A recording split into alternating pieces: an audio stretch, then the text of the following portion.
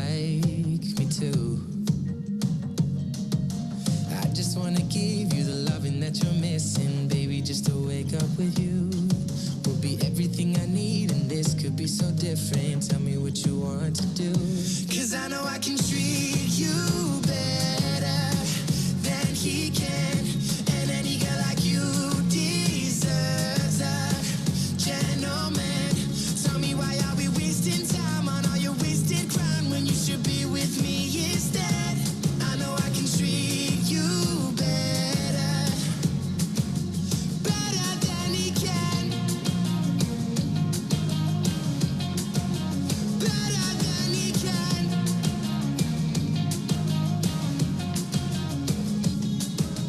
Give me a sign, take my hand, we'll be fine.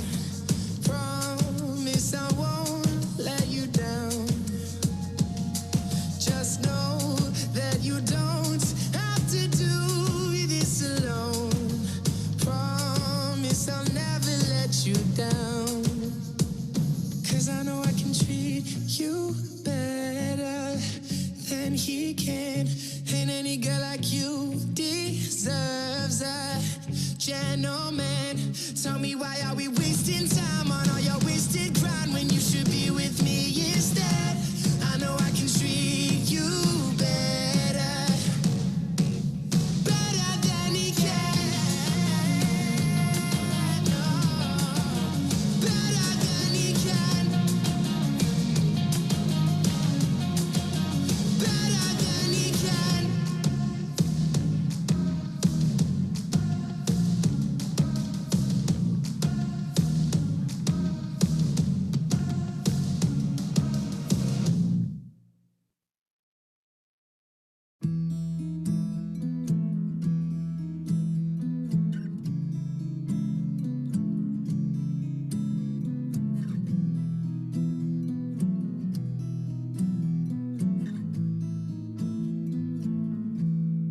Loving can hurt. Loving can hurt sometimes, but it's the only thing that I know. When it gets hard, you know it can get hard sometimes. It is the only thing that makes us feel alive. We keep this love in a photograph. We made these memories for ourselves, where our eyes are never closing, our hearts are never broken, and time's forever frozen still. So you can keep me inside the pocket of your ripped jeans, holding me closer till our eyes meet. You won't ever be alone. Wait for me to come home. Loving can heal. Loving can mend your soul. And it's the only thing that I know. I swear it will get easier. Remember that with every piece of you. And it's the only thing we take with us when we die.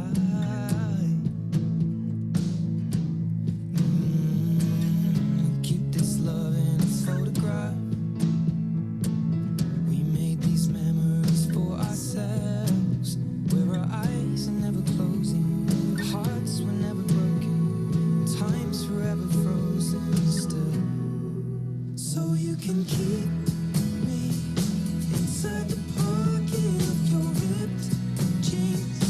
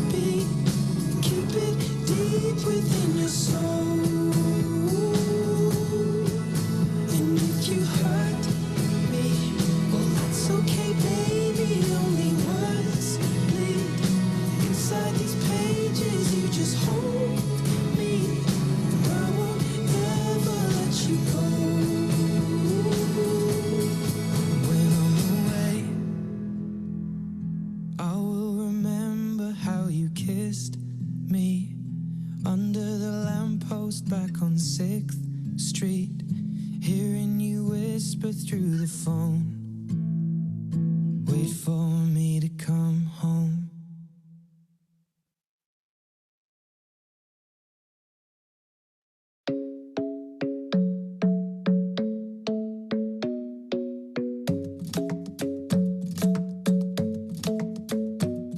The club isn't the best place to find a lover, so the bar is where I go. Me and my friends at the table doing shots, tripping fast, and then we talk slow. And you come over and start up a conversation with just me, and trust me, I'll give it a chance. Now take my hand, stop it, and the man on the jukebox, and then we start to dance. And now I'm singing like, girl, you know I want your love. Your love was handmade for somebody like me. Come on now, follow my lead. I may be crazy, don't mind me. Say, boy, let's not talk too much. Grab on my waist and put that body on me. Come on now, follow my lead. Come on now, follow my lead. I'm in love with the shape of you. We push and pull like a magnet do. Although my heart is falling too. I'm in love with your body. Last night you were in my room, and now my bedsheets smell like you. Every day discovering something brand new. Well, I'm in love with your body. I'm in love with your body. I'm in love with your body. I'm in love with your body. Every day discovering something brand new. I'm in love with the shape of you. When we came, we let the story begin. We're going out on our first date. You and me are thrifty, so go all you can eat. Fill up your bag and I fill up the plate. We talk for hours and hours about the sweet and the sour and how your family's doing okay. And leaving, getting a taxi, kissing the backseat, tell the driver make the radio play. And I'm singing like, girl, you know I want your love. Your love was handmade for somebody like me. Come on now, follow my lead. I may be crazy, don't mind me. Say, boy, let's not talk too much. Grab on my waist and put that body on me. Come on now, follow my lead. Come on now, follow my lead. I'm in love with the shape of you. We push and pull like a magnet do. Although my heart is falling too. I'm in love with your body. Last night you were in my room, and now my bedsheets smell like you. Every day discovering something brand new. Well, I'm in love with your body. I'm in love with your body. I'm in love with your body. I'm in love with your body. Every day discovering something brand new. I'm in love with the shape of you. Come on, be my baby, come on. Come on, be my baby, come on. Come on, be my baby, come on. Come on, be my baby, come on. Come on, be my baby, come on. Come on, be my baby, come on. Come on, be my baby, come on. Come on, be my baby, come on. I'm in love with the shape of you. We push and pull like a magnet do. Although my heart is falling too. I'm in love with your body. Last night you were in my room, and now my bedsheets smell like you. Every day discovering something brand new. I'm in love with your body. Come on, be my baby, come on. Come on, be I'm in love with your body. Come on, be my baby, come on. Come on, be I'm in love with your body. Come on, be my baby, come on. Come on, be I'm in love with your body. Every day discovering something brand new. I'm in love with the shape of you.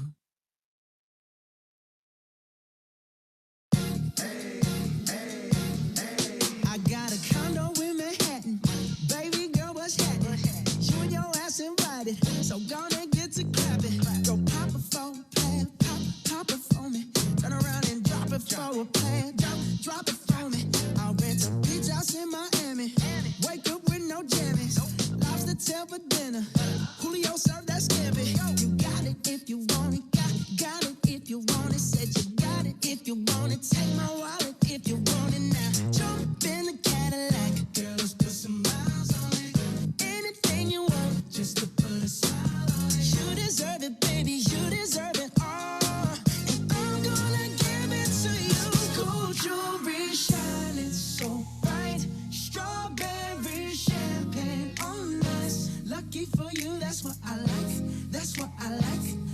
for you, that's what I like. That's what I like. Sex by the fire at night.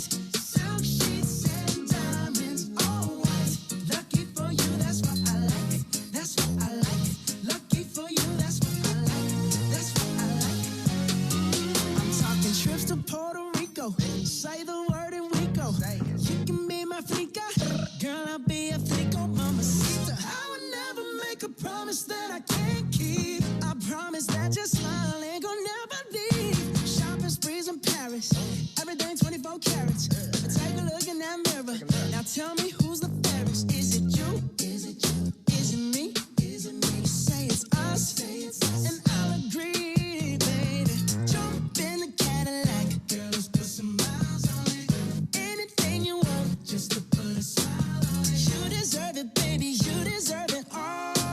And I'm gonna give it to you. Gold jewelry, shining so bright. Strawberry champagne on us. Lucky for you, that's what I like. That's what I like. Lucky for you, that's what I like. That's what I like. Sex by the fire at night. Silk sheets and diamonds, all white.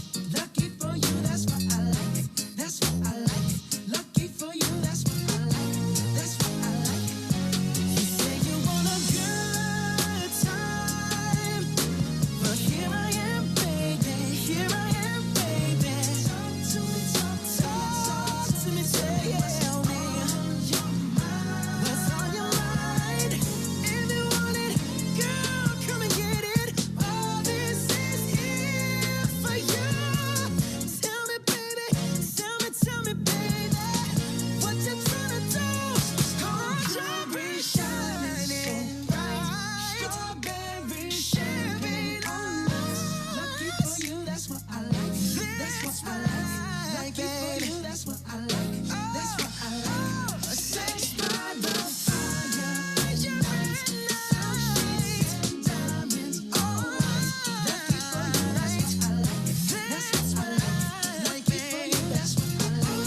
That's what I like.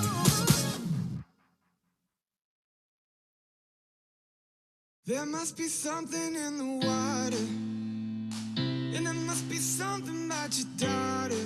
She said, our love ain't nothing but a monster. My love ain't nothing but a monster with two heads.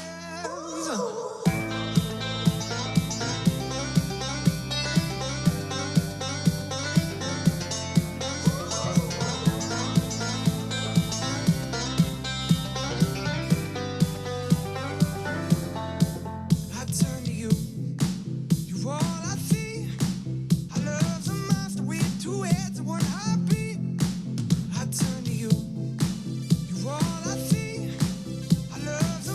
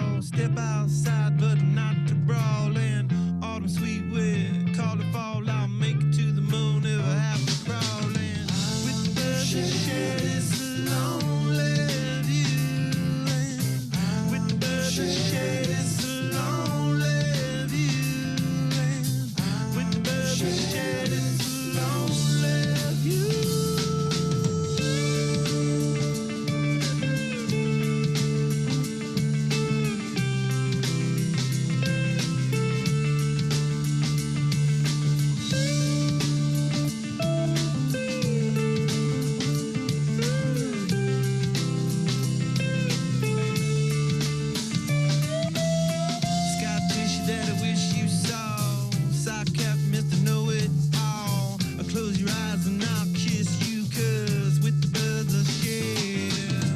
With the birds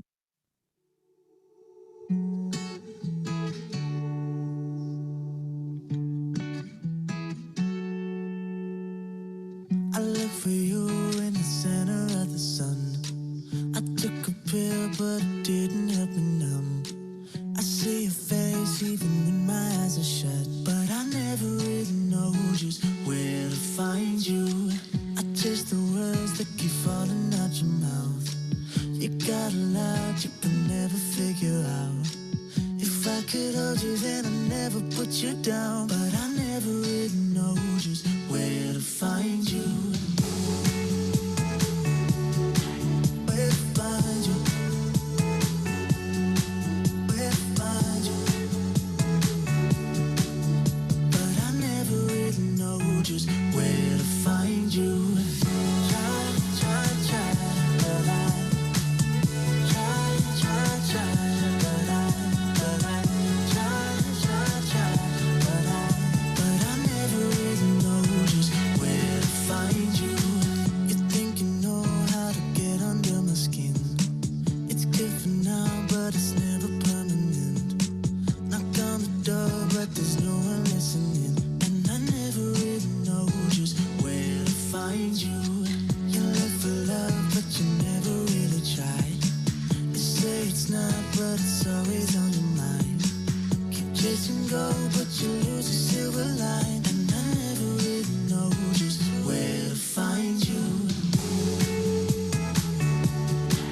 Where to find you? Where to find you? But I never really know just where to find you. Try, try, try, but I try, try, try, but I try, try, try, but I never really know just where to find you. Maybe I just still feeling. Maybe I don't even need it, but maybe you're looking for me tonight.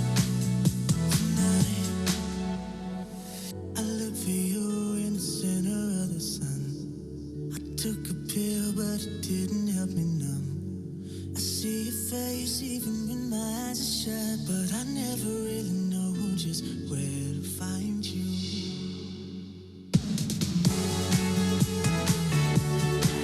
Where to find you?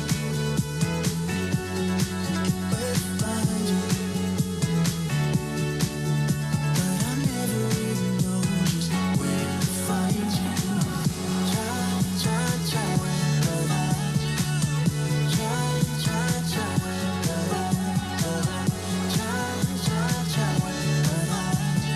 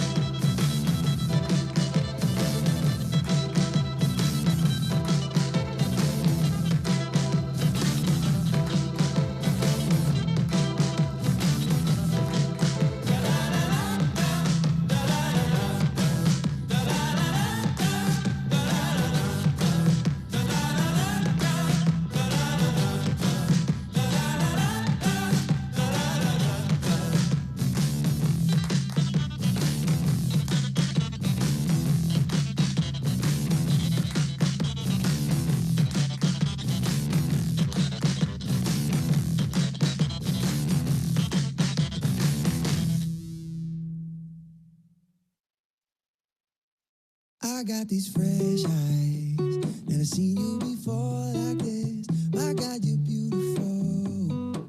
It's like the first time when we opened the door for we got used to usual.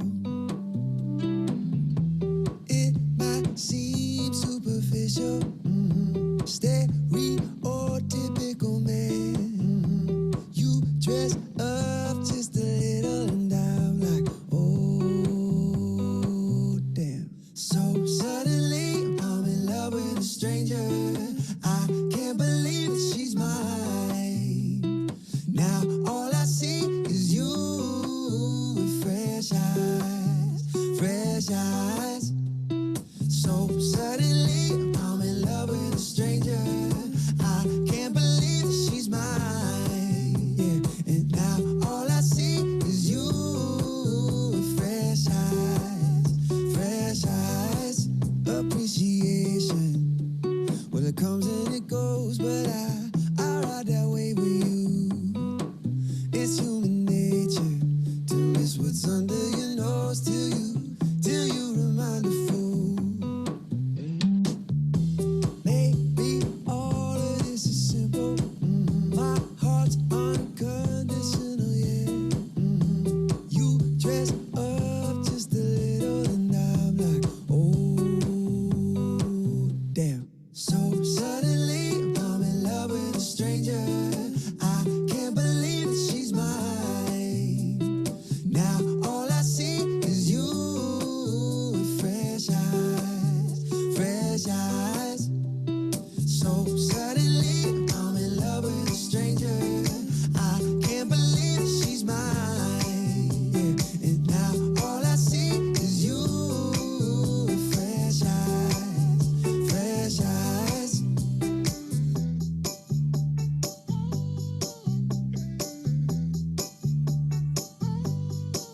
If I could bottle this up, bottle this up, I would bottle this up, bottle this up, I would. 'Cause you're gorgeous in this moment. If I could bottle this up, I would. So suddenly I'm in love with a stranger. I can't believe that she's mine. Now all I see is you with fresh eyes, fresh eyes.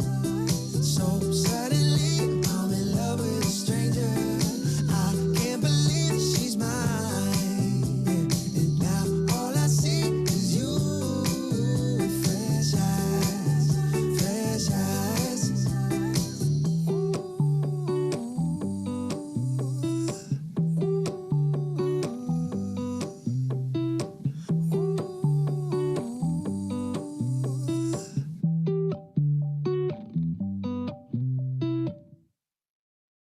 No, thank you, is what I should have said. I should be in bed, but temptations of trouble on my tongue, trouble's yet to come. One sip, Bad for me, one hit, bad for me, one kiss. bad for me. But I give in so easily, and no thank you is how it should have gone. I should stay strong, but I'm weak. And what's wrong with that? Boy, oh boy, I love it when I fall for that. I'm weak. And what's wrong with that? Boy, oh boy, I love it when I fall for that. I'm weak.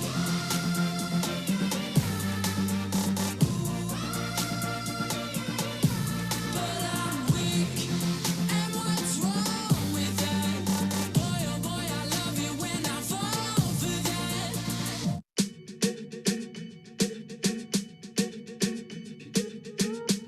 I'm at a party I don't wanna be at, and I don't ever wear a suit and tie. Wondering if I can sneak out the back. Nobody's even looking me in my eyes. Then you take my hand, finish my drink, say, shall we dance? Hell yeah. You know I love you, did I ever tell you? You make it better like that. Don't think I fit in at this party. Everyone's got so much to say. Yeah, I always feel like I'm nobody. Who wants to fit in?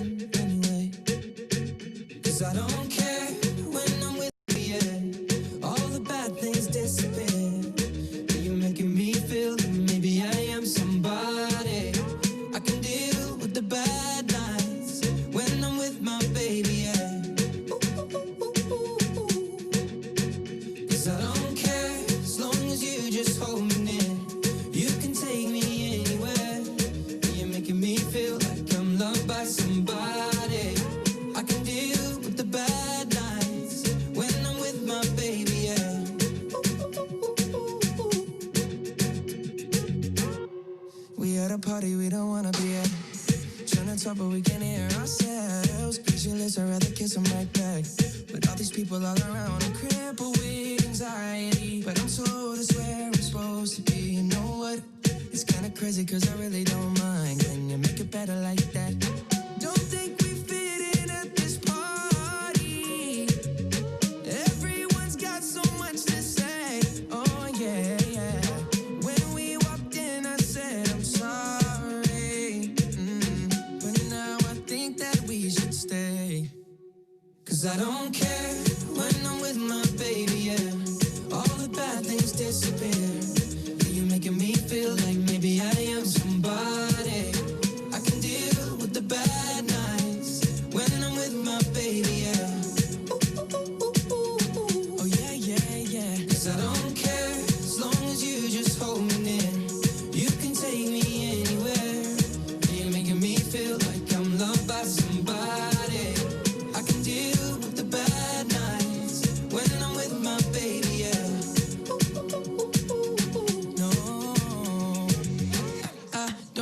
Nobody but you. It's like you're the only one here.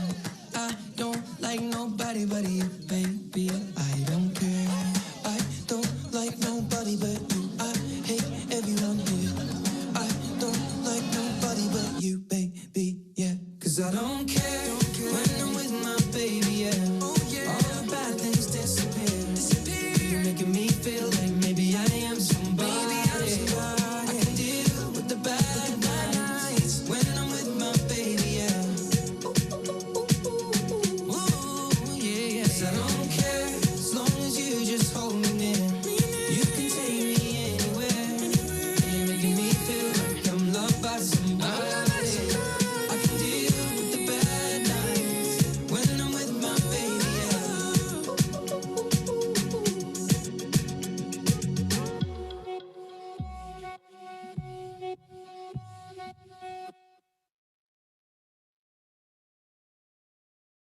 We don't talk anymore.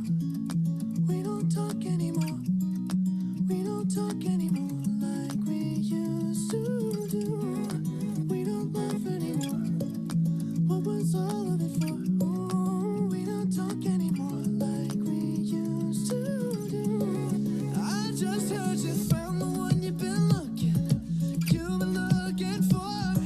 I wish I would have known that wasn't me. 'Cause even after all this time I still wonder why I can't move on just the way you did so easily. Don't wanna know the kind of dress you wear.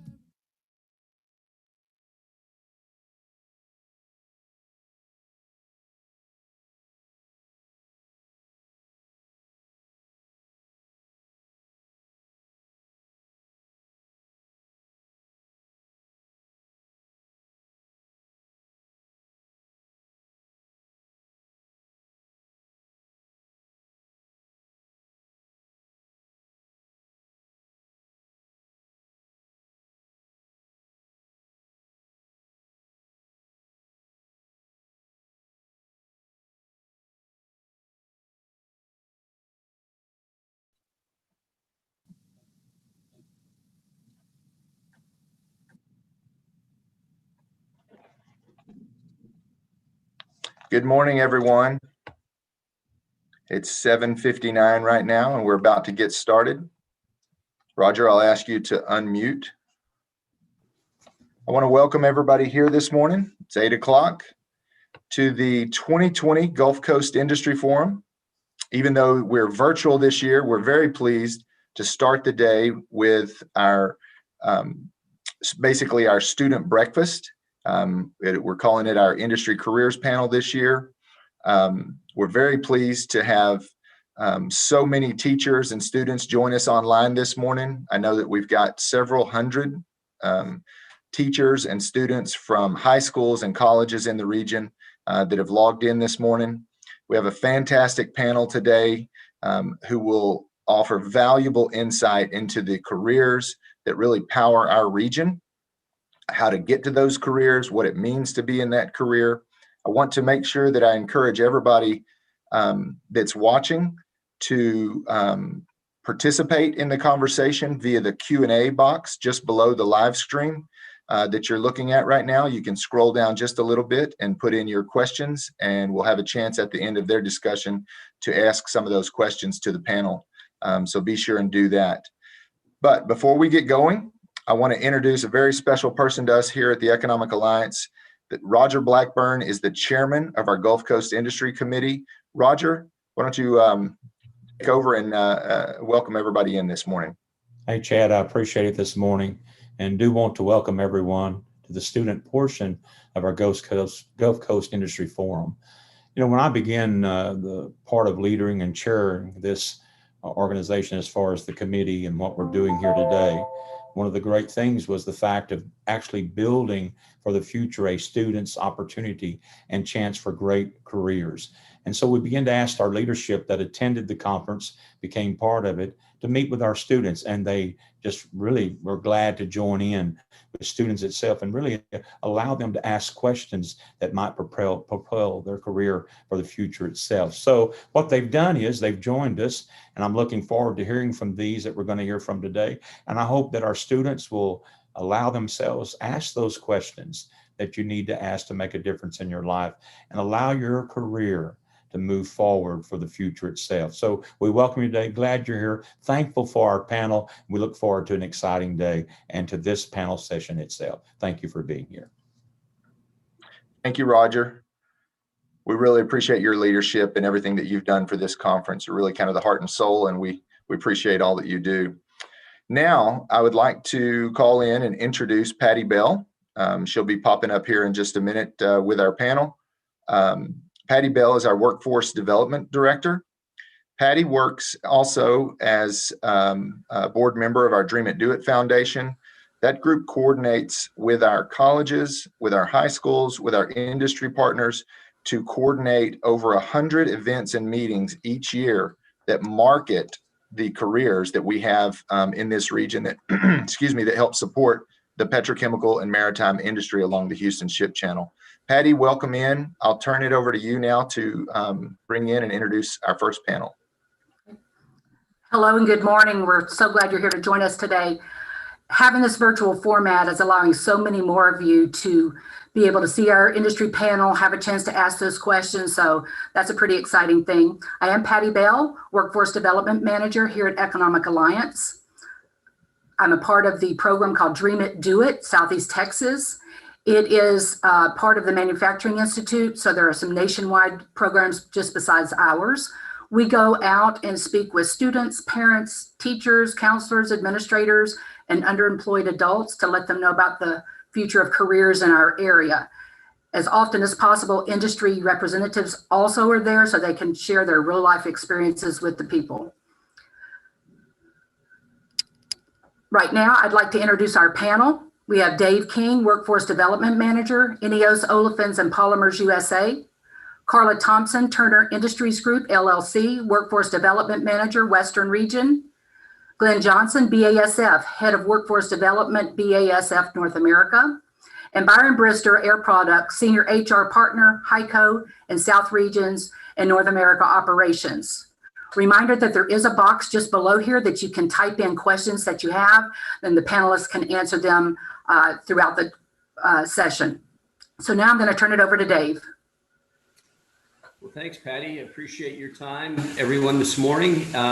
This link between education and business and other activities that all relate to forming this talent pipeline are really critical. So really appreciate the time that you're spending this morning. Really appreciate the time from the Economic Alliance. We've got a great panel today. We're looking forward to your questions. And right on cue, just as we got pulled over into this, it started to rain like crazy where I'm at. So I'm hoping that's not going to be an impediment. Anyways, with that, you've had an introduction to our panel. We've got a varied panel from different companies, different industries, different parts of their companies, but all with an underpinning of workforce development and making sure that we have an appropriate talent pipeline to bring people into the industry, but also to ensure your success once you get into one of our companies. So with that, I think I just toss out an additional question, and this will be for everyone, but perhaps we can start with you, Carla. What does your company do? Our company, we are industrial contractors. So we actually go to work in the plants for companies like BASF and ENEOS. We are all across the Gulf Coast. We have people working in different craft jobs. We also have a business end too. So just like any other company, not only are you going to have people in the field doing pipe fitting, electrical work, industrial work, but we have accountants and buyers. So it's industrial construction. Thanks, Patty. How about you, Byron? Yes, so Air Products is the third largest industrial gases company in the world. We are the largest producer of hydrogen and helium in the world, and we also produce oxygen, nitrogen, argon, carbon monoxide, carbon dioxide, and we are a part of the chemicals industry. We have, about 40 locations across the Gulf Coast, and as I said, we are a global company. Ben, why don't you tell us a little bit about BASF? Sure. So BASF is the largest chemical company in the world. We've got, I think, 112,000 employees, 390 locations in 80 countries. Now, I tell you the size because the question, what do we do, is there is so many different types of jobs within BASF.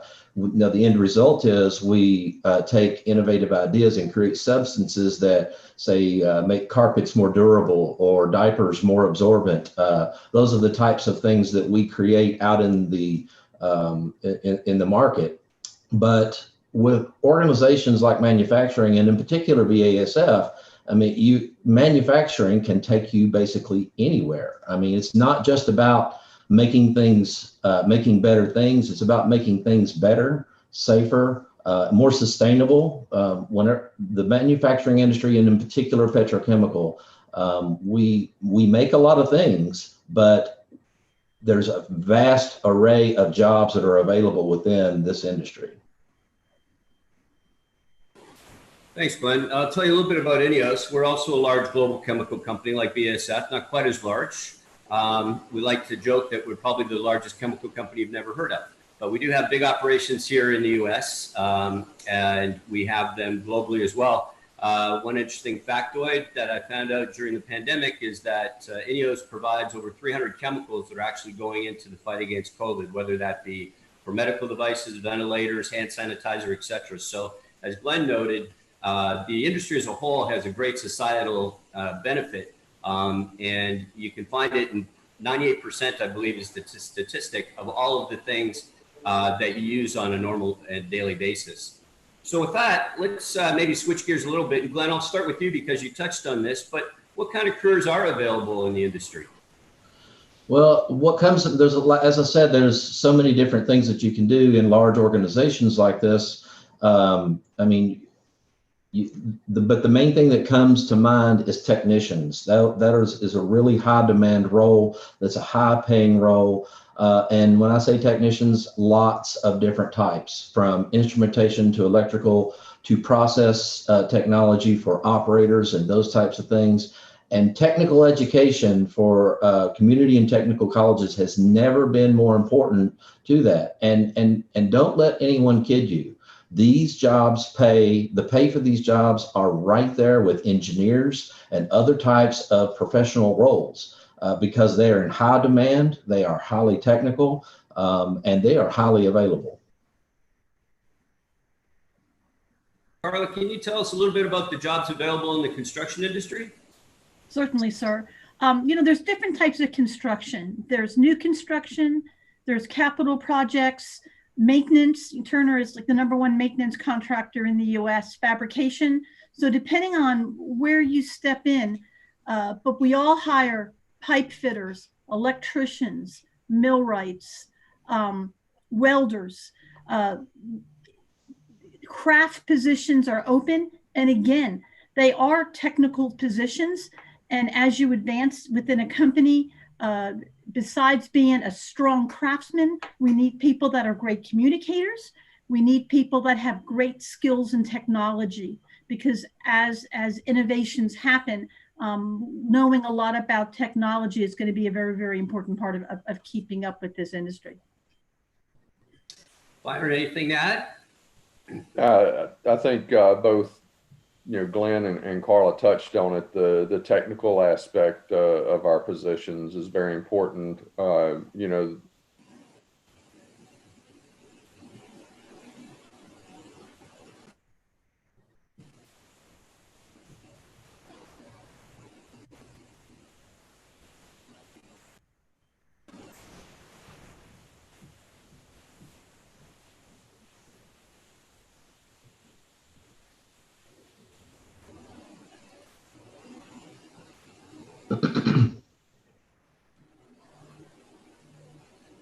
So I lost connection there for a moment. I apologize for that. One of the things I think is important to note, and I think Carla, you alluded to this, is that even though you get into a given position, there's lots of opportunities to move within a company.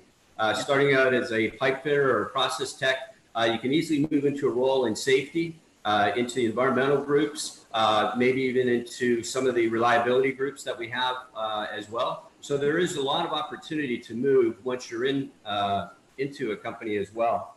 Yes. Byron, I might have lost Byron here, so perhaps I'll start with you, Glenn. But what do you think the prospects for a career in this industry are right now? Well, I mean, you got to look that in the next 8 years, manufacturing is projected to need, I think it's 4.6 million jobs. And because of the general public's that they are unaware of the high pay, the high levels of job satisfaction, and most recently really pointed out to us all is the essential nature of these jobs. Most of the public is unaware of this, of the work environment where they have a bad perception. Because of that, we're projecting to not be able to hire near enough of that 4.6 million jobs. So if you point your career towards manufacturing, and in particular petrochemical, you have some high prospects in the near future. Carla, how about for the construction and maintenance industry? The amount of people we're going to need is going to continue to grow. Right now, about 38% of the population is at or really close to retirement age. Hello. Okay, so we have to have people just to replace the workforce we have, plus add more. Here's the good news. If you live in the Houston region, the Texas Gulf Coast region, that is the hub of the petrochemical industry. And the opportunities for a strong, bright student is going to be endless. Yeah, and I would add on to that, Carla, just a number to throw along with what you're saying is the Bureau of Labor Statistics put out just late last year that 52% of all workers in the workforce right now are between the ages of 55 and 64. So if you are a young person in high school and you're getting ready to graduate, the opportunities are about to open up completely, because there is not a large amount, this bar chart that they have, there's not a large amount that's coming behind them. So get skilled and be ready. Yes. I would add to that, Glenn, and I think we've seen this play out, is that because of that demographic, things really won't change in terms of demand. We're still going to have, in light of anticipated retirement, we're still going to have need for these jobs. Now, one of the things I want to address is that we've probably seen some projects, you've probably seen in the media that some projects have been put on hold, perhaps some have been canceled. But in fact, a number of them are still being built that were already in progress. A number are probably going to be slowed down, tapped on the brakes, and maybe some will be canceled. But we're certain to see more projects in the future due to the fact that we have such a major advantage in this region, as Carla mentioned. So we have what we call the shale gas renaissance, which has really revived our industry, both from an energy standpoint and also the raw materials that we use. And that will not go away. That will persist. In fact, that's what's changed the dynamic for our industry and made Texas the economic engine for the country over the past 5 to 10 years, with over $80 billion of investment and hundreds of thousands of jobs, direct jobs related to that in terms of construction, operations, and maintenance, but also a lot of indirect jobs in terms of the services that support the industry as well. So although I think that we need to use caution because we're really not sure how everything's going to play out, there's a lot of positive signs and there's a lot of good underpinnings, very strong underpinnings for our region that would suggest that this is going to be a great industry to be in longer term. And I hope that you note that when we're talking about our industry and the roles in it, we're not talking about jobs, we're talking about careers. We're talking about things that you're going to be in for 15, 20, 30 years, perhaps, maybe not in the same role, but you're going to build a career. You're not just going to have a job. Carl, I'd like to come back to you and then maybe back to Glenn and Byron. But speaking of COVID, how has that impacted the way that your company operates? Well, COVID is a concern, and our number one goal is to keep our employees safe. So there have been some slowdowns. There have been some projects, like Dave said, that have been put on hold due to industry. But here's the good news for you, is our industry is not stopped. As a matter of fact, our industry has changed to support COVID. So some of our clients that create specific chemicals are creating the tubing that the hospital needs and the sterilization materials that is needed to get us through COVID. This is one of the industries where our people did not stay home. Our people are going to work. Now we're using very, very safe practices. We're practicing social distancing. We wear masks.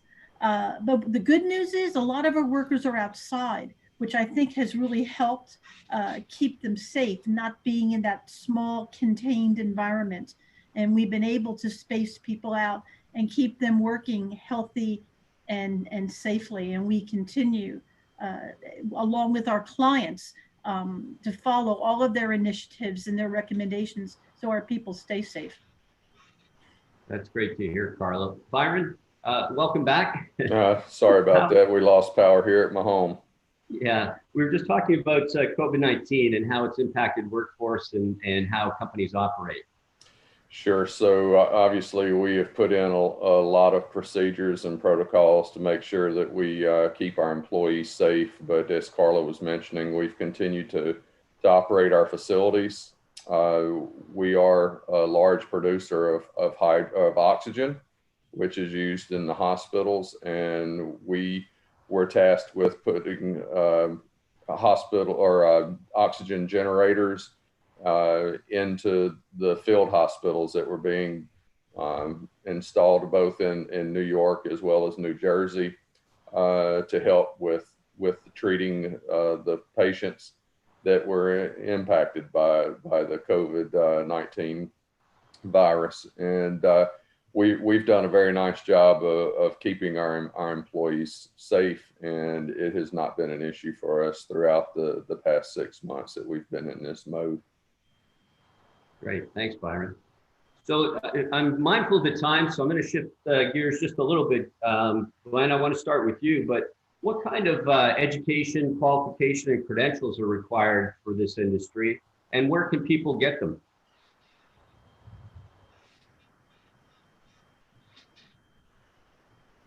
So I'm sorry, I thought that one was for Byron there for a second. So yeah, the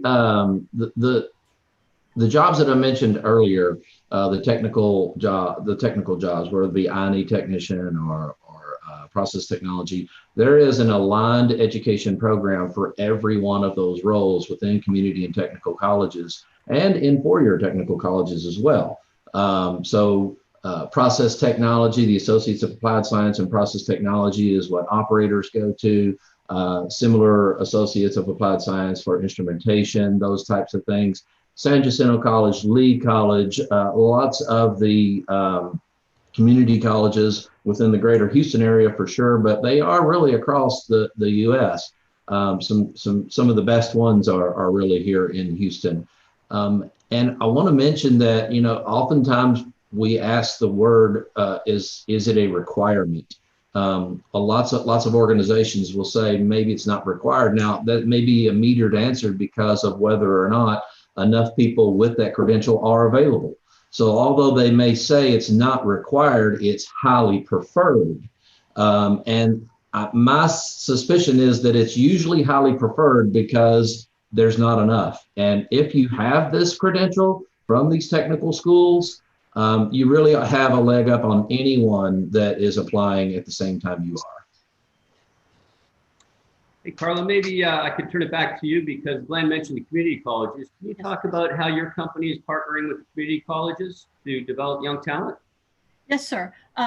First, let me say, there is nothing wrong with working full-time and going to school at night. If you cannot afford to go to college right out of high school, there are ways for you to get into a great career. You start at the bottom, and with any company, you're going to start at the bottom, you're going to work your way up. So go to work during the day, take an entry-level job. Companies like Turner Industries, we support our employees by offering courses through the Construction Maintenance Education Foundation, which is a educational arm of the Associated Builders and Contractors. Also MSTI in the Freeport area and Coastal Bend Training Center down in Corpus Christi. We will have you work during the day. We'll send you to school 2 nights a week to start working on your career. And what happens is as your time in field is growing and you're gaining experience, you're also getting the classroom knowledge to help grow your career. Education is never wasted, and we want you to get as much education as possible. But on-the-job training is also a critical piece. Turner Industries here in Houston, we send our students to Lee College, we send our students to San Jacinto College, and we also send them to CMEF. I also want to tell you that the NCCR courses that you are taking in your high school classes, the East Harris County Manufacturing Association has put out a notification that this is the courses that they want craftsmen to take. So everything you're doing in high school and in your community colleges under the NCCR curriculum is going to help you move into those great journey level and technical jobs. But you know, the big thing we want you to know is the jobs are here. The education is very important, and we never want you to stop learning. We want you to continue to go to school and continue to grow. Thanks, Carla. One thing that I would note, because there's a lot to digest here, but there's 2 great resources I think that you can use to find out more about careers in our industry. One of them is petrochemworks.com, petrochemworks.com. And there you'll find a great career matching tool based on your interests, your qualifications, and the type of skills that you have. And it'll either point you to a number of roles that you might want to investigate for our industry. And if you don't have the credentials for it, it'll point you in the right spot to where to go to, whether it be community colleges or CMEF. The other resource I'm actually going to push over onto Glenn to talk a little bit about Dream It, Do It, which is an organization that he and Byron and I, along with some of the community colleges, participate in order to advance careers in manufacturing. Glenn, can you talk a little bit about that? Sure. Dream It, Do It it's a national effort. It's aimed at correcting the perception of manufacturing jobs in particular, and also in recruiting the next generation as a result of that into those manufacturing jobs by delivering what we refer to as the manufacturing value proposition. You know, why is manufacturing a great place to point your career? And in particular in our area, petrochemical part of manufacturing. How we do that primarily is with 2 primary groups of people that have multiple activities. One of them is ambassadors. So BASF has people that are subject matter experts that work in the plant locations. Some of them are operators and some of them are in maintenance, and some of them are in different roles. And we have a Dream It, Do It manager Patty Bell, that will go out and make these meetings at your schools, at these schools, the independent school districts in this area, and deliver this manufacturing value proposition to the students at their schools. This is our career and technical education awareness efforts. Another way that the ambassadors engage is through Manufacturing Day. So it's really the same type of message, only a different setting. We deliver our message at your schools through our CTE awareness, but we deliver a similar message at our plants and sites during Manufacturing Day. So there's opportunity for the students to actually come and do tours of the facilities to see what are kind of a realistic job preview, if you will, to see what it's about. So that's what the ambassadors do, and a lot of effort is in that. I wish I had the numbers to say just how many. And Dave, maybe you can give us some of that whenever I finish here. But the other group is the Champions program. So Patty Bell is one person, and she does a massive amount of effort in connection with our ambassadors from our site locations, getting a lot of visits done and delivering this message to a lot of people. But what we want to do is amplify that effort, and that's what the Champions program is. So someone that maybe it's a teacher or a counselor or someone in the school district that sees this message being delivered and says, you know what, we delivered this to this classroom, but I'd like all these classrooms to get this information. How can I do that? And we make this person a champion. We give them the tools, the materials, the messages, the flyers, the websites, the virtual reality 360 videos that we have, so that they can deliver the message in a similar way that our ambassadors and Patty does. And through ambassadors, through Champions, and through Patty, the manufacturing value proposition is the end result to recruit the next generation of workers, and that's what Dream It, Do It is.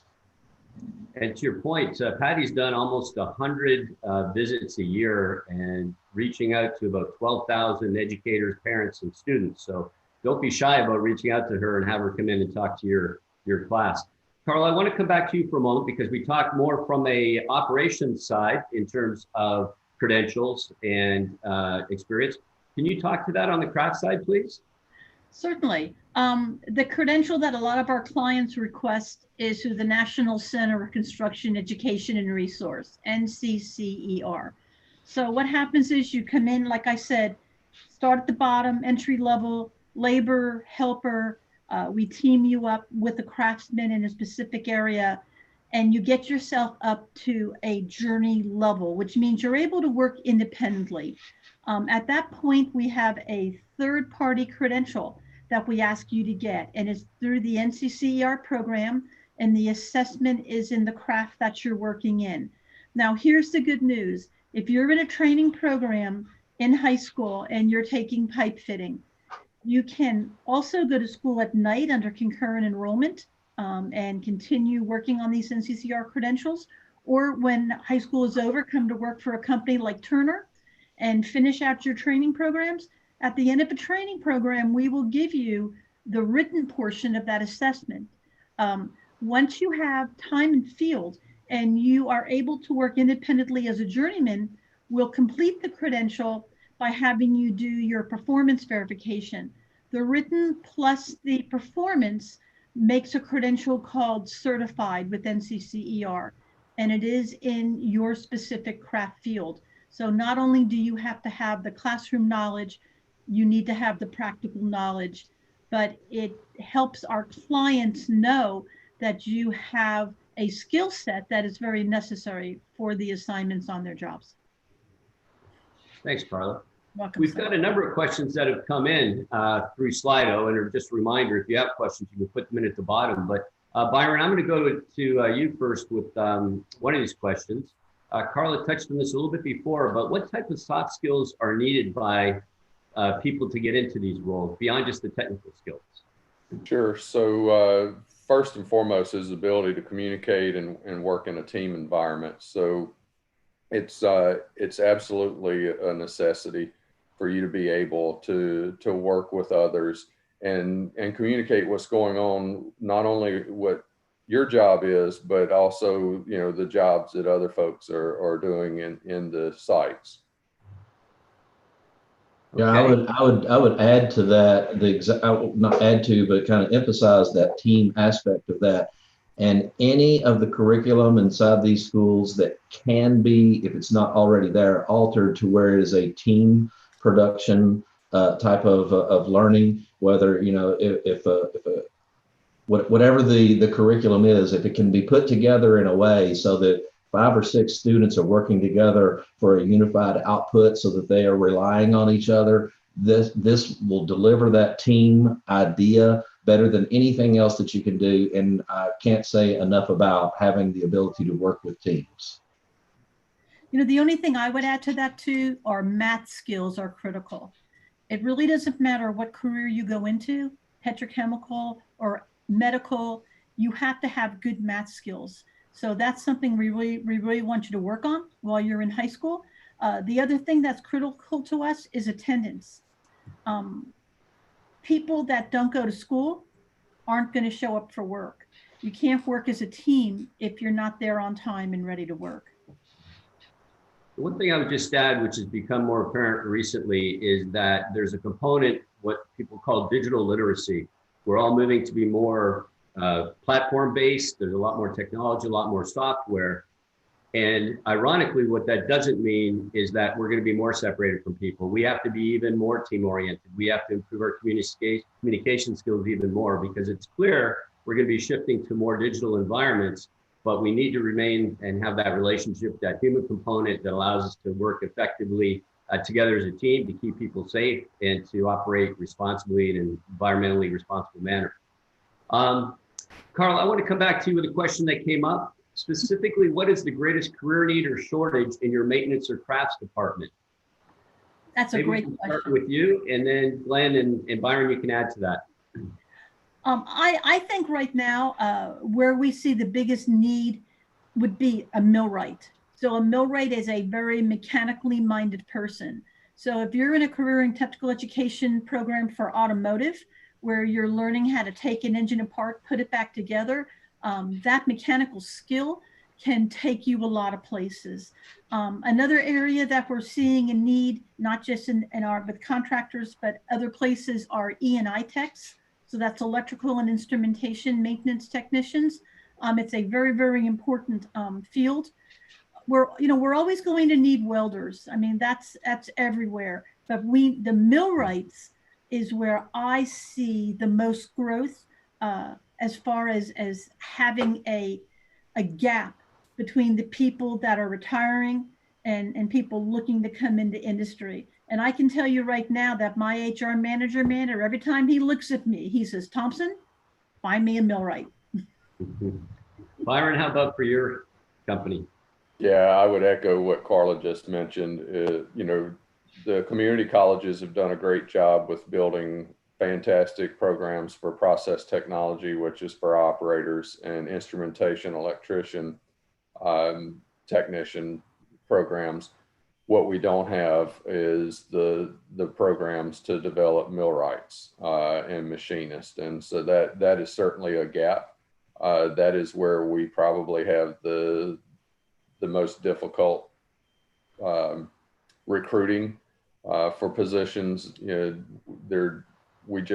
think in years past, you had apprenticeship programs that companies had that developed millwrights, and those have basically phased out over the last 20 to 30 years. And so, that's the one thing from a technical standpoint, we really need to continue to work with Lee College and San Jacinto and College of the Mainland, Lamar Institute of Technology, to encourage them to develop those programs so that we have individuals, that are being marketed to go into that field, and then also to be a feeder group coming into the industry. And let me just say that Brazosport College has a great millwright and machinist program. At the ABC Craft Championships, almost every year, the gold medal winners come from that program. Lee College has a great millwright program. San Jacinto has a great millwright program. It's getting the people to go to those programs. So if you're looking for a place to start right now, that would be a great career. Millwrights make the same money as industrial welders, and it's not as hard on your body. That mechanical sense is something that can be learned. So I couldn't add to the list that they have. They've really covered Carla and Byron really well. I would say two things. I would emphasize one role by something one of my plant managers said last year, is that if you are an I&E technician, you are worth your weight in gold. And the other thing that I would add is that the one that's skill instead of role I would add is computer programming. And I don't mean, maybe the traditional sense of the word, but so much of our industry is moving towards IFTTT, which is if this, then this type of setups, and anything that's programmable logic. We're getting to the point where we want even operators to understand that, so that they can understand if a particular thing starts giving us a particular piece of information, what is the program, what is the if this, then this that results in that, to be able to verify if that problem is actually there. So if you like that kind of stuff, I think that is a future skill that may not be so prominent today, but I think will become more prominent. Yeah, and Glenn, to build on that, the one thing that we have to have is people that have problem solving skills and critical thinking skills. That's not necessarily something that you're going to learn in school, but you have to have an interest in understanding how something works. Glenn, I want to come back to you with a question. Actually, there's a number of questions related to co-ops, internships, and apprenticeships. Can you talk a little bit about how your company is doing that, how you see that in the industry? There was a question related to internship, apprenticeships in general, but then a couple of specific questions around whether a CTE, somebody in a CTE course qualifies for an apprenticeship, internship, and also for engineers. Okay, there's a lot to unpack there. So I'll talk about what it is that we do in this area and see if I cover most of that. So BASF absolutely delivers pay for tuition, and that's what a lot of this is. It's helping to acquire these credentials in a financial way. On the pre-hire side, we award scholarships, and that happens as early as really in late high school. And we also have apprenticeships that start right about that same time, where not only do you get your tuition paid for, but we provide job experience during the apprenticeship. And we also do, even after you're hired, tuition reimbursement for current employees. So about any way and every way that you want to skill, BASF has a program to make that happen. What else is in there, Dave? Just who would be who could apply for internships, whether it's CT people, engineers, or just folks in community colleges or other programs? Well, the quick answer is anyone can apply to internships or our apprenticeships or scholarships and so forth. The best place to go is likely the community and technical college that you are planning to attend, and find out which programs are there and who the best contact is. The reason why I say that is because, as I said earlier, we have site locations all over the place. So if you're in Beaumont or Port Arthur, then you want to contact Lamar. We have strong connections with that advisory committee. If you're in Pasadena, it could be Lee College or San Jacinto. If you're in Freeport, it could be Brazosport College. So we have a strong connection on an advisory committee with every technical college that I'm aware of that delivers these types of skills that we need for people that we want to hire. And all of the programs that I've mentioned, I don't think there's a one when it comes to co-ops, scholarships, apprenticeships, and so forth. I don't think there's one of those we don't have every one of those programs with in those schools. Well, I'm mindful of the time, but I did want to cover one aspect that I think is important. We talk about broadening the talent pipeline, and we know that there's a number of sectors of the population that are underrepresented in our industry. So I wanted to go around the horn and ask about the types of activities that your company is doing around diversity and inclusion and bringing more people into the talent pipeline. And Carla, maybe we could start with you. Certainly, sir. The construction industry is a diverse industry. Our hiring practices allow us to work with high schools and outside organizations so that we can be more inclusive. So with Turner Industries, we hire through CMEF, we hire through the Women in Industry, we work with Junior Achievement, we do things with Workforce Solutions. We also work with outside organizations to help us find people that are underemployed or minority minorities to help them find the pathways into industry. The good news for our industry is if you're willing to work hard and you're willing to put in the time it takes, because you don't become a craftsman in 90 days. We don't have 90-day wonders. But if you're willing to put the time in and learn, we have jobs for you. Byron, can I come to you next? Sure. So Air Products has partnered with a number of schools in the region. We offer scholarships for minorities and females that are pursuing process technology and instrumentation programs. And much like Carla, we reach out to different community organizations. Obviously, I'm a part of the Dream It, Do It organization, as well as Skills USA. And so anywhere that we can increase visibility, not so much just for Air Products, but to the career opportunities that are available in the chemical industry, we're going to do that to provide visibility so that people understand what kind of opportunities are present for them. Thanks, Byron. Glenn? So BASF does this in some unique ways and some that are similar across the industry. We have what we call employee resource groups, and they're oftentimes referred to as affinity groups, depending upon whether their focus is pre or post hire. And these groups are demographic centric groups. So in other words, we have a women in manufacturing group. We have a Latin American employee group. And we have, I think there's 10 or 15 different groups that we have. We have one that is really targeted towards parents, even though that might not be a diversity category, but we see these groups and targets of people that we want to be sure that we're addressing the needs and the values of.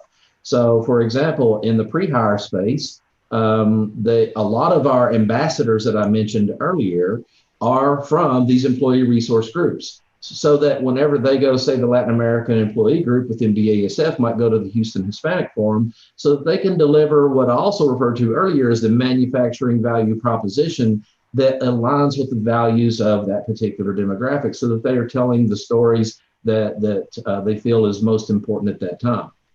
Also within development. Now at hire, another thing that we do to try to encourage diversity is that not only are we looking to hire diversity whenever we are recruiting, but our interview panels, the people who are interviewing the people for the job within BASF are required to have diversity. So there is a set amount of everyone that is going to be on that panel, percentages wise, that have to be diverse, whichever demographic that we're talking about. Post-hire, our employee resource groups also have inclusion activities. Once someone is hired, we want to be sure that they are not only onboarded, but they are welcomed as part of the family. So our employee resource groups do that as well. So we just basically ask ourselves what's important to that group. Well, you guys, I'm going to come back to you for maybe a 30-second parting shot from each of you. But one of the things I didn't want to mention in the context of diversity and inclusion, and one of the hats that I wear, I see across the industry, I see across the region. And one of the taglines I love is from a GED to a PhD, there's a spot for you in our industry. And another anecdote that I know Carla is aware of, was having a difficult time, got into an apprentice program, went and learned a trade, a pipe fitting trade. And I love what she said, and I think this quote is really important. She says she now pays more in taxes than she used to collect on welfare. So we realize as an industry that when we have roles like this and jobs like this that are well above the median salaries in our area, we want to broaden the pipeline. We need good people with both the technical and the soft skills to come into our industry, and everyone is invited. So with that, Carla, maybe 30 seconds, send off. We just hope that we have sparked some interest in industrial construction with you and your students. Please reach out to us. Let us know your needs. Invite us to visit. We are here to support. That's one of the great things about Turner is we have a very strong workforce development team, and our workforce development team is available. Thanks, Carla. Glenn? Manufacturing, high pay, high demand jobs, high happiness for employees. Thanks, Glenn. Byron? Yeah, same, the one thing I want to make sure everyone understands is the safety aspect is, this is an incredibly safe industry. And, I can't stress enough the ability to be able to support yourself and your family with the pay, the benefits, and just the satisfaction of knowing that you're, participating on a dynamic team. Thanks, Byron. I'm glad that you came back to that because we definitely, as an industry, that is something we hold near and dear to our hearts. And we want to make sure that people are aware that when they come into the industry, they will be working along with colleagues that share the same interests and working to support their communities as well and raise communities as a whole. With that, Chad, I see you've come back on, so I think I'll turn it over to you. I just want to say again, really appreciate everybody's participation this morning, especially our panelists, Carla, Glenn, and Byron. And I apologize that we didn't get to all the questions. If there's some specific ones that we can use to get back to them, we'll work through the Economic Alliance to make that happen. Thanks, everyone. Outstanding, Dave. And we had a lot of fantastic questions coming in. I know we had several hundred teachers and students watching you guys this morning. So I want to say thanks for everybody for logging in for the careers, for the industry careers panel, which is in essence our student breakfast with our industry experts for the conference each year. So this has been fantastic. Panelists, these are our audience needs to know these panelists right here work as hard or harder than anybody that I know in the industry, promoting our industry, mapping those pathways out, getting people into this industry. And you heard them. There are high paying careers, job satisfaction, safe work environments. You're making things that make life better for everybody else. And so I can't thank you guys enough. Fantastic job. We'll let you guys log off now, but I want to say thank you one more time. I really appreciate everything that y'all do and appreciate you taking time this morning. So with that, I would like to go ahead and thank our presenting sponsor, Port Houston. As most people know, Port Houston is the federal sponsor for the Houston Ship Channel. They lead on operational issues like widening the Houston Ship Channel, safety in the Houston Ship Channel. They do also operate the largest container terminal in the entire Gulf Coast. They move almost 70% of all of the containers, which are goods that we consume primarily throughout the Gulf Coast, comes in and out of Houston. So really kind of the dominant container port into Houston. They're our presenting sponsor. They have been for years. We want to say thank you to them specifically for that. We are going to come back in about 12 minutes, but while we're queuing up the grand kickoff of the conference, you'll see thank you to our sponsors, and then right before we get going, you'll see a very nice video and message from Port Houston about all of the great things that they're doing right now. So with that, I'll ask Caitlin to go ahead and queue up there we go, and we'll be back in about 10 minutes. We'll see you very soon. Everybody go get a cup of coffee and come right back.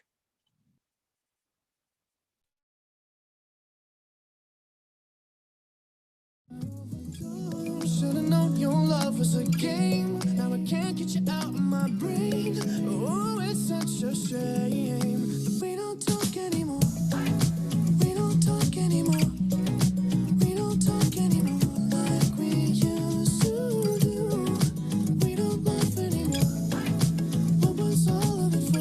Oh, we don't talk anymore like we used to do. I just hope you're lying next to somebody who knows how to love you like me. There must be a good reason that you're gone. Every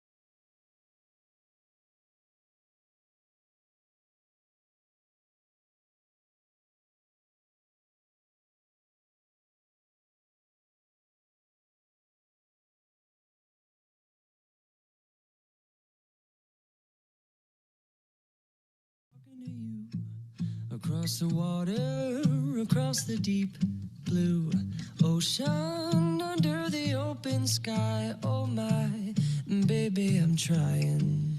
Boy, I hear you in my dreams. I feel you whisper across the sea. I keep you with me in my heart.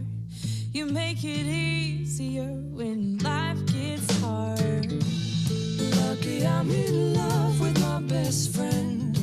Lucky to have been where I have been. Lucky to be coming home again.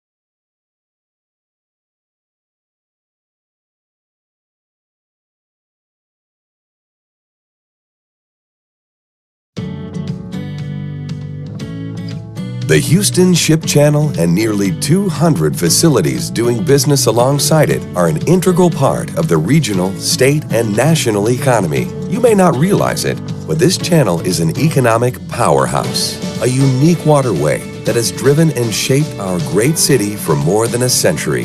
Steel to the liquid bulk that supports our vast petrochemical complex, to the everyday items in your household, and everything in between has crossed Houston's docks. Today, Houston's port supports 3.2 million U.S. jobs and generates $802 billion in economic value nationally, making it the largest port in the country for foreign-borne cargo and keeping Texas and our region as the top exporters in the nation. Simply put, the Houston Ship Channel plays a meaningful part in all of our lives. Maintaining and growing these economic benefits requires planning and investing in the channel's future. Expanding the Houston Ship Channel, the busiest deep draft waterway in the nation, is critical to safely and efficiently sustaining national energy security, domestic manufacturing growth, thriving U.S. exports, and expanding job opportunities.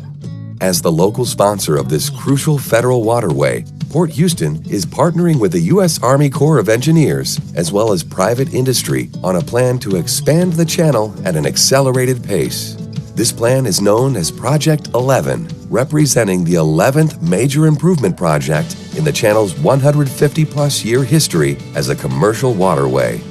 Project 11 will widen the channel by 170 feet along its Galveston Bay reach from 530 feet to 700 feet, deepen upstream segments up to 45 feet, construct new environmental features, improve air quality through reducing vessel emissions, accommodate larger vessels, and make other efficiency improvements. A wider channel is a safer channel. As vessel sizes increase and cargo numbers rise, we must prepare to handle the demand. The Houston Ship Channel expansion is vital to the continued prosperity of the greater Houston region, the state, and the nation. Throughout our history, during times of economic prosperity or recovery, the Ship Channel has played a critical role in facilitating growth and commerce for those employers and manufacturers who rely on this nationally significant waterway. For more information about this project, to provide comments, or to join the project mailing list, visit expandthehoustonshipchannel.com or email the project team at project11@porthouston.com.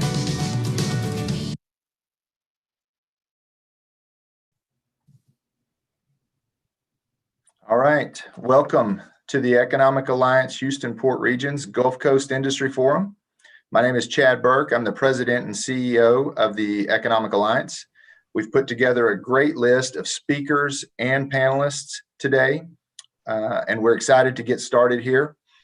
Before we begin, I'd like to thank everyone who has joined us virtually this morning. Over the course of the day, we'll be bringing in different keynote speakers and panelists who you will be able to interact with through question and answer. If you'll look just below the live stream that you're watching right now, you'll see a Slido screen that has the opportunity to type in questions. Those will be available for all of our speakers throughout the day. Or you can submit questions by going to www.sli.do and then typing in our code 2020 GCIF.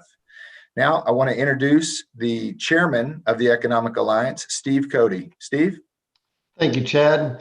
Well, it is my pleasure this year to welcome everyone to the 2020 Economic Alliance Gulf Coast Industry Forum, and it's my honor to be the chairman. Well, this isn't how we envisioned this event, but here we are, but we're still going to be making this a great event for you. Many thanks to the entire staff at the Economic Alliance for doing everything they can to put this together for all of our members and many others to benefit from this. Prepare yourself for some great discussions and speakers on all things relevant to not only the Houston Ship Channel economy, but critical topics that have a significant impact on our state and federal economies as well. I also have the opportunity later today to recognize our second annual Industry Icon Award recipient selected by our Gulf Coast Industry Forum event committee. It's a very well-deserved recipient who has gone above and beyond what one individual can do for all of us who work in and with industry. Today's event is aligned with the Economic Alliance core purpose for being the industrial connector for not only the Southeast Texas, but the Gulf Coast, bringing together industry, government of all levels, local communities, and businesses who have a vested interest in not only working together, but being aware of each other's needs and wants. That synergy is crucial for all parties for a long-term prosperous future. And without further ado, it's my pleasure to introduce your 2020 committee chairman for the forum, Mr. Roger Blackburn. Hey, thanks, Steve. What a great morning. I'm looking forward to what we're going to share throughout this conference. To me, this has been one of the premier conferences within our area, and I've been privileged to work on it for some time. What makes it a great conference is the information that is brought and offered and allowed for people to see and become part of. Throughout this year, we worked on this committee. We've had meeting after meeting, some over 45 meetings of just putting together the right things with the right panelists, with the right guests that can bring the right information that can impact and make a difference, whether it be in the business world or just in the climate of our region of what's taking place economically. So I'm thankful for those that are attending, thankful for our sponsors, and thankful to everyone that's here today. Let me challenge you to do something. Take a moment and grab a piece of paper and just listen to what goes on throughout the day and write down some of those things that you hear that suddenly captures your mind. Because I believe that if you'll write those things down later on, they could be the very key that equals success. And that's what this conference is all about. We're looking forward to the successes of the conference. We're looking forward to the successes of the economy and the successes of the businesses within this area. So thanks for attending. We hope you will enjoy every session of what's put together for you. We feel it's a great conference, great people, and I hope you're ready. So as the old saying was, get set, get ready, and I think it's time to go. Thanks, Steve. Thanks, Roger, and thanks, Steve. We're really blessed at the Economic Alliance to have these type of gentlemen lead us in everything that we do. So you'll hear from both of these guys throughout the day. Again, like Roger said, just kind of buckle in. We're going to have a fantastic day. So first up, we're going to go to Washington, D.C. To hear from Larry Kudlow, the director of the National Economic Council. So I'm going to ask Caitlin to cue that up. There we go. Hi, folks. I'm Larry Kudlow, President Trump's NEC Director, Economic Advisor, and just a quick welcome to this conference for the Economic Alliance and the energy industry in general. I just want to say how proud I am that President Trump kept all his campaign promises and significantly deregulated every part of the energy business, especially opening doors not only to oil and gas and LNG and fracking and clean coal, but also a lot of environment and EPA rulings changed so we could build pipelines and transport energy and start exporting energy all around the world over the Atlantic and to the Pacific countries as well. And I just want to say that we are #1 in the world We will remain so even during this pandemic where all energy's been hurt. I get that. We're still number one, and that is not going to change under President Trump.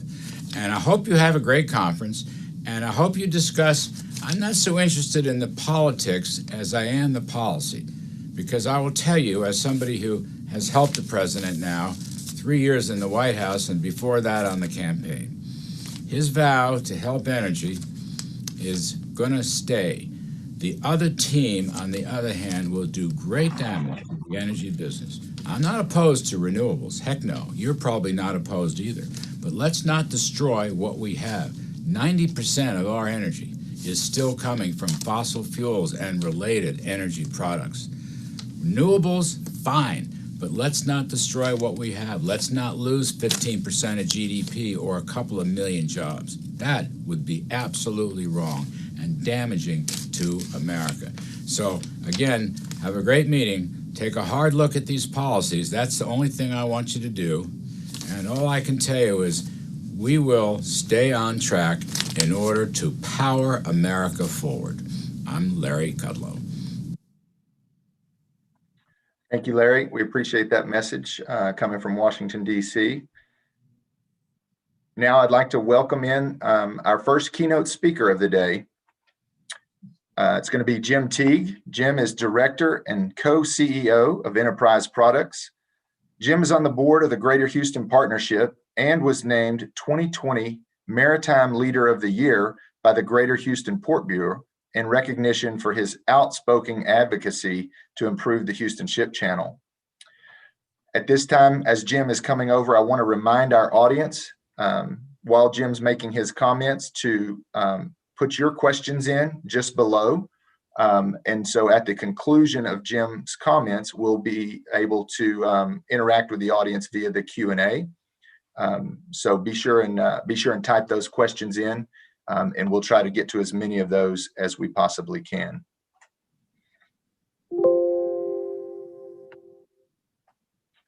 Welcome in, Jim. Appreciate you being here this morning. Appreciate everything that you do there at Enterprise, and really appreciate everything that you do for the whole region and the Houston Ship Channel. So at this time, I'll turn it over to you. I'll step away for a few minutes, and I'll pop back up after the end of your comments, and we'll have a little Q&A. So at this time, Jim, I'll turn it over to you. Okay, thank you, Chad. Welcome to the Gulf Coast Industry Forum 2020 Pandemic Style. Thank you for allowing me to speak with you under these quite unusual circumstances. If you would allow me, I'm speaking from the Enterprise boardroom, and that portrait you see over my shoulder is our founder, Dan Duncan. And I'll jokingly say, he's been gone 10 years, but he's still looking over our shoulders. Today, I'd like to take a moment and talk a little bit about beautiful bodies of water. And if you would bear with me, there is some method to my madness. I've seen a lot of beautiful bodies of water. I've been to the beach in the south of France. I've been to the beach in Jeddah in the Kingdom of Saudi Arabia. Trust me, the attire in the south of France is totally different than the beaches at Jeddah. I've been to a beach in Vung Tau, Vietnam, in the Bahamas, and of course, California, Florida, Galveston, Hilton Head, as well as Thailand, Panama, Costa Rica, and Hawaii. But as beautiful as these beaches and these places are, I don't think any of those waters are as beautiful as the waters of the Houston Ship Channel. The Ship Channel was the catalyst that created the fourth largest and most diverse city in the United States. It was the catalyst that built the world's largest refining and petrochemical center and cemented Houston's position as the energy capital of the world.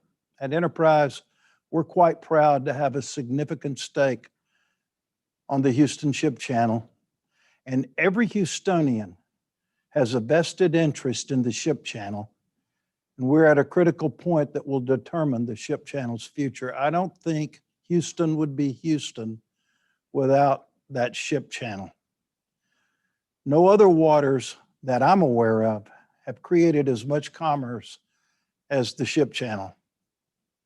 The channel is busier than the ports of Los Angeles, Long Beach, and New York City combined.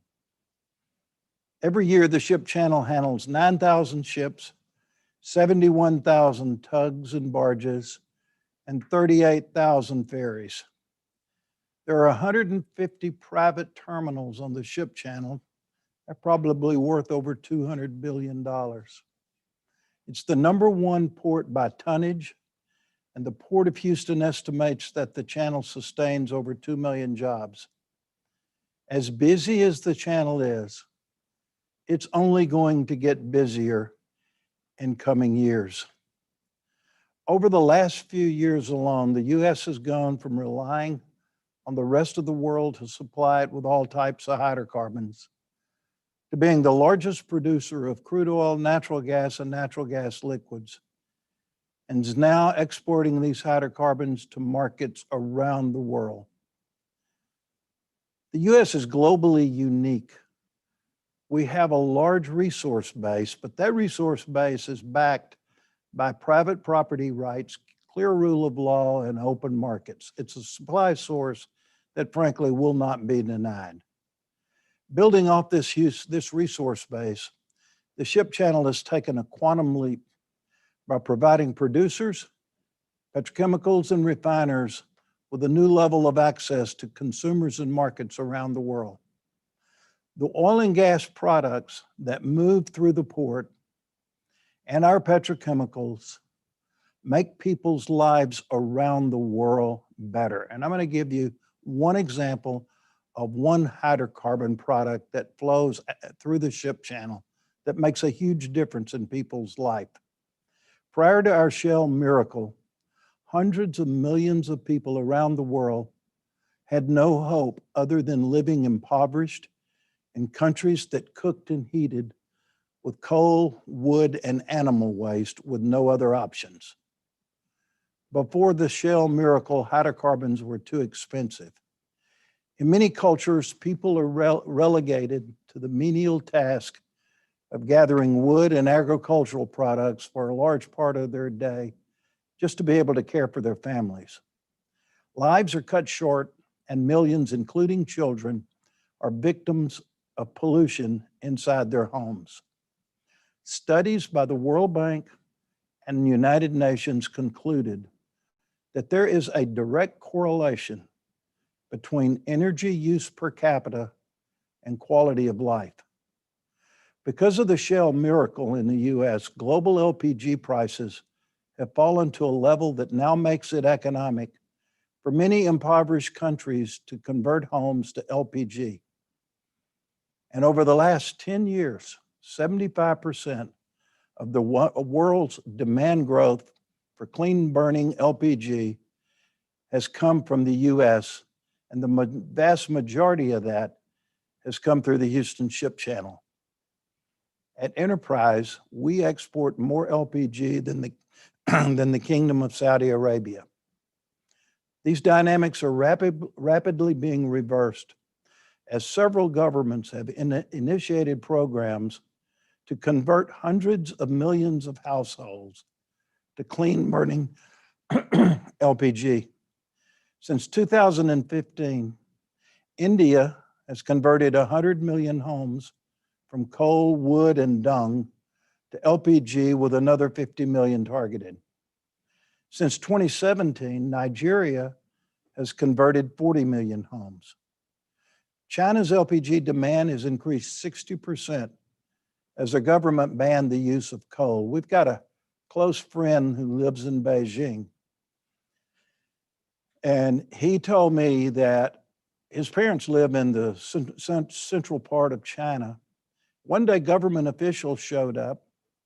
They took his parents' coal-burning stove, gave him a propane tank and $10. Says China's pretty serious about it. And people that use LPG, they never want to go back because of the cleanliness. Meanwhile, there's 1 billion people in sub-Saharan Africa that are still burning wood, coal, and dung. US LNG is also playing an increasing role worldwide, especially for power generation in poor nations. Natural gas is expensive to ship, to receive, and distribute, which for the most part makes it tough to distribute to the population, but ideal for large-scale electric generation in poor nations. LPG is much cheaper to ship, far more portable. All you have to do is fill your propane tank and carry it home. None of these conversions happen without U.S. shale and its abundance of crude oil, natural gas, and natural gas liquids, a large majority of which flows through the Houston Ship Channel for export. Because of the U.S. shale, industry global energy prices have fallen substantially, and our import-export balances for crude oil, refined products, and NGLs have moved from imports to exports, which continue to grow. In 2008, the U.S. spent $400 billion importing hydrocarbons. Today, we're a net exporter of hydrocarbons. Last but not least, because of the abundance of shale feedstocks, our petrochemical industry has moved from being a marginal, demand-dominated player to being the global leader. Today, the U.S. is by far the largest ethylene producer in the world at 90 billion pounds a year, which is up from 50 billion pounds a year just a few years ago. If Texas were a country, it would be the largest ethylene producer in the world. In 10 short years, the U.S. has moved from decades of being a desperate oil and gas importer into the global leader in oil and gas production. But then we hit a bump in the road. Mid-March, our world turned upside down, and we were invaded by what President Trump calls an invisible enemy, or COVID-19. And you all remember this. Schools closed. Heck, the Houston Rodeo shut down halfway through. Airline traffic came to a dead stop. Refineries cut back to about 65%, and crude traded for a negative $37 a barrel. OPEC, who at the time was flooding the world with oil, finally came to their senses and cut 10 million barrels a day to try to stabilize global oil markets. Demand literally fell off a cliff. I've heard lost demand numbers ranging from 20 to 25 million barrels a day, almost overnight. However, U.S. exports of liquid hydrocarbons generally fared much better than what we saw in the global demand estimates. LPG export demand for things like cooking and home heating held up well, evidence of its human needs characteristics. Throughout the pandemic, our LPG export facilities on the Ship Channel have been full, and our crude oil exports have remained strong. The most recent EIA data on crude oil exports show record exports for July in the middle of a pandemic. The last 6 months have been the worst industry downturn in my career. But I've learned, or maybe confirmed, what I already suspected.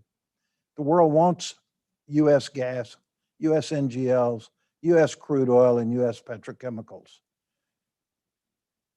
Our industry is always going through cycles, but I don't know if it's fair to call a global pandemic another cycle. The shutdown and the velocity of the shutdown during the financial crisis of 2009 stands out as bad, but early on it was clear that governments and central banks were focused on various levels of corrective action to get our global banking system stable. Then came the oil price crash of 2015-16 when we thought $26 crude was bad. But April the 20th, 2020 showed us it was just child's play compared to having to pay someone $37 to take your barrel of crude oil. COVID has been much worse than both of these cycles because early on, COVID seemed completely out of our control, immediately threatened millions of lives and rocked economies around the world. It came on us so quick, it was like the world stepped into a black box. But I'm old enough to know that this is not the first time in my lifetime we have been invaded by an invisible enemy. As a little boy, I remember the most feared disease of the 20th century. It's called polio. Struck without warning. It paralyzed and it killed. It put people in something called an iron lung to support their breathing. People who got polio were isolated from others. My mom, who was a nurse, caught polio, and I remember standing outside the hospital with my 3 little brothers and my dad so we could see her and wave to her through a window. Mitigation steps were taken.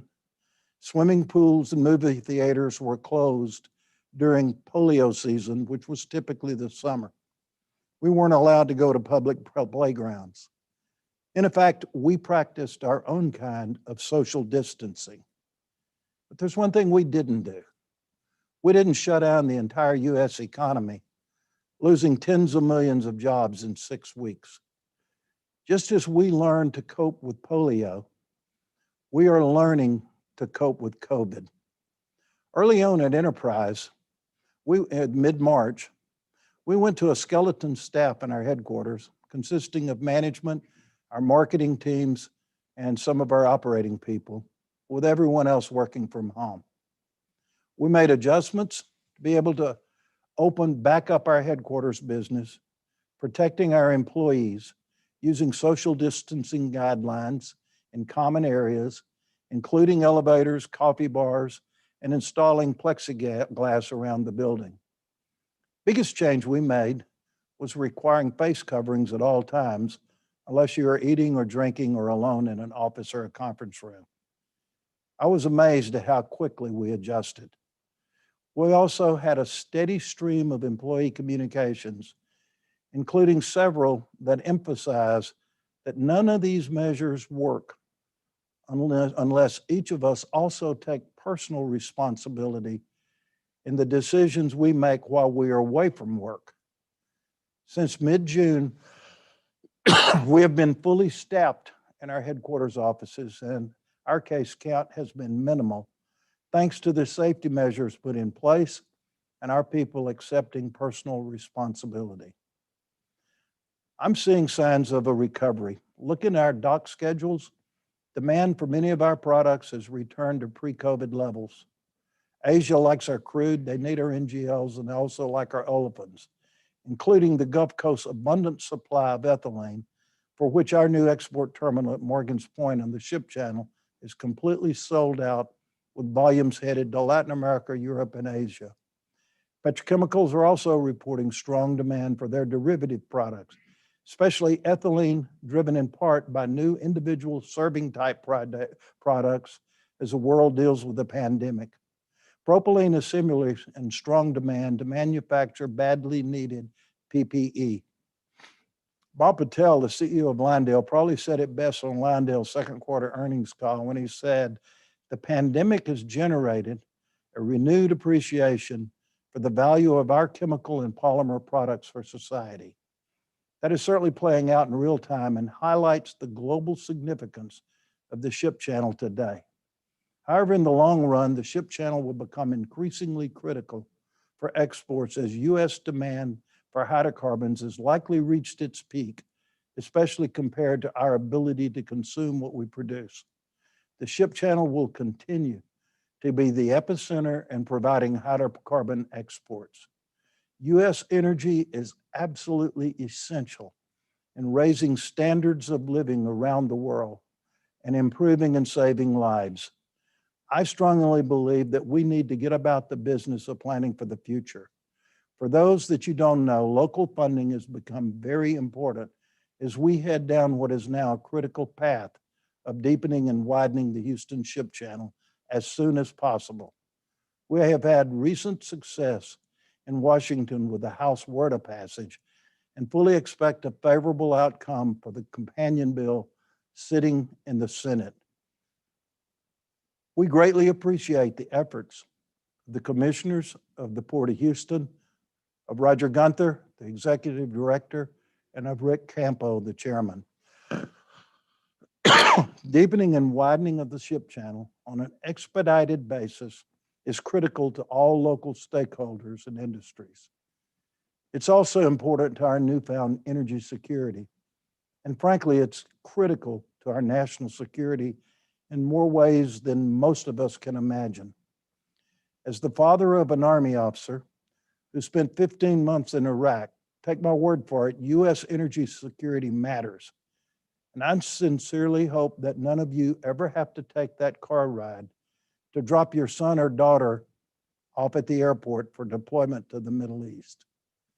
These people that want to ban fracking or adopt this so-called Green New Deal are either naive or totally dishonest. We would make countries that don't like us richer, as energy prices would go up dramatically. Russia would love for the US to ban fracking. There's no way you could afford to put sanctions on Iran because the world would need their oil. Saudi Arabia would be much richer, and we would be kissing the ring of their king again. That woman in India, well, she'd continue to cook with wood, coal, and dung because hydrocarbons would be too expensive. Remember what I said. The UN and World Bank concluded that there is a direct correlation between energy use per capita and quality of life. People who live in poverty around the world, they want what we have. And these anti-hydrocarbon initiatives are really saying you can't have a better quality of life. These anti-fossil fuel initiatives will ensure that our military involvement in the Middle East will increase in order to guarantee the free flow of oil from that region. What does that mean? It means once again, we'll be sending our children to a part of the world that is run by despotic regimes that don't share our values. The world's population at nearly 8 billion people has doubled since 1975. And we're still adding 1 billion people every 12 years, most of them in underdeveloped nations who all want what we have. I'll close today by reminding you that what you are doing is making a real difference, not just to our country, but to human beings around the world who want and need the things that you have. Don't ever let anyone tell you otherwise. Our Shell miracle is making people's lives better, and the Houston Ship Channel is the artery that's making that possible. With that, Chad, I'll turn it back over to you. Thank you, Jim. I appreciate that. That's a fantastic overview, and you touched on quite a few points. And I see that we've got some questions coming in from the audience, and we've got a couple of minutes still left here. So I want to try and toss a couple of questions to you, and see if you can interact with the audience here a little bit. I like this one. First question. This is from Andrea French over at TAG, and I really can appreciate this question. So because your history and the knowledge that you've got, her question is this: how do we ensure that this rich depth of knowledge for the history of this industry is passed on to influence current and future policy decision makers? What I see in Washington, I wonder if that's possible, but you know, I think we spend a lot of time in DC ourselves.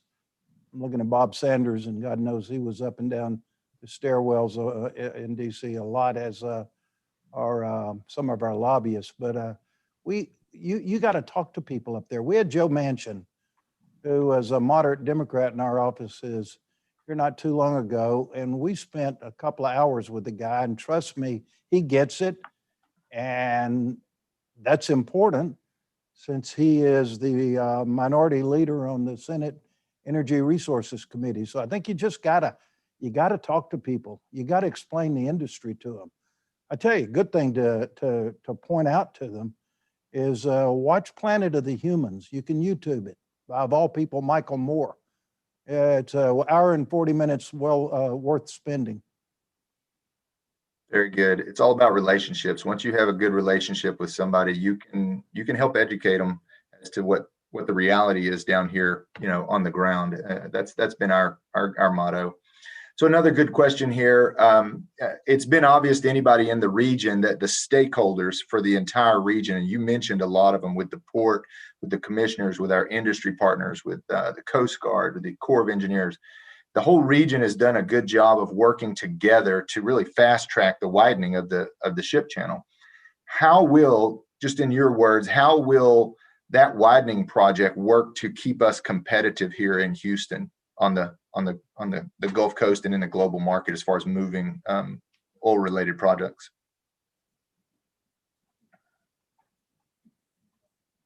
Chad, you just went silent. Y'all Chad, you lose me. went, yeah. There you go. Can you hear me now? Yeah, I can hear you now. I lost you for a minute. No problem. The quick question is this: how will, everybody's done a good job working together on the widening project, all the stakeholders in the region.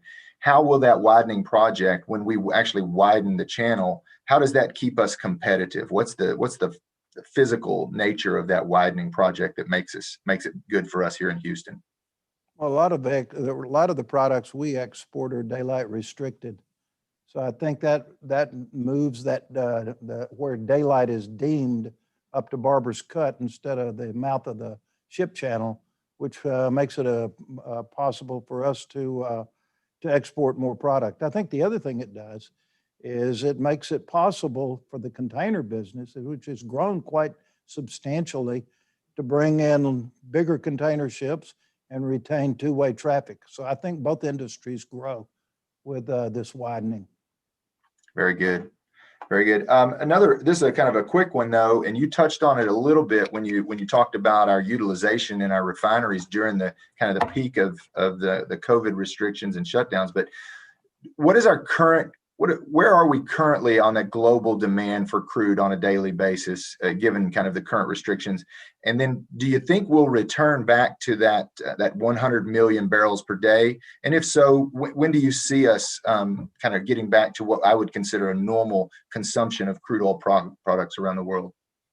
Yeah, I'm not sure where we are globally on refined product demand. I know before the hurricane went through Lake Charles, our refineries were running about just over 80%. I'm more of an optimist than most. I think demand comes back sooner than a lot of consultants think it comes back. I think the second half of next year, I think you could see, I think demand will grow. I think the OPEC countries cannot afford to not comply with what they put in place. They can't stand crude prices going down. Their budgets are shot to hell.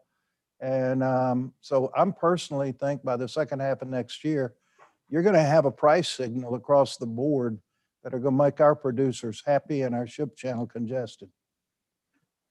Very good, very good. And I'll ask this, and you can dodge this if you'd like. But Enterprise Products has just really led the way with capital investment along the Houston Port region, really the entire Gulf Coast. How do you? What's your forecast on continued capital investment for this midstream to logistics and shipping out over the next? Let's look out 2 years and kind of look past this next 6 to 12 months. How do you see capital investment continuing, kind of not just for Enterprise, but for the private sector in the oil and gas industry? I think people are going to be a lot more disciplined in how they spend their money. I think we've spent a lot of our money now such that a lot of our expansions are incremental in nature. We've got an expansion of our capability to load LPG at probably, it's pretty incremental, $150, $200 million. That gets us a lot more capacity. We're taking a hard look. I think we've announced that we are potentially building an offshore terminal for crude oil. We have an anchor shipper on that. And then in terms of pipelines, we recently announced that there's a pipeline we're not going to build. We figured out that we've got plenty of capacity, and we had an anchor customer ask to defer their commitments. And we work with our customers to make that happen. So I think people will be a lot more disciplined. At Enterprise, we've got some projects that we will do, some of them on the Houston Ship Channel. And we will, our job is to get more out of what we got. And that's what we're going to do. Very good. Very good. Well, I appreciate your leadership, appreciate your straightforward comments. Everybody in the region kind of appreciates the way that y'all do business and the leadership that you've shown here. I really want to thank you for coming in today. The information that not only you, but the rest of our speakers will be able to pass through, I think can help us navigate where to go over the next 6 months, the next 12 months. And that's really the goal of the conference. So I think we've got our questions answered.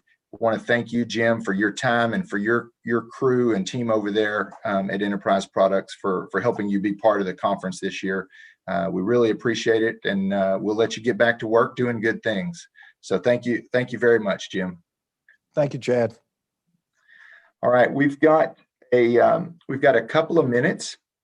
So before we go to any other sponsor videos or anything like that, we've got about almost 7 or 8 minutes. I'm going to share my screen real quick here and give you a quick update from the Economic Alliance there we go. And then let me click a button here. I'll share my screen and just kind of walk you through real briefly some of the things that are going on here at the Economic Alliance.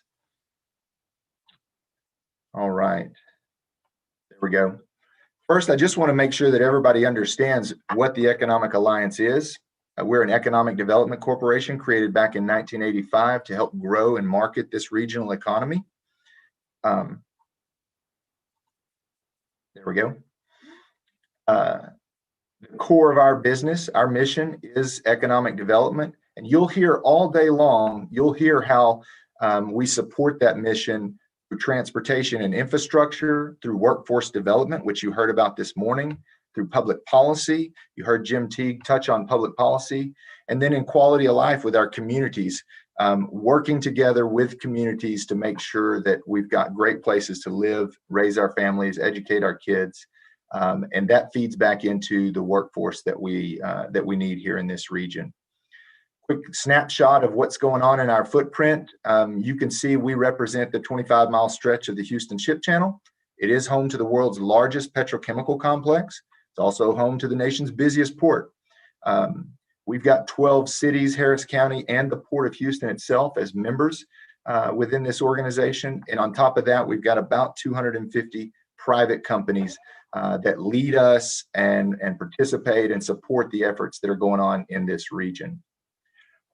So a lot of people need to know what this region is. I always try and make sure that all Houstonians remember these facts, right? We produce over 1/4 of the nation's gasoline. We produce 60% of the nation's aviation fuel. We produce almost all of the nation's military-grade aviation fuel. We also obviously move a considerable amount of natural gas and produce that here in this region, as well as almost half, over 40% of the nation's specialty chemicals are produced in this region. One thing that, again, every person in the region needs to know is that the economic value generated in this region equates to about 21% of the state's GDP.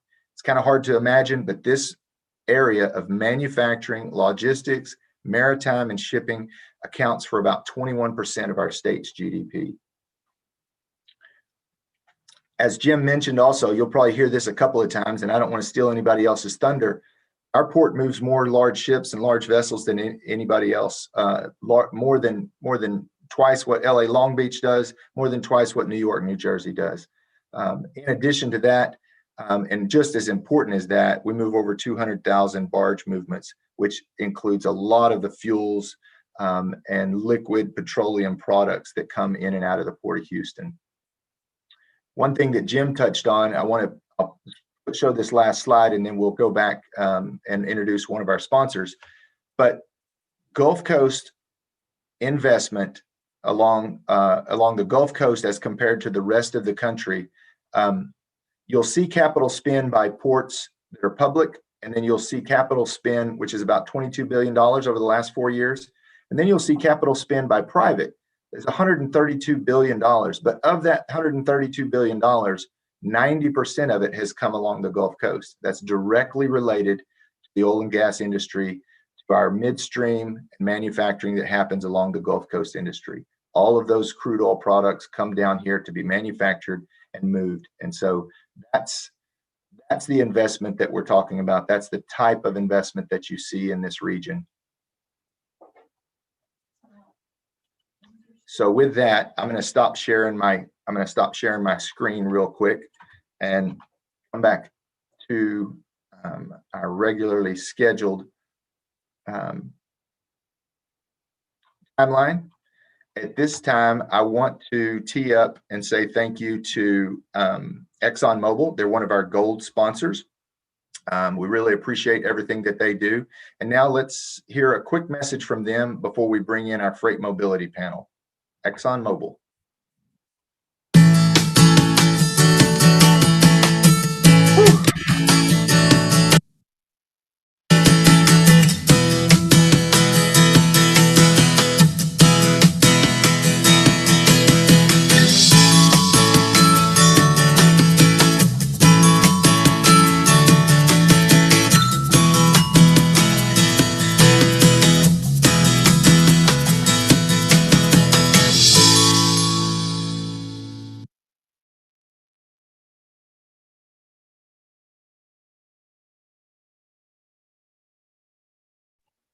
All right, thank you again to Exxon.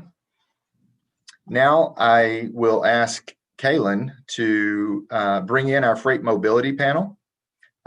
As they begin to pop on over, I want to make sure that everybody understands the freight mobility panel has some fantastic leaders for this region. As you've already heard, infrastructure, freight movement, the ability to move people and product through the region is one of our key initiatives. This panel includes leaders from Port of Houston, from Harris County Precinct 2, from East Harris County Manufacturers Association, and from TxDOT. I see our panelists beginning to come in now, and as y'all come in, you can go ahead and unmute. I do want to introduce Dr. Carol Lewis. I see Carol popping up there. As our moderator today, we're very fortunate to have her to moderate this. Dr. Lewis is director of the Texas Southern University Center for Transportation, Training, and Research, and she is chair of the Gulf Coast Rail District. At this time, Dr. Lewis, I'll let you introduce the panel, and then you can begin your discussion. Welcome in, everybody. Good morning. Thank you. Thank you so much.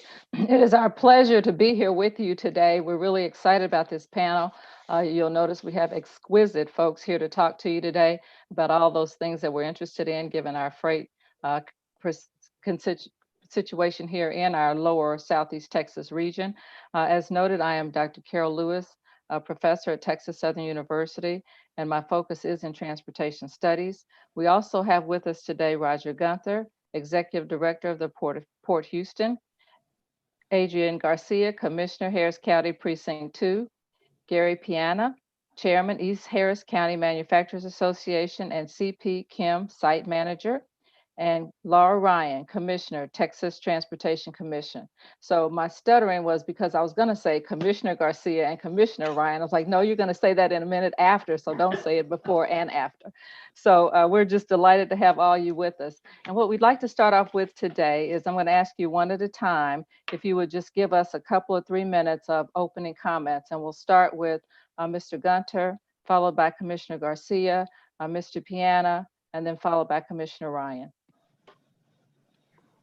Well, thank you, Dr. Lewis, and I'm really pleased to be here today to talk on behalf of Port Houston about a very important topic, and I'm excited to be on this panel with such distinguished guests, and looking forward to hearing those comments. You know, the port's public facilities are vital to the economy of not only our region but our state and our nation.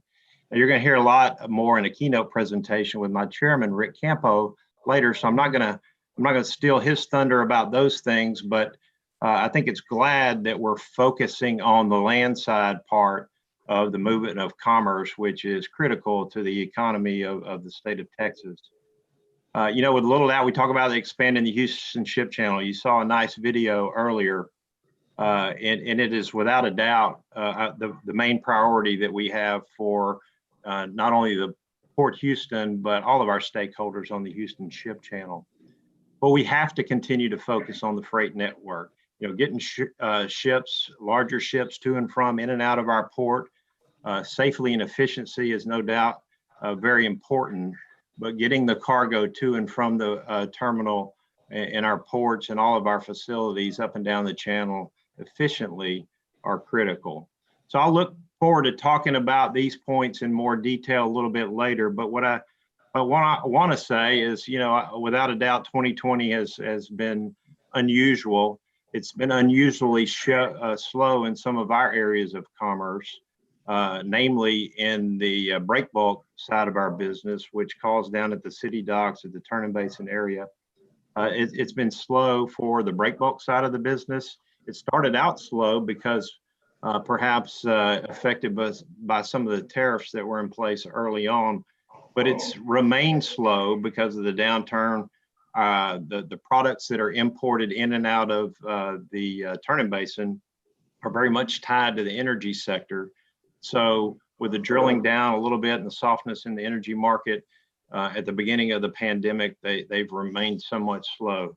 But on the other hand, the container side of the business, which is the lion's share of the movement of cargo through Port Houston, is a different story. It's been a wild swing. January and February of this year was the busiest 2 months that we've ever had. We were up 25% over a record 2019, and then the pandemic hit. The exports decreased, the imports decreased. Imports were just mainly for the essential goods that people needed at the beginning of the pandemic when they weren't getting out and about. We saw very lean months in April through July, actually, where our volume was down as much as 10 to 15% in some of those months. But the good thing is we're beginning to see a glimmer of hope, a really start to what we hope is a permanent rebound back to normal. August was really good from the container side. September was good. And I never thought I would say that I would be proud of being down a little over 2% this year, but relative to the rest of the nation, I'm very proud of that, and we've done better than most. So, it just proves that our region is very resilient. The movement of goods in our economy is going to remain strong here in Houston. I just want to close by the thing that I'm most proud of, and I have to say that through this pandemic, the men and women, not only for Port Houston, but across our industry, have continued to deliver. Our port has remained open for the import and exports of goods that we dearly need to consume, as well as the goods that are produced needs to be shipped out around the world. In our port operations, our maintenance have maintained steadfast, to being on site and making sure that the goods are delivered efficiently.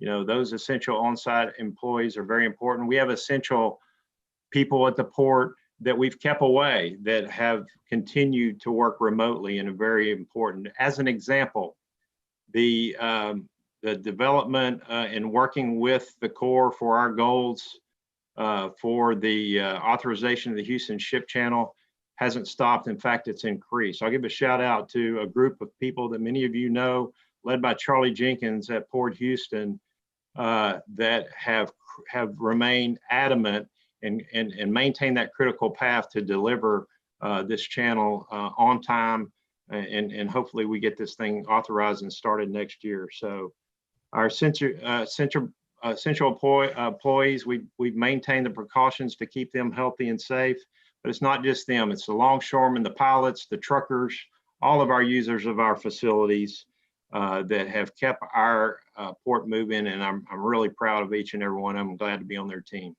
Thank you. Thank you so much. We're all delighted to hear that bit of good news in your presentation. Nice to know that we'll only be down about 2% and that things have been increasing over the past month. So thank you so much for that. Thank you. Commissioner Garcia. We can't hear you. Commissioner, we can't hear you. How's that? Perfect. All right, when you got all these buttons to navigate here. But Dr. Lewis, thank you for moderating today's conversation. I'm proud to be on this panel with these distinguished folks. Roger, good to hear your report. And Commissioner Ryan, thank you for joining us as well. Gary, good to see you. And I will just simply add to the conversation that as the Commissioner of Precinct 2, don't tell the rest of my precincts, but I do have some favorites, and the Port of Houston is obviously one of the premier favorite assets that I have in my precinct. And for that reason, I want to make sure that we're focusing an incredible amount of time and energy and vision to the long-term success and relevance of the Port of Houston. The first thing that I want to touch on is the fact that I am committed, Harris County is committed, and I believe our region is committed to ensuring that the Port of Houston is deepened and widened. That is essential for the long-term success of our economy here. The Port of Houston has always been an incredible juggernaut, economic juggernaut to Harris County and to the country. And we have to make sure that we're working every single day to ensure that we do not lose that particular status. With the projections that I have read as far back as the 2011 HGAC, freight study, there's incredible potential and opportunity. And whether it is a recession or a man-made or natural disaster that strikes us as a country, we here in Harris County generally are the last ones in and the first ones out. And I think Roger's remarks solidify that point.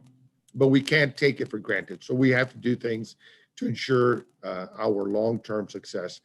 And I am happy to, work as a politician for things that I will never get to see in my lifetime.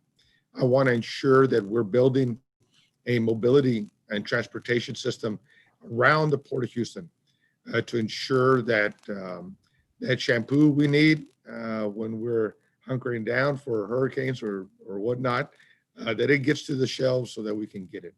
But I also want to make sure that, the residents, the neighbors in and around the Port of Houston and our neighbors in the region, that because of all of the great work that's happening in Port of Houston, that there's not that gridlock on our freeways next to those freight trucks. And so we have to be thinking about how to maximize the transportation systems that we have in and around the Port of Houston, and really spend time today to be thinking about what the Port of Houston should look like in the future. How many more bridges do we need? We're currently building the Beltway 8 toll bridge. I'm going to fight every day to make sure that that bridge is built and built as close to on schedule as possible. But that's just the first. We need a commitment from TxDOT to look at 610, and we need a commitment from TxDOT to look at I-10 to ensure that we learn from the challenges that we've had in the past, and that we do something about it today so that we can ensure our long-term economic relevance in the region and in the state. But I also want to make sure that we are thinking about the environment, ensuring that protecting our economy, protecting our industry, ensuring a strong mobility and transportation system, getting freight in and out, that it is not mutually exclusive to ensuring that we're paying attention to the air quality in and around the Port of Houston as well. So I'm proud to have partners in the industry, and we've worked together in the recent past, and to ensure that we're working as good neighbors with one another to ensure that we have a vision for that. And then lastly, Dr. Lewis, I'll just say that, there's challenges with being one of the most premier ports and freight distribution hubs in the world. Having that in our backyard is something that we should never cast stones to. There's challenges, but my commitment as the Commissioner of Precinct 2 is to work on every one of those challenges to ensure that we're protecting our economic relevance. The Panama Canal is providing a great opportunity, and we've got to deepen and widen the port. But with that opportunity means that we have to make sure that those mega tankers can get in to the Port of Houston, get out, and that we're not having to do that Texas chicken anymore. We've got to make sure that we are having a free-flowing port, and then making sure that we think about futuristic, contemporary freight transportation systems, making sure that we're not exclusively reliant on our freeways to get the freight in and out, but making sure that we're collaborating with our rail partners and maximizing the capacity and that collaboration. So with that, I'll just, again, thank the panel for being here this morning, and looking forward to a good conversation on how to keep the Port of Houston the premier port in the world and obviously in the country. Thank you so much, and really appreciate your providing the balance that you have to look at a lot of things, that you're making sure that they all work well and are integrated to get us to that optimum. Thank you for that. Mr. Piana. Thank you, Dr. Lewis. As Dr. Lewis mentioned, I'm Gary Piana, plant manager at Chevron Phillips Chemical Company, Cedar Bayou plant in Baytown, Texas. We are CP Chem, or Chevron Phillips' largest domestic manufacturing facility, located on one of the premier, most important interstate roadways in our region, I-10. Mobility is very important to my company and to our industry. Also mentioned, I'm currently the chair of East Harris County Manufacturers Association, or ECMA. We represent some 125 critical industry infrastructure plants in our area and in the port region. We are all committed to safety and the safe movement of our products. That also includes safe transportation for our employees, our neighbors, and our entire region, and all of our neighbors who use East Harris County roadways. I'm honored to be part of this panel today. I want to thank the panel members. It's great to be on this virtual stage with our collaborative partners. I also wanted to thank Chad Burke and the Economic Alliance for bringing us all together, not only today for this webinar, but throughout the year to address critical infrastructure. Yes. Thank you. Thank you so much, and really appreciate your mentioning the fact that we transportation nerds, have neighbors. And so we've got communities to think about as we get out there and do our jobs. Commissioner? Good morning, and thank you also to the Alliance and the panel, Dr. Lewis, for coming together. I think it is, the innovation over this time period, I think, is wonderful. And it's a real pleasure to be a part of the panel. As some of you know, I've been on the Transportation Commission for just over 4 years now, and freight movement, safety, and economic development have been a key focus since day one, or at least month one. Day one was figuring where I started, but as this group knows, TxDOT does more than just build and maintain roads. We're involved in all aspects of ensuring the freight movement. TxDOT's purpose is to support the infrastructure that supports the movement of people and goods. So enabling freight mobility is a big part of what we do. And doing it safely is an even bigger part of what we focus on. In addition to building and maintaining infrastructure, as Commissioner Garcia referenced, this area sees emergency, and we have emergency situations such as hurricane and flooding. And TxDOT is there to ensure that we continue the movement of people and goods and that it's not interrupted. To help accomplish this task, TxDOT provides funds and resources to both the Houston District and the Gulf Coast region through many channels, the UTP, other funding channels such as legislative riders, initiatives such as Texas Clear Lanes and the Road to Zero, and partnering with local MPOs. To give you an idea of how this breaks out, the Houston District received an allocation of funds for 55 projects. Many of them are freight related, and the dollar amount allocated was just under $11 billion. Texas Clear Lanes has 9 projects under construction, currently worth $6 billion. And of that $6 billion, $2.4 billion was approved out of the Texas Clear Lanes Initiative by the Commission. In addition, recently we added the Road to Zero Safety Initiative, and our region has received an allocation of $34.5 million for 12 safety projects for the area. Legislative riders 48, 45, and 38, provide funds for critical capital improvement projects that were selected by the Port Authority Advisory Committee and then approved by the Commission. Projects for the Port of Houston, Port Freeport, and Port of Galveston are underway. Each of these projects supports elements of economic development, safety, and efficiency when it comes to moving people and products. Another big funding allocation recently for our region is the NHHIP project. The project is 24 miles long and can total $7 billion. However, only the first of several segments is funded, and that's segment 3, which is currently fully funded. This segment focuses on the downtown freeway system and addresses I-10, I-45, I-69, and State Highway 288 corridors. Since much of the freight movement through our region travels on these corridors, the project is expected to provide reduction in peak hours, delay time for both cars and trucks for freight movement, and to increase safety. An example of how this project will improve safety is it will increase the vertical clearance of all downtown bridges and will be brought up to the Texas Highway Freight Network standard of 18.5 feet. Houston and the surrounding areas see more than 10.5 million daily vehicle miles traveled by truck. Emphasis on daily.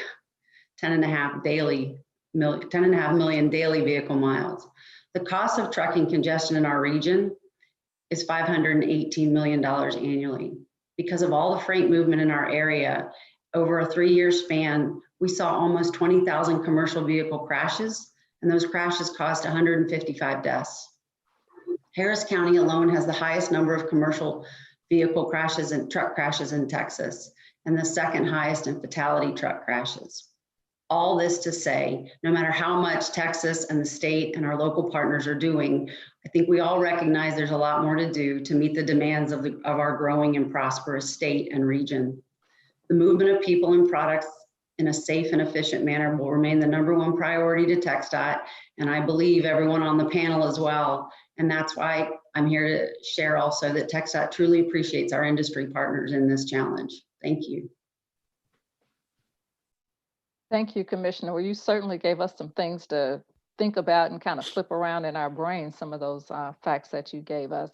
Reminds me a bit of, I've been teaching in my fundamentals class about freight movement, and we pulled the Texas Freight Mobility Report from 2018. And one of the staggering pieces of data there are that each household in the state produces I want to look at it because I've got the 19.7. Let me look at it so I give you the right number. It's 19.7 million tons of freight per year.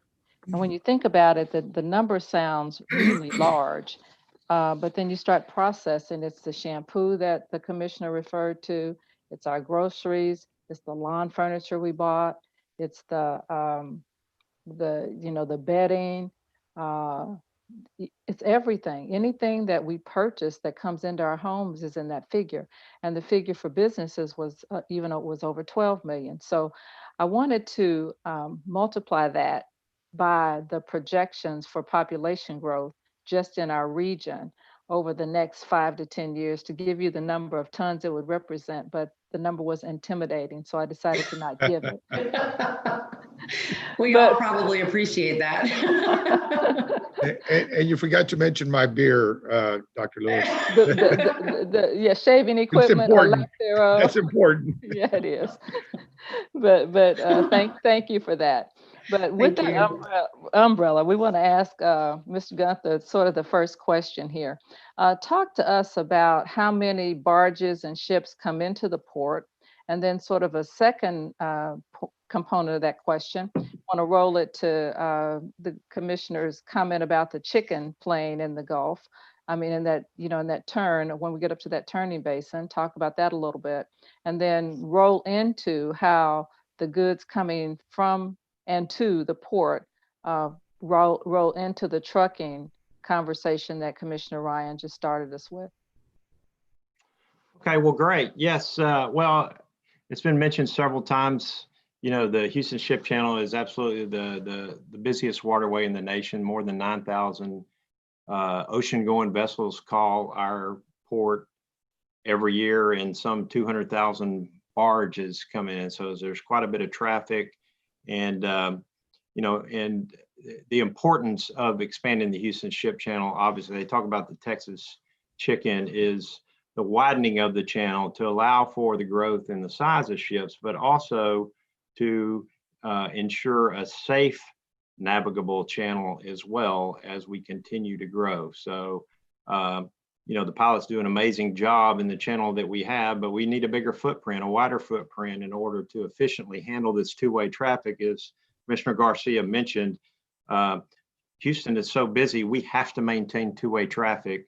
Our port has, nominally 50 ocean-going vessel calls each and every day, when some of the other larger ports have smaller number of vessels because, maybe they're just a container port or other commodities, but we have everything. And being the energy capital of the world, it's by far the busiest in the nation. So about more than 10%, 10 to 15% of those, just drilling down a little bit, are container vessels, those that bring the containerized cargo to our Barbers Cut and Bayport channel. Last year, we handled just shy of 3 million 20-foot equivalent units between our Barbers Cut and Bayport terminals. By the way, 2015, we handled 2 million TEOs. So you're talking about tremendous 50% growth in 4 short years, just in the container volume. We're on pace to exceed that. We even have a chance to, believe it or not, reach what we did last year in the midst of this pandemic. But so on a daily basis, you're talking 7,000 to 8,000 trucks calling our terminal. The other day, just this week, we set another record. Just kind of shows that that things are coming back. I think we had 8,600 trucks call our Barbers Cut and Bayport. You do a little math on that with the length of the truck. That's over 100 miles of trucks if you stack them end to end that we handle each and every day. So we can't fail. We have to do that efficiently. That's 10 miles an hour, or between the two, 5 miles an hour, 5 miles of trucks per hour coming to the Barbers Cut and Bayport facility. That kind of gives you a perspective of what we're doing. So, and everything goes by truck too. So they're all being trucked in, very little by barge to and from our facilities, and very little historically coming in and out of our terminals by rail. So, that's one of the critical factors is we have to look beyond what we're doing today. We have the capacity at our container facilities to handle, as quickly as we need to expand over the next 5, 10 years, whatever it is, to handle 6 million TEUs a year. So those are kind of the issues that are out there. We have to be planning ahead to make sure that we have the means for the freight mobility and inland side of the equation. You rolled in and answered the question I was going to ask, because as you talked about that, I was wondering how much growth potential we had there. So thank you for just addressing that as you rounded out. As we think about that, Mr. Piana, can you explain why we've seen unprecedented capital growth over the last decade? What explains that? And then give us a little overview of how feedstock maybe rolls into that consideration. Yes, thank you, Dr. Lewis. Technological advancements in fracking and shale oil fields is the primary driver behind current growth in the petrochemical industry in the past decade. Natural gas is the basic building block of our industry. We use it in a variety of ways to make everyday products, including personal protective equipment, which our first responders and medical professionals use currently and always. And Also disinfectants and other products that we're using to fight the current pandemic, prescription medicines, and even in our food supply, materials that protect our food and protect our food supply. Because of the abundance of natural gas with fracking, it's become a competitive feedstock for us in this country, and particularly in this region. We've been able to invest and build and grow our facilities to be able to receive and manufacture with this feedstock.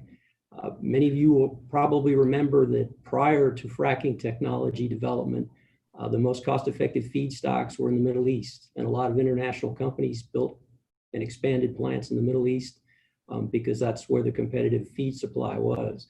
This has been a game changer for us. It's a big deal for our industry here domestically. It's also a big deal for our communities because it brings the expansion, the boost to the economy, and the jobs here at home where we are, particularly in the southern United States. We've been able to bring manufacturing back and the jobs back. For CP Chem, our feedstocks come at my site in 3 ways: truck, rail, and pipeline.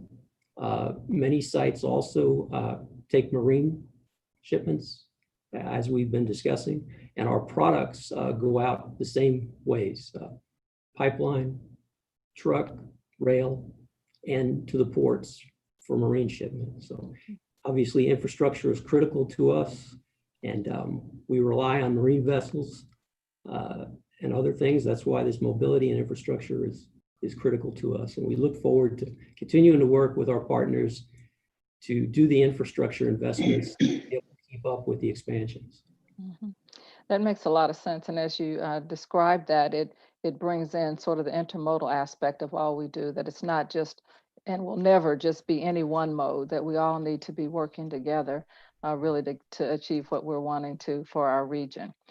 Commissioner Ryan, before I roll off to you, before anybody goes and pulls up that Texas Freight Mobility Study to check my numbers, it was 19.7 tons. So take out the million. I think I put a million in there. So take out the million and just put the tons, but it's still, you know, quite a bit. I think quite, you know, something for us to think about, that we actually are that intense in the consumer areas.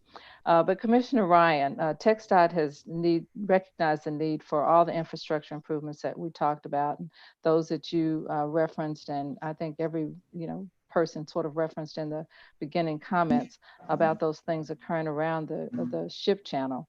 But how about those 2 critical PEL, the planning and environmental linkages, the studies that are currently underway regarding I-10 and State Highway 225?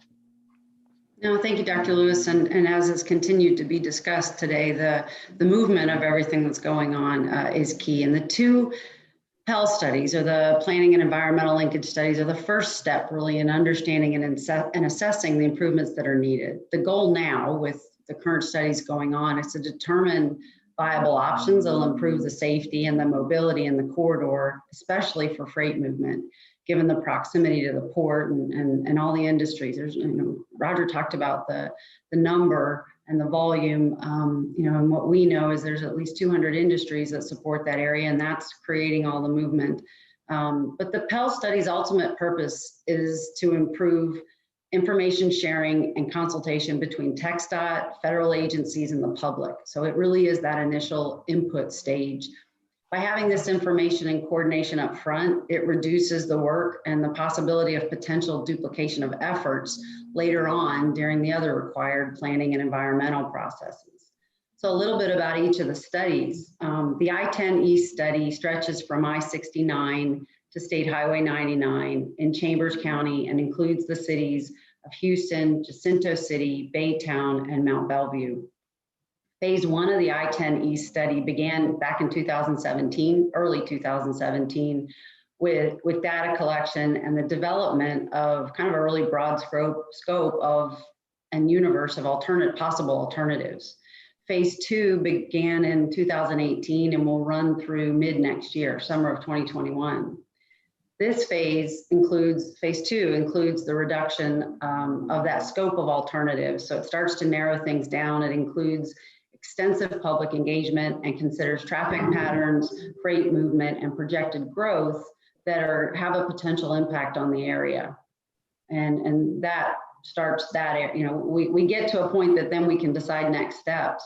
On the State Highway 225 study, which stretches from I-610 to State Highway I-46, and then on 610 from I-45 to I-10.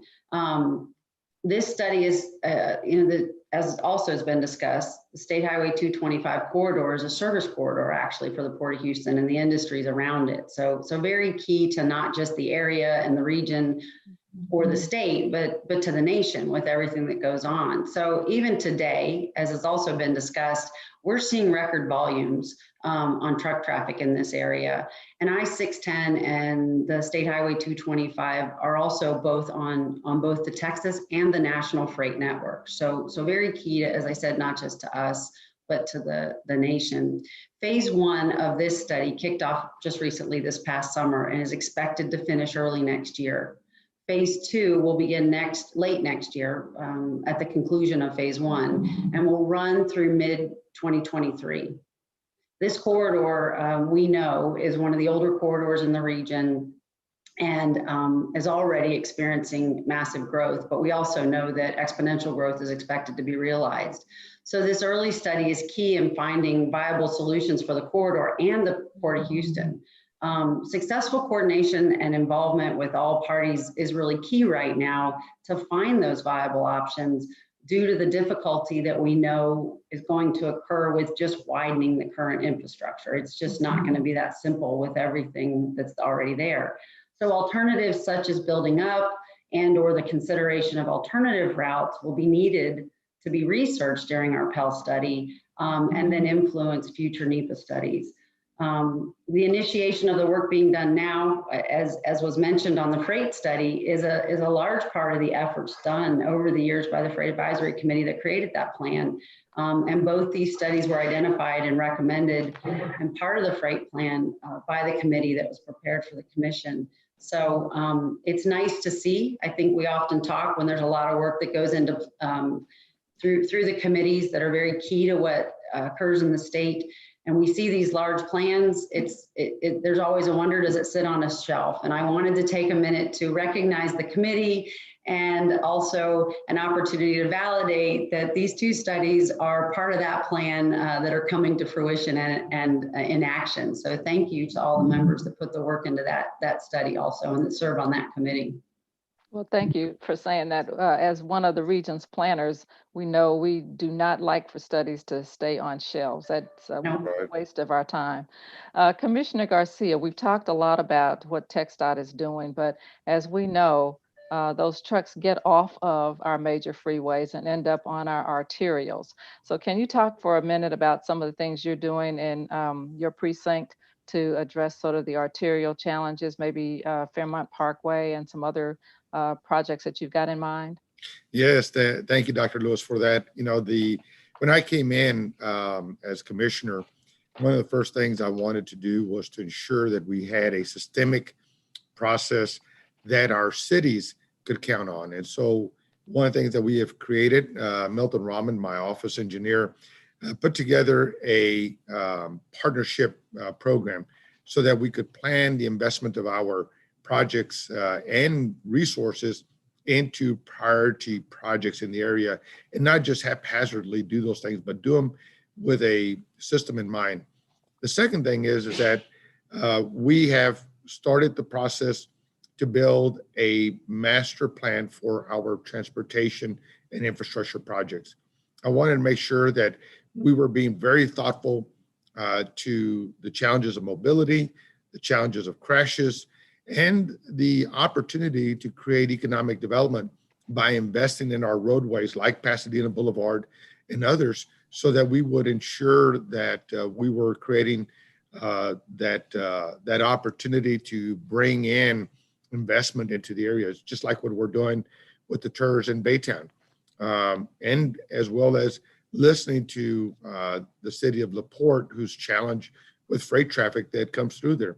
And the way I always try to look at this is to ensure that, look, the alternative to our challenges of seeing freight on the arterial roadways, on the neighborhood roadways, the alternative is not a good one, meaning that right now we can be frustrated and talk about all the traffic we're getting, but just think about if we weren't getting it and what that would mean.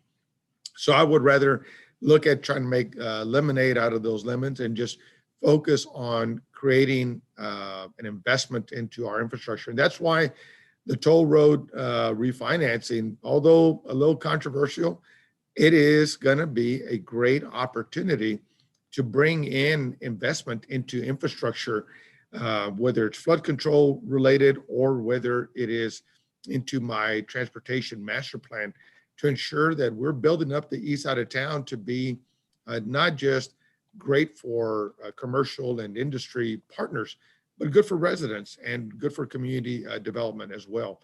So those are the things that I'm doing, Dr. Lewis, building a master plan for the transportation investments that the east side of Harris County sorely needs. You know, keep in mind that one of the very first things that I did was to launch a thorough assessment of the roadways in Precinct 2 so that we can really figure out where we're spending money to maintain that we really should be spending money to reconstruct. That project ended up catching the attention of my colleagues on Commissioner's Court, and that's turned into a county-wide assessment.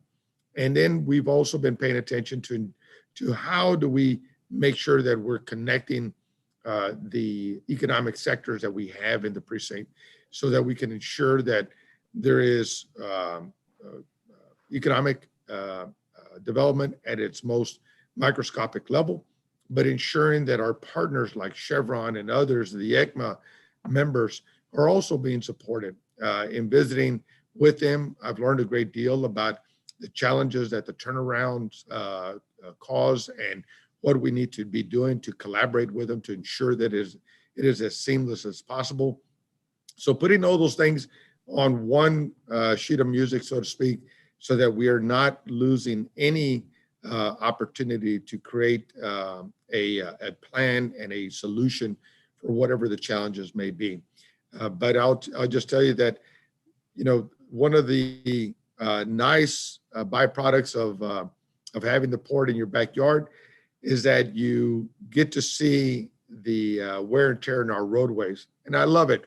It's a challenge, but I love it because, again, the alternative to not seeing that wear and tear means that freight and that traffic is going elsewhere, and I will not have it.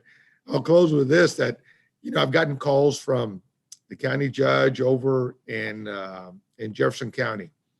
I've gotten calls from from Corpus Christi. I've gotten calls from San Diego and Miami. They all want our business. And I told them, boy, like hell, you're going to get it. We're going to fight to make sure that we keep all of the business and bring more into the Port of Houston and not less. Yeah, not on your watch. Not on my watch. All right, so I'm going to roll a question. This is one of the first questions that came up on our post. I'm going to roll this to each of us, and I'm going to start with Mr. Piana. And so here's the question. What in the skilled trade, skilled industry, skilled professionals, what kind of talent are we looking for as we talk about our future and our economics and, you know, all the things that we've referenced need workers? So let's start with you, Mr. Piana. Okay. Thank you, Dr. Lewis. I appreciate the opportunity. Great question, great topic. Our ECMA companies and all of our companies, my own included, are very big on workforce development, and we've partnered with the local community colleges to help ensure a workforce, talented and skilled workforce for now and for the future. We develop and provide internships for PTech students, process technology, to replace our operations people as needed and to provide growth opportunities there as we do our investment. We also have strong demand for skilled crafts, maintenance crafts, both for maintenance activities in our plants and for capital project type activities in our plants. And again, we partner with the community colleges and others to provide and support curricula for those programs. Though we expect those to continue to be strong demand in the future, we have a lot of folks in our industry that are we've been blessed with people that have been in the industry for a long time, have a lot of experience, and those folks are retiring in many cases, and that provides opportunities, and the need for new personnel, as well as the growth opportunities also provide for new personnel. So it's an exciting time. I will say, particularly on the construction and maintenance side, when we get into turnarounds and construction projects, we often have to go outside our area to bring in enough skilled folks to support our activities. So we work toward, and we look forward to the opportunity to bring those jobs here local and have the trained, skilled talent locally to be able to fill those positions. That works more effectively for all of us. So. Yes, absolutely. Mr. Gunter? Well, a lot of similarities there. You know, the port's mission is to move the world and drive regional prosperity. And that's the same that it's been since we were created over 100 years ago. You can interpret that as being the economic engine and continuing the momentum of the economic engine in our region and to create jobs. So it's very important that we do that. We're a big supporter and partner in the maritime education arena, especially in the high schools, support of all of the school districts in and around the port, from LaPorte, Galena Park, Pasadena, all the way into Houston, to support programs so that at a minimum, the kids can understand what the maritime industry is and get them pointed in a direction to have those type of jobs. You know, and also in the junior college, you know, the community colleges in our region supporting the education that it takes, not just to work for the port, but we're talking about for the very good jobs that are on as longshoremen on the waterfront. Those are skilled positions, crane operators and driving equipment. And, you know, that legacy needs to continue, because as we continue to grow, there's going to be more of those jobs. So filling that space is very important to us. We have our own internship program as well at the port. It's very important to all of us. I think Commissioner Garcia said it earlier. You know, the region needs to benefit from the economy driven by this. And, you know, we do our part to have those programs so that the communities can benefit from jobs that are created in our region. So we have to continue to do that. And, you know, there's a plethora of jobs out there that, you know, and the other thing that I wanted to mention, you know, it's very skilled, is the more containers, the more trucks, you know, and as the truck industry, the age of truck drivers increases, you know, we need to make sure that somehow you know, the future generations aspire to have those jobs, and those need to be well paid and to continue to move the freight efficiently in our community. So there's a lot of opportunities out there, and we need to continue to focus on maritime education. So on the heels of that, it probably might be a nice time for me to say Texas Southern University offers a bachelor's in maritime transportation and security. And we offer a summer internship program for high school students to interest them in transportation careers, all of them multimodal.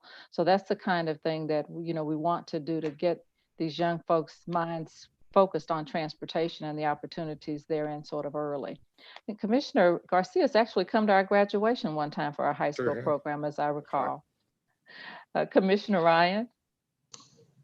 I can't say that I have anything new to add. I think when you look at what TxDOT needs and the vast coverage of what we hire for with over 12,000 employees across the state. The areas that we talked about, the skilled trade, the operations, the project management, workforce development, and that goes to engineers, to planning, to accounting, right? So I would basically mirror everything that was said. I will say that a lot of our positions that are open, we do internships too, but certainly have more need than we have demand right now. And that is something that I do believe that the workforce development is key in the skilled trade area. So things that we do support the internships and a lot of the development, and we'll certainly continue, and we're open to the partnerships. If there's an area that we can put our heads together to continue to develop that, because it is definitely key to getting everything that we talked about today done. So thank you for that. So I would be 100% remiss if I did not say that the high school program I referenced is funded by USDOT through TxDOT, and TxDOT does a competitive call for colleges to do this program every year. So TxDOT's involved in our high school program as well, Office of Civil Rights. So thank you. Thank you. All right, Commissioner Garcia, anything on the training, education needs? Yes, in fact, let me just first thank Chad Burke and the Economic Alliance, because, you know, at the beginning of this pandemic and even last year coming into this role, you know, I've reached out to Chad and others in the area to think about, you know, what I could be doing as the commissioner to support their efforts. And during this pandemic, you know, watching the news of the massive layoffs that have been occurring in the energy sector has concerned me and alarmed me quite a bit. And so we've been tracking that, and a lot of what we have seen, thankfully, isn't providing Harris County as much of an impact as we have seen in other areas, but I'm watching it just the same. To that end, Precinct 2 has been challenged in a couple of areas. One is that we have amongst the lowest educational attainment rate at the high school and post-high school level. And we also have amongst the lowest median income of all of Harris County. Two areas that I want to change. And so it's one of the reasons why last year I started with a free SAT college prep program for Precinct 2 students, doing all that I could to ensure that they would have that type of SAT score to give them the opportunity to go to the universities of their choice, so that they could have the best possible advantage to ensuring their success. But I also, during this pandemic, it is my staff and I have been working on thinking through the workforce development support that we need to be providing to the area, because of the number of people, especially in the service sector, that have been impacted by the pandemic. And so to that end, education is a key focus of my administration, but also ensuring that we're working to create and support our residents to look at those career opportunities within the precinct that are immediately available to them, whether it's being a pilot, whether it is in the construction inspection area, whether it is engineering, STEM, all those areas are areas that we're paying attention to. But we're also working to think about those other areas that may be of opportunity, and as well provide support to the Precinct 2 industries, and that is computer programming. We want to make sure that we're being thoughtful as to how many more additions to our economy that we can bring. You know, being a young policeman, actually being the son of a gasoline station operator, for those of you who remember Enco in Humble, my daddy was one of those operators years ago, and saw what the oil embargo did to us and the lines that created. And then being a young policeman in 1980, when we had one of the economic recessions and downturns, especially in the energy sector, and recognizing that we have to diversify our economy.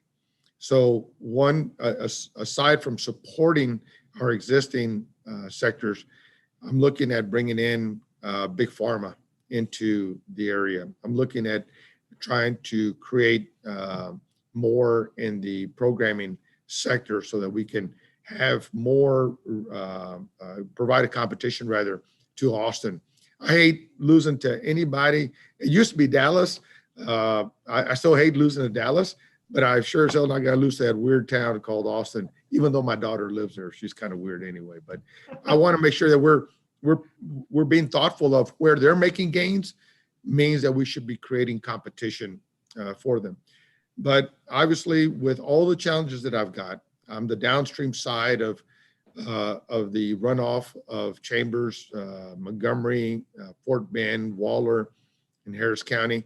And so I've got to pay attention to the engineering aspect of it. I'm blessed to have two great engineers in my office. I want more. So supporting our children to look into the civil engineering sector so that we can create those thoughtful minds that can help me address the challenges that I have, as well as on the environmental side. So all that things related to education and workforce development, especially now because of this pandemic, are major priorities of mine. Okay, great. All right, so on the questions that have come in, we have about 10 minutes left. On the questions that have come in, several of them have been about various bridges. So I'm going to roll that into one question. And the bridges mentioned were San Jacinto River, the Ship Channel Bridge, and Beltway A Bridge. So I'm rolling all of that into one. And let's start with you, Commissioner Ryan, and then we'll go to Mr. Gunther. If you'd like to say something about that, Mr. Piana, and then we'll see where we are. So Commissioner Ryan. Yes, thank you, Dr. Lewis, and to the audience for the question. We definitely recognize the importance of finding a solution to the recent challenges on the San Jacinto Bridge, both for the movement of people and goods. Given the importance of maritime cargo activity to the state's GDP, it's a critical project for freight mobility and economic stability. That said, at this time, the project's not funded. So it has not been identified for funding. However, that doesn't mean that we're not working on it or looking at it. TxDOT's currently working to ensure that we have a solution to identify the plan that will help support the funding request. The current bridge is 22 feet tall and 150 feet wide. The solution anticipates the need for doubling that, meaning that we'd have to go to 45 feet wide and 300 feet tall. We're working with both the county right now. The Houston District is actively engaged with the county and the residents in the area to identify not just the solution for the safety of the bridge and the industries that use it, but also what's needed in the area, because it's a big part of it. So regarding the footing, a lot of questions and what's being looked at is with the barge hits, can the footing of the bridge be taken out of the water? And that is definitely something that's being looked at. Could it span over? Spanning over the water would actually create a significant increase in cost. One of the conversations mentioned a $200 increase per foot. So what's being analyzed now is, could a footing in the water be designed so that it is as safe and sturdy? And then what those cost options would be, and then weighing that against spanning over the water. So all that's being done, and those decisions will get made and analysis completed. And if we can identify funding, then the project, we believe all the design and work to get done to start the project would be ready to let in fiscal year 2023.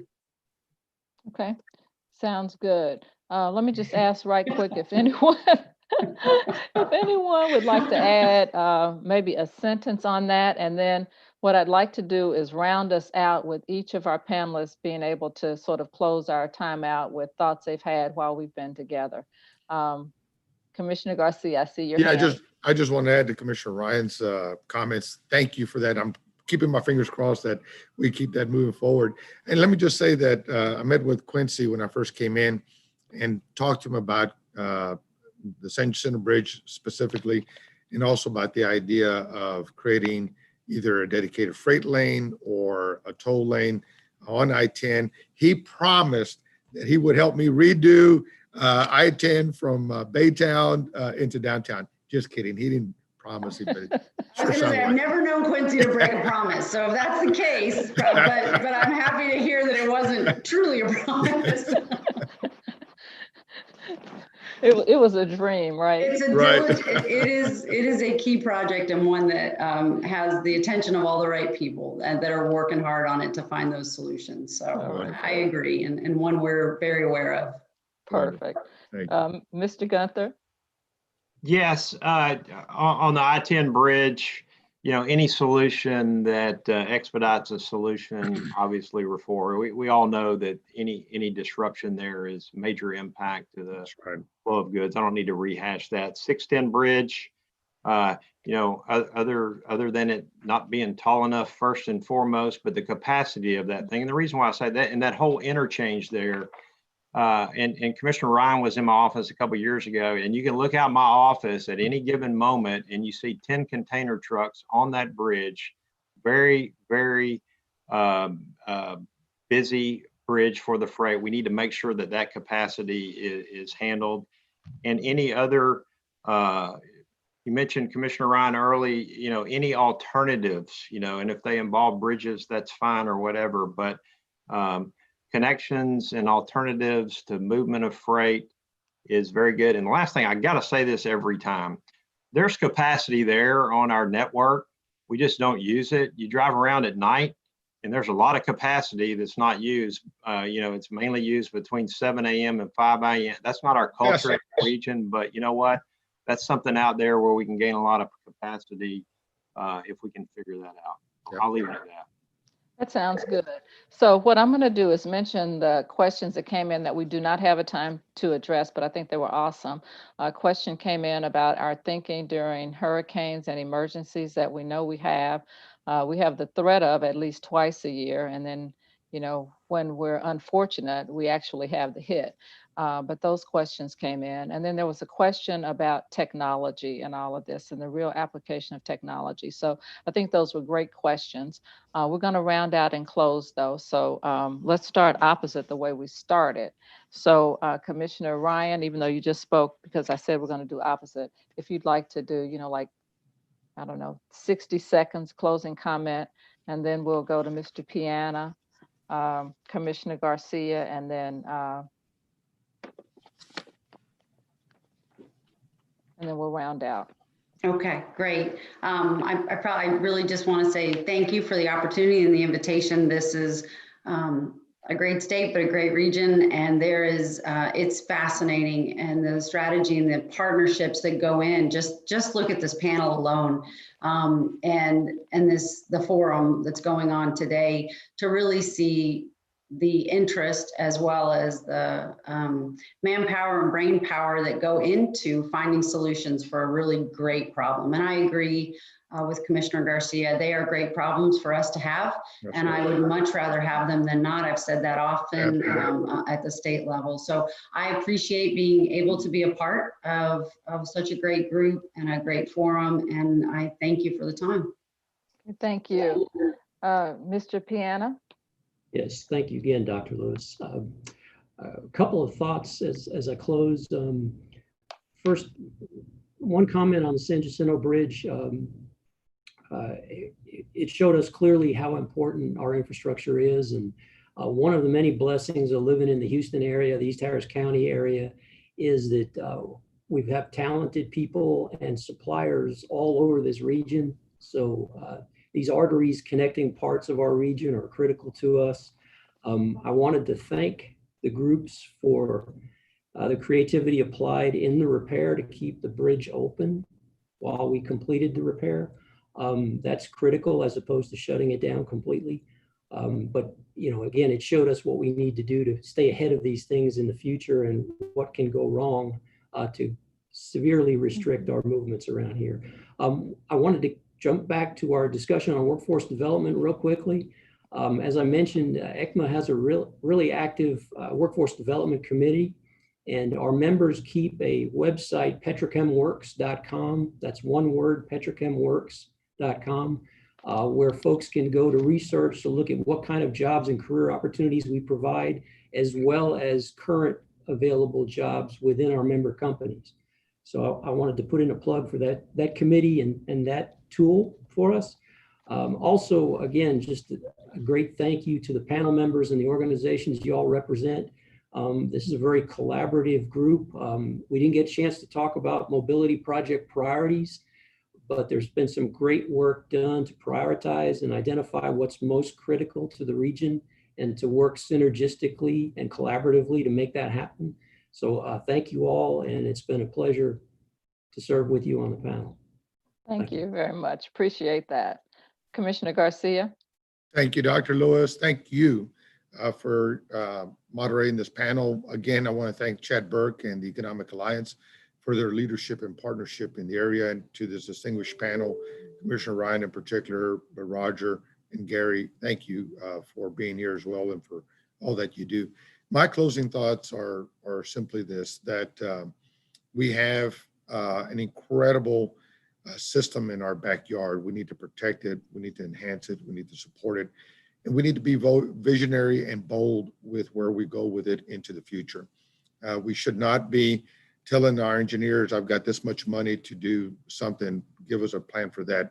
We ought to be saying, what are the real needs and the real solutions, and then let's struggle with finding the resources to get it done.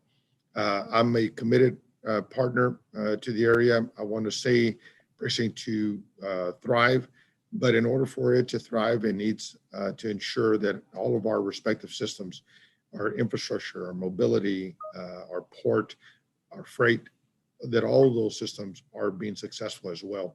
And it is why when I came in as commissioner, Precinct 2 has historically had about a $39 million spend as a precinct.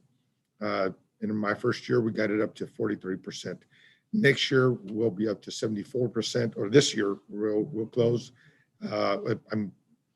million rather, not percent. And then we'll get up to 100 million thereafter.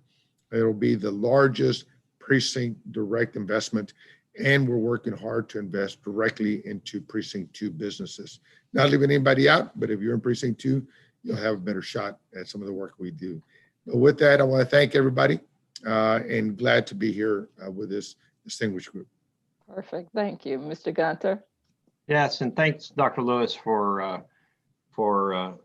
leading this event. The only thing that I can add is we have to continue to make sure that our needs are known for freight mobility. And we have to continue to invest. We got to figure out how we do that.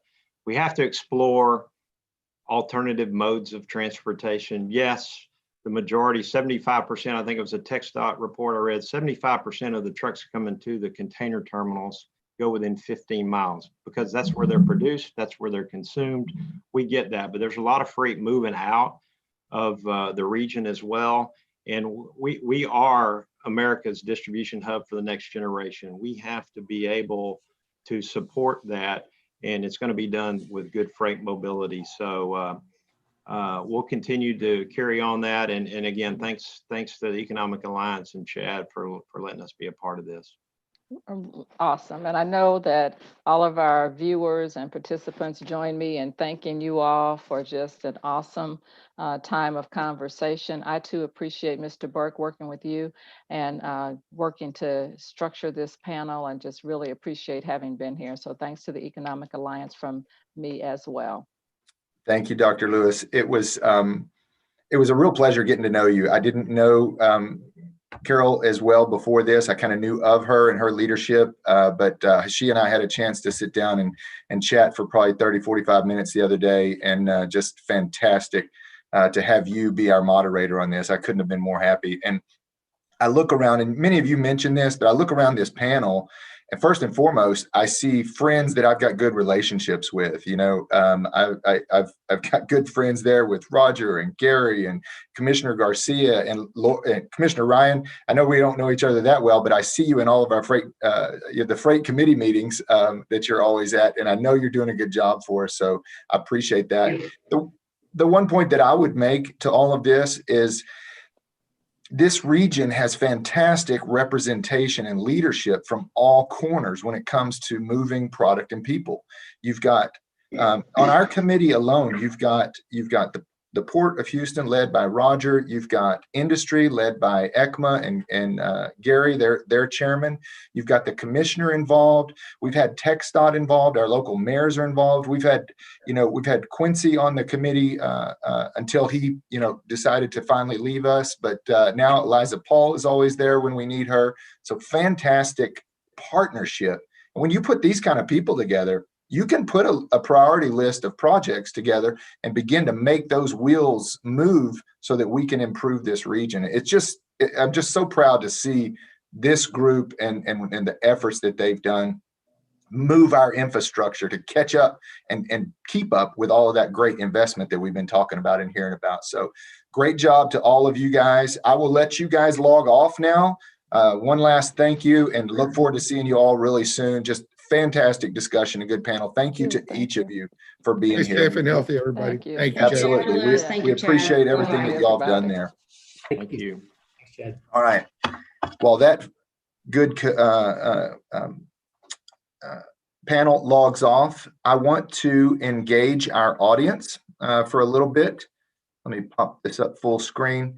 Now I am going to, I want you to look down below. We've got a chance to do a quick poll question here. We'll have a few of these throughout the day. So let me share my screen, but you can look down below. Click this and share this, and there we go. I think I'm sharing that. So we'll see in the Slido box just below the main live stream, you'll see this first quiz. So everybody's talking about the pandemic. We're working through that. The numbers are improving. So when does your office or company plan on returning to work? Some of you may already be back at work. Some may be planning somewhere before Thanksgiving. Some may be waiting until the end of the year. Some are looking all the way into next year. I've heard some that's today even that said not till the end of Q1 in 2021. Or, hey, we don't have any plans to come back. We've changed the way we're doing business, and we're working remotely now, and we're seeing those efficiencies from that as well. So this poll question will be up there for a couple of minutes. Go ahead and log in down there, answer that, and then we'll show the results in just a second. Excuse me. So while everybody is answering those questions, I want to just go through a couple of quick announcements. First and foremost, the Economic Alliance Houston Port Region. We normally have in-person events to pass information on, create networking opportunities. Our next event is our Industrial Procurement Forum. That is an event that we do twice a year. The one that's coming up this October 27th. It will be a virtual event. We're not able to get back live together just yet. But I want to plug that event and make sure that everybody understands that it's out there and it's going to be available for everybody. We'll have a keynote speaker. A lot of you will recognize the name Todd Staples. He's our former land commissioner. He is currently the executive director of TexOGA, the Texas Oil and Gas Coalition. So Todd has agreed to come on and give us really kind of an upstream and even midstream update on everything that's going on in Texas as far as oil and gas. And then the key part of that forum is our procurement managers panel. We'll have owner companies, Covestro, BASF, Flint Hills Resources, Kinder Morgan, and maybe one or two others, where we will have a chance to talk with procurement managers of owner companies about turnarounds, capital investment, large cap, small cap, maintenance projects, all of those things go in there. And then more specifically, how do you work with that company? How does my company do business with that company? We're fortunate to partner with the BIC Alliance on that. Our very own board member, Thomas Brinsko, will moderate that discussion. It's fantastic information, and it's a fantastic chance to get some good connectivity with some of our larger companies out there. I want to make one other quick note. We have a weekly podcast of stakeholders that talk about what's going on in this region. It's everything from manufacturing to distribution to education. All of the things that happen in this region can be heard on a weekly basis on our podcast. We take those key stakeholders and bring them in, sit them down, and have a good conversation with them. So you can find that podcast, which is called the Gulf Coast Growth Show, on our website or our YouTube page, or you can just type it into any of your favorite podcast forums. Now, our next speaker, which I'll call in here in a minute, Railroad Commissioner Ryan Sitton, was also recently featured on that podcast. So you might want to pull that up and listen to him a little bit more. So now I'm going to ask Caitlin if she will pop up the results of our survey. So this is interesting. So over half of the people are already in our audience today are back at work in the office. It looks like we've got 25% or 26% that don't currently have plans to return to the office. So that's interesting. You're either full bore working back in the office, or a quarter of us don't know when we're going to come back to the office. So interesting results there. Very interesting. All right. With that, I will stop share on that and come back here. There we go. And now I want to invite our chairman, who you heard from this morning, Steve Cody, chairman of the Economic Alliance, and our next speaker, Railroad Commissioner Ryan Sitton, to come back in. And I'll let Steve introduce Commissioner Ryan as they come back in. Just a second. There we go. I see them popping in. All right. You two guys can unmute, and then I will turn it over there, Steve. There we go. Okay. Good deal. Good deal. All right. Well, welcome back in, Steve, and I'll cue it up to you to introduce our next speaker, Commissioner Ryan. Thank you, Chad. You pressed us with time there, so we're going to have to make a run for this. So the main thing I want to first emphasize to everybody out there is Commissioner Sitton plans on speaking for about 15 minutes, and then he wants to leave it open for some Q&A from all of you. So if you can, as early as you can, start submitting some questions for us so that I can review those things and I can tee them up for him in the last part of this segment. So just a couple of real quick things for Commissioner Sitton. He is a native Texan. He's a graduate of Texas A&M. Whoop. Oh, I always have to give it a pause. I got one Aggie in the room and he's got to say it. So he's happily married to Jennifer and father of 3. He is the founder of Pinnacle Advanced Reliability Technologies that employs, almost 1,000 people in the oil and gas industry. For 4 years running, he's been an Aggie 100 recipient. He's been recognized as one of the most influential leaders in Houston. And breaking news, on November 10th, he will be releasing his first book called Crucial Decisions, which I've already gone on Amazon and pre-ordered. So if you get an opportunity, go on there and pre-order this book. And I think you're going to hear a little bit about that book from this speech. And so without further ado, Commissioner Sitton, it's all you. Awesome. Thank you, Steve. It's great to be back with you. Can you all hear me? Awesome. Yeah, it's great to be back. Unfortunately, I really miss doing this live in the Pasadena Convention Center. For those of you who I've had the pleasure of visiting with before, this is literally one of my favorite, might be my favorite events of the year. It's a great group.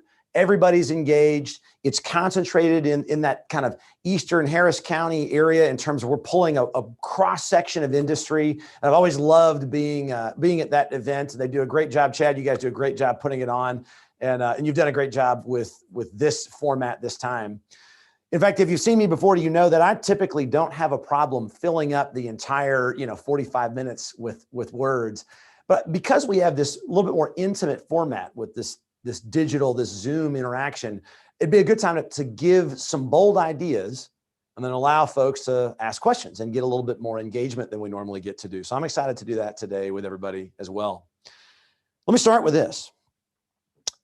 What if you had the ability to predict the future? Now, each of us every day we are doing things, we are making decisions about our future based on what we know today, right? We plan our budgets. We try to figure out how much money we're going to make. We're planning for retirement. We're working with our kids, figuring out what kind of grades they need to get or what kind of practice they have to do to get on the sports team or get into college. right? We're looking at our jobs and our businesses, trying to make plans for the future. Always, we are making decisions that will affect the future based on what we know today. Now, over the last few years, we've seen examples of how changing dynamics, changing the way people look at the world around them, helps them make different decisions with dramatically different results. Let's talk about a few examples of that. If you were watching kind of big news in the oil business came out about 2 weeks ago when BP released its annual corporate report about the future of energy markets. And for the first time ever, BP in its annual report said that it's possible that last year peaked oil demand. In other words, we saw more demand for oil globally in 2019 than we will ever see. That's pretty big news when one of the world's largest oil companies is forecasting that oil demand would already peaked last year and now is going to begin the long road down. The question is, what data are they looking at? How are they making those decisions? Because when you think about how we look at decisions in front of us, whether you're talking about our budget, our careers, our businesses, our kids going to college, right? It's not just, hey, what stuff do we use to make a decision? A lot of times it's about what data do we have in front of us.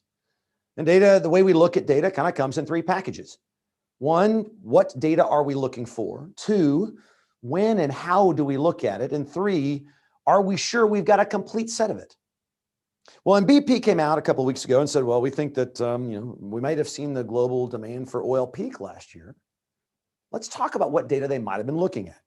If, for example, we were going to do some economic analysis ourselves and we looked at United States, who is the world's biggest energy consumer, we would have seen that the United States right now consumes 100 quadrillion BTUs of energy every year. That's a gigantic number. Most of us, it's hard to imagine the number of zeros that go after that. The world uses about 600 quadrillion BTUs of energy every year. So in other words, the United States is using about 1/6 of the world's energy. And if you look at the last few years, what you'd have seen is that while oil and gas production have gone up in the United States, renewables have skyrocketed. Now, all energy production has gone up in the United States. In fact, the United States in 2005 was importing 30% of the energy that it consumed. Last year, the United States switched to be a net energy exporter. But let's go back to what's happening in terms of the future. If you are BP or we're trying to do some economic modeling, we look out, say, 30 years down the road to 2050. We said, well, what's going to happen with oil demand looking at the United States? We would have seen, if you look at the EIA or the EIA's website, the Energy Information Agency, they're projecting that the United States by 2050 will be using about 107 quadrillion BTUs per year, only up between 7 and 10% energy growth over a 30-year period. And if we looked and said, wait a minute, renewables are climbing like this and our total energy demand is staying pretty flat, you would have said, man, BP must be right. Apparently, renewables is going to take over and the demand for oil is going down. But if you looked at another set of data, you'd get a different story. If you looked at the demand for energy around the world, which is said to today 600 quadrillion BTUs of energy, how much will it grow by 2050? Well, while the United States' energy demand is only growing by 7 to 10%, the world's energy demand is forecasted to grow by 50%, from 600 to 900 quadrillion BTUs of energy. And if you look, well, where's that growth coming from? It's not coming from the United States or Europe, or it's not coming from the very small third world countries. It's coming out of the middle, the second world countries, places like China and India, which are not only seeing their populations grow, they're also seeing a big transition from rural living to urban living, which, as you can imagine, takes a lot more energy. So the world is going to go from 600 quadrillion BTUs of energy to 900 quadrillion BTUs of energy. And if we say, well, how much of that will come from renewables, hydrocarbons, coal, oil, gas? Well, if we were to believe that oil is going to shrink globally, then that means that almost all of that difference has to be made up with natural gas and renewables. And in fact, if you read further into some of the projections, some people are claiming renewables are going to take all of that 300 quadrillion BTU growth. Well, if that were true, if renewables were to grow, because right now around the world, renewables make up about 100 quadrillion BTUs of energy globally. For renewables to go from 100 to 400 quadrillion BTUs total, that would mean that renewable energy would be growing faster than all of the other energy sources on the planet have grown in the last 40 years combined. In addition, it means that every additional car over what we have in circulation today, in other words, here's a certain number of cars being used around the planet, that any additional ones over that number have to be electric. They can't be based on gasoline. Short version is, I don't think BP got it right. I think that BP's projections are wrong and that oil demand is absolutely going to climb. Now, the next couple of years are going to be rocky coming out of coronavirus, but demand for oil by 2030, 2040, and 2050, I believe is going to climb. The question is, how did BP get it wrong? They were looking at the wrong data. Well, let's take another example. If you had retired from your company, retired from your job in say 2007, 2008, you would have gone to your financial person. And your financial person said, you know where we might want to put your money. Let's say you had $1 million in retirement all coming in one big swath. The retirement guy may have said, you know what we should do? We should put your money into the real estate market because the real estate market is growing in leaps and bounds. Now you, being a judicious thinker, may have said, wait a minute, man, this thing's been growing like crazy. I've been hearing concerns it might be a bubble. And he said, no, you don't understand. You see, the demand for housing is going up so much that the price of housing is going up. Therefore, the market is in demand. And you would say, wait a minute, man, I keep hearing about these subprime mortgage things. I mean, aren't those a concern? I'm not even sure what those mean, and I'm concerned. He says, wait a minute, it's all right, let me explain. He says, see, because the demand for housing is going up, and therefore the price of housing is going up, even if somebody defaults on their mortgage, the bank is left with a house that's worth more than the guy bought it for, which means it's low risk. And when you combine all of these loans together, you have a low risk asset, great investment. Now, if you were still wondering at this point, man, I don't know, then you were in a minority because probably 95% of the investment group out there, investment people out there were saying pour money in the housing market. Well, if you've seen the movie or you've read the book, The Big Short, you know, there were a few financial minds that were looking at that market saying something doesn't smell right. In fact, what they figured out was something that most of the financial world missed. It wasn't that the demand for housing was causing was making subprime mortgage lending possible. It was subprime mortgage lending that increased the demand for housing. In the end, in 2009, we know that the housing crisis started. Housing prices around the country fell anywhere between 5 and 50%, depending on where you lived. A lot of banks, a lot of people lost millions, even hundreds of millions of dollars. Companies went bankrupt. All not because they weren't looking at the wrong data. They were looking at the right data. They were looking at it the wrong way. Another story I'll share with you. As you know, I'm a Texas Railroad Commissioner, which is a statewide elected position. And this year I was up for re-election. In December, I ran a poll, and the poll said that in the primary, which was March 3rd, I was up. In other words, I had a lead of like 56, 57, 43, and a good commanding 15-point lead. Been around this office for a long time, out engaging, doing things like this. March 3rd was election day. In March 3rd, I was in Houston, but I had to be in Austin the day after. And in fact, I had a meeting that evening that ended around 5 o'clock. And as I was leaving that meeting, election results would be coming in that night. And people were asking me, Ryan, should we be concerned about this election? And I acted like, no, it's a formality. We've got good data. So I left Houston Tuesday night, March 3rd, driving to Austin, thinking that this was a formality. By the time I got to Austin that night, I had lost the election. You see, what I had done is I had run polling data in December, in January, and based on that polling data, everything looked good. But what I didn't take into account was the week before early voting started, a really nasty, just salacious website went up. And even though we kind of did some checking, talked around, didn't seem like it was getting a lot of spread. I mean, everyone knew, anyone who saw it was like, there's our pictures claiming things about Ryan. That's not even Ryan. It was almost a joke. Well, sure enough, after the election results had come in, we polled, found out that about 10% of the voters did see that website, went a little bit viral, and cost me the election. So I had the right data, and I was looking at it the right way. I was looking at it at the wrong time. So what does this mean to us today? I mean, as we're going through the realities of the world that we're in and coronavirus fears and trying to process change in market conditions and retail changes and real estate changes and everybody working from home, what's happening is we are being fed information constantly, so much so that it's overload. And let me put it to you this way. I'm 45 years old, and I believe that the greatest opportunities of our lifetime are happening right now.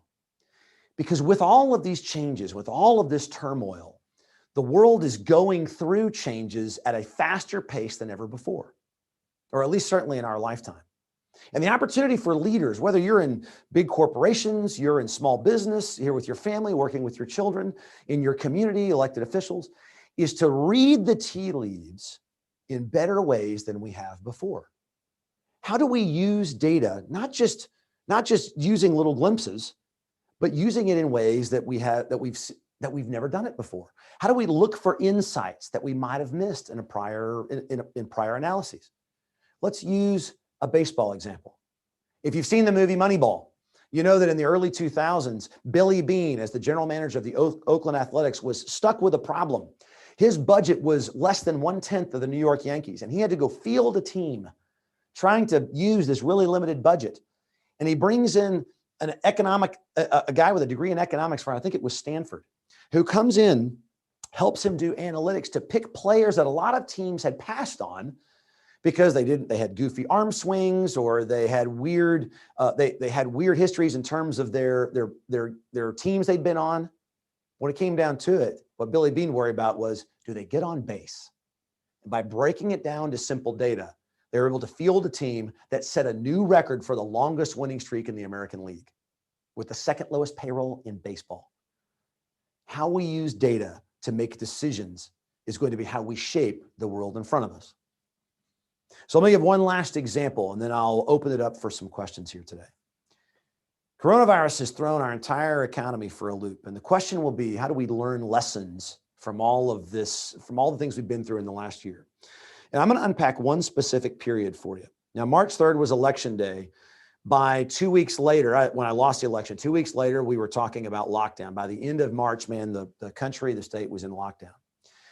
And the question is, we will look back, and we're doing some analysis today. And as we look back in the future, I think what we're going to realize is that we were looking at the wrong data at the wrong times and in the wrong ways.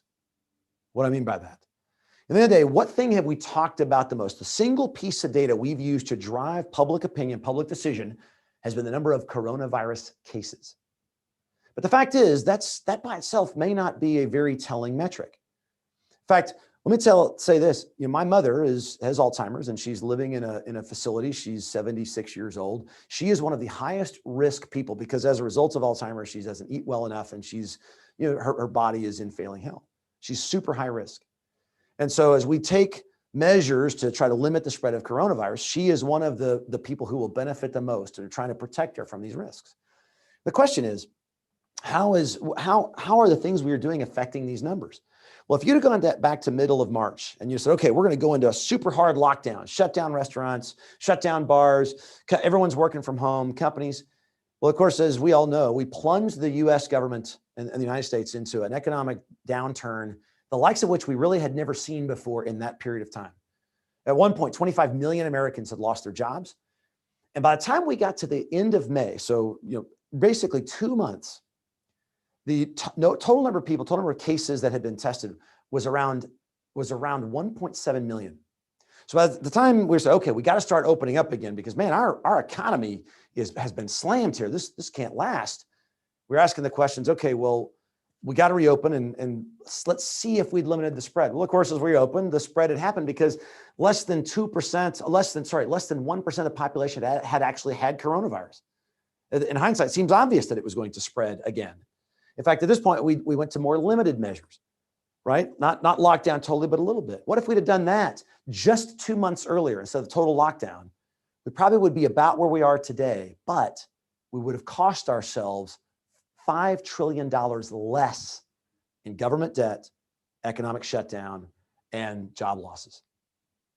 So the reaction to bad data hits us in hard ways. And those of us who lead by looking at data in bold ways and reading into what it really means are those who will have the ability to drive our economy, our businesses, and our communities into the future.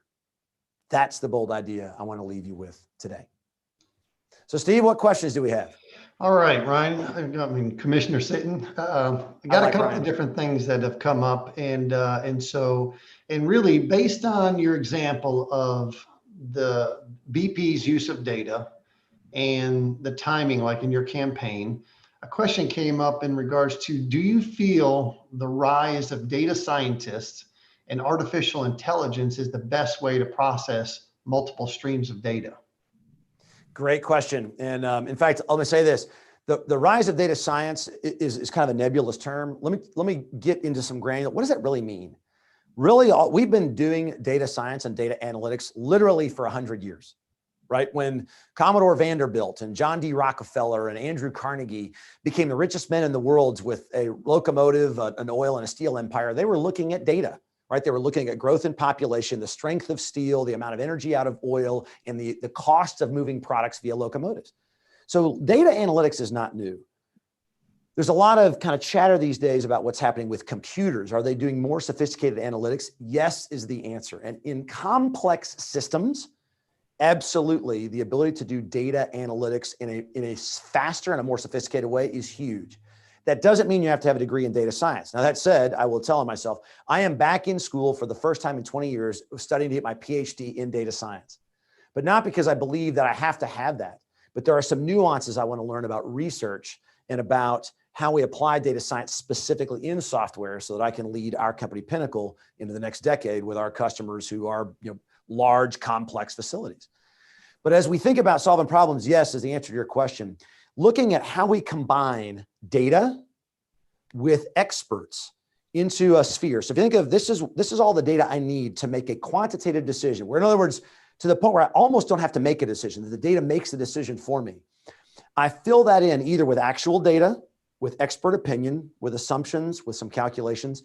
So as we think about that, that's really where quote unquote data science becomes a reality for most of us. Is thinking less about just having to make the call based on what I hear in social media or the real media or what's happening in the world, going down to what data do I have, what's key to make this decision, what expert opinion can tell me and what it can't, and then what calculations can I run? So it's really about getting deeper and deeper into looking at the data I have, not just kind of throwing it over the fence to some calculator to do some math. That's where I think the power will come in how we make those decisions. Okay. Next question is, how many wins will the Aggies? Oh, no, never mind. That was an unqualified question. The next question really has to do with, again, going back to data, similar like what BP asked or used. Is promoting going to a zero carbon footprint realistic? That's a good question. Is it realistic? Yes, depending on the timeline you are talking about. If I said, hey, we want to be at a zero carbon footprint, i.e. we put a net zero amount of CO2 into the atmosphere by say 2030, in 10 years, it's absolutely not realistic. In fact, it's impossible. There is not enough infrastructure, industry, there's not enough ability in the world to make that possible in any sort of practical way. Now, if you look out, 2050, 2060, 2070, it's possible. However, I will tell you the biggest obstacle to that today is that you've got two political camps that operate like this.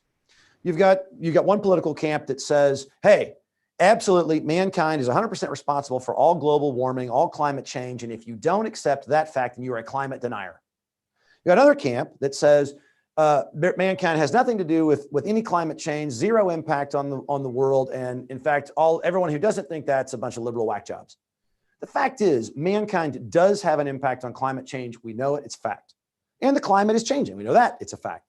What we don't know is the degree to which mankind is having an impact and whether or not, and while we explore that more, one other thing is true. The fact is, even if mankind is having a little bit, a lot, some, the fact is we do need to be prepared for the fact that the climate is changing, right? Even if mankind was doing nothing, the climate would be changing. And to go into it hoping that simply, this is what you'll hear from one side of the political aisle, is just to shut down all oil and gas companies, everything will be fine. Of course, that's not true, and our entire society would devolve into basic agrarian living if we tried to do that. That still ignoring the other things we need to do to be prepared for climate change that is happening is missing the forest for the trees. The second thing is, as we think about energy technology, think about things like solar and wind and the cost of those and how to integrate those in sophisticated grids. There is a lot more to do in terms of developing that technology and rolling it out, but it's going to take time, and it's going to have to take real good engineering and real good strategy. And right now we're missing the opportunity to do that because of the two political factions that are battling over votes in primaries. I advocate for, and I believe in, us developing long-term strategies where the United States leads on this, not by simply trying to shut down oil and gas, but say, let's be really excellent at oil and gas.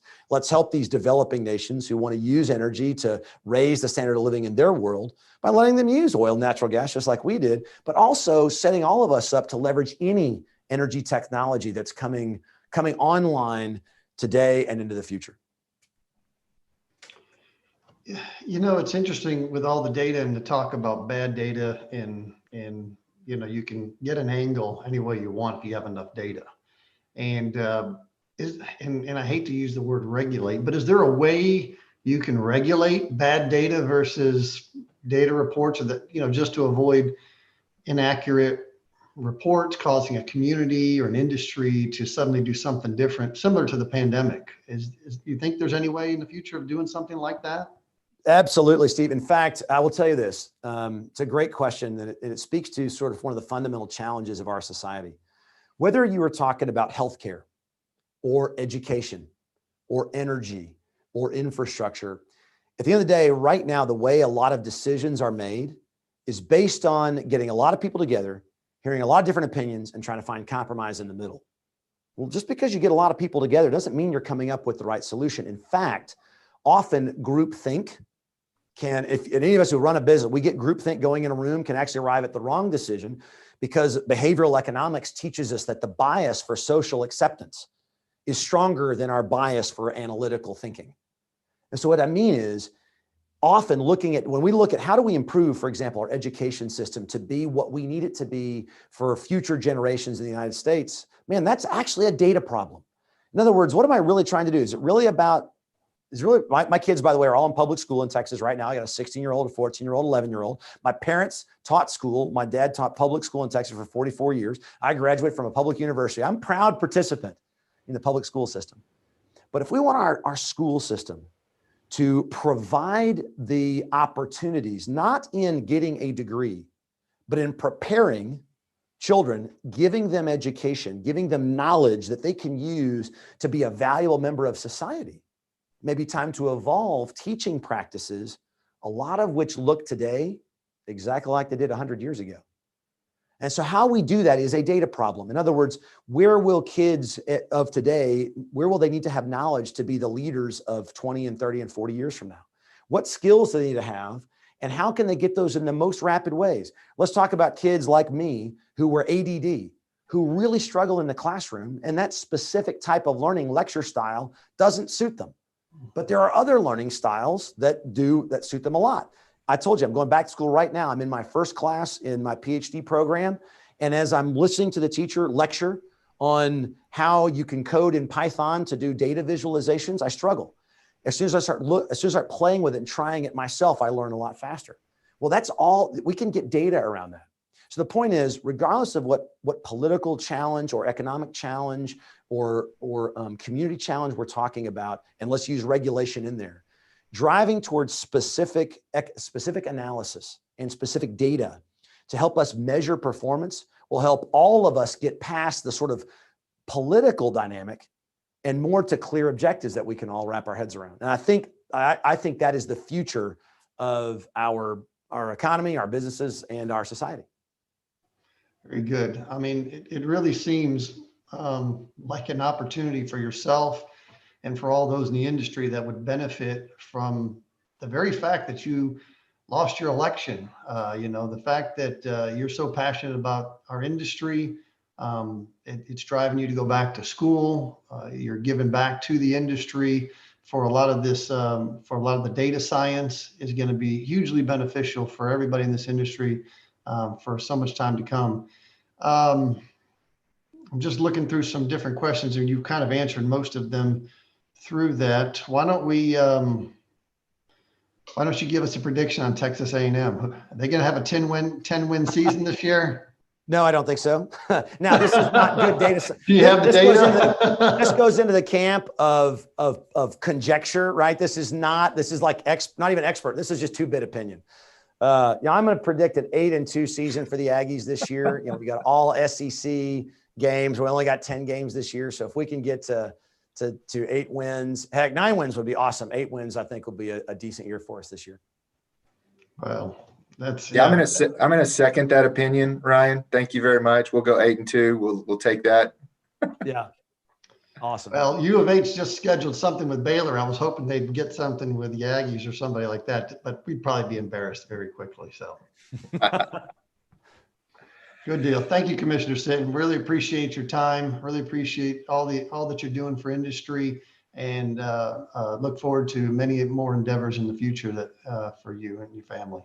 Well, thank you, Steve. It's good to see you again. Chad's good to be with you and everybody who's online. Hopefully we are back. I have actually joked that I've said that in general, I think that a lot of these sort of big industry events, trade shows are really going to be down probably for a long time. But Chad, as I've said before, yours is one of my favorite. You always have a great lineup. You got a great group. So I hope to be back in the convention center with you next year. Well, we really appreciate it. And we thank you for your consistency and coming into the conference and providing, this great information. We're lucky to have you.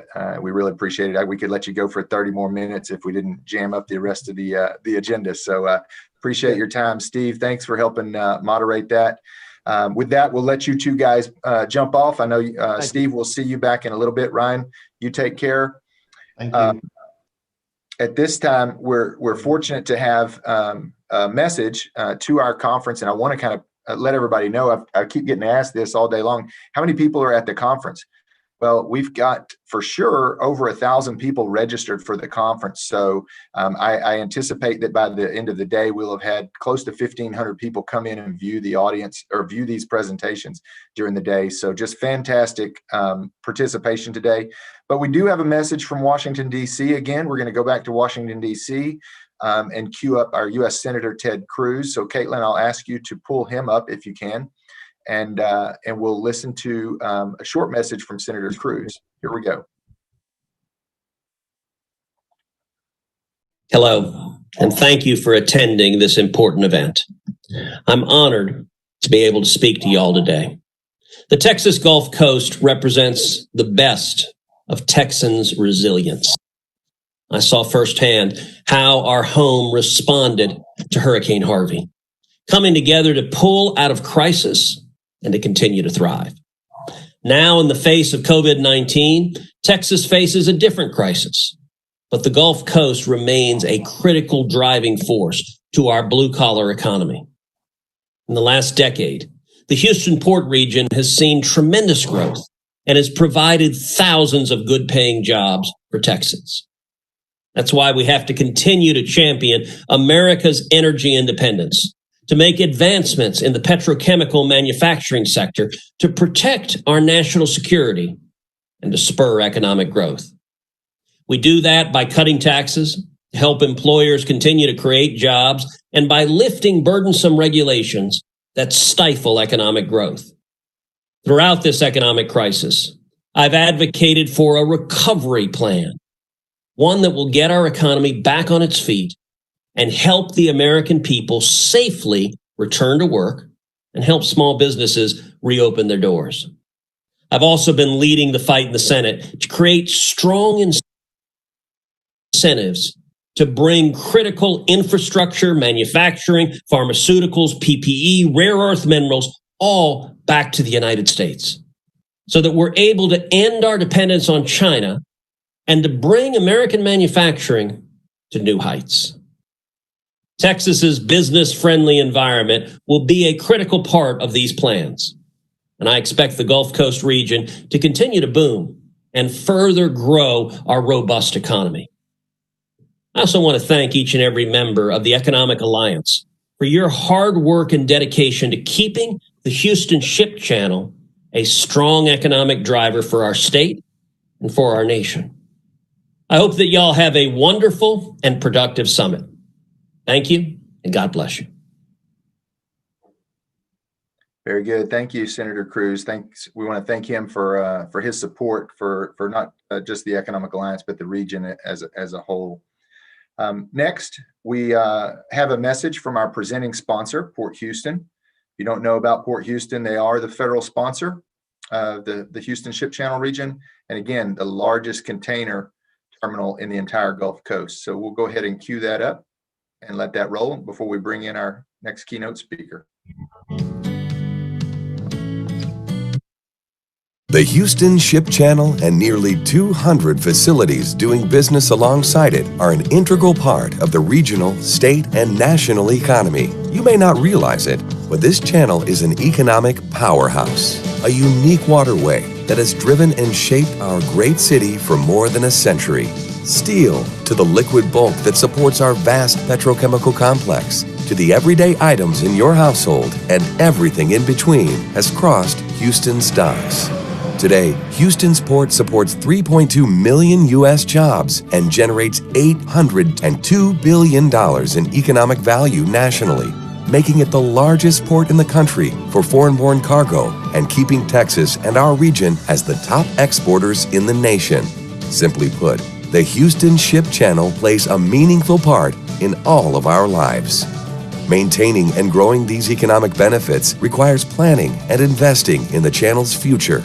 Expanding the Houston Ship Channel, the busiest deep draft waterway in the nation, is critical to safely and efficiently sustaining national energy security, domestic manufacturing growth, thriving U.S. exports, and expanding job opportunities. As the local sponsor of this crucial federal waterway, Port Houston is partnering with the U.S. Army Corps of Engineers as well as private industry on a plan to expand the channel at an accelerated pace.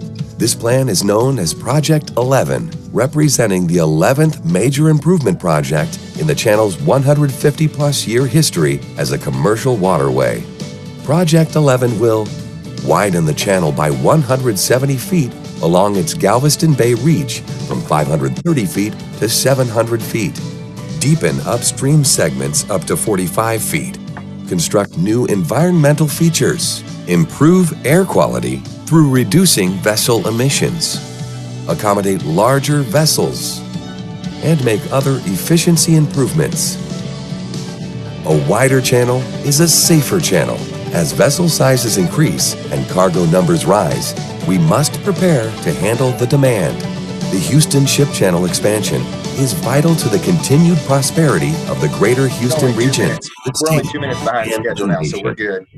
Throughout our history, during times of economic prosperity or recovery, the Ship Channel has played a critical role in facilitating growth and commerce for those employers and manufacturers who rely on this nationally significant waterway. For more information about this project, to provide comments, or to join the project mailing list, visit expandthehoustonshipchannel.com or email the project team at project11@porthouston.com.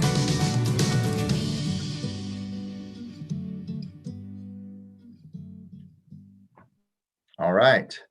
Now, let me welcome in our presenting sponsor and keynote speaker, Rick Campo. Rick is chairman of the Port of Houston Authority. He was appointed to that position in January of 2019. Rick is chairman of the board and CEO at Camden Property. He was also past chairman of the Houston Super Bowl host committee, responsible for Super Bowl 51 festivities and logistics. I've had the privilege of working with Rick in DC, working on the Ship Channel Widening Project, and I can tell you he is an outstanding advocate and leader for the Port of Houston. He represents this industry well. He knows it well. Rick, I'm glad to see you here. It's really good to have you in. I know you've got a great presentation for us today. So at this time, I'll turn it over to you and let you have the floor. thanks, Chad. I really appreciate it. And we need to get rid of that picture of me on the screen. It's pretty awful. But you're good. I'm sad that I'm not with you guys today. I mean, this is such a great conference and such a great group of people to be in front of. So I know we're doing it virtually, and we all have to adapt in the current environment. And this is all good. So I really appreciate the opportunity today. So what I'm going to do is just go through some real interesting stats on the port and give you a sense of where we are in a few of our sort of major initiatives. And so I'll just get right to it. So when you think about, let's see if we can get this to actually work. Let's see here. There we go.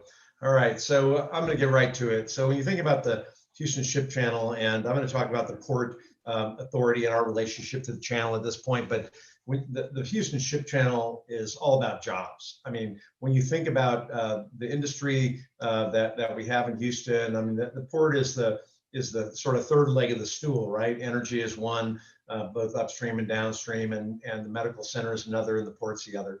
And the port is a massive job generator. It's all about improving the quality of life of Houstonians. It starts with, when you think about quality of life, it starts with a job. I mean, if you don't have a job, you have a pretty hard, road towards a high quality job, high quality life. So the port produces 1.35 million jobs in Texas, 3.2 million nationally, $339 billion economic impact. That's 20% of the Texas GDP goes through the Port of Houston. So it's just a massive generator of economic activity, and economic activity is all about jobs, right? Then when you kind of look at it from a national perspective, it's $800 billion to the U.S. productivity. When you think about the port, so as the chairman of the Port Authority, I stand on the shoulder of giants, and all of our team at the port, when you think about everything that's going on there, we definitely all stand on the shoulders of giants, because the port started in, really, if you go way, way back in the 1800s, but the official deep water opening was in 1914, and the channel was 25 feet deep and 150 feet wide. And so most people don't realize that Galveston Bay is only 6 to 8 feet deep. So in order to get ships through and transit and create the value that the port has been able to create, you had to dig this channel. And for Houston to be a port city, even though it's 52 miles from the Gulf, it was amazing when you think about the energy and the chutzpah, or whatever you want to call it, that people had in the early 1900s that we benefit from today. And so we have to, I think about this as our foundation of prosperity, because the foundation needs to be continually updated and improved to adapt to a new environment like we're doing today in the COVID environment. When you think about this, I love this saying. It's no channel, no port, no cargo, no cargo, no commerce, no jobs. So whenever we're talking about the port, it is about jobs, it's about prosperity, it's about making sure that we are good stewards of the channel and stewards of the jobs around that channel. When you think about Houston and how we rank, and I think it's really important to look at these numbers. So we're number one in foreign waterborne tonnage. And by the way, we've been number one for 25 years. This is not new. This has been going on for a long time. We're the number one export state. Houston's the number one export region. And when you think about our port relative to other ports, we have a 50% faster growth rate in waterborne tonnage than any other port in America. So, I mean, we're talking about big time growth and big time importance to the region. Other sort of big numbers I think are really interesting would be we're number one in steel, even though steel is way down this year because of energy. We're still number one in steel. We handle nearly 70% of the containers in the U.S. In the Gulf of Mexico. And when you think about the channel itself, 8,300 vessels come through. When you do the round trips and transits, that's over 20,000 vessel movements that the Houston pilots handle every year, including 200,000 barges. So when you think about our channel, it is the busiest U.S. waterway by far. If you take the combination of the three largest ports in America, which would be New York, New Jersey, and LA and Long Beach, are transits. When you add them together, you don't get up to the number of transits that we have. So we are busy, and that's one of the, I think, the key parts of our equation long term is we have to expand the waterway, and we'll talk about that here a little bit in a few minutes. Rick, I'm going to jump in here real quick. I don't mean to interrupt you, but if you can, do you have a slideshow that you can share? Or we're supposed to be sharing. See if you can share that right now. Okay. Maybe click on it one more time. Okay. It's supposed I know you were talking about some great numbers and. Oh yeah, no, absolutely. Thanks for interrupting. I thought we were sharing. Let's see here. Okay, we're going to figure this out soon. I've done a lot of these and have not had an issue. So let's see here. I'm going through this PowerPoint. You guys aren't even seeing it. Yeah, but we were writing down the numbers as you were saying them. Sorry about that. Let me see here. Okay. Let's see. I'm trying to figure out how to maximize the. Usually Zoom is pretty effective, but it should pop it up if you'll share it. Well, yeah. Let me see. I may have to do something wacky here. No worries. No worries. No, that's okay. We'll figure it out. Yeah, this is No the problem. real world. Yeah, that's what you have to do. You have to adapt. Usually I have technology people help me, but that's not happening now, right? Okay, I didn't need to show. Let me get back to Zoom. Okay. I don't know why I'm having trouble with Zoom. It's not bringing up my Zoom. Okay. Okay, do you want to leave the meeting? Okay, here we go. Here we go. I've got now Zoom coming up. And then let's see here. Share screen. There you go. Okay, now I got it now. Okay, bingo. See it now? Bingo. There you go. Bingo. Good to go. All right, so here's what we're going to do. We're going to start this over so you can see actually the numbers. Excellent. See that now? No, that's perfect. Okay. Perfect. All right. Thanks There so you go. much. You should have stopped me earlier. Stop me going. I get so energized by what's going on at the port. All right, so you can see these numbers. I Good don't deal. have to read the numbers again. It's obviously, the port is just a massive economic generator, and we all as part of the industry have to support that aspect of it for sure. I already talked about that one. You've heard about my the great saying, "No port, no jobs." Here are some of the sort of showing you the number one in lots of things. And I think this is where I was kind of here. I think talking about the 70% or 69% of the containers in the U.S. Gulf Coast come through the port. Massive busy waterway. I think this is where I was. I think Andy, where I was before we had our technical issues. So when you think about energy capital of the world, I mean, it really is. I mean, the Houston Ship Channel is home to the largest petrochemical complex in America, and it would be the second largest petrochemical complex in the world. There's been probably over 50 billion of recent investments by the private sector to expand the petrochemical business. I know you heard from Jim Teague this morning, and Jim Teague called the port a beautiful body of water, and I would agree with him on that. And Enterprise Products, obviously one of the major exporters and major players in the port. There are over 200 private terminals in the port, and I'm going to talk about how the Port Houston Authority relates to this here in a minute. But when you think about our energy petrochemical business, we have the largest pipeline and storage in the U.S. When you have 500 million barrels of liquid storage around the Houston Ship Channel, that's not just storage, that's a marketplace. And this is where people in the world come to market oil and gas products. 69% of all the cargo out of the ship channel is liquid bulk, which is pretty interesting. When you look at some of these graphs here, I'm going to show you, and by the way, we can get you these slides later. Chad, I'm sure we're happy to share these with you.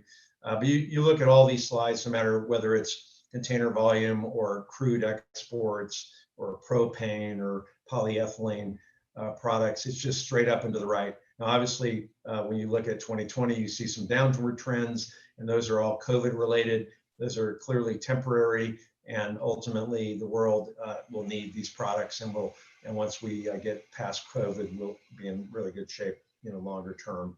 When you look at, I'll talk a little bit about the port, because I think a lot of people get confused about Port Houston. They think Port Houston controls ingress, egress, and controls everything about the port. Well, it's just not true. Port Houston does two things. We manage the 8 public terminals, which include the 2 container terminals, and we operate the land around those terminals. In terms of, I mentioned that there's 200 additional terminals that are private terminals run by private businesses, and we do not operate those terminals, and we don't regulate those terminals. The waterway is a federal-owned waterway, so the Coast Guard is actually the body that regulates and monitors the channel. So if there's a storm or there's any issue going on in the channel, it's the Coast Guard responsibility to deal with those issues, not Port Houston. Even though people call us and ask about what's going on and we give them information, we are not the body that actually regulates the channel. The other federal agency that regulates the channel is the Corps of Engineers. Any kind of dredging or any other sort of activity in the channel that requires any construction, the Corps issues permit, and the Corps controls that. So we are when you think about the port's position as the operator of the 8 public terminals, we also are the non-federal sponsor of the channel, which means that we partner with the Corps of Engineers to deal with all the sort of issues around the channel, whether it's deepening and widening or dredging or some of the other issues that have to go on with the channel. So that's what Port Houston does, and I think it's really important to draw that distinction between what we do and what the rest of the channel people do. We'll talk about Port Houston and those 2 terminals, right? The Barbers Cut and Bayport. We're number 1 in containers in the U.S. and we're the fastest growing of the top 10 entities or top 10 ports. So obviously, the containers. We're talking about 20. They call them TEUs, which are 20-foot equivalent units. And that's what lots of stuff comes in when you think of what's going on with containers. Just to give you a sense, a lot of people ask us, so what's in the containers and what goes out of the containers when we talk about imports and exports? This is kind of an interesting slide because it shows, hardware, construction materials are the number 1, then it's machinery, appliances, retail goods, clothes, furniture, food and drink is high on the list. So that's what's coming in to support our region, our growing region. What's going out are a lot of products. I talked about how we're the number 1 export market in America. If you look at resins and plastics, 60% of all resin in America exits through Houston. So when you think about products that use plastics and resins, I mean, if it doesn't go out of Houston, it doesn't get made. And so I think it's really interesting when you look at these numbers to see sort of what comes in and goes out of our operations. And a lot of people ask also, where are they going? Where are they going? Where are they coming from? And so when you look at those numbers, it's pretty diversified, and that's really good for our market long term because we're bringing products in from and sending products out to a pretty diverse area, and I think that's really important for long-term stability of the port and for Houston overall. One of the things I think is really critical that we focus on in a major way is our relationship to the community. So we believe that we are partners with the community. We make sure that we're dealing with our neighbors in the right way. We're focused on improving environmental and improving public facilities around in and around the port. Just to give you an example, when we built Bayport, we talked with the community. We built mitigating berms and natural stormwater filtration, and it's really important to recognize that the port is not just about business and moving cargo. It's about creating jobs, but also making sure the communities in and around the port are doing well as well. And so we have just expanded and brought back the Community Advisory Council, where we have community leaders that meet with the Port Commission officials and the Port staff on an ongoing basis to address issues in the community. And I know there was a panel earlier on transportation issues where Commissioner Garcia was on that. And it's really important to think about how we impact the community and how we can make positive improvements in those relationships with community members. Environmental issues are huge for the Port. I mean, we have been and will continue to be a leader in environmental stewardship. We think it's one of the key strategies of the Port. We were the first port to be certified at ISO 14001 in 2002, and it relates to how we manage the activities of the Port. We were first to install LED lightings. We're the first port this year to operate with 100% renewable energy and electricity in our container terminals. We're piloting electric vehicles, and so we're trying to be a good environmental steward, and we're definitely, I think, a cutting edge port in that regard, and we're going to continue to focus on those key issues to make sure that from an environmental perspective we are improving the community that we live in. When you think about, let's talk a little bit about COVID.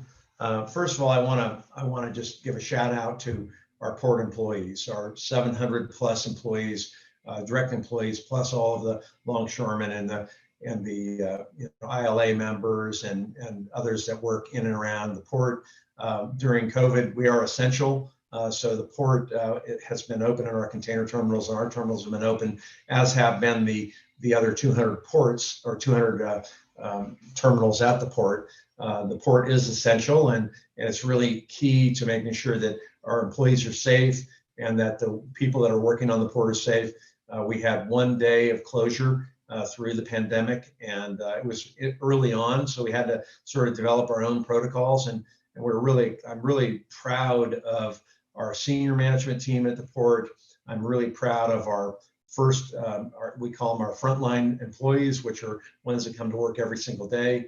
We have protocols keeping those folks safe and making sure that they have a safe and reasonable work environment. The other part of the equation, we do have people working remotely, our administrative folks, and I will tell you that without the administrative folks working remotely, we wouldn't be getting paychecks to our folks. We wouldn't be getting, having the commerce that happens at the port working as well as it could or should. And so I want to give a shout out to those folks. I know lots of people think if you work from home, it's a cushy thing, but I guarantee you it's not. And it's important to make sure we understand that everybody on our team is really doing a great job of providing the essential services, essential products. I kind of like the second bullet here where it talks about food, toilet paper, medical supplies across our docks. And we're talking about 2 million tons of those types of products are coming into Houston through our container terminals. So it's really important to recognize those folks that are actually making this happen so that everybody in Houston has the right kind of products that they need during this pandemic timeframe. I also like to shout out to our police and our fire folks that are frontline workers and doing a great job making sure that we're safe, that the port is safe, and they're doing a great job as well. When you think about sort of the numbers on COVID, our containers are down 3% year to date. But if you took that 3% out, we're still setting records relative to the prior years. The growth has been so big, 3% is hardly anything to kind of worry about, I don't think. And then total tonnage about 5% down year to date. But we've started to see fewer blank sailings. We've started to see extra loaders coming in as well, bringing products in. And so we think that we're starting to see a turn where I think that the COVID environment is going to start to improve, especially when you start seeing the numbers coming down in Houston. I think the last number I saw was 7-day averages were down 24%, and we just need to stay vigilant. in our operations with our teams to make sure that we in fact don't backslide. We do fundamentally believe that the idea of masking and social distancing and good hygiene is one of the most absolute critical things that we have to do as a port and as a community overall. When you look at some of the broader numbers, and I'm sure that Jim Teague and others have given you some of these numbers, but overall port tonnage, and this includes all of the port, not just the Port of Houston terminals, is down 5.5%. Liquid bulks down 5% year to date. Crude exports down 26%, and you sort of can understand that given the massive drop off of demand for crude during the COVID crisis. We think fundamentally long term that crude exports are going to continue to go up over a period of time. We can't refine this crude that we have, and ultimately it has to go out into the marketplace. And I think that we will be back, in the next 12 to 18 months in terms of the levels that we were at before that, once we get out of the COVID situation. When you think, I'd like to kind of end the discussion with talking about the expanding of the channel, because once I think it's really important to understand that even though we're in a COVID environment and our business is down a little bit, we cannot focus on sort of the current moment. We have to focus on the future, and the future is very bright for Houston. It's very bright for the energy business, I believe, and I think it's very bright for Port Houston. We have to continue to make investments in the channel to make sure that we have the capacity to move products in and out efficiently. Vessel sizes continue to grow, and the pressure that shippers have on being efficient is not stopping. We're going to continue to see growth in vessel size, and that leads to more congestion and less ability to get products in and out of Houston. We have a $1 billion sort of price tag on the deepening and widening. We call this Project 11 because it's been deepened and widened 11 times since 1914 when it opened. We are continuing to work on a private-public partnership to fund the deepening and widening. The goal is to widen the channel from 530 feet to 700 feet. And I'll show you a little detail of that slide here in a second, and get that done by 2024. Now, in a normal federal process where we were relying on the federal government to fund all of this, the federal government generally funds 65%, the local sponsors fund 35%. And under that scenario, we would have a wider channel probably sometime in 2030 or 2032, 33. So it would take that long if we went through the sort of business as usual program. We can't go through the business as usual program given the demand that we have of our industries and demand for the channel. So that's why we have to have a public-private partnership and do it sort of the Houston way. One of the most important parts of this equation is wider is more efficient and safer. This shot you see on the screen here is the moment of truth in the Texas Chicken maneuver. Our Houston pilots have created this maneuver and execute it multiple times every single day. And if you aren't familiar with the maneuver, the ships start out and directly at each other. So sort of the Texas Chicken, kind of they play chicken with each other, if you will. And then they veer off and use the pressure of the water and the hydraulics going on with the ship to sort of push away from each other as they pass. And the larger and the wider the ships are, the more difficult the Texas Chicken is. And so the widening of the channel allows larger ships to move more efficiently and safer through the Texas Chicken maneuver. I think it's one of those the more interesting pieces of the pilot's equation is this Texas Chicken move, and we need to make sure we can do it with larger ships in the future. Otherwise, one-way traffic would decimate the products moving in and out. We need to have it more efficient, wider, and safer. So when you look at the channel itself, you can see this slide here. We have 1A, B, C, and through 6 The 1A, B, and C is what we call the Bay Reach part of the project, and that's where mostly it'll go from 530 feet to 700 feet, and that's where the Texas Chicken is performed. So that's why those are probably the huge big priority for increasing the efficiency and speed, through the channel. And then the ones that are upstream from the Bay Reach part of the channel are important changes as well, which will improve ingress, egress, and some of the docks going up for the other users. When I think about this in the channel, I think about some serious environmental issues. The actual Project 11 improves the environment in many ways. First, we will build additional bird islands with the dredge material from Project 11. So we'll have additional marshes that we'll be building, oyster reefs that will be moved and completed. We'll add bird islands, oyster reefs, and I think 800 acres of marshland, which will help filter stormwater when it comes into the channel. So you end up with a really amazing environmental improvement as a result of the deepening and widening.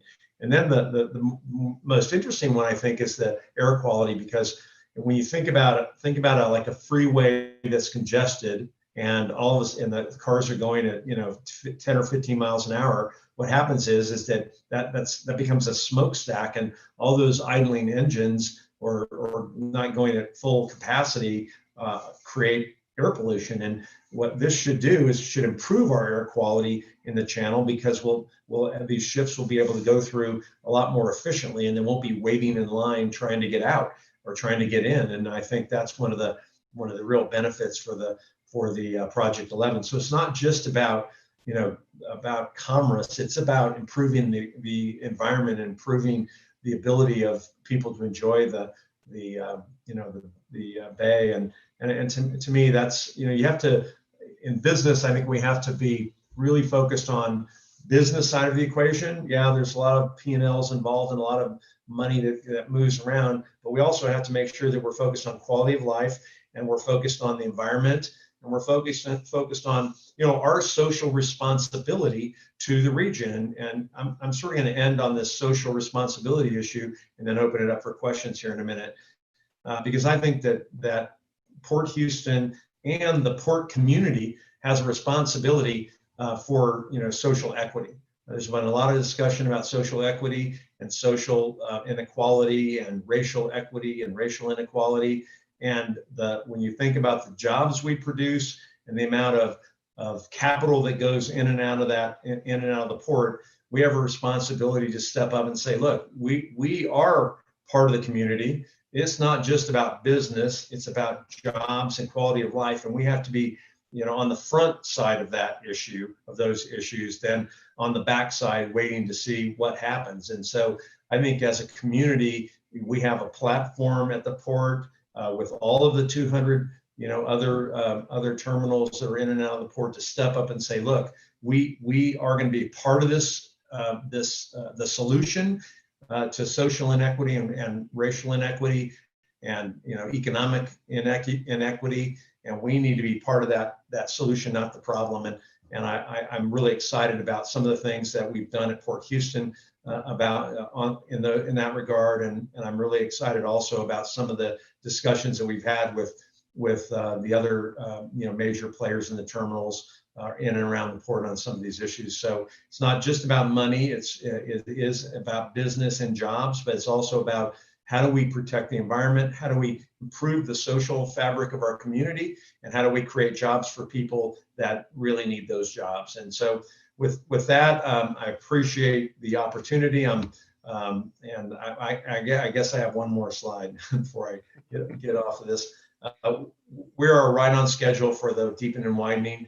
The project has been passed by the Senate and the House, and it's waiting for a reconciliation bill. I think it's going to be passed by the end of the year and approved. So we're hoping that gets done and we can get under construction with the deepening and widening in 2021. So with that said, Chad, I think we're ready for a Q&A session if you want to do that. Absolutely. Outstanding. Great information as always. I mean, it shows just the complete scope of what's happening along the Houston Ship Channel. And it wouldn't happen without the Port Authority and the leadership that you guys provide. Let's jump right in the weeds from that last slide. Okay, so one of the questions is, for many years, we've had the concern of Harbor Maintenance Trust Fund, of dredging annually, right? So have we made progress over that? Where are we kind of on getting our fair share of funding back, out of Washington, D.C. to continually sweep out and maintain the proper depth of the Houston Ship Channel? Give us an update there. Sure. So that's definitely always been a problem, and the challenge with it is that I think the number is that there's maybe several $1 billion in this trust fund, and you're going, well, yeah, but why can't we get our money back, right? We pay in, we being the shippers, pay in about a little over 100 million, sometimes 120 million, depending on where we are, and on average we've been getting back 30 to 40, $50 million, right? So we're not getting the amount of fees that we're charging or that are being charged to importers on that. So the good news for us is that because of Project 11, we have had an increase in allocation from those funds. So this year we got 75 million instead of 35 million. And part of it is the Corps really made the case, and we really appreciate the Corps of Engineers pressing this issue with Congress and with the Office of Budget and Management to get more money, because what we're doing, the 75 million that we got this year for dredging is sort of prepping for doing some residual, remedial work that should have been done in the past, prepping for Project 11. So, the debate politically is a big one. The chairman of the Transportation and Infrastructure Committee, Chairman DeFazio, has been a big advocate of trying to get that trust fund allocated to back to the ports. But it is a big political issue, and unfortunately, they use that excess funds that's sitting in that account to fund other stuff. And when you have money in Congress that they can use for other things, it's hard to get it back. So I think they've done some really good. There is in the Transportation Infrastructure and the WRDA bill, there's language in that about being more responsible and sending that money back to maintain channels. The other sort of issue you have out there is that and this is, I don't think people think about this very much, but you have channels that need a lot of dredging, channels that don't need a lot of dredging, right? And so like I'll give you an example at Long Beach, LA. They don't have a 52-mile road going to their terminals, and so there's this sort of debate about, well, if they're charged this Harbor Maintenance Trust Fund and don't need dredging, then can't they use it on shore? Can't they use it to expand their facility? And so there's this, they're trying to get the legislation to go that way. We're trying to get it to, we need dredging, in our 52-mile channel. So the political aspects of it are pretty tough, but I think Chairman DeFazio is as close to getting more funds for dredging than he has ever been. Yeah, excellent. Well, 75 million this year that's a good start. Let's see if we can keep that trend moving forward in the future. Let's stay on maintenance dredging. And yeah, we've got the Q&A slide up there so the audience can type in some more questions and we'll try and hit those. But let's stay on maintenance, but again, kind of down in the weeds, talking about Project 11 and the section of Project 11, which is the LPP or the local preferred plan, and the maintenance budget for that section of the widening project. Do we have work yet to do there to kind of get an agreement with the Corps to maintain that good section of the channel after the project is complete? Sure. So, and that is a huge point, right? Because the Corps, the model that the Corps uses basically had the channel widening going 700 feet from 530 to 700 feet for part of the Bay Reach, and then it went back to 530. So it would be like, having a freeway go down to 2 lanes, right? So it doesn't, we felt that didn't make sense. And the model is just sort of an old model that the government uses to sort of rate things. And the LPP means that we have to pay for it and maintain it. And the maintenance cost is a pretty huge number when you think about it long term. We're talking about hundreds and hundreds of millions of dollars of maintenance costs. And generally on the LPP, the local entities have to maintain it.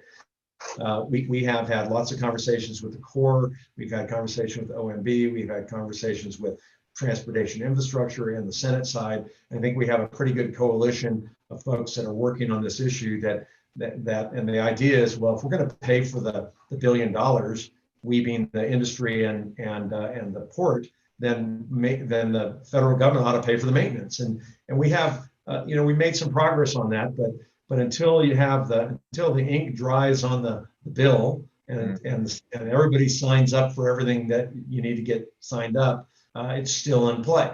And so I think we're in a good shape of getting the maintenance paid for by the federal government, but we're not done yet. Just like we're not done with getting Project 11 actually approved. Excellent. Yeah, we would. It would be unfortunate to see a nice increase in that harbor maintenance trust fund money come back to us for maintenance, and then have to come out of pocket to handle the new expansion. Robbing Peter to pay Paul there. So, welcome. All right. So, yeah, exactly. So I want you to touch a little bit on some of the capital improvement projects that are going on at your facilities. And this one, I'll tee this one up for you real quick, because we've had a great kind of working committee with the port and all of the people along Port Road. Port Road is being expanded, as we speak, which again kind of speaks to that amount of trucks that go in there every single day. I think 6,000 to 8,000 trucks, I think was the number that I heard you mention. I know I've heard Bruce Mann talk about those numbers all the time. Talk to us a little bit about some of that capital improvement projects that's Port Road related, and then anything else you wanted to point out, kind of with some of the facilities, docks and things. Sure. So the port has a long-term capital plan, and our long-term capital plan is focused on a lot of different pieces. Transportation is one of them, and the truck aspects of getting trucks in and out more efficiently, and making sure that the road facilities are in good shape. We partnered with all the municipalities and the state of Texas to improve Port Road and other roads out there. And our capital budget annually is nearly $200 million a year. And so I think one of the challenges that governments have, and the port is a quasi-government entity, obviously, is they don't have funds to fund their capital improvements. So what happens is you have crumbling infrastructure, and you have things that ought to be fixed that can't be fixed because they don't have the funds to do it. The good news about the port is the port does have the funds. We do have a long-term plan that shows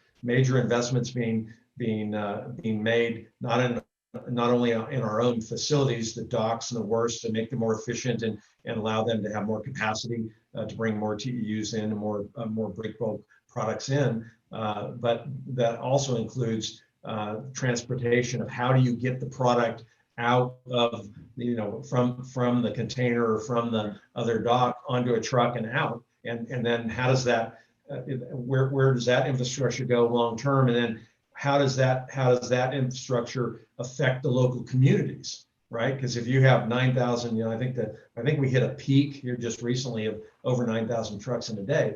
Well, they're coming in and going out, and that's impacting the roadway, it's impacting the communities, it's impacting the air quality and all that stuff. And so I think the good news is Port Houston is well capitalized and has no debt, and is able to make those kind of investments and partner with the transportation entities to help improve those roadways. I think so. The Port of Houston has done a fantastic job of basically having the capital available to make those improvements to keep them competitive, whether it's widening the 2 container cuts, 4, 5, 6 years ago in preparation for for Panama Canal, bigger ships, things like that, whether it's working with TxDOT on a port road widening, whether it's bringing in new cranes, to handle the cargo that comes in. The port's done a fantastic job of kind of staying ahead of the curve with their ability to fund those capital projects. So with that, I had one other question. I was going to ask you a little bit to peek into 2021 state legislative session, but we have run out of our time, so I'm going to spare you with that one. But I do want to say thank you again so much, not only for being on the show today, on the conference, but for the port's support of what we really try and do here at the Economic Alliance, is being the glue in the region to really help move these type of issues and projects forward. We appreciate your support. We appreciate your support of the conference today. Just keep up the good work, and hopefully we'll get to be back together soon and working on projects, kind of right next to each other instead of via virtual. Okay. Yeah, I agree totally. And you guys do a great job. The Economic Alliance is awesome. And we appreciate you putting the forum together today and giving us a platform to sort of tell our story a little bit. Thank you. Outstanding. Thank you so much, Rick. We'll let you hop off now, and we'll move on down the road. All right. Just great information from the port, and a lot of good things going on, really kind of the heart of what's going on here. Now, before we continue, I'm going to tee up a video. We've got it right here from one of our sponsors. This is Pasadena EDC. We'll let that roll there.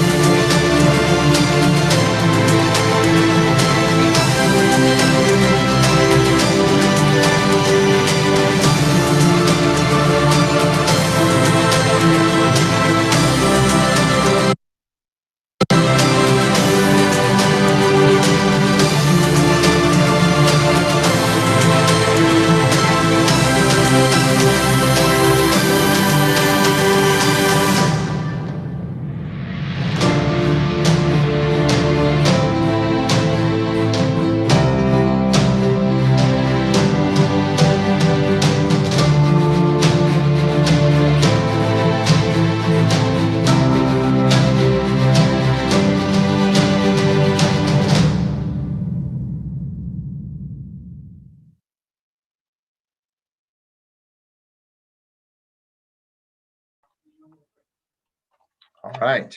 Thank you to Pasadena Economic Development Corporation. Now I see Steve Cody, our chairman, popping up. Steve, I'm going to turn it over to you real quick as we're going to walk through and present this year's Industry Icon Award. Steve, I'll turn it over to you.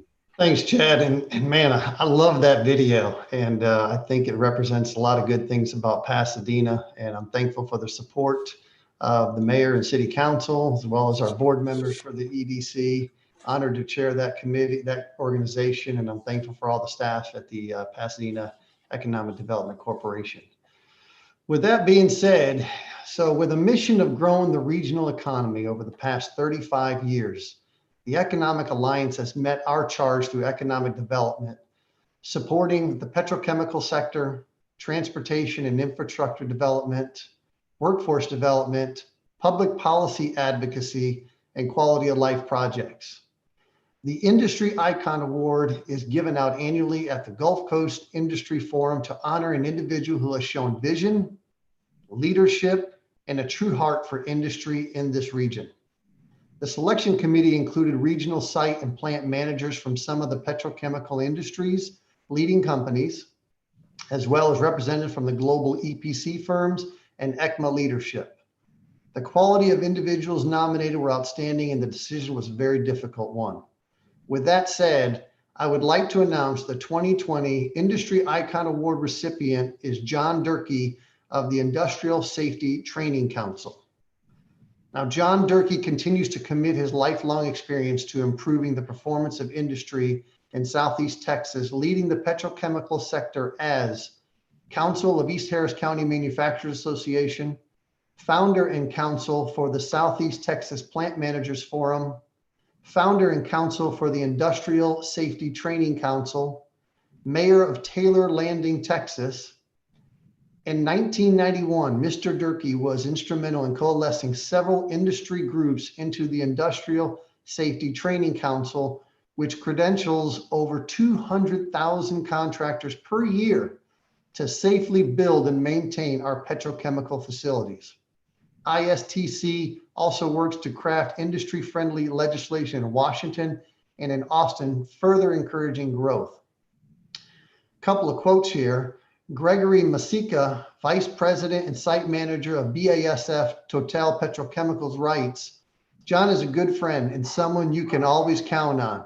He is a mentor, trustworthy, and demonstrates strong ethics and integrity. I cannot think of anyone worthier for the Industry Icon Award than John Durkee.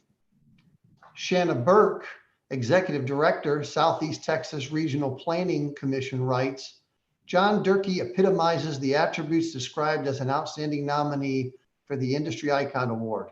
Whether he is serving in a role as legal counsel for ISTC, as vice chair of the USCG Area Maritime Security Committee, as an industry representative for the Mutual Aid Organization, or as a Southeast Texas Regional Planning Commission Executive Committee representative, he is an advocate for regionalism, for industry, and for ports. His vision extends to the national level, where he actively seeks out opportunities to share the importance of industry and the region with decision makers. Mr. Durkee is a brilliant man who applies his significant intellect to nuts and bolt problem solving that yields the greatest impact for security and safety in Southeast Texas. On behalf of the Economic Alliance, we congratulate John Durkee as the 2020 Industrial Icon Award winner. Many congratulations to him.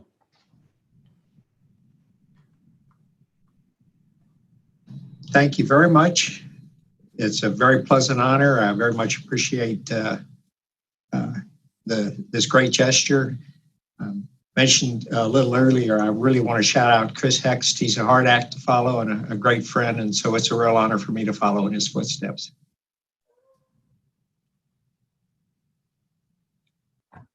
Congratulations to John. John is the perfect example of what the committee was looking for and wanted to honor when they created this award. With over 30 years of dedication and support to the petrochemical industry, it's really our pleasure to honor John and look forward to working with him in the future. Now, I want to welcome in our next panel and moderator. The next moderator is our chairman of our Public Policy Committee, Dennis Winkler. Now more than ever, we've got great things going on in Washington, D.C., and I think the conversation today will be brisk and very relevant to what's happening here in the Houston Port region. I see our panelists beginning to come over now. I do want to say this. We knew when we scheduled this panel, I see Dennis coming over. We knew when we scheduled this panel that our representatives would be in Washington, D.C. working with actual votes happening on the floor today. And so, Dennis, as I turn it over to you, I know that we may or may not get some of our panelists pulled away to actually do their job in D.C. So we'll be nimble on our feet and we'll move around and make things happen if we have to excuse our representatives to go do their good work there up on the Hill. So Dennis, I'll turn it over to you, and welcome all of our representatives. Good to see you. Chad, thank you very much. It's absolutely an honor to moderate the Gulf Coast Industry Forum Congressional Panel. I'm going to give brief introductions of our congressional members, but if you want to look at all the great detail of their accomplishments, we have that in the on the website for this event. And I'm going to do the introductions by seniority, and then we'll go to opening comments. Then obviously we'll get to questions. So let me start off first by saying the Honorable Randy Weber has represented Texas's 14th congressional district since 2013. He's running for his 4th term in Congress. Prior to going to Washington, Congressman Weber served 4 years in the Texas House. He built his successful air conditioning business from scratch in 1981. The Honorable Brian Babin has represented Texas's 36th congressional district since January of 2015. He is running for his 3rd term. After dental school, Dr. Babin was commissioned as a captain in the U.S. Air Force. He and his wife have raised 5 children in Woodville and now enjoy 16 grandchildren. Oh, getting my papers to turn here. Yeah, 16. It's amazing to me. Our next 2 congressional members are in their 1st terms and running to return to Washington, D.C. for 2nd terms. The Honorable Dan Crenshaw represents Texas's 2nd congressional district.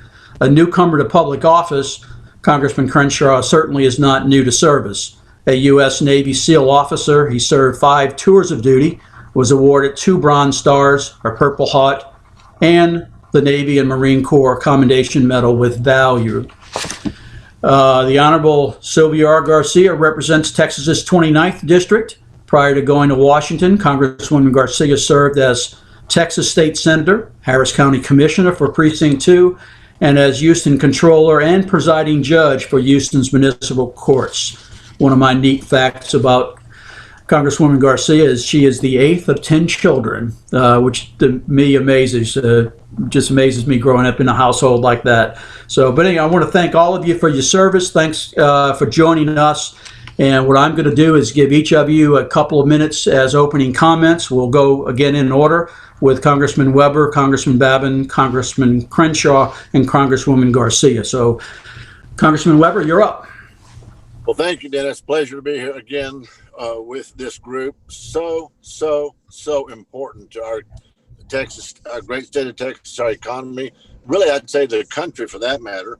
Many of you know my Texas District 14 has 5 ports in it, more than any other member of Congress. The Port of Houston is not in that group. Of course, one of the largest in the world, but it's inextricably, lined up with my district. As you know, the Houston Ship Channel comes up through Galveston Bay. And so we're still trying to figure out how we can get a toll booth out there where we can actually participate in some of that freight. But it's very proud to represent 14th District. I would be remiss if I didn't share with you exactly how large Texas is in the nation and the world, really. As many of you know, we would be, if we were a country, would be the 10th largest nation in the world. Texas leads the nation in exports, of which, by the way, 45% shipped to Canada and or Mexico. So, for us to get the new trade deal done behind NAFTA was extremely important. Trade with our neighbors to the north and south, believe it or not, supports more than 950,000 Texas jobs. I always like to say, Dennis, that what the things that make America great are the things that America makes. How do we do that? With a stable, affordable, reliable energy supply. Texas is the nation's leader in energy. We hope to continue to help America be the world dominant, energy independent country in the world. I'm honored to be here. Thank you for having us. Thank you, Congressman. Congressman Babin. Absolutely, Dennis. Thank you so much. First, let me say thank you to the Gulf Coast Industry Forum for having me here today.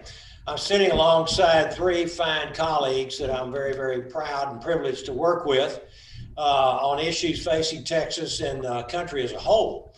Getting the opportunity to discuss Southeast Texas and the Gulf Coast is one of the best parts of my job, and I'm thrilled to be doing that here today with you all. Southeast Texas plays a vital role in this country, and it's very, very important for several reasons. We are the stronghold for our national security. We're the epicenter of the world's energy sector, and we are the global leader in human space exploration, all right here in the greater Houston area. It is here in Texas that we hold the title of the #1 U.S. exporter, largest energy port, busiest military port, and the largest petrochemical manufacturing complex in the entire United States of America. This area has seen technological ingenuity that is shaping the future of our kids, providing state-of-the-art opportunities for our country's workforce, and paving the path forward for domestic manufacturing growth. The challenges over the last 6 months certainly have been unprecedented for our nation. Texans have proven once again that we are a resilient group of folks that will never be dismayed nor defeated, and we will stand up for what we believe in. We have faced great adversity amid even greater loss, but I have no doubt that we will emerge from this stronger than ever. We have gone rapidly from the best economy we've seen in 60 or 70 years because of the pandemic to having one of the worst recessions we've seen in a long time. And as we enter into the election season during this pandemic, we've got to stand together, united, not divided, and with respect for each other and respect for the law. And as to our first responders and to our healthcare workers and to our law enforcement who keep our community safe, I want to say a huge thank you. I'm blessed to be a Texan and proud to represent Texans in Congress. And so with that, I'll say thanks again for having me. I'm looking forward to today's discussion and the questions that will be forthcoming. Thank you. Congressman Crenshaw. Hi, great to be with you all and appreciate you having me here today. Dennis, thank you guys for the work y'all do to keep the Houston region prosperous and the enormous impact that you have on the rest of the U.S. as well. I think we all understand the importance of the work your industry does, why it's so important we ensure that we rebound in the aftermath of this pandemic. And I say that not just as a member from Houston, but also as an oil and gas kid growing up in Houston and following my dad's work all over the world and understanding what this industry does for the world, what it does for Texas, what it does for economic prosperity, lifting billions out of poverty. We all know how critical it is to protect American energy independence. It's critical to job growth, economic productivity, and environmental protection here in the United States, because American energy is the cleaner energy. In the face of COVID-19 and other geopolitical pressures, many industries in the Port of Houston have taken a real hit. The rest of the world relies on the products manufactured right here in Houston. We want to be a part of growing the energy dominance and trade that revolves around the Houston Ship Channel. I was really proud to see that the Houston Ship Channel expansion was included in WRDA.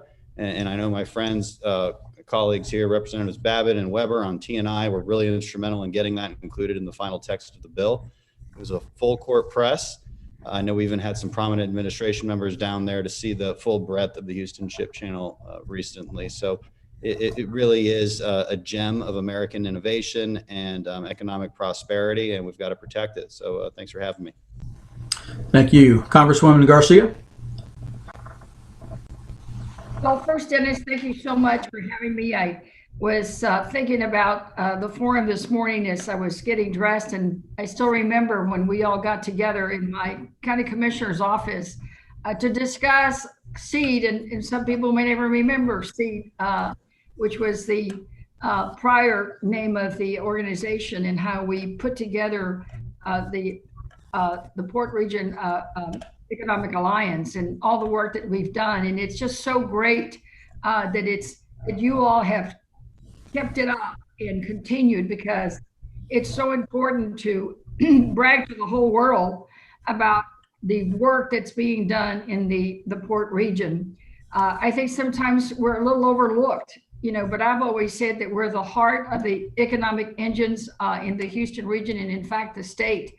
When you think of the Houston Ship Channel, its entirety, not just the Port of Houston, but the entire ship channel. You look at the petrochemical complex, and that's where things happen. That's what really turns our economy. And for me in my district, we've got the distinction of having the most construction jobs of any other district. So I provide the workers. So I tell people who sometimes question me as a Democrat as to why I'm in the energy caucus, for example. And I tell them, I said, well, because that's where the jobs are. That's what keeps my community going. That's what provides a pathway to the middle class for people in my community. And I think it's important to note too that this region is so large. And for me, it includes Houston, Jacinto City, Pasadena, Galena Park, and South Houston, all those communities in and around the Ship Channel. So I think it's important that we always focus not only on industry, but also the workers and all of the neighbors around the area. I know that Dennis will be talking about more. I know that Congressman Crenshaw mentioned the water resources bill and in the project to deepen and widen the port. You know, I think that's a perfect example for us to demonstrate to all our friends that, you know, we do work together. You know, the media would portray us all as fighting every day between Democrats and Republicans, but think about it. You know, we have two members that are on the on TNI that are Republican. One, Lizzie Fletcher, who's a Democrat, and we all work together. It didn't matter whether it was in my district or whose district. It was about what was best for our region and the state. I think you find that kind of working together spirit when it comes to issues about NASA. It comes together in issues related to the maritime industry and helping San Jacinto College and in the Representative Babin and I will talk about that a little bit later on. So I think we need to start remembering that there's so much that brings us together, especially in fighting for our region and for this great state. So I look forward to our continued discussion so that we can really focus on some of these things and also be prepared to answer any questions. But for me, it's a delight to be here. I think I've been coming to these ever since we started them when I was county commissioner. And Dennis, you still do a great job moderating, and thank you for that. Well, thank you. And again, I appreciate everybody's comments and really have nailed it. So the first question out of the box, we just had Rick Campos deliver the port address minutes ago. So let me start, Congressman Weber, you mentioned 5 seaports. How important is the Houston Ship Channel to get the funding for deepening and widening, and can we get it accomplished this year? Wow. Well, 1 out of 2 of those questions is not bad. As I mentioned, the Houston Ship Channel comes right up through my district, and the deepening and widening of that ship channel, not just that one, but of course we're centric now on exactly where we're talking about Port Alliance region, is extremely important, Dennis. Sylvia Congresswoman Garcia kind of hit the nail on the head. A lot of construction jobs there. I think Brian Babin and I alluded to how much energy comes out of our districts. Houston Ship Channel, the Port of Houston, huge in that. We certainly need that. As I think Congressman Crenshaw alluded to, we're both on the TNI committee, but also the Water Resources Subcommittee, Brian Babin and I serve on, which actually exercises jurisdiction over this type of funding. So we're hoping we get it done. As you're probably aware, we passed it unanimously in the House. We've made a lot of progress. The Senate is making progress, but hasn't passed their version yet. So we're optimistic that they'll get that done sometime. But your second question was a little tougher. You said this year. What was it? Yogi Berra said, I don't want to make a prediction. The problem with predicting is you're dealing with the future. and I would add the second part of that problem is you're dealing with the Senate. Did I say that out loud? So it's like you look at the calendar. There's not much time left. Of course, fiscal year ends September 30th. The relevant legislation, what we call Water Resources Development Act, technically it doesn't expire on September the 30th at the end of the current fiscal year, as you probably know. It's one of those bills that could be postponed to a lame duck session and probably will. That said, I'm confident that even if the Senate finishes its work on the bill in a timely manner, we'll get that to the president's desk by the end of the year. Now, will it be before November 3rd or after November 3rd? Your guess is as good as mine, but I'm optimistic we'll get there. Good. Well, thank you, Congressman Babin. I think you have some perspective on that. I know you are full support for the bill, or I should say the bill for deepening and widening the port. Yep. Absolutely. I think every one of us on this panel today can agree that deepening, widening of the Houston Ship Channel is a critically important project, and not just for Texas, but for the economic health of our entire nation. The Port of Houston is a vital epicenter, that was already been said, of dynamic national and global growth. And for that very reason, I've led this effort in Congress and made it one of my priorities to get accomplished while in Congress. And I'm very proud to be one of the representatives of the Houston Ship Channel and the Port of Houston. There are several moving pieces right now, Dennis, for this project, but at this moment, the contributed funds agreement is the very top priority. This agreement would allow the Port of Houston to contribute funds to the Army Corps to review the design work that the port is currently doing. This agreement has to be approved, however, by the Office of Management and Budget, or OMB, and sent to the committees on appropriations in both chambers for final approval. It includes the Senate. When I say both chambers, it's Randy had mentioned just a second ago.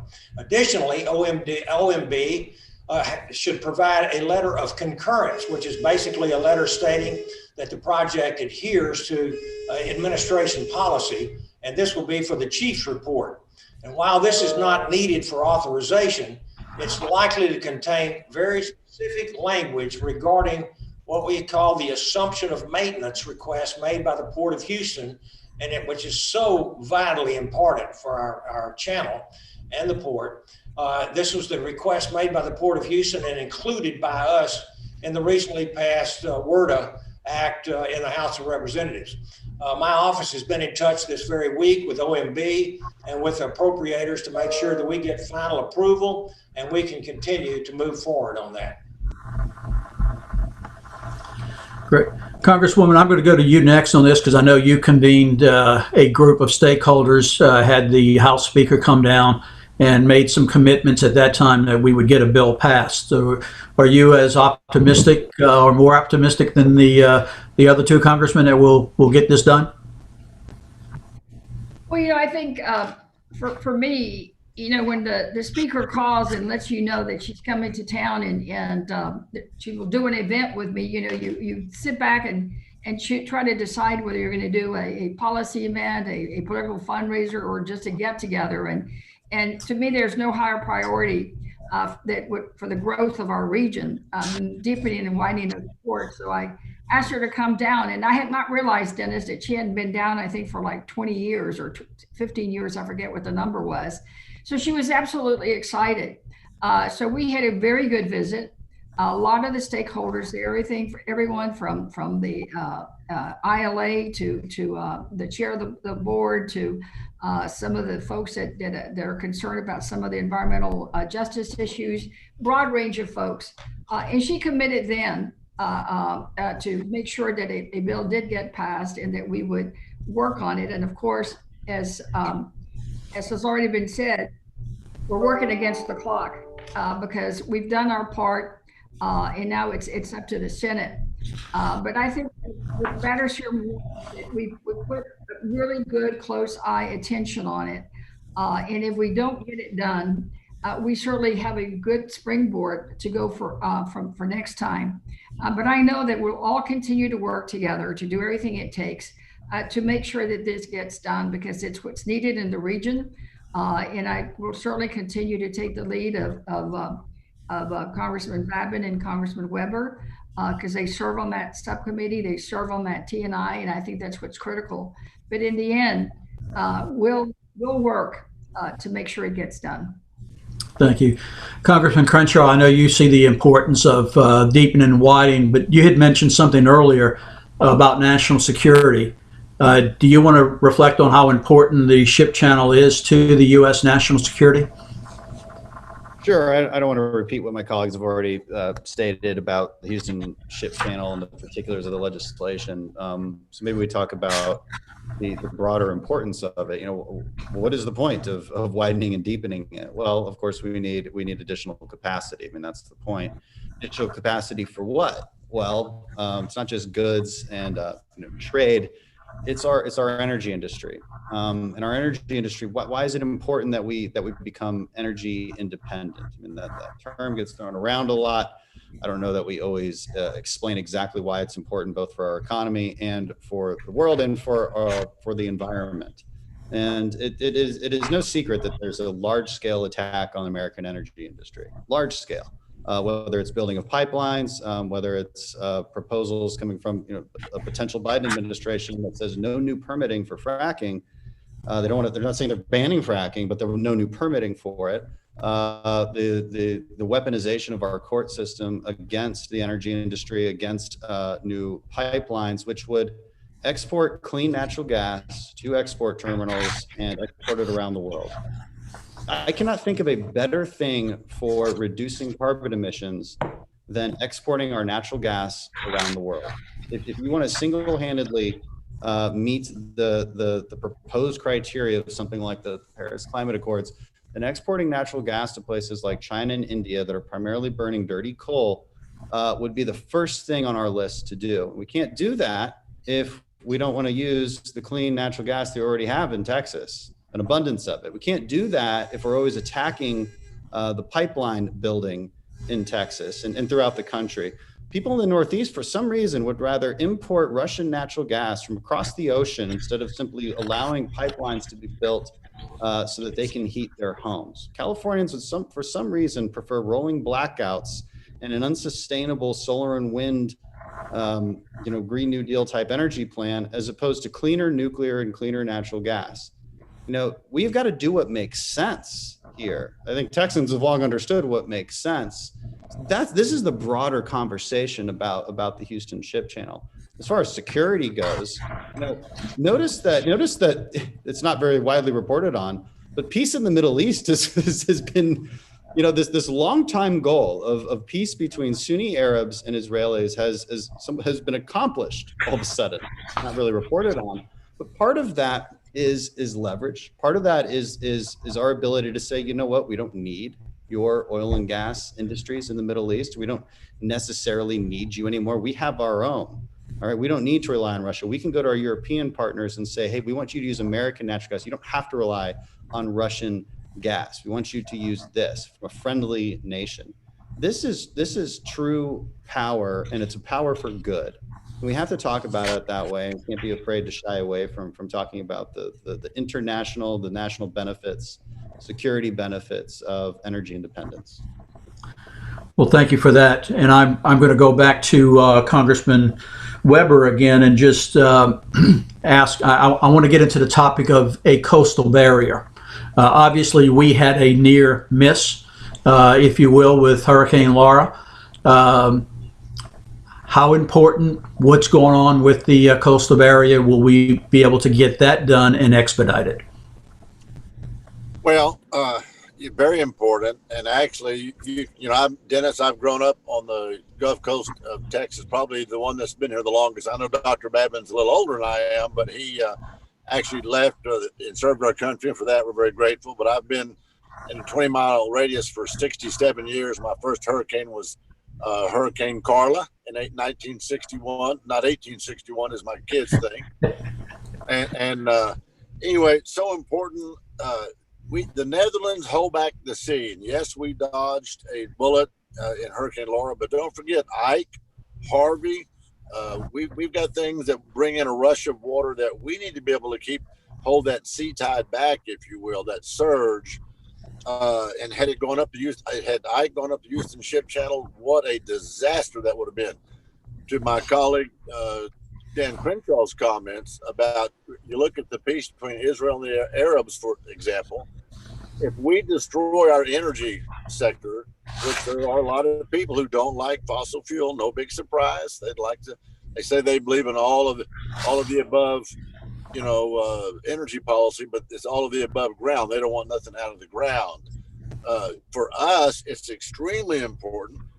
The fact that Brian and I are on the TNI committee, along with Lizzie Fletcher, are on the TNI committee, and we're able to interact with the Corps of Engineers very frequently, is a great thing. We've got a new colonel, you're probably aware of, Colonel Tim Bell. He's doing a great job. We're very, very confident, very, very excited about the possibilities. In this year's WRDA, at least the House passed version, we were successful in getting the Harbor Maintenance Trust Fund, HMTF, more fully utilized. And we've been fighting that battle. I've been here almost 8 years, Dennis. We've been fighting that battle for a long, long time. And who knew that the Harbor Maintenance Trust Fund was actually supposed to be utilized for, harbor maintenance? What a wild concept. But we're fighting that battle. I'm confident that we're going to make some progress there. We need our energy sector in Texas. You're aware of the study, the Sabines, actually, there's a longer study than just what we would call the coastal spine that's been going on for it to protect our vital interests, echoing again what Dan Crenshaw said, national security, even world security, because now that we have we're energy dominant, energy independent, we can say to those Saudis, those other countries, we don't need you. And more importantly, we can say to our allies that we can help you.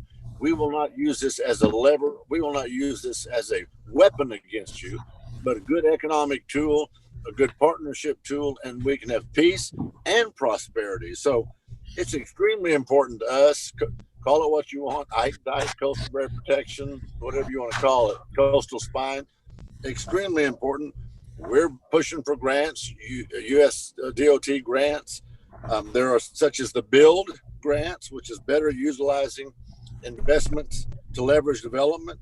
They were formerly known as, I'm sure a lot of our friends participating as the Tiger grants. We're pushing for those. Bottom line is we're leaving no unturned stone, no stone unturned in this effort to get this done. And I'm confident that it looks like we're making progress, and I'll yield back. Thank you, Congressman. Let me go to Congressman Babin. I mentioned we had a near miss. Obviously, that's the Ship Channel region. Your district did not, Congressman. So first off, how are your constituents doing? And tell us a little bit about why we need a coastal area. Well, we definitely need a coastal barrier, and the 9 counties that I represent, basically from Louisiana line over to Houston, 3 of my counties got hit pretty hard, Jasper, Orange, and Newton counties. And then my colleague across the Sabine River, Clay Higgins, in Southwest Louisiana really got hit.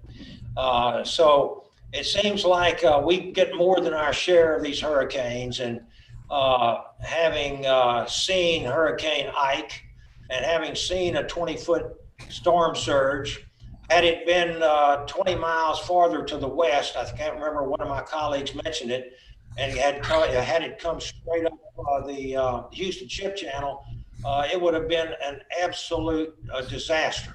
And so that's what, for that reason, I think that having the Ike Dike and the storm surge protection that you're asking about is absolutely a great necessity. I was on a call this very morning with the International Maritime Advisory Committee, Texas A&M University in Galveston, a number of engineers and a number of folks from BAHEP, the economic BAHEP Economic Development Group, and we talked about the Ike Dike, and we talked about the studies. We've got a design study going on right now over on the east side of my district. We've been dealing with Orange County. As I said, it did get hit reasonably, in fact, fairly hard by Hurricane Laura.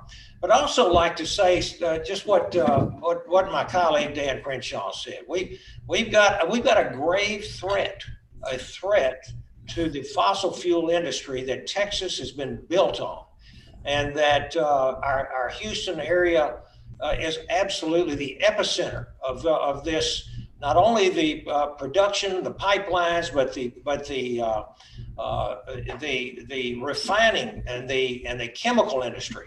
If we get an administration that seems to be hell bent to deny permits for fracking, which has created this enormous production of natural gas and oil that we haven't seen in decades and decades, and put us on the path to independence, and now that we can export this energy, it's even more crucial that we protect the area that I call the epicenter of the oil and gas industry. So we absolutely have got to do that.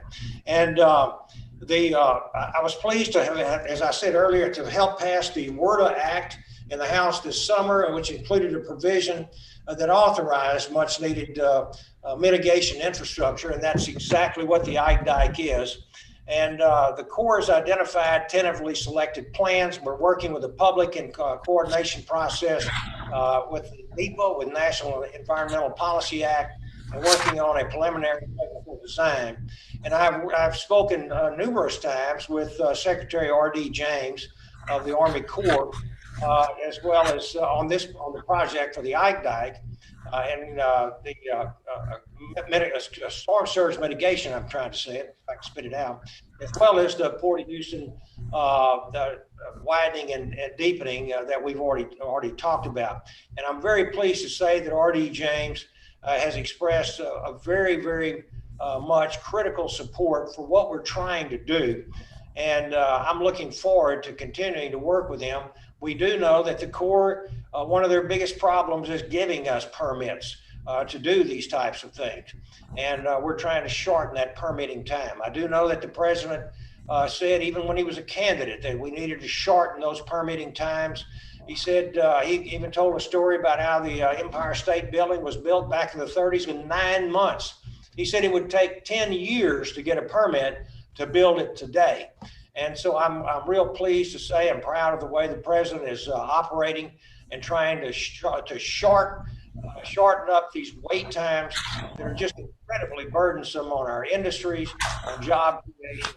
And Lord help us if someone starts denying us permits to do fracking, drilling, and I think Texas is going to absolutely probably suffer as much, if not more, than any other state in this country if we don't have an administration that is friendly to oil and gas and the refining, and in fact, upstream, midstream, and downstream of the entire industry. So I'll yield back to that, Dennis. Thank you. Okay, let me transition just ever so slightly to Congressman Crenshaw. We've talked storm surge. We all know flooding in Houston is not just storm surge, as your district well knows. So can you give us a little talk about that? And it sounds to me like they have also teed you up for a little discussion around regulation as well. Sure. Yeah. I mean, in my district, the issue is not exactly storm surge, but simply rainfall. My district was, one of the worst hit by Harvey.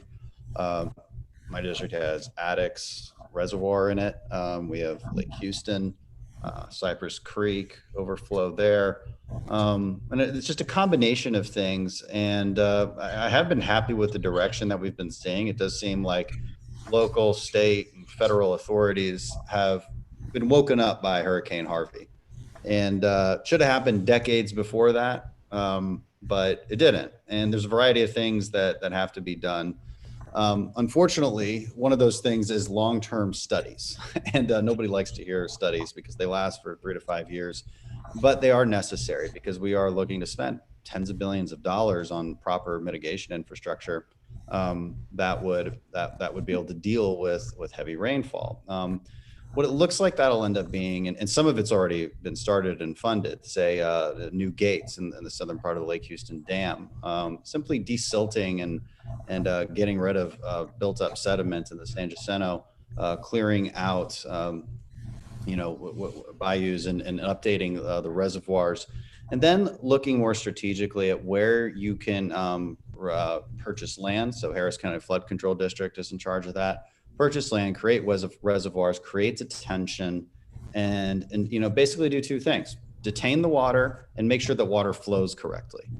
That's the name of the game when it comes to flood response. And then getting the city to make sure that it updates its standards, which it has, and update drainages too. Sometimes you see drainage, again, which is a city responsibility, that simply isn't wide enough.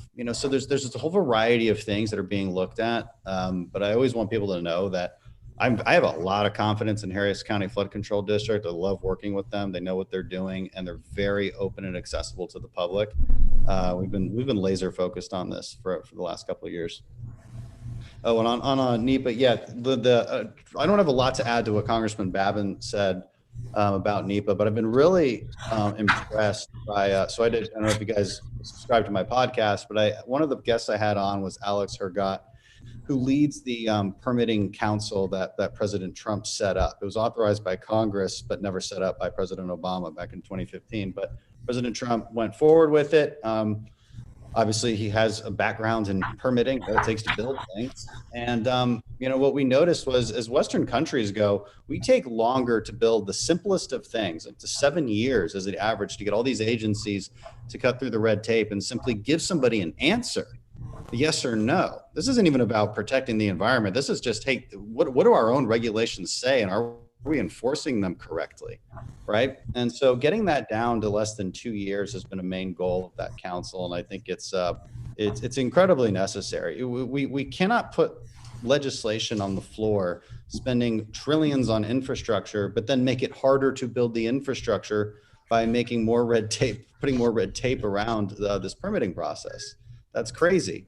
Allowing ourselves to build what we need to build would be a pretty good first step for an infrastructure plan, and I think that's the track we're on. It could always be better, but that's the track we're on. Congresswoman, I want to give you a chance to respond to some of this if you want, but I first want to say to you personally, thank you for your efforts in supporting the Fort Hood soldier, Vanessa Guillen, and some of that legislation. I know that veteran issues are important to you, and you've had some town halls, I believe, really looking at how you help some of our veterans being gainfully employed. So if you want to go down that workforce path, or if you want to respond to some of the infrastructure issues, your call. You'll unmute, please.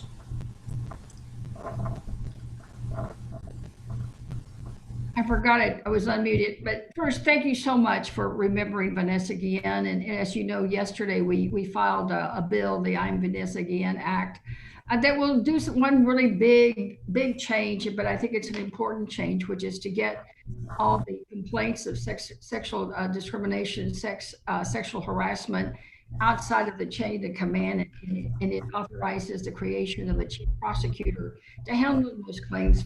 For what reason? So that people will feel comfortable in filing and not have any fear of retribution or any kind of a change in position or anything, retribution of any sort for filing the complaint. And yes, veterans is one of those other issues, Dennis, that gets broad-based bipartisan support.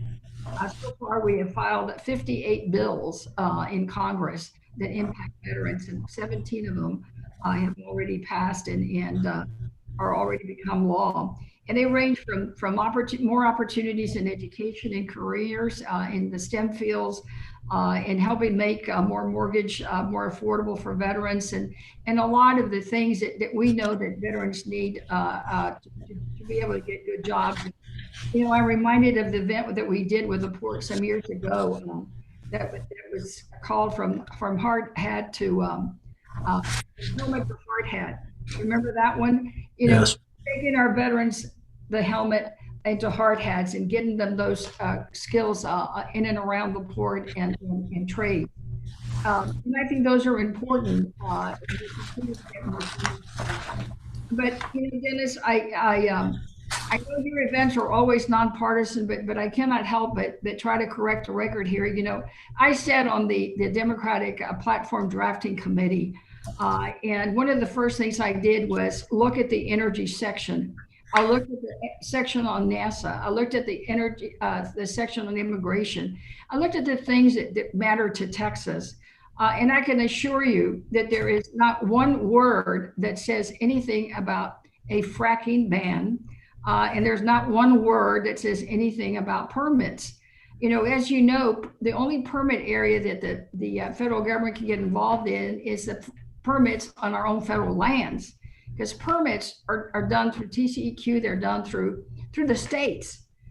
So this whole notion that Biden is going to go in there and stop all permits is simply not true.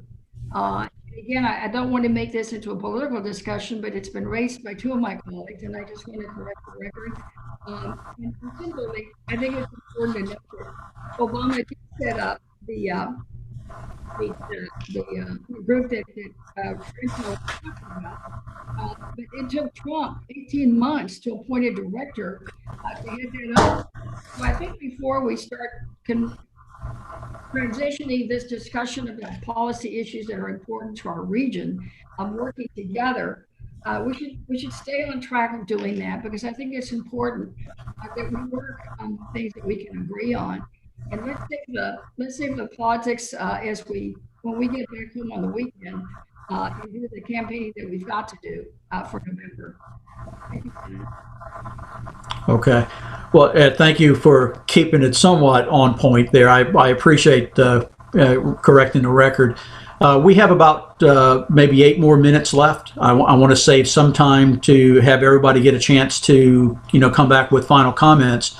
But I would like to continue down that workforce angle a little bit and just, kind of ask, and again, maybe this is a little bit off topic because education's not necessarily a national issue, it's local, but I do know that our congressional delegation has helped us a lot with workforce training, et cetera. What can be done as we continue to grow the petrochemical industry, grow the maritime industry? What can be done to be sure we have people trained and ready to do those jobs? So I'll go back to Congressman Weber to ask and just kind of go around the horn again. Well, thank you, Dennis. That's pretty easy.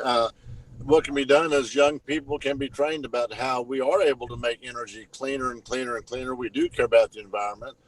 And while I agree with Congresswoman Garcia that we don't want to talk about necessarily what a presidential candidate going forward might do about banning something, I will say we ought to educate our young kids that Texas has become so great because of the energy, because of the workforce.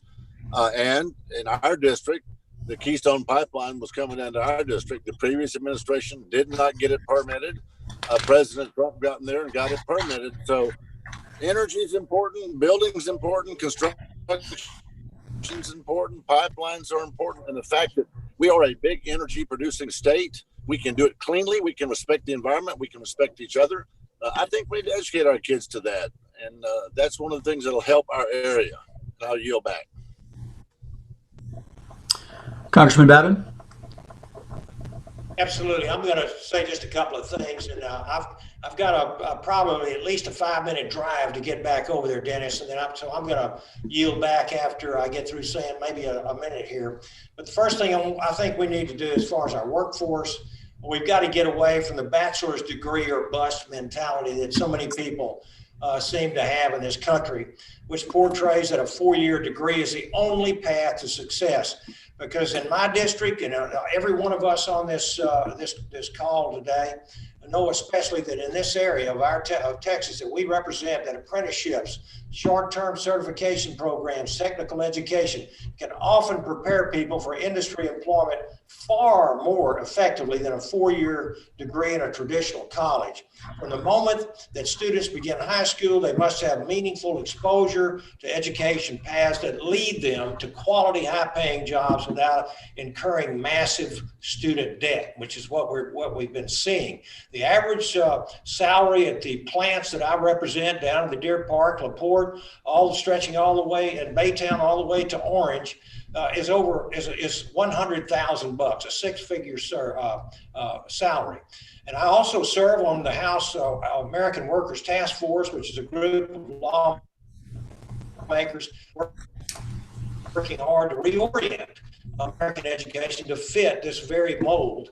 We've recommended that Congress pass legislation to encourage industry leaders and business representatives to be included on every educational accreditation board and to expand students' abilities to stack credentials from different programs, certificates, apprenticeships, and more, so we can incentivize industry employers to train these employees by sharing the costs of the education. And these industries and these businesses are more than happy to do so. In fact, they're asking to do so. But the most significant goal that I think we ought to be working towards in the job creation is equalizing funding between colleges and these CTE programs. And let me just say this, because Sylvia and I are good friends. I work with her and have worked with her on numbers of occasions. I don't mean to be getting partisan, but I've heard what Mr. Biden has said, and I hope that you're right, and I'm trusting that you are right, that our oil and gas industry will be safe, and that we will continue to prosper down here in the heart of oil and gas and in the great state of Texas. So with that, I'll yield back, and I'm going to have to leave, Dennis. Thank you, Dr. Babin. Appreciate that. So let me go now to Congressman Crenshaw. Anything to add on the workforce issue? Well, we are all running to votes right now.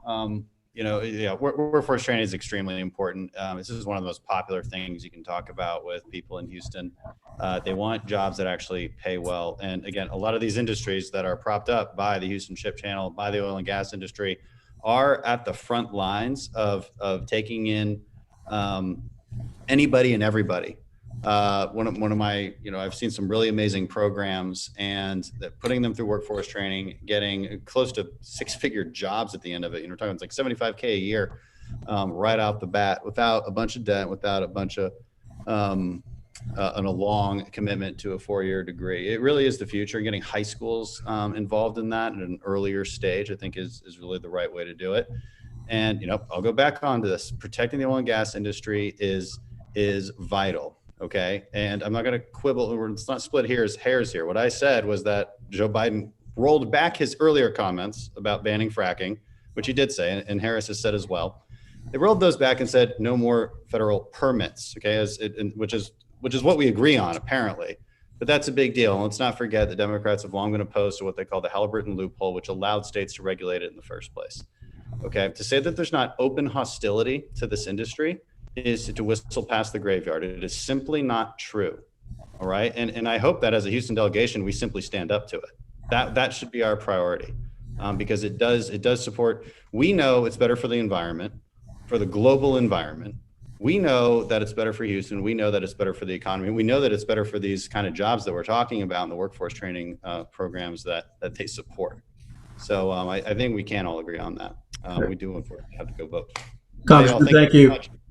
Congresswoman, I am going to leave it to you to wrap us up. And first, I will say thank you for your support to the Houston delegation and your support to this industry. Well, absolutely, Dennis. And I just wanted to mention that Congressman Babin and I have filed HR 7456, which is a bill that we introduced that would allow a competitive grant program for community and technical colleges offering training programs for maritime industry professions. So this is key for making sure that we keep those jobs and those skill sets ready for the maritime industry. I've been working very closely with San Jacinto College on this bill. And again, it's another example of us working together. Congressman Babin and I have been doing this and working on it and working on making sure that it passes and we get the dollars for it. And it would be $200 million nationwide. So we do have support from members from a couple of other states. So we're real hopeful that we can get this done. And as I said, I don't want to get into the politics. I'll wait till the weekend when I get home. But rest assured that I went through that platform very carefully to make sure that Texas interests were protected. But it won't end there. My voice in the Energy Caucus, my voice in our own conference caucus will always be there to make sure that our industry, our region has the economic vitality it needs to make sure that it thrives, not just today, but in the future. So thank you so much. And now I got to run over there and vote before they close votes. Thank you, Congresswoman. Appreciate it. Chad, I think I'm going to turn it back over to you. I think we got into a robust discussion. I think the most important message I got out of that is we have a delegation that is squarely behind this region and the jobs in this region. So thank you, sir. No, outstanding. Great job as usual, Dennis. I don't think anybody in our entire organization envies the job that you've got when you get to moderate congressional panel. So great job. We appreciate it. We know that they're all working hard for this region. So it's evident, and we're lucky to have people that are that passionate about really doing their job there for what's happening back here. And you can hear that in all of their voices and comments. So we appreciate your work on our policy committee, the leadership there. We appreciate the work you do at the DC and at the state level. So thank you so much, Dennis. Appreciate Thank you. All righty. All right. Now what I want to do real quick is I want to recognize again one of our sponsors. One of our gold level sponsors is Chevron Pasadena. We've got a short message from them. I'll ask Caitlin to cue that up, and then after that, we'll go to another poll question, which you can see down below in the box below. So here comes the message.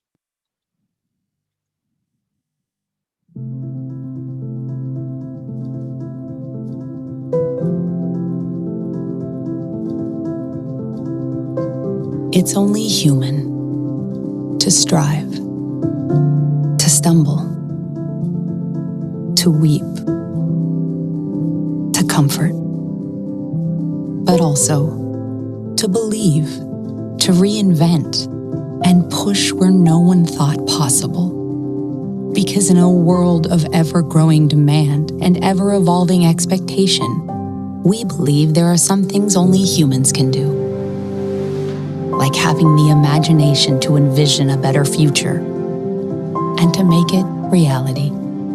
The passion to be awed by nature and also to protect it.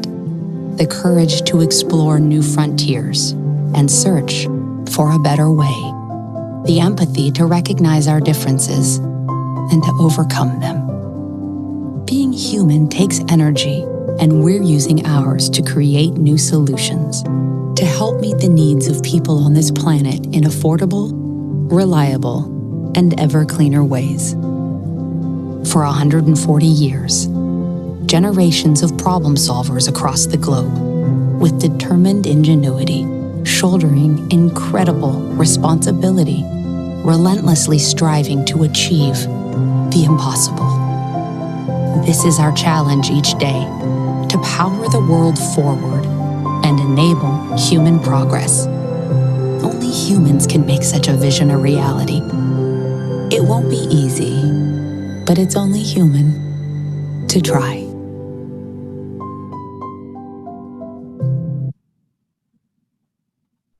All right. Thank you to Chevron Pasadena. We really appreciate that.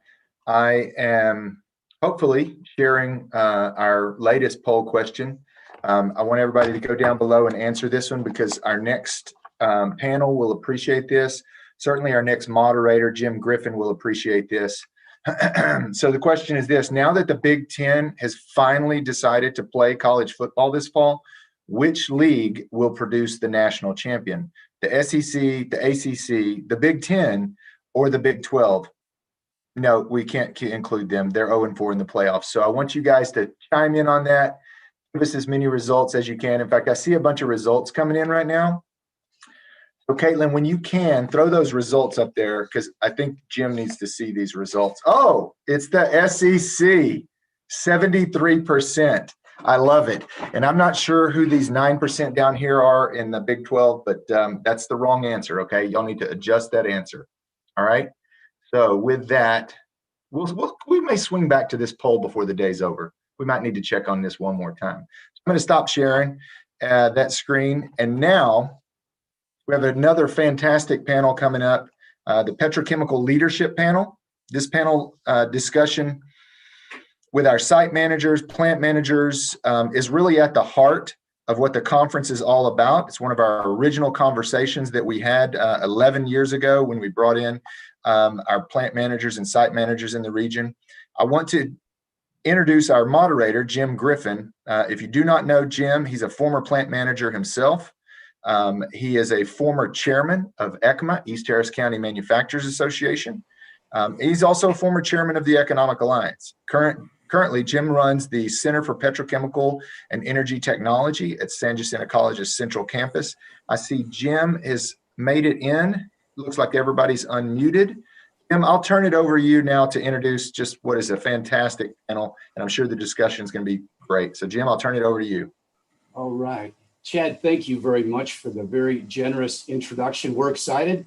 We have a great panel today. Before I introduce the panelists, I want to give you a little bit of data on the petrochemical industry.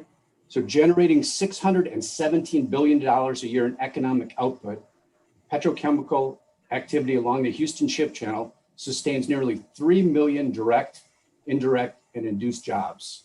So let me say that again, 3 million direct, indirect, and induced jobs, and provides more than 35 billion in local, state, and federal tax revenue.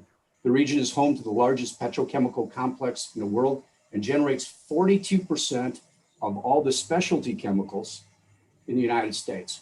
So that's the water that these people swim in every day. We are so excited on this panel.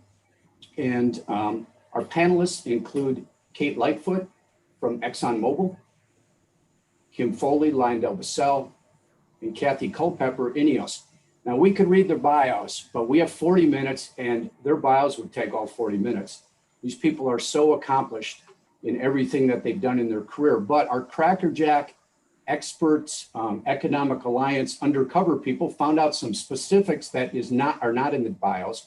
So let me talk to you a little bit about Kate Lightfoot. So Kate grew up in Southern Arkansas, and Kate, we understand that you were quite a swimmer and a water skier. And when you went to college, you didn't know what a chemical engineering degree was. You found that out while you were at college.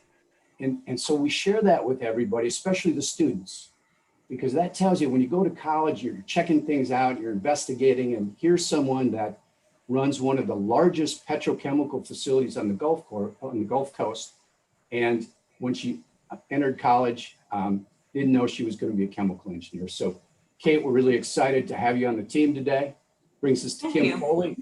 Kim, we understand you're quite a cyclist. And for those people in the audience that like to bicycle, Kim has run many MS 150s, so you know what that commitment is like for the MS 150. But she has even a loftier goal, and she has a lifetime goal of raising $100,000 through cycling for the charity.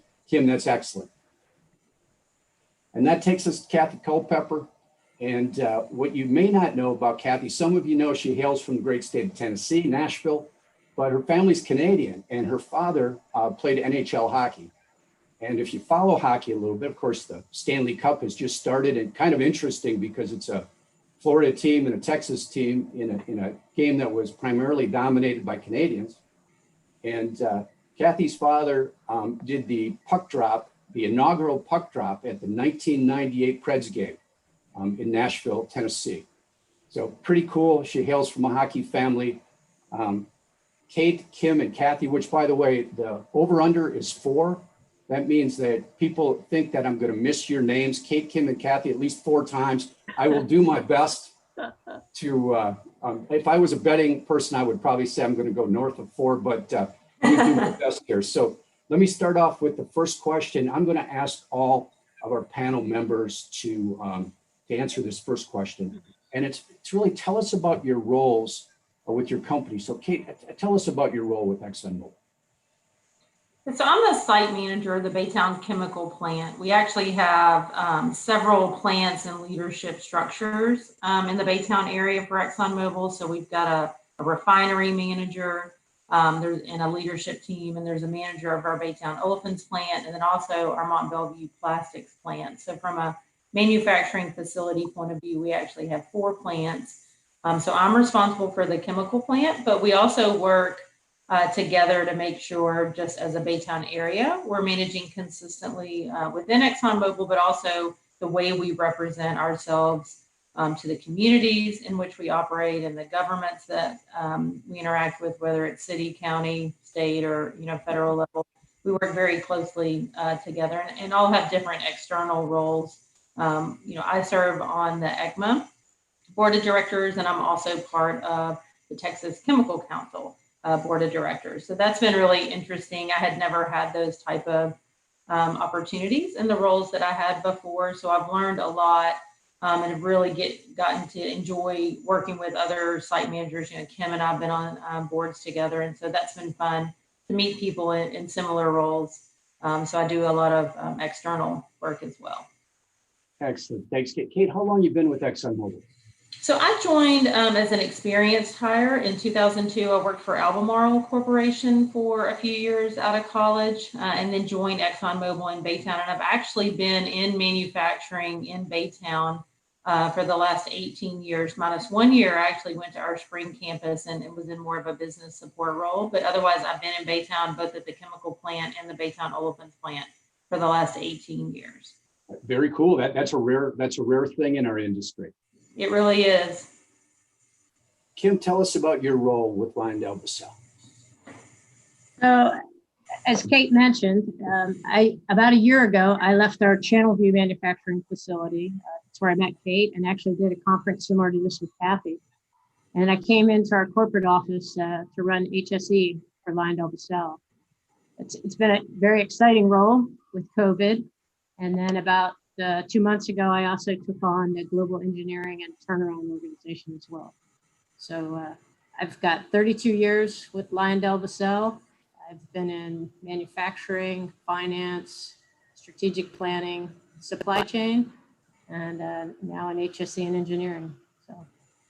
And how long, Kim, have you been in the new role? About a year. Well, you're a year in October. And Kathy, tell us about your role with INEOS.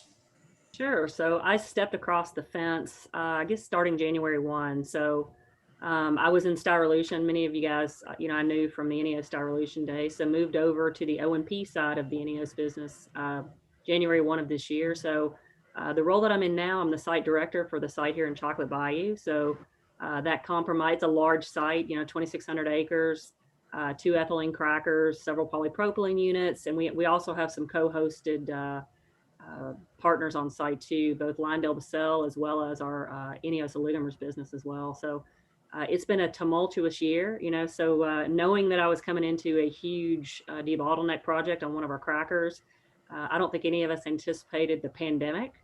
So that's created some new challenges and opportunities, but in all honesty, I'm having a ball. It's a lot of fun. I'm really enjoying getting to know the folks on site, getting to spend time in different businesses. So it's been a lot of fun. So what was it like, the switch from the Styrenics business to olefins? Well, I think that those of you that know anything about INEOS, we're a federation, so there's multiple businesses under the umbrella of INEOS, all of which are independently operated. So everyone has its own culture, has its own systems and procedures. So it's been a lot of fun coming into, what was one of INEOS's really big businesses to one of the other really big businesses. Very different cultures, very different in the way that they do things. Styrolution global, around the globe. O&P is North America. So that's been a little bit different, but it's been great. I think it's been a lot of fun to focus on different things and also bring some of that different perspective. So I've really enjoyed the opportunity to kind of understand how different parts of the organization behave a little differently and look at things differently. Sure. Well, we're going to stay with Kathy on this next question. So your role's up to site and plant manager and the corporate role that Kim currently has. That type of path has lots of ups and downs. I've heard plant managers say one day you're drinking the wine and the next day you're stomping the grapes. It's one of those things where there's a lot of interesting history. So Kathy, tell us a little bit about that path, where you started and some key decisions you made along the line. Well, I have to tell you, I had an affinity with your comment on Kate. So when I went to college, I had to pick a major, right? And I had no idea what to pick. So in my mind, I said, well, I like chemistry and I like math. Chemical engineering sounds like a great thing. So, also of that same ilk of really didn't know what I was going to be doing, but fortunately it ended up being a good fit for me. So I've spent my career in manufacturing in various roles, various plants, various companies, and really enjoy the manufacturing arena. I've had the opportunity over different positions to explore some of the business side and the strategic pieces, which I quite enjoy. It's a lot of fun to come back to kind of the manufacturing arena and help people to understand how the business functions and why do we make the decisions we make. So I think, really creating business owners from everybody on your plant side, I think is a lot of fun. So to answer your question, Jim, so I can remember as a young engineer being approached by one of my leaders about what I want to consider an operations leadership role. And I asked if he was crazy. So it was with a lot of prodding that I stepped into kind of my first operations leadership role. And, while incredibly challenging, I really enjoyed it. And the thing that I really enjoyed, as an engineer, you enjoy the technical and the logical and the problem solving, but I really enjoyed the people side of it. So really, understanding how people function and understanding how to help people work together collaboratively.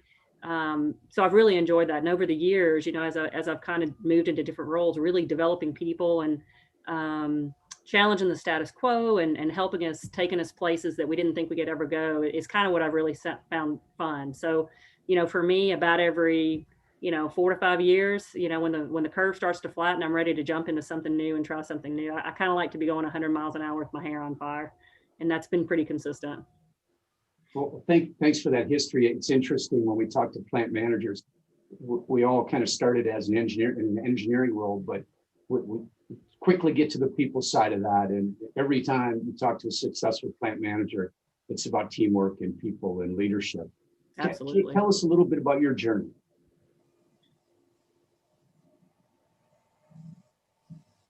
Kate, Did tell you us. say Kate or Kim? Yeah, I said Kate, but I need to pronunciate a little bit better. Kate, tell us. Oh, that's okay. That's okay. Yeah. So, I was in many different kind of the normal manufacturing path, from being, unit support to some of the early career leadership roles. And, a lot of what Kathy said that you just reinforced about the people side of it is where I feel my real purpose. The engineering foundation helps me understand complex, problems that involve, math or chemistry. But where I really feel like I can add purpose and value is in getting to know people and how they work and how to motivate them. And that's what I feel both challenging and rewarding. And I just finished a lunch conversation with a group of women at ExxonMobil. And one of the questions they asked me was, how did you make that transition to leadership, and what have you learned? And I guess the thing that I've learned is, all of us as humans are alike in that we want to feel valued and we want to have purpose in what we do. And we all have different roles, and we sometimes assume that others are different than us in that way, but that's not the case.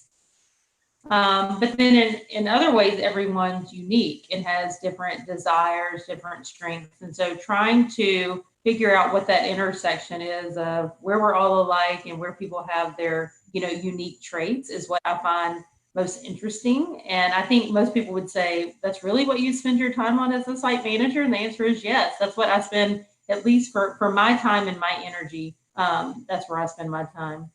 I guess the other aspect that I always think about is the role model I can play as both a female and as a mother of 3. So I have a 16-year-old, a 14-year-old, and a 3.5-year-old. So I had a baby when I was 40, like a crazy lady. And so trying to always think about what kind of role model I can be for others, because we tell each other, Kathy, you kind of talked about, well, I don't know if I can, the piece of, can you do that? Is it the right role for you? And trying to decide, help being an example for other people to say, you can do it. And sometimes people pulled me unwillingly into roles because I was like, no, I have a 2-year-old and 4-year-old. I can't be, an operations leader. That stuff happens 24 hours a day. I've got kids to take care of. And guess what? I did do it. And I was an operations manager with an infant.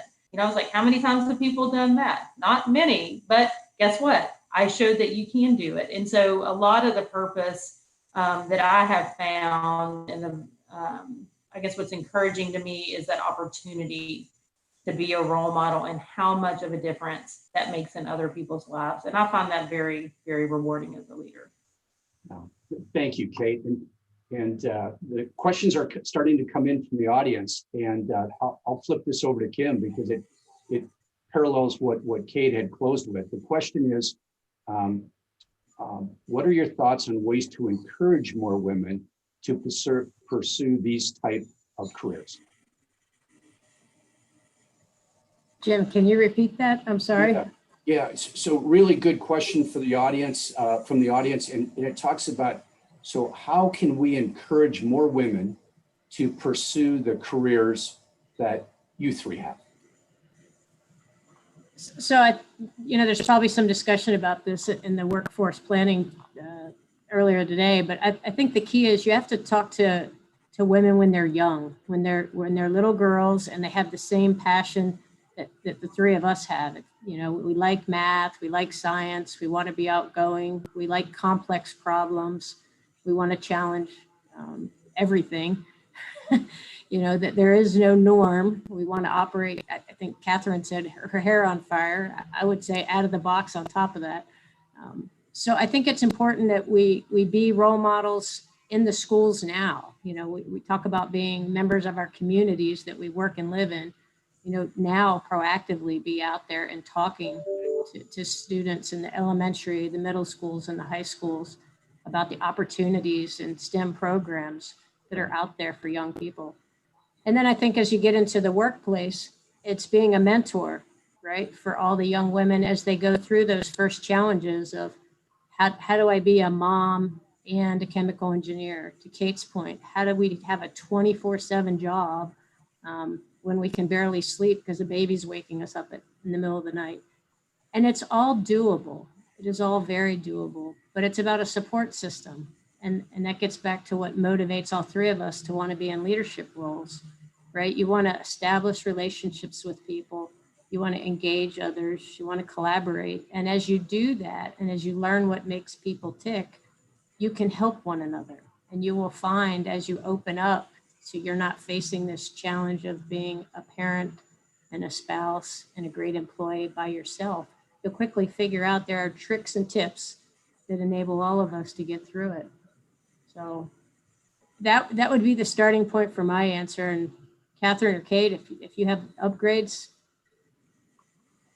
No, I mean, Kate, I think that, or Kim, I think that was very, very well stated. And I think, you know, it's really about challenging all these preconceived notions about what people can and can't do, regardless of, you know, whether you're female or you know, male or minority. It doesn't really matter, right? And so it's really about recognizing that we're all individuals. And I think Kate talked a little bit about, we have a lot of commonalities, right? There's a lot of things we can all kind of get behind and agree on. And really, I think being able to embrace people that are different, right, than us, right? So, I mean, as leaders, we've probably had people on our team that think just like us, right? Which makes our lives really easy because we know exactly what they're going to say to us.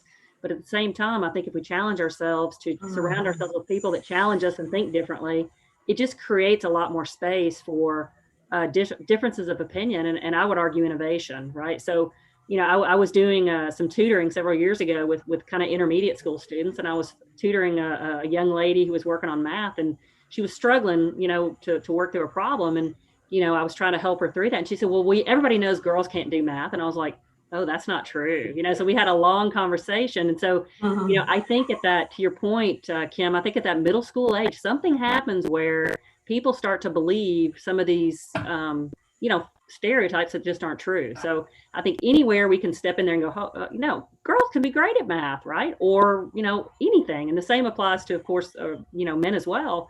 But really kind of giving them that confidence that, yeah, you can do it, you know. And I think, you know, I would say, you know, what I've observed is you have a lot of women that really struggle with that confidence, right? So I think anywhere you can kind of step in and help. You know, I think we all said we had somebody that pushed us to take that risk and take that step. You know, I think inherently we tend to need that a little bit more, I think. So when we can touch people early in their careers and give them that boost of confidence, I think that really helps. Yeah, and I think to add to that, two more thoughts. One is, I think any of us that sit here and say we don't have negative self-talk, even that goes on today to say, you know, I'm not good enough, you know, you're not doing it all, you're not the best mom, spouse, you know, site manager, all at the same time. You know, we'd be lying if we said we didn't have some of that negative self-talk. But I think what I've learned over time is I can quickly correct that to say, you're doing a good job. You know, you've got, you know, a solid relationship with your husband, your children respect you, you're raising good adults, and your plant's running well, you've got good connections with your people, you know, and kind of learn how to have that encouragement within, I think is something, and the earlier people start to learn that, to your point, Kim, I think the better the skills are, and that confidence is real and true, to your point, Kathy. I think the other thing that I've learned is, you know, we've grown up in a world that has been more male dominated, and still is in some cases. And what I've learned is I don't have to do each role the way the male that came before me did it. I can do it my way. You know, I got to leave and go make chicken nuggets at some point every day. And I'm okay doing that. And maybe the male before me didn't need to go make chicken nuggets. Maybe they did and just didn't talk about it. But I can do it my way. And I've been rewarded for being authentic. And I think that makes me approachable. It makes people know that, I have a real world, a real life outside of work. And I think that adds some loyalty to the point around, having a support system. Absolutely. My team is always willing to step in and help me. And when there's times in life that you have a lot of personal challenges and we all go through those ups and downs, we need help. And by creating those relationships that Kim and Kathy have mentioned, you really set yourself up to have a strong team and a very rewarding career, even though you've got a full life. Totally agree. Just excellent discussion on that. I can tell you at San Jacinto College, when representatives of your companies, INEOS, Exxon, LyondellBasell is here today, when people from your company, successful people are in front of our students, it makes all the difference. That mentoring, those words of wisdom, that path to success. And I also heard tutors. So it looks like I'm going to talk to our math professors that are online. Kim, Kate, Kathy, I'll send your emails to our math department. So we've got 3 new tutors ready to go at San Jacinto College. I appreciate your volunteerism. Hey, that's what I do at night. I've been doing chemistry and algebra too, and all sorts of stuff. Math is fine. Just don't send grammar my way. Want to loop back to your careers for just a minute. I want to talk about challenges.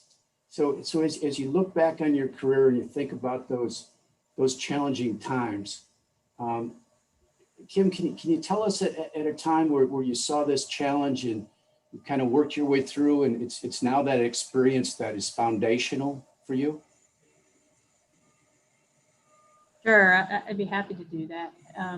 I think for me, the most challenging assignment I had, and probably the biggest growth that I had prior to COVID, was in 2009 when LyondellBasell went through bankruptcy. I was in a developmental role in finance.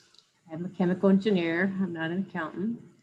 And I was very concerned. I had this track record of being a significant contributor, and now we're in this unknown territory. There's a lot of consultants coming in. Everybody's got a high sense of urgency, and I'm trying to figure out how to help. And I actually fell back to a lot of the leadership traits that we have in the plants and the things that I learned in manufacturing about planning and communication and empowering others and building teams and helping people see a roadmap to success. And what it really forced me to do was to listen and to understand all the different attributes that people could bring to the different streams of work that we needed, and to be more facilitating and empowering and more delegating, and to know kind of when to lead.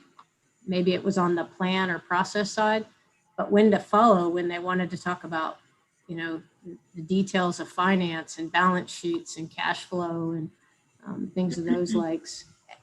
And it really, really taught me how important it is for people to see where they're going and the progress, and how important and valuable frequent communication is.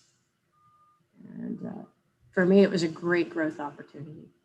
And it's helped me as we've had to deal with COVID, because they're very similar timeframes and very unique challenges.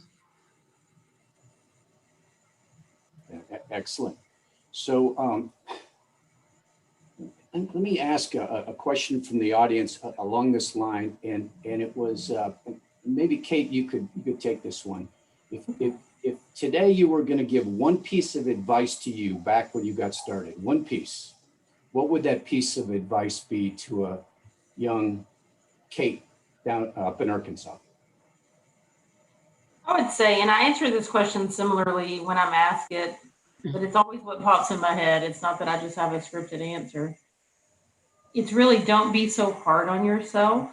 I've always, been a high performer, almost to an extent as a perfectionist at times.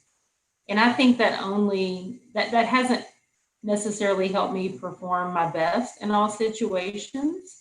And to give myself a little more grace. And some of that comes with the confidence and experience that we've been talking about. But if I had known that before, and I'm sure in 5 or 10 years, I would look back on this Kate and say the same thing, because it's a constant growth opportunity. It's just go with the flow a little bit more, enjoy life a little bit more, even though I do like to have fun. But try not to be so hard on yourself and realize you are doing your best, and people appreciate that. And that, my best is good enough. And that showing some of the vulnerability that comes along with being my best, but maybe not being perfect, is actually drives a lot more loyalty and ownership by the people in my organization than me trying to pretend, I've got it all together. Grace, that's a powerful word. Thanks, Kate. So I want to talk a little bit about community engagement. When I was a new plant manager, a seasoned plant manager said, Jim, the community allows you in their neighborhood. Your job is to be a good neighbor. And that's more than just hiring and paying taxes. So Kim, tell us a little bit about your approach with LyondellBasell and being a good neighbor. So I think it starts with open, transparent, kind of two-way communication, right? How do you engage and understand what's critically important to them? And how do you partner together? So as you said, we gain our license to operate from our communities. We live in those communities. We're part of them.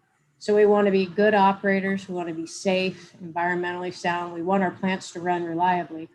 But we also want to help improve and strengthen the community. So whether that's junior achievement, pen pals, working with the schools, the seniors organizations, blood drives, whatever it may be, we want to be that part of the neighbor or that neighbor in the community that helps elevate the community and makes it a stronger community. And then I think, you just have to, as I started with, you have to be really open and listen very carefully to what are their concerns, right? Bring them along in your journey so that they don't have any anxiety or concerns about living in a community with a chemical plant, and knowing that we're here to help build that community and make it better. Excellent. Thanks, Kim. Kathy, I think you and I met in 2006. Mm-hmm. Do you remember how we met?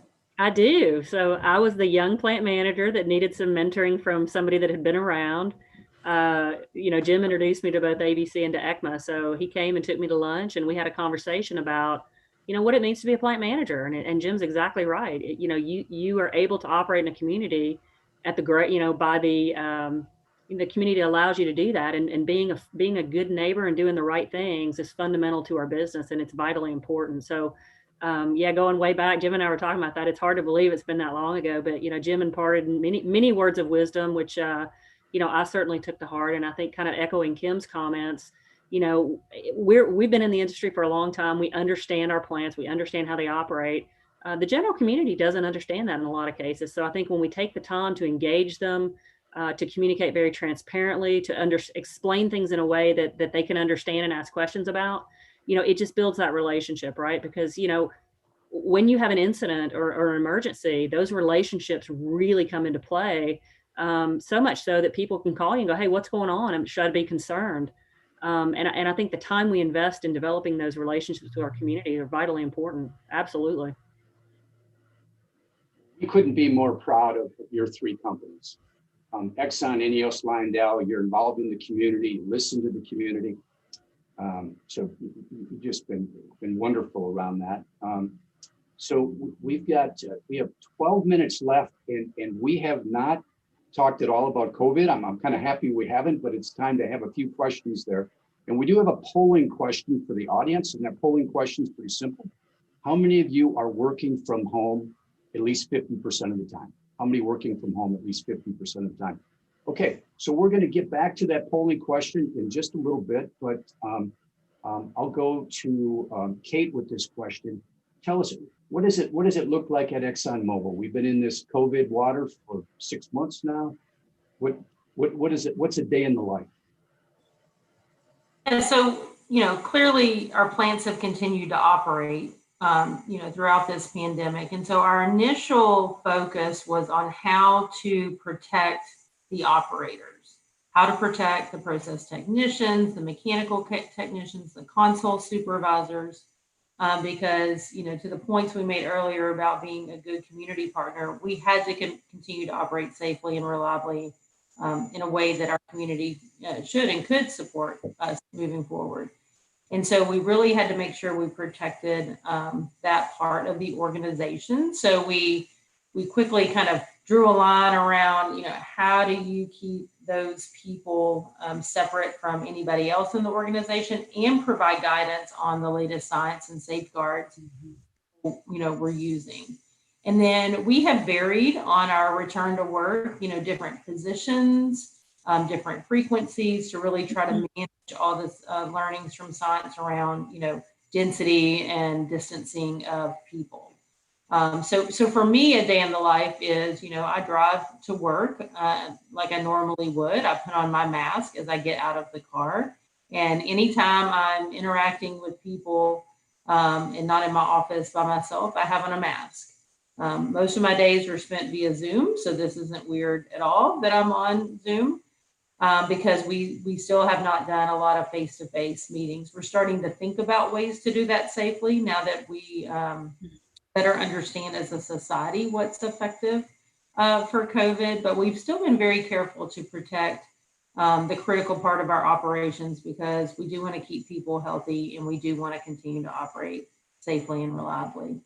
I would say there's a lot of conversations around how to do that. And there's also a lot of conversations, and we shouldn't skip the fact that, the effect on our economy, especially for the petrochemical industry, has been very real this pandemic just due to a reduction in demand for the type of products that we make. And so we also have a lot of conversations around how to remain competitive in this environment. We know it's not forever.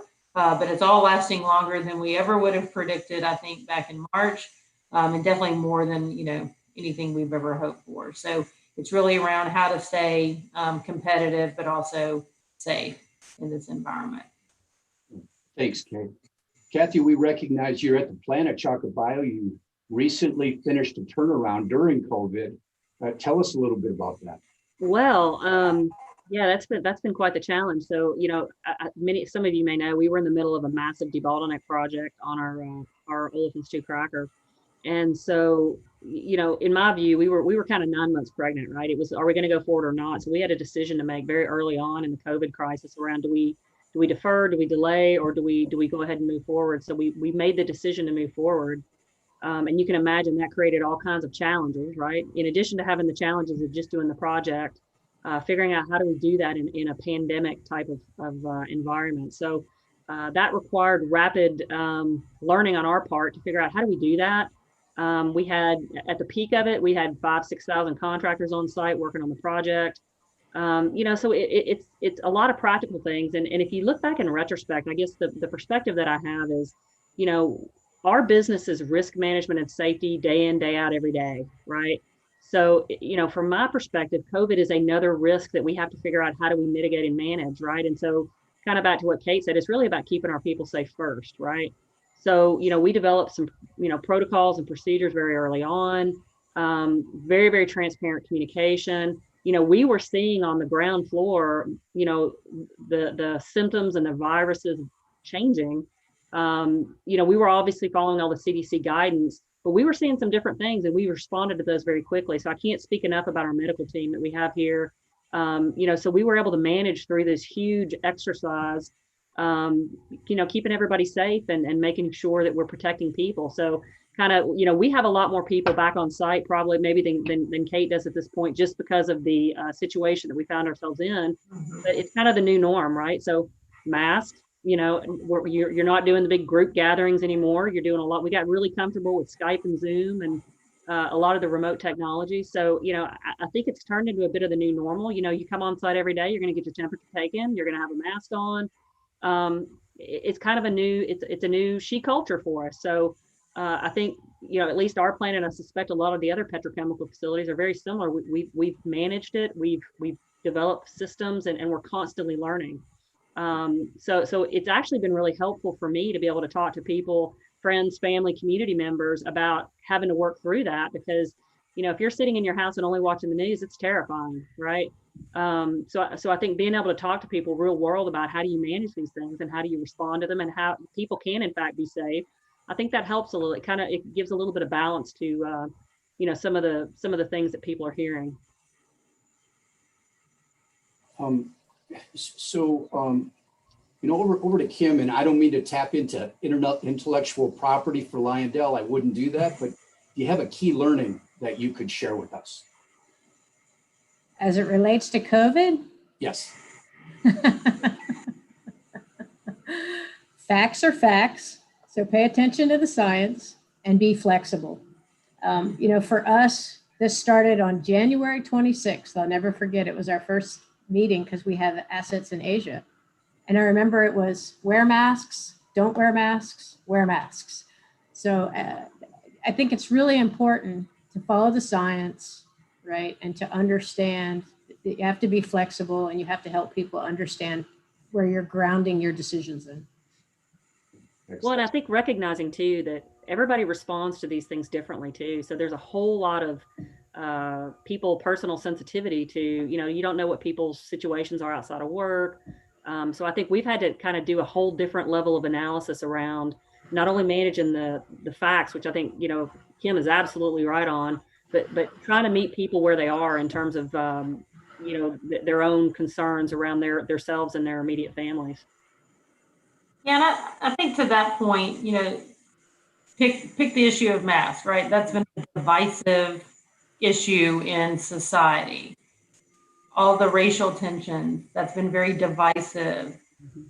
Into elections, that's divisive. So I think as leaders, the other thing that I've learned is really to look for common points and where we can be collaborative and inclusive is really important, because if not, to your point about watching the news, there's a lot of divisive issues in our world right now. And when we are trying really hard to keep people focused on being safe, from their own personal standpoint, but also running our facilities safely, divisive issues are distractions, people to perform at their best. And so I think it's been a challenge as a leader to just recognize that, not pretend that they're not there, but to respond and look for points of commonality, collaboration, and inclusiveness. Mm-hmm.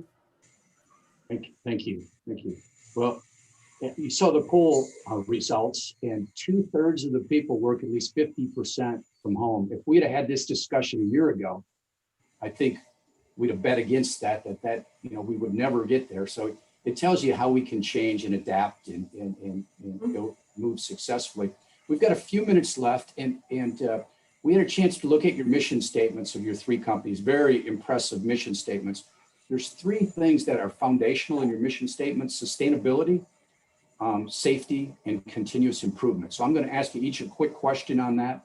So Kathy, what does sustainability look like what's your vision out in the future? What's that look like in our industry? Well, so I think it's really around understanding kind of the cradle to grave mentality, right? So, we've all grown up to make products, and, they leave our gates and they go into other things, right? And historically, going back in time, that you lose sight of it after that. So I think it's really around thinking about how do you look at that asset from the very first molecule to the very last molecule. So it's things like, how can we bring materials back in and recycle? How can we become more efficient? How can we think differently about the world? And I think given the globalness of the economy now, we're impacting our neighbors in, the Far East or in India, that I don't know that we always had that view, right? So I think it's really important to be a global member of the community, as opposed to just thinking about our own parochial view. And it's really understanding, what the big triggers are in different parts of the world, right? And I think, our business is known for our innovation and our creativeness. I think you just pointed to it, Jim. It's like, look how we've managed to somehow keep all these assets and businesses running in an unprecedented environment. And I think it'll be the same around sustainability. I think we have to challenge ourselves to push the envelope in terms of what we can do, and I think, we have a lot of brilliant minds and a lot of great ideas that I think will help us to get there. All right. Thanks, Kathy. Kim, I'm going to give you the safety question. Your company, impressive safety results. How'd you get there? So thank you. I mean, safety is a core value for us, and I'm sure it's a core value for INEOS and ExxonMobil. We're the chemical industry, right? It's important to all of us. And we're proud of our safety performance, but we're never satisfied, right? We can always do better because it's about everybody going home the same way they arrived every day. And we haven't achieved that true goal zero yet, but we will. But to the comments that all three of us have made throughout the day, the key aspect of safety is getting people's hearts and minds. You have to have both. You have to have that critical engagement across the organization. People need to be, open to communicate their concerns, and you need to hear them. And then the other thing is you need to put around hearts and minds a management system that you audit, that you show your progress, that you look for your gaps, and you strive for that continuous improvement. Because safety, it's not a race. There's no end destination, right? It's a constant thing that you have to keep that fear of complacency away from you. And you have to strive every day to be the best that you can be and to protect yourself and those around you. Thanks, Kim. Well, it looks like we're going to have to have that as our closing comment, which appropriately, we end on safety, which is very common for an industry that we're all proud of. So on behalf of Economic Alliance and San Jacinto College, Kim, Kathy, Kate, thank you so much. You made my job really easy. I just sat back and listened to your wisdom. Thank you for your leadership in our community. And I look forward to seeing you in person. So with that, Chad, I'm going to flip it back to you. Thank you, Jim. Appreciate you moderating. And this has been one of the best petrochemical leadership panels I think we've ever had. I really appreciate y'all participating in the great conversation that you had in the middle of what is obviously unprecedented kind of times is for our industry and business along the ship channel. So thank y'all so much. We really, really appreciate it. With that, I will let y'all hop off and go back to manning your facilities, as it were. But we'll see y'all soon, I'm sure. And Jim, thank you again. Thank you again. All right, before we go to our next speaker, which I think most of you know, if you're looking at the agenda, will be our senior U.S. Senator, Senator John Cornyn. I want to say thank you to, again, one of our gold level sponsors, Shell Deer Park, as one of our sponsors. We really appreciate all of the sponsorship that we've received this year. And if we could pull that video up, we'll go to that real quickly. Here it comes. All right.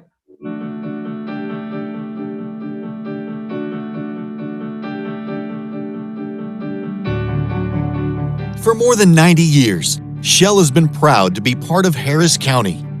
It's home to our U.S. headquarters that oversees our nearly 10,000 employees across the state. It's also home to our Shell Technology Center, which drives innovation to create technology solutions for tomorrow. In the birthplace of Texas, we operate our 2,300-acre, fully integrated Deer Park refining and petrochemical complex along the Houston Ship Channel.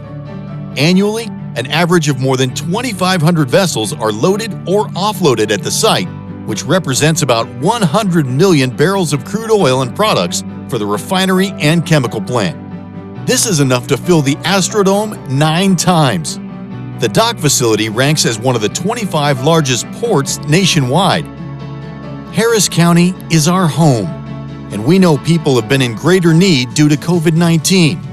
Nationally, through Feeding America, we are providing 2.5 million meals to communities in need via a direct donation of $250,000.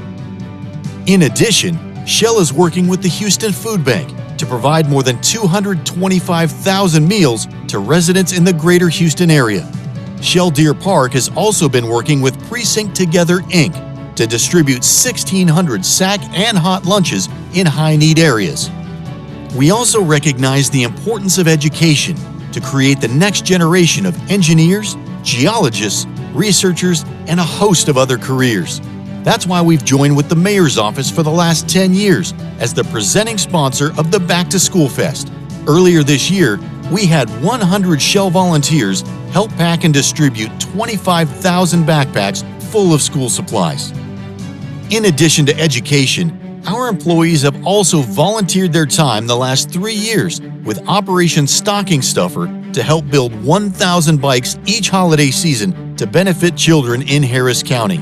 We are investing back into our communities, both locally and across the state of Texas, by funding more than $20 million into education, workforce development, and conservation initiatives. Shell looks to work with our leaders to create positive change within our community, which is why Shell underwrote the City of Houston's entry into the Resilient Cities 100 network. This paid for a Chief Resilience Officer and initiated the process for Houston to develop the Resilient Houston Plan, released in February 2020, which includes the Climate Action Plan that followed in April 2020. Harris County is the home to Shell's headquarters here in the U.S. It is the nerve center for all our activity, both locally and across the country. Whether it's working with our more than 1,400 state-based suppliers, funding research and development at our local universities, or helping to establish Houston's clean energy ecosystem, we are working to create energy solutions here in Harris County that will resonate around the world. Powering progress together.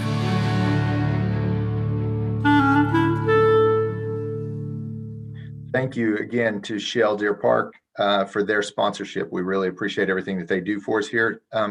As we want to say thank you to all of our sponsors. We're grateful now to be joined by our senior U.S. Senator, Senator John Cornyn. We will have him for about 30 minutes, so I want to encourage you to submit your questions in the box below. Senator Cornyn, brief background on him, was born here in Houston. He grew up in San Antonio. Unfortunately, he didn't stay here in Houston. We'll give him San Antonio. He was the second of 3 children, and this is one thing I did not know, but I find fascinating. His father was a B-17 pilot in World War II. My favorite, I'm kind of a buff of airplanes of World War II, and B-17 is my favorite bomber of all times. So there's that. He's served as a Texas judge, an attorney general, and now our U.S. Senator. We appreciate his ongoing efforts to support the petrochemical sector and Texas businesses in general. And we want to thank him for taking a leadership role in advancing the much needed storm surge protection that you've already heard mentioned here in today's conference. So with that, Senator Cornyn, welcome. Thank you so much for joining us today. Hey, Chad, thank you very much for the introduction, and to all of my friends with the Economic Alliance Houston Port Region. Let me say thank you for holding this forum. I admit I'd much prefer to be there in person, as I was with you a few years ago, but we'll take the virtual connection as a necessity of the times. I was glad, as Chad mentioned, the storm surge protection issue. I was glad Southeast Texas was spared the worst from Hurricane Laura, but we need to continue to be on alert, as you know, during the final 2 months of hurricane season. Our friends in Mississippi, Alabama, Louisiana, and Florida are getting a whole lot of rain in a slow-moving storm in the aftermath of Hurricane Sally. So our thoughts and prayers are with them, and I'm sure we'll be doing what we can to help them through this time.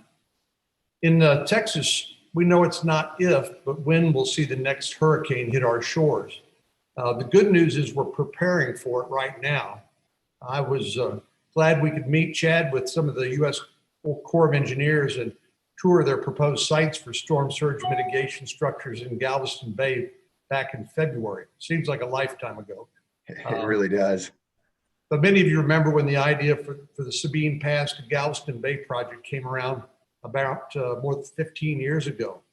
It spans nearly 4,000 square miles from Brazoria to Orange County, fortifying and building levees, replacing bridges and dams, and widening channels to keep communities safe from heavy rain and storm surge. But there was one big problem, and it's the usual problem, getting the money for such an ambitious project. 2 years ago, I fought to get the resources needed to make a huge investment in this and other storm surge mitigation along the Texas coast. I later fought to authorize the $3.9 billion that Congress passed for this project so we could work on it and bring it to fruition.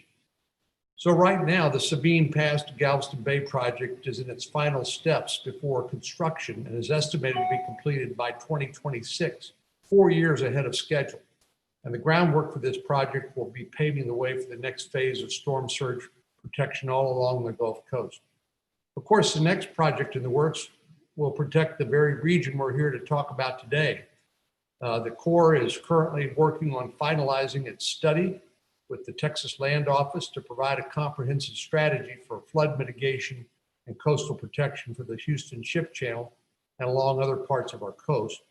2 years ago, and I know these times are aggravatingly, it seems like it takes aggravatingly long to get it done.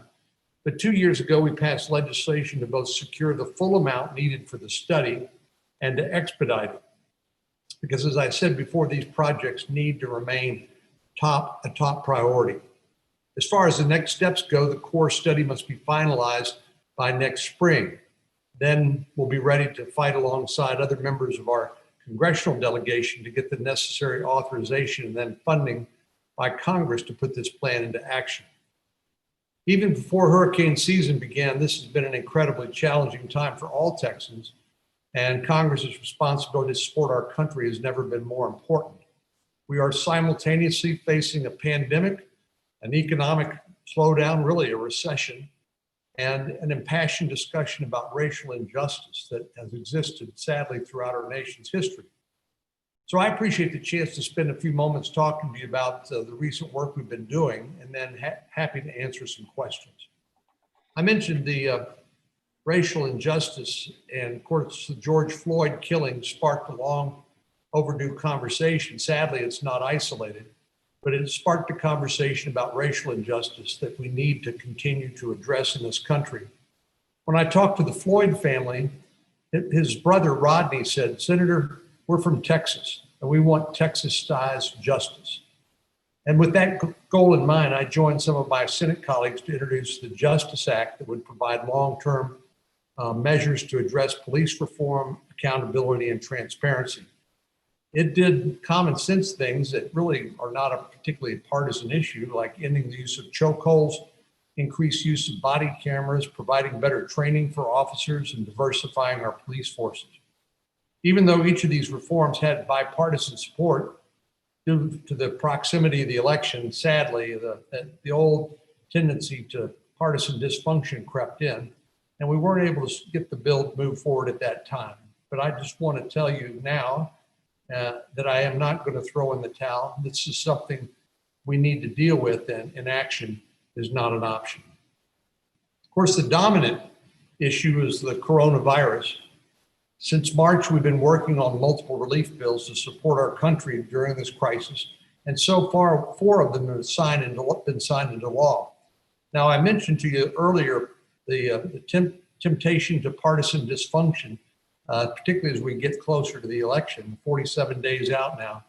But fortunately, the first 4 bills we passed with overwhelming majorities, some of them even unanimously. The Congress is in the process poured hundreds of billions of dollars into the war against the virus for our hospitals, our research labs, and to increase the availability on things like personal protective equipment and ventilators. But we know that in the process, millions of Texans have lost their jobs or been forced to work fewer hours. So we provided unprecedented support for individuals, small businesses, and industries that have been impacted. We want families to have the money they need to cover their expenses today and the jobs to come back to tomorrow. Many Texans who need a little extra help right now are looking to food banks and other nonprofits across our state that are doing incredible work. And I know many of you and your companies have made generous donations to nonprofit organizations across Texas in your own backyard. These donations, funds, medical equipment, food, PPE make such a difference to our healthcare heroes and Texans in need. So thank you for your incredible example of corporate responsibility and individual generosity. I hope more Texans will notice and follow suit. On top of these challenges that have impacted our entire country, Texas has been hit with a 4th crisis, as oil prices have fallen to record lows, creating an even greater economic strain in our energy sector. As you know better than most, a strong domestic energy industry is vital to our economy and national security. Helping our domestic energy industry get back on its feet after such a downturn is a no-brainer and something that a number of you have articulated to me in conversations that we've had over the last few months. The Economic Alliance Houston Port Region and its members have been great partners in the fight to maintain open energy markets and a level playing field for your products and those of companies you work with. It wasn't always easy with calls for more mandates, tariffs, and sanctions on oil and gas. Oil prices have slowly begun to recover, and while that uptick has happened slower than we'd like, it is encouraging nonetheless.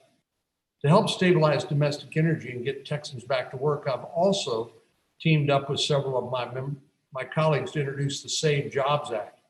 This would provide flexibility for energy companies to maintain their workforce during this economic downturn and ensure that current and future carbon capture projects can stay on track. And to try to keep the government from making your job even harder, I've introduced a bill to allow nationwide permits to continue while the administration works to address issues raised by the courts pertaining to consultation requirements under Endangered Species Act. We simply can't afford to hit the pause button on these projects that are part of our critical infrastructure. And once we return to normal or something close to it, we need to ensure that energy producers are going to be able to meet the increased demand, and this will help us do that. Indeed, increased demand is probably the thing that the industry needs the most right now, more than anything else. And I'm glad to see as the governor continues to open our economy safely, as our children are going back to school, again, safely, hopefully we will see that demand pick up. In the meantime, these reforms will allow job creators in our energy sector to weather the storm, continuing to maintain their payroll and invest in infrastructure. I hope the next coronavirus bill will also include our support for the energy industry, because amid so much uncertainty, we simply can't add an energy crisis to the list. One item that I think that I'm confident you could expect to see in the next bill is liability reform. We know that there will be many smart and creative, opportunistic lawyers who will find ways to file coronavirus-related lawsuits targeting doctors, nurses, nonprofits, schools, small businesses, you name it. And without some protection from these frivolous lawsuits, America is going to have a harder time emerging from this pandemic. I introduced legislation with Senator McConnell, the majority leader, to ensure that those who operated in good faith and followed the relevant guidelines issued by the CDC or by the city or state, that they cannot be sued unless they're guilty of reckless or intentional conduct. So it's not a blanket liability shield. It won't prevent bad actors from facing the consequences of their action. But what it will do is make it possible for those who in good faith have tried to follow the guidelines, even as they evolve, make their way through this crisis and still be around when we come out on the backside. Finally, I know the Houston Ship Channel Expansion Improvement Project remains a priority of yours, and it is for me too. I'm pressing the Senate to take up the Water Resources Development Act before the end of the year, which authorizes this project. Once that passes, we'll need to secure the funding, which I'm confident we'll be able to do. Maintaining the competitiveness of the Gulf Coast and world markets is a win not only for Houston and Texas, but the whole country. Over the last several months, many Americans have been able to safely work from home, but there's an entire network of jobs that can't be done on a laptop and with an internet connection. Healthcare workers, mailmen, truckers, and of course those in our energy and maritime sectors. For these men and women, working from home isn't an option, and neither is shutting down operations. So I want to thank each of you for continuing to provide reliable energy for the world during this unprecedented time, while keeping the health and safety of your employees at the forefront. So thanks, Chad, for having me here today, and I'll be happy to answer some questions. Thank you so much, Senator. We do have several questions, and so with our remaining time, I'll tee them up here for you. Let's let's start with, we'll go ahead and throw that slide up there. If you've got some questions for the senator, let's take advantage of the time. First question for you. So do you feel confident about the WRDA bill and authorizing the widening of the Houston Ship Channel? Do you feel confident about that passing by the end of the year, time-wise? I do, Chad. I think, WRDA tends to be a consensus or nonpartisan piece of legislation. Every jurisdiction, every state, every congressional district has a piece of that overall pie.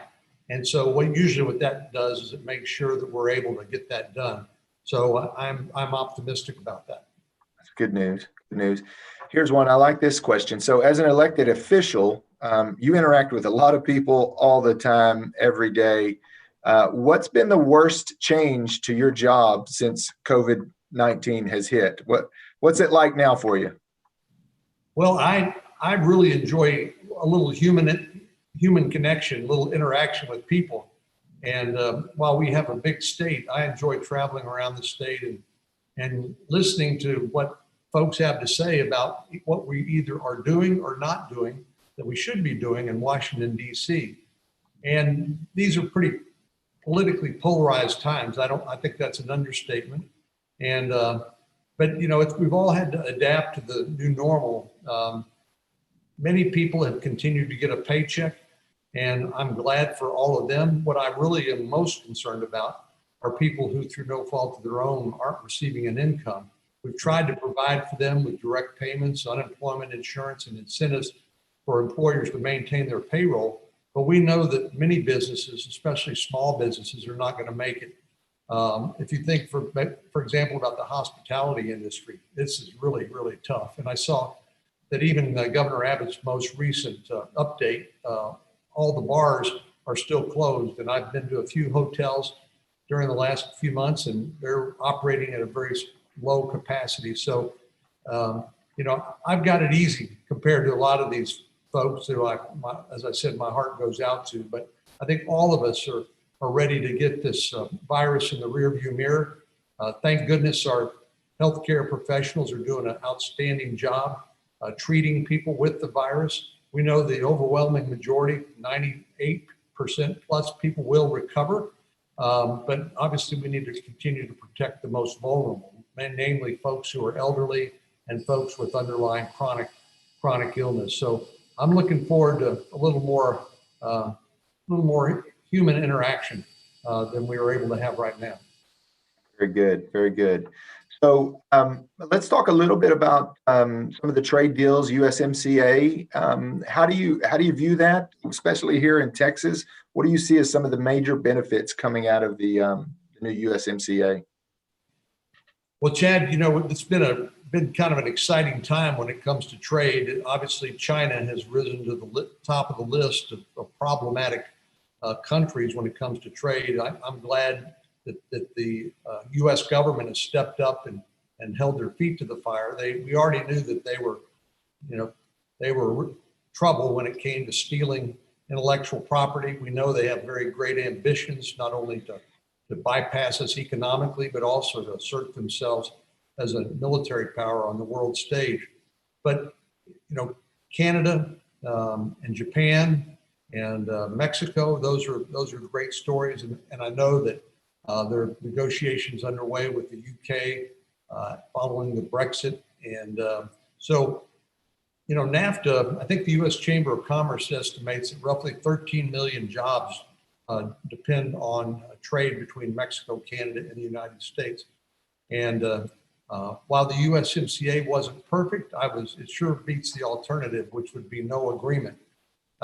As I usually say, we're married to Mexico, and we got to make the marriage work. We can't get a divorce. And while I know President Trump has some very strong and aggressive views on trade, and particularly the use of tariffs, he has been willing to listen and work with us when we've had concerns in various areas. But I know, again, during a pandemic, it's been a tough time. Trade across the Mexico border has been slowed down to essential trade and travel. And many border communities, of course, depend on that income from retail sales by people just crossing the bridge and coming over and patronizing their shops.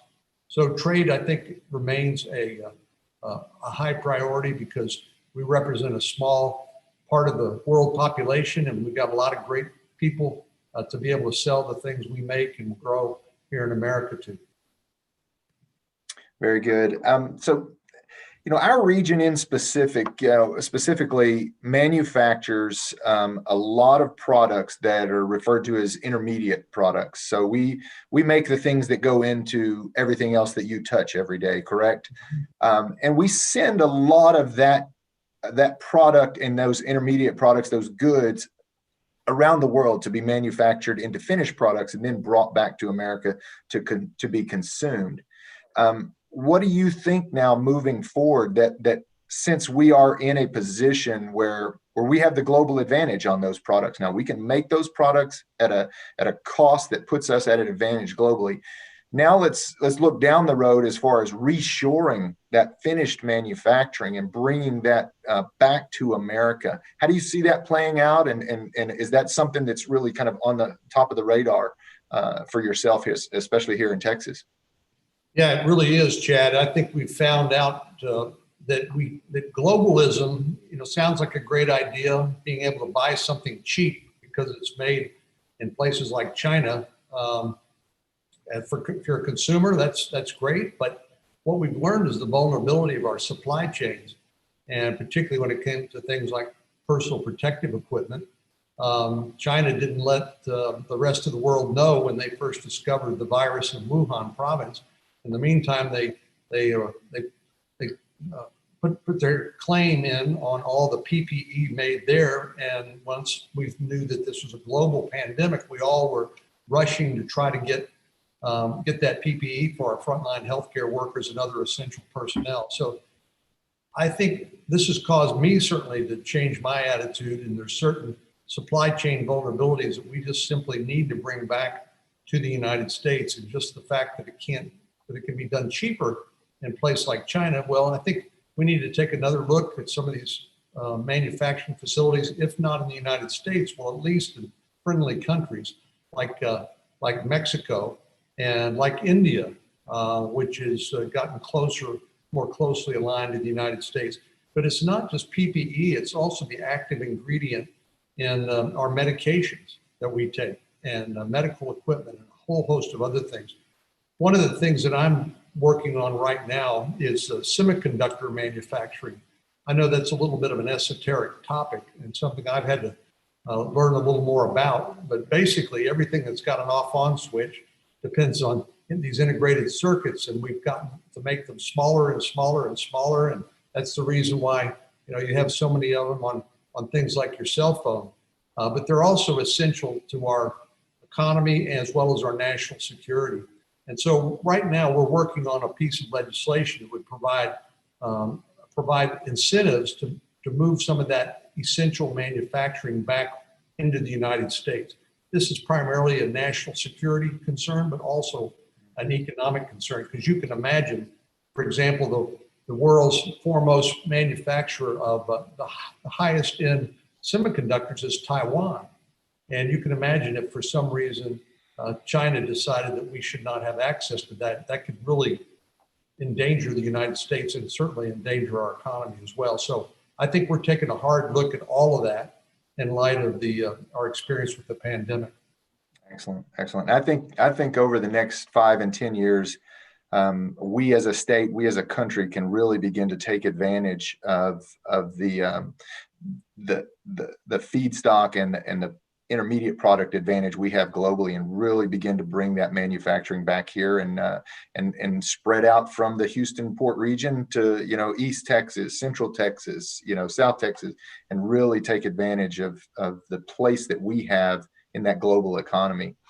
Well, if I can mention one other thing, because you just jogged my memory talking about feedstock and the Texas energy industry. Obviously, we're in a bad spot right now because of reduced global demand. Mm-hmm. But I did read, I think it was in the Wall Street Journal this morning, that some of the markets are opening up in Europe and Asia to make that export more feasible. But the one reason we were able to bring so much manufacturing back on shore was because of low-cost natural gas and that feedstock. And when people talk about banning fracking, of course, most of them don't know what they're talking about, or doing something to eliminate fossil fuels. Now, I'm all in favor of sort of an innovation agenda when it comes to energy. And there's a lot of exciting things that are being done in the energy sector to reduce emissions and make energy cleaner. But I think we need to remember too that this is some of the basic ingredients in our success in maintaining manufacturing here in the United States, as well as being important for national security and other reasons. Absolutely. Absolutely. We've got time for one more question. I want to lighten it up a little bit, but we've had fantastic panels and keynote speakers all day long today. And as just kind of organically, one of the themes that has gone through the day is leadership, not just individually, but as a region. And there's been some really good feedback back and forth. So I want to pose this question to you. What leadership advice would you give young John Cornyn as he was heading into his career? So just a little bit of leadership advice for the younger self as you head down your career in public service. Well, let me just take a stab at that, Chad. I think, one of the keys to leadership and to success in life is to surround yourself with people who can advise you and guide you. I know sometimes our egos make it hard for us to surround ourselves with people who may be as smarter than we are. But personally, I've found that to be critically important. And so finding the best and brightest minds and people who've been through an experience that I have not been, and to provide some guidance is I think one of the keys to leadership. But I also would say, particularly in my profession, serving in elected office, you have people who spend a lot of time on cable news and who enjoy what I would call the performance aspect of politics, and then a fewer people who perform the essential work and actually get things done. And one of the things I've enjoyed the most, whether it's getting $30 billion along with the Texas delegation following Hurricane Harvey, or tackling some of these hard problems, is actually working with my colleagues, many of whom view the world in a different way, but find that common ground and actually getting something accomplished. It's not something you're going to see on the front page of the newspaper or on social media or on cable news, but I think it takes that kind of commitment to self-government and making progress. And I think that's, to me, part of the essence of being a good leader. Outstanding. Well, we know our time is up, but really appreciate all the work that you and your staff, this staff does a fantastic job. We appreciate all the work that you do for this region. Thank you for your time today. Thank you for your advice again on leadership, as well as the leadership on the policy side of the equation. So hopefully we will be up there to see you in person soon, Senator. I can't wait. All right. Thank you so much. We'll see you soon. All righty. Outstanding conversation, and just goes to show kind of the willingness to be among the people that Senator Cornyn has. So we want to thank him again and his staff, and of course Jay Guerrero, his district director, that helps us out so much here in this region. Now, real quickly, I want to hear from our viewers again. Y'all have been answering the poll questions throughout the day. Let me see. Do I need to share this real quick?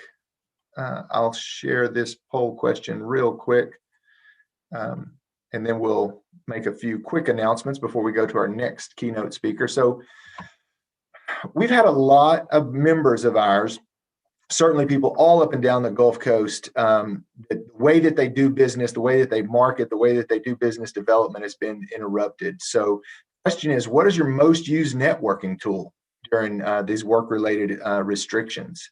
Is it virtual meetings and events like this? Is it relying on the old cell phone and your contacts? Are you out emailing people? Is it LinkedIn?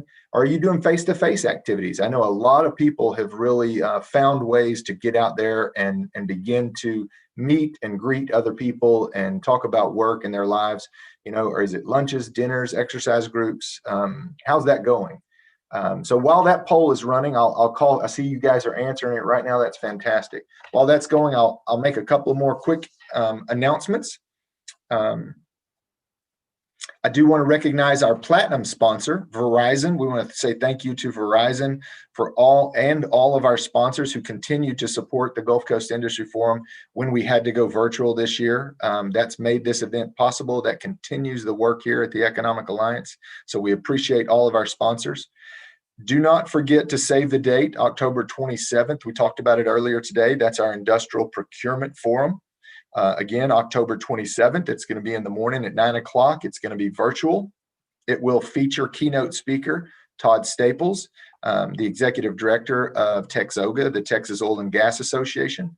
And it will also feature our procurement managers panel that will include Thomas Brinsko, our moderator from BIC Alliance, and panelists from several of our owner companies, including Covestro and BASF, Flint Hills Resources, Kinder Morgan. We've got a fantastic lineup on October 27th of how to do business with the industry, and how best to maneuver and position your company to be able to go to work in this industry and support the good work that's being done.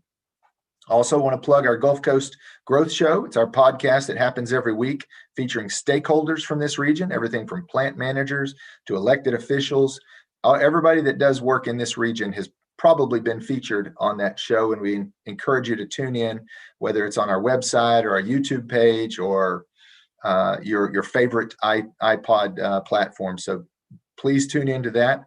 All right, it looks like we've got some results now. Caitlin, if you can pop up the results, let's see how everybody's. It looks like almost everybody, 3/4 of the people are out there working through virtual meetings. I guess that might be some of the only things available right now. A lot of people are working through their calls and email, and nobody is exercising. Okay, 4% of you guys are exercising. I'm going to encourage y'all to get out and exercise a little bit more. All right, so with that, I'm going to stop sharing that. I'm going to welcome back into the main viewing area here right now our Gulf Coast Industry Forum chairman. It's Roger Blackburn. Roger is really the heart and soul of this committee. I know the committee members love Roger and the energy that he brings to this and the leadership that he brings to what we're trying to do. I can see them popping in right now. But I'm going to let Roger introduce our next keynote speaker. There's Roger. Roger, I'll turn it over to you. If you'll unmute real quick, I'll turn it back over to you and I'll let you introduce our next keynote speaker. Hey, Chad, I certainly appreciate it. And I've been looking forward for this for years. Mark and I have been trying to make that connectivity. And of course, all of our busy schedules in life has been those times we just couldn't make that connection to get him involved within this conference. I'm excited about being able to introduce him and about what he's going to bring to the table concerning our FLNG markets, what's going on around the world, what they're doing at Freeport LNG. It's my privilege to be able to introduce him. Mark has been in the Freeport LNG facilities for about, I guess, somewhere around 2004. He came to Freeport LNG. He is following a great career for about 26 years, where he actually had numerous positions in the areas of cryogenic gas, onshore gas, LNG industries. And he has extensive domestic and international experience in engineering, handling large projects, managing them, execution of them, and asset operations. Mark has worked with contractors. I've had the privilege of working with him, an excellent individual to work with that is very progressive in being able to see very successful projects. So it's my privilege today to be able to introduce Mark Millett. Mark, thank you for coming on board. We look forward from hearing you today. I turn it over to you now. Thanks. Well, thank you, Roger. Thank you, Roger. I appreciate those kind words and certainly appreciate the invitation that I was given to be able to talk today. Again, thanks to Chad and Roger and the Economic Alliance for allowing me this opportunity to talk to everyone about Freeport LNG. So for what I would like to talk about today, I want to talk about really the key aspects of the liquefaction project. First of all, I'll address the development timeline of our project and of our company, significant execution undertaking that we've just completed in terms of liquefaction project, strategic advantages that Freeport LNG provides, a little bit about the global impact of Freeport LNG and LNG coming from the U.S. in particular, LNG, electric LNG, and where that fits in with what we have, which is a bit unique. Some of the current market conditions in our industry, and then just finish up with just a couple of comments about corporate citizenship. What I like to do when I first start a presentation is really talk a little bit about safety, have a safety moment. And usually those safety moments might address process safety or individual safety. But these times in our country, it just seems that there are just some unprecedented aspects of the country that are going on. Certainly we've had the COVID-19 pandemic. And really never before has there been so many tropical disturbances in the Atlantic at one time. Plus we have the forest fires out west. So I decided to take a little bit different look at a safety meeting. And I found this presentation. Let's see if I can get the slides. I'm not able to get the slides to advance. Here it is. Unprecedented, the unprecedented use of the word unprecedented. If you look at this chart, and it comes from Google, there certainly has been in press and print and media, the use of the word unprecedented. And if you look at this in 2020, in March and April, almost a 10-fold time increase in the use of unprecedented. And certainly these are unprecedented times, and we need to continue to keep a focus on the safety and health of our families and our co-workers as we are in these particular times. So now let's talk about a development timeline, the development timeline for Freeport LNG.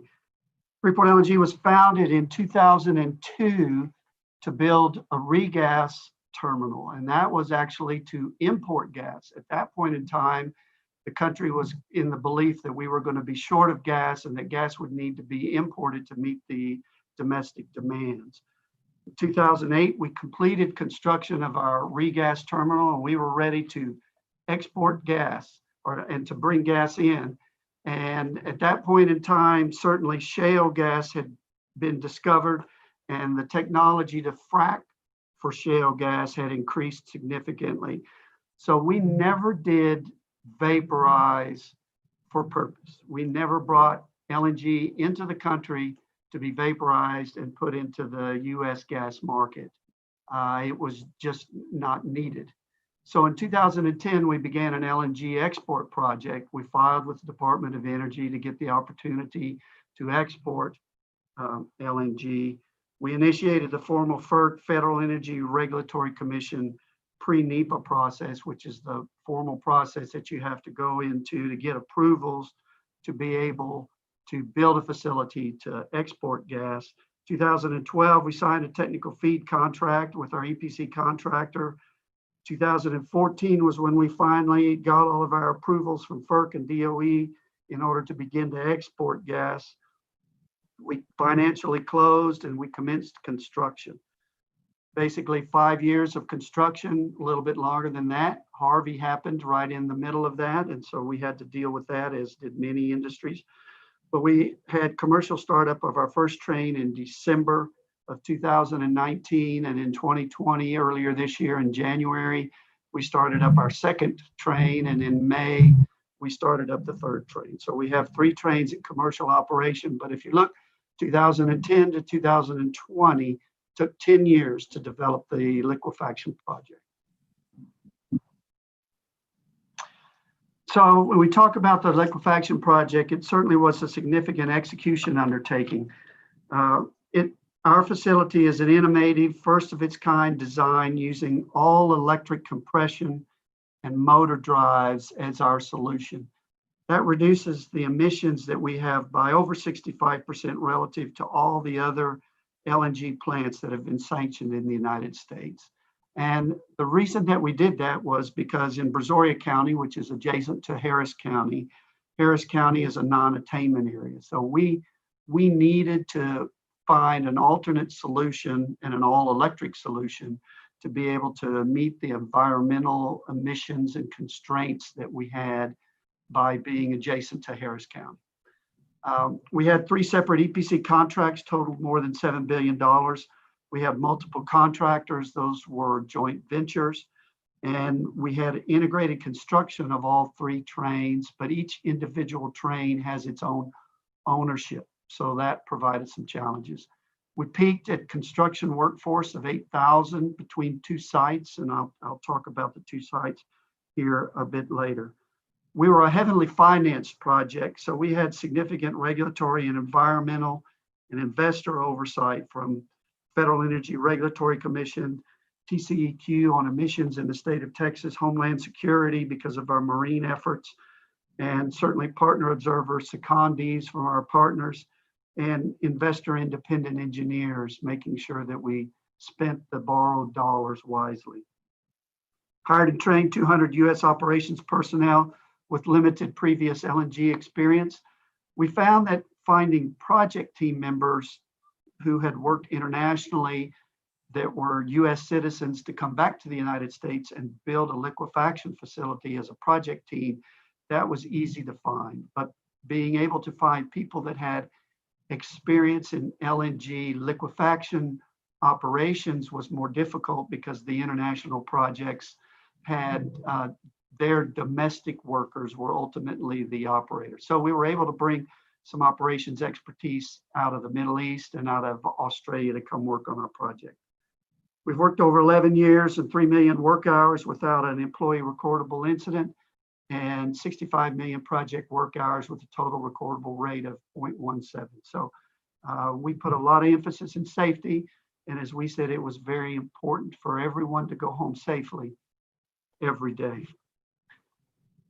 So this is a view of our pretreatment facility. We actually have about 5 miles of distance between our pretreatment facility and our liquefaction facility. That is unique to us and probably not as optimal as we would have liked it, but we had space considerations and we had environmental considerations. It did help us in some aspects of the project as the work density was not as difficult to manage with multiple sites. But you can see in this picture, they're in the foreground on the right-hand side are the main common facilities, and then there's 3 identical trains or 3 identical processing units. Our liquefaction facility, the same thing. This is actually where the gas is liquefied after it's treated at the pretreatment facility. It's on Quintana Island, which is near Freeport, near the Gulf. And because we were on an island, our space was limited, not only laid out in construction area for workers, construction workers, but also for just our facilities and the spacing we needed there. We are very close to the Gulf. The body of water that you see on the right hand of the picture is the Gulf of Mexico. And the body of water, the channel on the left-hand side is the Intercoastal Waterway. So we are on an island.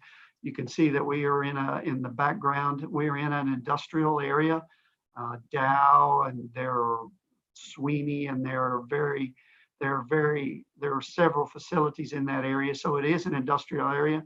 We are on an island. There are very few folks that actually live on the island. It doesn't show up in this picture very well, but our elevation, we're built on a private displacement area for dredge material. So we actually are elevated 25 feet. And so that is what we depend on to protect our facilities from floods during a hurricane, but certainly not wind.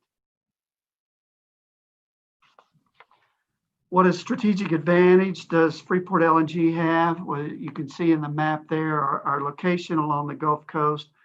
Our location provides optimal connectivity to the U.S. energy resources to provide gas to our facility, because we sit really in a global energy hub. And certainly Texas is a global energy hub. And the number of gas pipelines in the Texas Gulf Coast area is tremendous. So we have a multitude of additional pipeline connections that are available to bring gas to our site.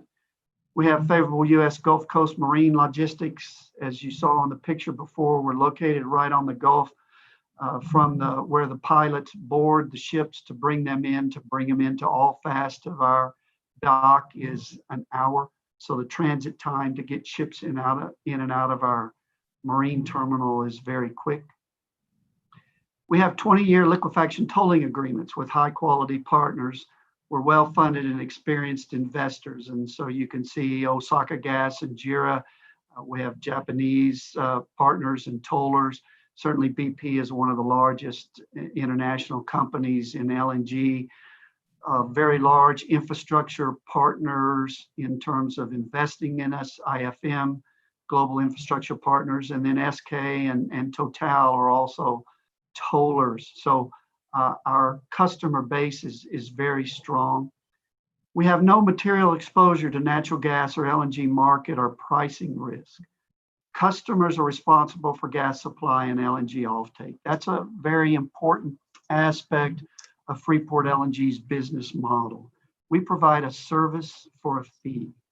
We liquefy the gas that you bring to us and put it on a ship that you bring to us. And you are responsible for bringing us the gas and taking the LNG away. So we take really no market risk. That's a very conservative position, but it certainly has served us well over the last 15 plus years as we've had a regas terminal under that same kind of contract, and now that we have liquefaction. So we have a very conservative financial philosophy, quality contracting terms. We maintain our investment grade status through the different market shifts, and certainly there have been market shifts as we've gone from regas to liquefaction, and then even the challenges that liquefaction has had in particular this year.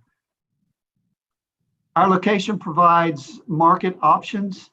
You can see where we are located on the U.S. Gulf Coast. We have access certainly to Northwest Europe, sailing time of about 12 days or anywhere into the Europe area. South America through the expanded Panama Canal allows quicker access to Asian markets. A lot of the new ships that now have been built for liquefaction and carrying LNG are called Panamax. They are the maximum size ships that can now transit through the expanded Panama Canal. So Freeport LNG is located in the U.S. Gulf Coast, which is a very strong position for marketing options. But we certainly aren't the only ones there. You can see here there are many North American liquefaction projects, some in Alaska, Kenai being a project that has been in Alaska for decades now. And then the U.S. Gulf Coast, a few projects on the West Coast, and then also on the East Coast. But the majority of the ones in the U.S. area are centered around the U.S. Gulf Coast.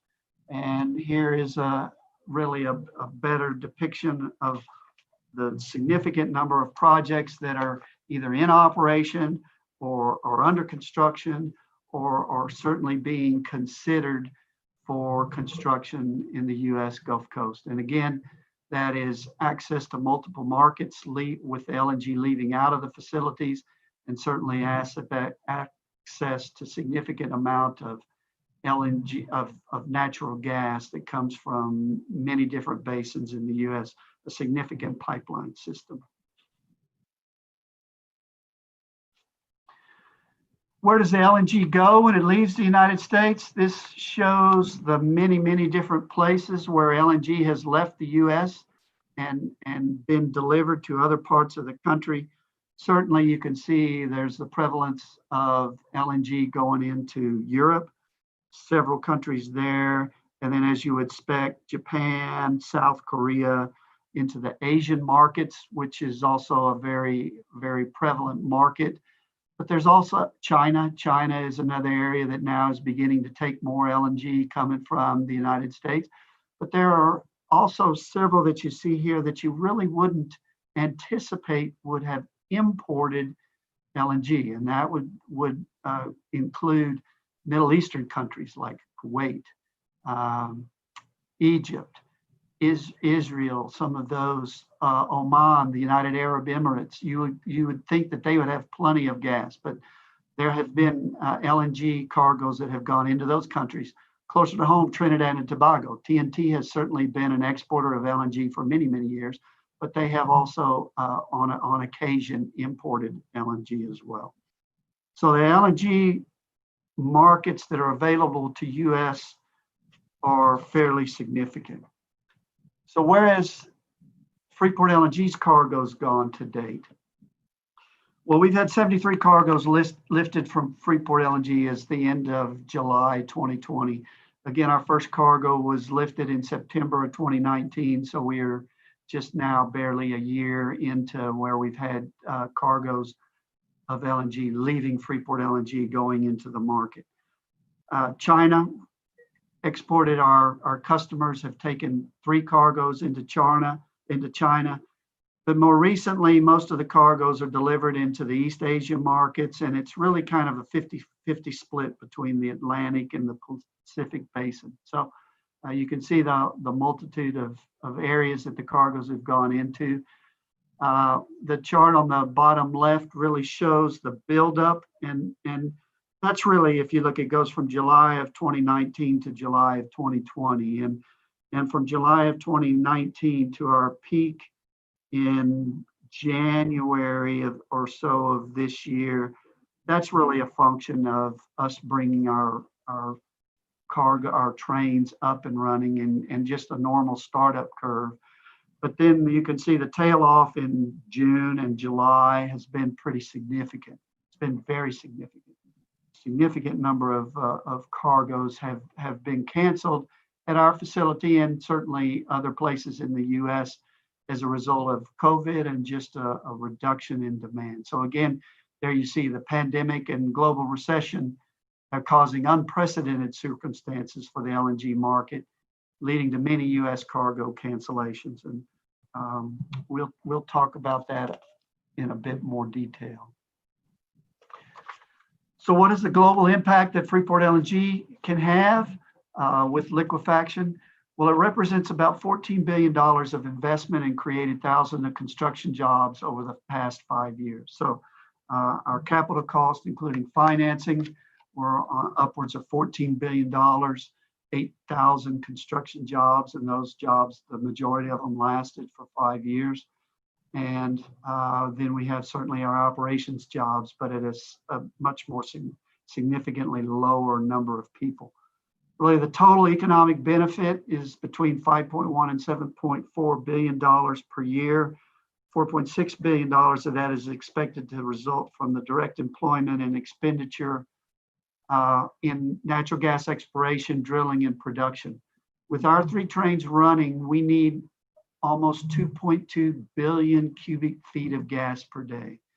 So 2.2 billion cubic feet of gas per day takes a lot of upstream assets and exploration and production and drilling and additional gas supplies into the Texas market that ultimately makes its way down to our facility. With 2 BCF a day of gas being exported in the form of LNG, certainly that's a significant improvement to the United States trade balance. And there's a reduction in global greenhouse emissions by displacing more carbon-intensive fuels as other countries begin to focus on reduction in environmental emissions and going to cleaner burning fuels such as LNG or natural gas. We also have all the permits and are progressing commercial negotiations with potential customers to begin construction of a 4th train in the near future. That would bring us up to around 20 million tons per annum that you can see in the chart. That would make us the 5th in the world's liquefaction capacity for a single facility.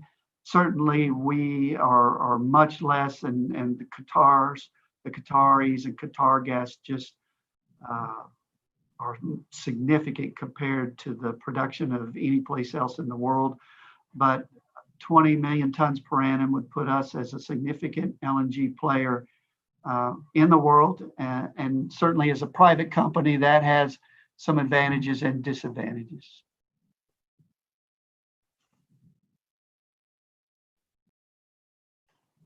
Let's see. Can't seem to get it to advance.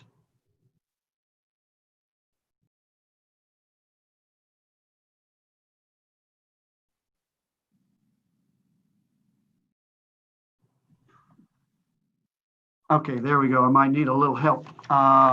Lower emissions from electric plant. One I wanted to talk a little bit is about our facility and some of the things that we have done to lower our emissions. We utilize the same APCI's propane pre-cooled mixed refrigerant technology that's really already employed in almost 100 liquefaction trains globally, totaling 300 million tons per annum. But we are the only large-scale electric natural gas facility in the United States with an all-electric compression. We have motor drives that reduce our emissions by over 65% of other facilities that are built in the US that use combustion turbines. Our liquefaction trains are run, each train has 3 75 megawatt motors. So we have over 200 megawatts of motor-driven compression that we employ rather than having turbines. And in addition, really, to our motor drive facilities, because you could say, obviously, yes, we have motor drives, but that power that's at our facility has to come from somewhere, has to be generated from a power facility. But certainly those power facilities and their efficiency of being able to generate large amounts of power very efficiently is significant. Plus, if you look on the right-hand chart at the bottom, renewable power in the Texas ERCOT electricity system is fairly significant, and they have plans to grow that into the 2030s. So right now, it's on the order of 20% or so of the power that's generated into the Texas ERCOT market is renewable. And so part of that renewable power makes it to our facility to then drive our electric motors to make our LNG. So our emissions are fairly significantly reduced. And that's just what we needed to do to be able to build our facility. Change to the next slide. So let's talk a little bit about eLNG. Because of the way that we've been built, Freeport is positioned to be the first U.S. LNG supplier to deliver carbon neutral or green LNG cargoes. Again, our electric drives represent only a few that are in operation globally. And additional carbon neutrality can be gained by sourcing power from renewable sources, as we've seen in the Texas ERCOT market, or by sourcing feed gas from associated production, which also is very prevalent in the United States. The rules around what is considered eLNG and how to measure that and quantify that and compare ourselves among LNG providers are still being worked out. And I know that there are several other companies that are talking about being an eLNG supplier to the markets. And so we encourage that. We believe it's a positive step for our industry. And we believe that as we move forward, Freeport LNG will be a big player within that as well. Next slide.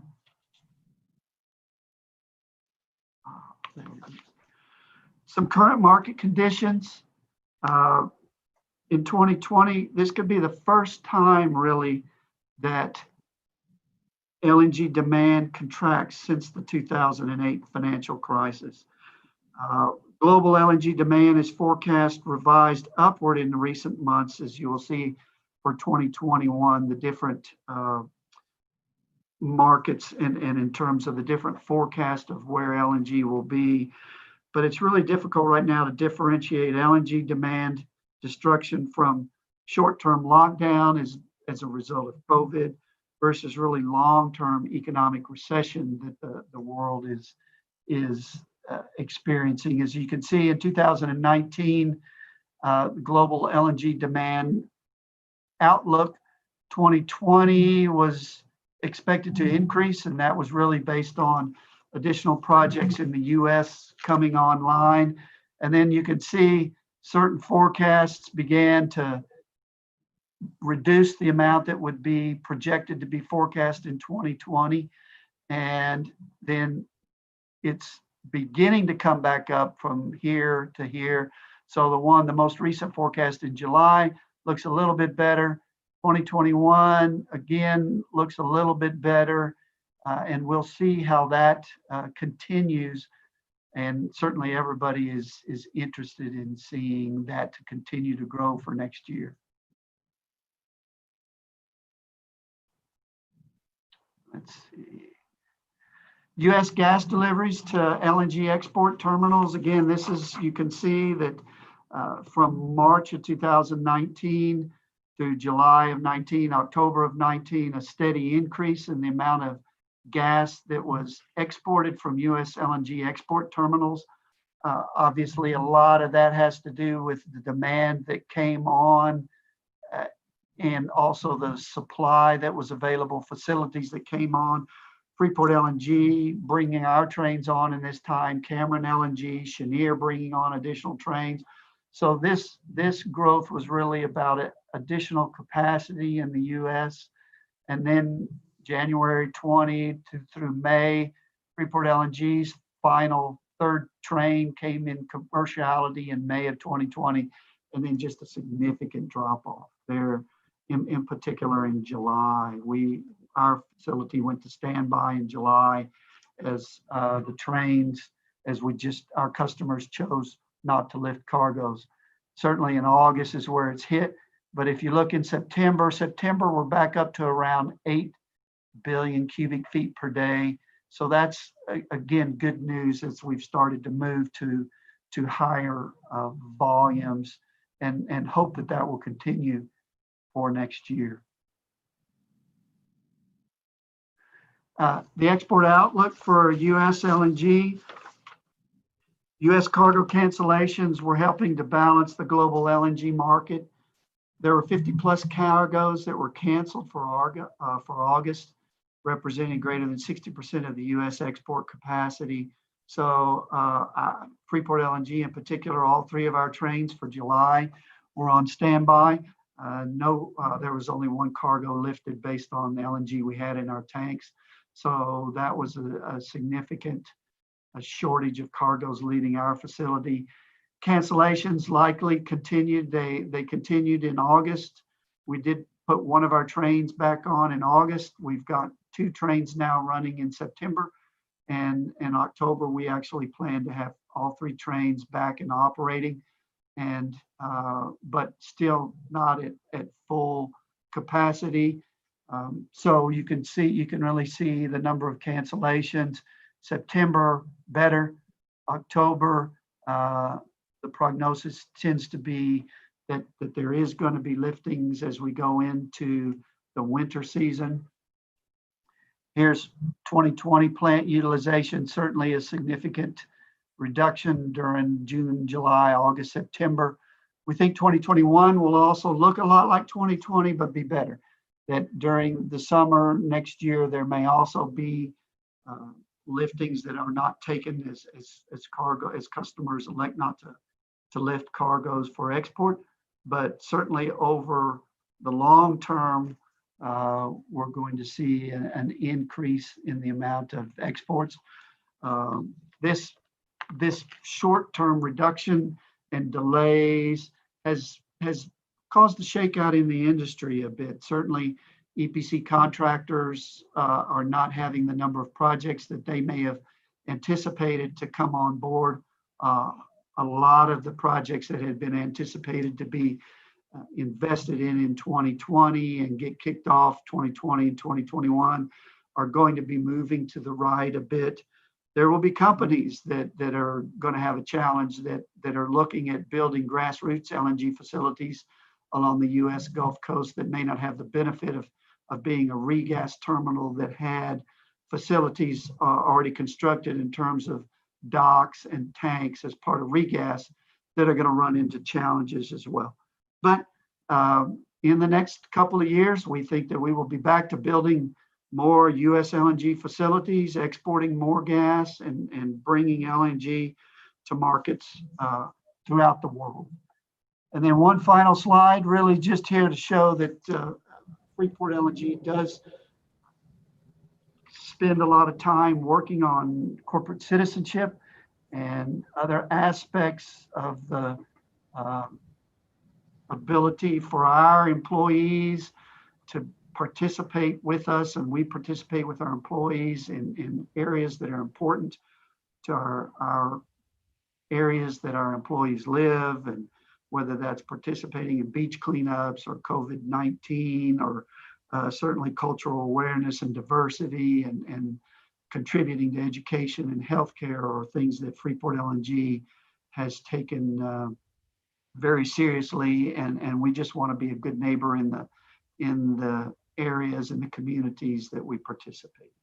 So thank you again for the opportunity to talk about Freeport LNG and about LNG in general, and exporting and what the market looks like going forward. And thank you for this opportunity.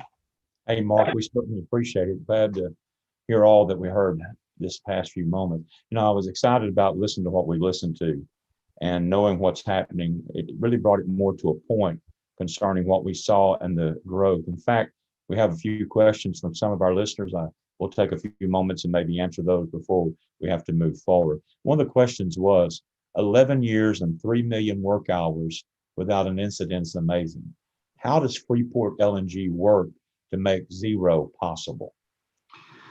Well, our motto is everyone goes home safely every day. So we spend a lot of time, in particular with our employees and contractors, just reinforcing that on a day-to-day basis. It's a day-to-day effort. We realize that in particular during construction, can be a difficult industry. It is tough work. It can be dangerous. So we just emphasize that every day. We get contractors that are very interested in continuing to emphasize that and to focus on safety, and you know, recognizing people that just take it seriously and take it to heart and talk about it. We just talk about it a lot.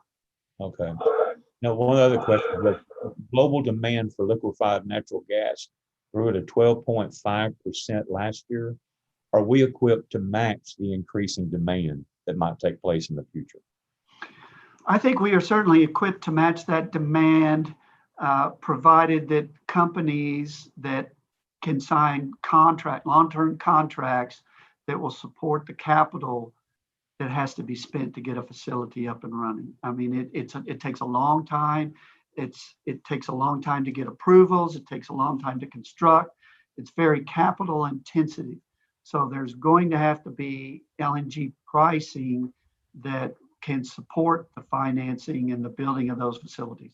There's certainly enough gas in the United States. The Department of Energy continues to come out and say that there are a lot of reserves thanks to shale gas and the technology improvements in fracking. Yeah. Well, one of the questions, Mark, I think it's a good one. It says that Asia is a prevalent market for LNG. Has COVID affected this demand in that market? It is hard to say how much of the market demand has been affected by COVID, but certainly the demand has gone down. And certainly, just as an example, you look in the United States, people are not driving their cars as much. Gasoline demand has definitely gone down, and that it has got to be attributed somewhat to COVID. So we have seen reduction in demand worldwide, and some of that certainly has to be COVID related. You know, one of the questions that also came in, I think this is pretty interesting. What do you see will be the major challenges facing LNG when it comes to market and growth as we move from this point, 2020, into the future? Well, I think it is facilities are going to have to be built, and that takes a lot of capital. It takes contractors that are ready and available to do large projects. It's going to take governments, international governments, participating and cooperating along with oil and gas companies that are willing to to explore and find new gas reserves and be able to bring those to a market. That's good. Another question, and we're about to finish up, but one of the questions is maybe the last. Easy access to LNG could greatly increase the quality of life for those living in third world countries, such as Africa. Are we sending gases there as of yet, or do you know? There's not a lot of gas going into Africa. You talk about quality of life. Certainly, LNG going into China will improve their air and the emissions that they have, and so that's got to be improvement on quality of life. When you're talking about places that are underdeveloped, you got to have gas demand, and really that demand probably going forward is going to be in the form of electricity, importing LNG to generate electricity, to bring electricity to underdeveloped countries and underdeveloped areas of the world where they can bring electricity into hospitals and schools and cities and be able to improve quality of life through that. Mark, this is everything I've always thought it would be when we get you on board for a presentation, because I wanted to hear how Freeport LNG was done, and then hear exactly what's happening worldwide in the LNG market. And man, you've done a tremendous job. Thank you for coming on board. I'm going to turn it to our leader, and Chad, if you'll step in. I appreciate what Mark's brought today. Great presentation. Thank you, Roger. And Mark, that's exactly what we were looking for. Just a fantastic project, obviously driven by kind of, global demand, global dynamics. You guys have done a fantastic job with that facility down there. We look forward to years and years of you guys producing good product and pushing it out over there. So congratulations. Thanks for being part of this conference today. We really appreciate you coming up here and taking part of this. And Roger, I know you'll be back on in a little bit, but I'll let both of y'all jump off. And we'll move on to our next panel here in just a second. Okay, Mark, thank you so much. I appreciate it. Thank you very much, Roger and Chad. I appreciate it. Outstanding. So let's take a moment to recognize another one of our gold level sponsors, Chevron Phillips. We've got a message from them.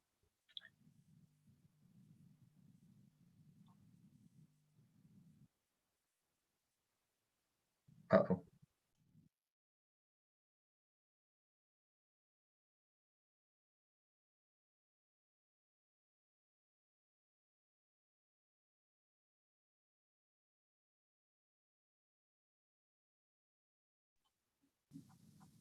That's all right. Looks like we're having a little bit of technical difficulty.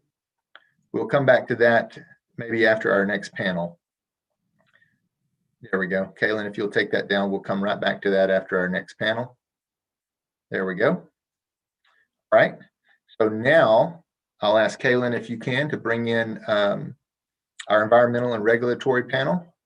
There we go. I want to welcome back in also our moderator for the second time today, Dennis Winkler, who is our Public Policy Task Force Chairman.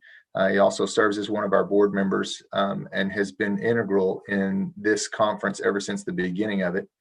I see the panel popping in now.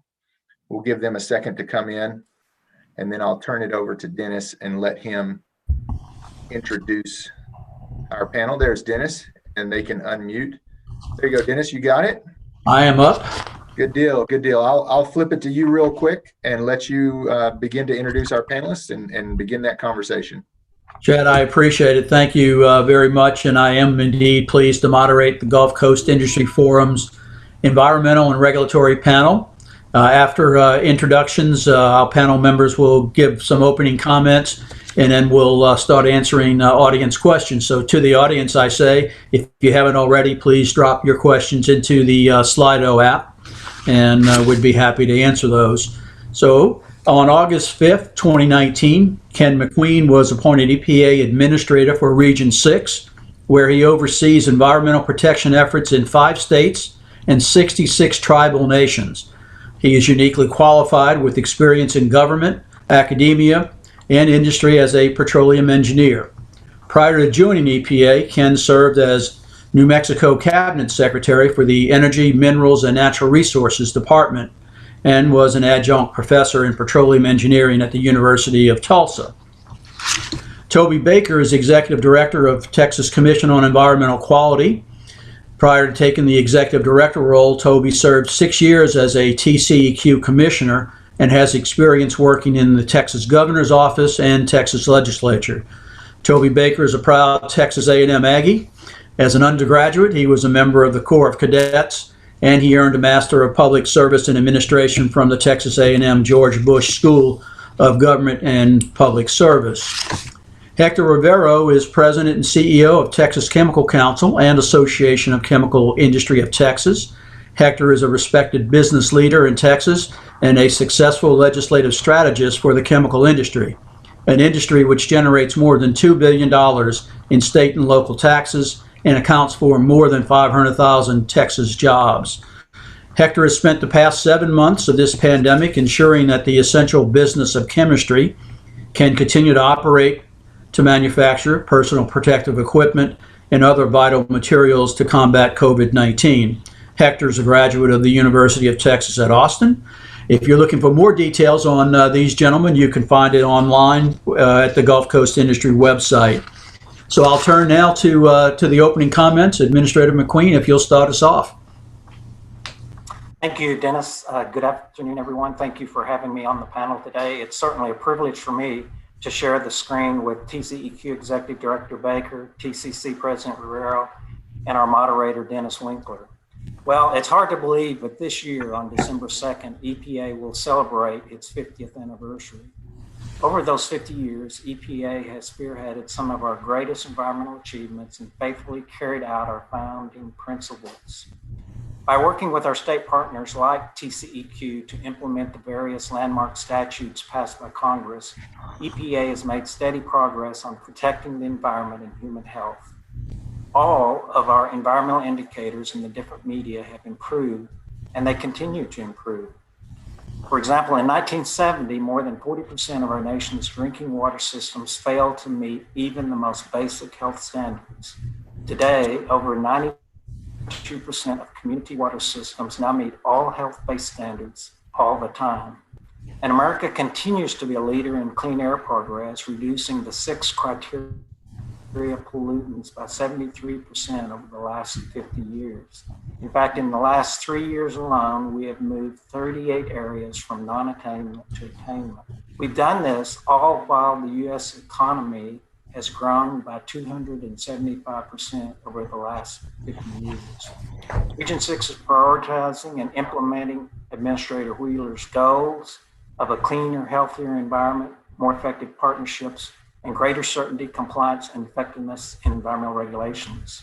My priorities for Region 6 are in line with that of the agency's 3 main goals, which are to deliver a cleaner, safer, and healthier environment for all Americans and future generations by carrying out the agency's core mission, providing certainty to states, localities, tribal nations, and the regulated community in carrying out shared responsibilities and communicating results to all Americans, and increasing compliance and effectiveness by applying the rule of law to achieve more efficient and effective agency operations, service, delivery, and regulatory relief.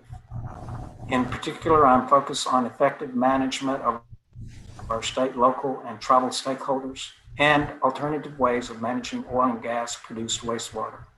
The agency's goals and my priorities can be found throughout much of EPA and the region's recent work, and I look forward to discussing them this afternoon. Thank you, Dennis. Thank you. Toby, you're up next. Thank you, Dennis. I'm going to echo what Administrator McQueen said. It's such a privilege to be sitting here hundreds of miles apart from each other, but with you today, Hector, Ken, Dennis. I really appreciate the partnership that we've had over the years, the partnership that we've had with the Economic Alliance in Houston. And I'd like to start just by kind of hitting on that. You know, something that's really important to the success of the Texas Commission on Environmental Quality are the partnerships that we've built and sustained over the years. And I will say that extends to the Texas Chemical Council, to Hector. You and your members have been instrumental in helping us be successful as an agency. working closely with us, by helping with the strides, airwise that we've made over the years. I could take some credit for that, but the reality is that your members really deserve the credit for that. And what that's done for the state of Texas has been incredible.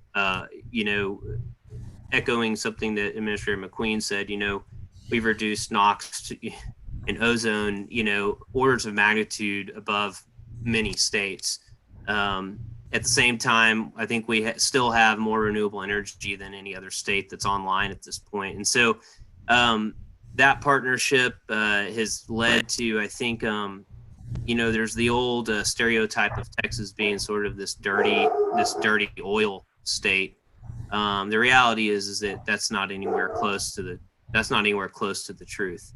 I think I would consider our state to be on the cutting edge as far as protecting the environment, protecting public health, and driving the economy forward, being able to do all three of those things at the same time. Administrator McQueen, our partnership obviously has always been close. For the folks out there who don't know, TCEQ and EPA, despite what you might read in the paper, we actually work very closely together on a regular basis. On a daily basis, we're in touch with staff at Region 6 or at headquarters on any number of issues. And so as we're approaching and tackling some of these big issues that we have in front of us, oftentimes we're doing that together with lots of emails, lots of phone calls. And then more specifically here recently, when we're responding to these disasters, whether it be a natural disaster or a man-made disaster, the partnerships that we've built through that, through those events, are second to none. And so it's been really a great experience working closely with Ken and his staff, not always under the best conditions or the best scenario, but the team that we put together to respond to those is always something that's inspiring to me. With that, I don't want to take away from the questions. I'm just happy to be here today and being able to engage with you guys and everyone else out there is a real privilege for me. Thank you. Thank you. Hector? Good afternoon. Hector Rivero with the Texas Chemical Council. It's an honor to be on this panel with our leaders from EPA and TCEQ. And as you stated, Mr. Baker, I think our industry is committed to working proactively with your agency and with EPA to ensure the environmental stewardship of our industry. The Texas Chemical Council represents 70 member companies who own and operate about 200 manufacturing sites and research facilities across the state. We currently employ over 75,000 people directly, but have in total about 500,000 people that work in and out of industry on a regular basis. And so the business of chemistry is extremely important to not only our state's economy, but extremely important to our global economy. And with the guidance and support of EPA and TCEQ, we're able to manufacture the products that are in demand to people around the globe and do it in a productive way that benefits our companies and our shareholders as well. So delighted to be part of this panel. I do want to also mention that we represent the Association of the Chemical Industry of Texas that represents 400 companies that are the service providers, the contractors, the vendors and other service providers that are critical to our industry. And many of them are struggling right now during this pandemic. While the business of chemistry is continuing to meet the demands for PPE and other products, non-essential business and construction has ceased. And so, we continue to try to support all of our ACI team members that are out there that are anxious to get back to work, and the people that work for them who don't get paid if they don't work. So keep your thoughts in mind for them as well. Delighted to be on the panel. Well, Hector, thank you, and thanks to all of y'all for being on the panel. I'll start the first question off, and this is really going to be a question around Hurricane Laura. We're still in hurricane season, but certainly for Texas, a little bit of a near miss, but still some impact. So Administrator McQueen, let me ask you, I understand that EPA did deploy the Aspect down to do some air monitoring readings there. What did you find, and are there any lessons to be learned from the Lake Charles incident that we can apply? Well, our Aspect plane, right? I had to ask our folks, EPA is littered with acronyms. I had to ask them what Aspect stood for, and I found that it was the Airborne Spectral Photometric Environmental Collection Technology, which is loaded on an airplane. It's used for detection of both radiation and hazardous chemicals. Anytime hurricanes get close to the Gulf, we have it gassed up and ready to go on a moment's notice. This time, we actually ended up deploying it a little bit early because of the chlorine fire that occurred south of Lake Charles. And so we had the plane up in the air for the first flight on August 27th. We made, after that, 4 additional flights, 2 on August 28th, 1 on August 29th, and 1 on August 30th in Texas. We did find, when we did the flyover in Louisiana, we picked up some chlorine detection from that facility fire. And as a result of that, we sent some additional on-the-ground monitoring to follow up there. In Texas, we monitored 21 different facilities in the Orange and Port Arthur area. And we did pick up 2 detections of isoprene. Only one of those detections was above concerning levels. It was at 1.55 ppm. So the beauty of this technology is that we can deploy fairly quickly, and we can cover a lot of ground in a short amount of time. So this is often the case of when we have hurricane impacts in areas of heavy industrial concentrations. Thank you, Executive Director Baker. Again, a bit of a near miss, but some impacts. So how did TCEQ prepare for and respond post Harvey? Excuse me, I should say post Hurricane Laura. Our preparation at this point is pretty systematic. It's a process that we go through every year. And EPA is actually part of that through our NDOW partnership, which is our Natural Disaster Operational Work Group. So we tabletop these storms on a regular basis and sort of how we work together in preparing for them. And so typically what happens is, we have a regional office in Beaumont, a regional office in Houston, and we have essentially strike teams in other regions that then can fill the role for those offices, especially if those areas are being evacuated. So Jefferson County, as you know, was evacuated. We had some staff who stayed, but given that, I think the public has a misconception about us is that we're not a first responder agency. We're secondary. And so essentially we try to stay out of the way while the first responders do their job, and then try to get in as quickly as we can after that. And so part of our staff actually, they did evacuate. And so we systematically move those responsibilities and those, to other parts of the state, and coordinate through the SOC and through Austin as much as we need to.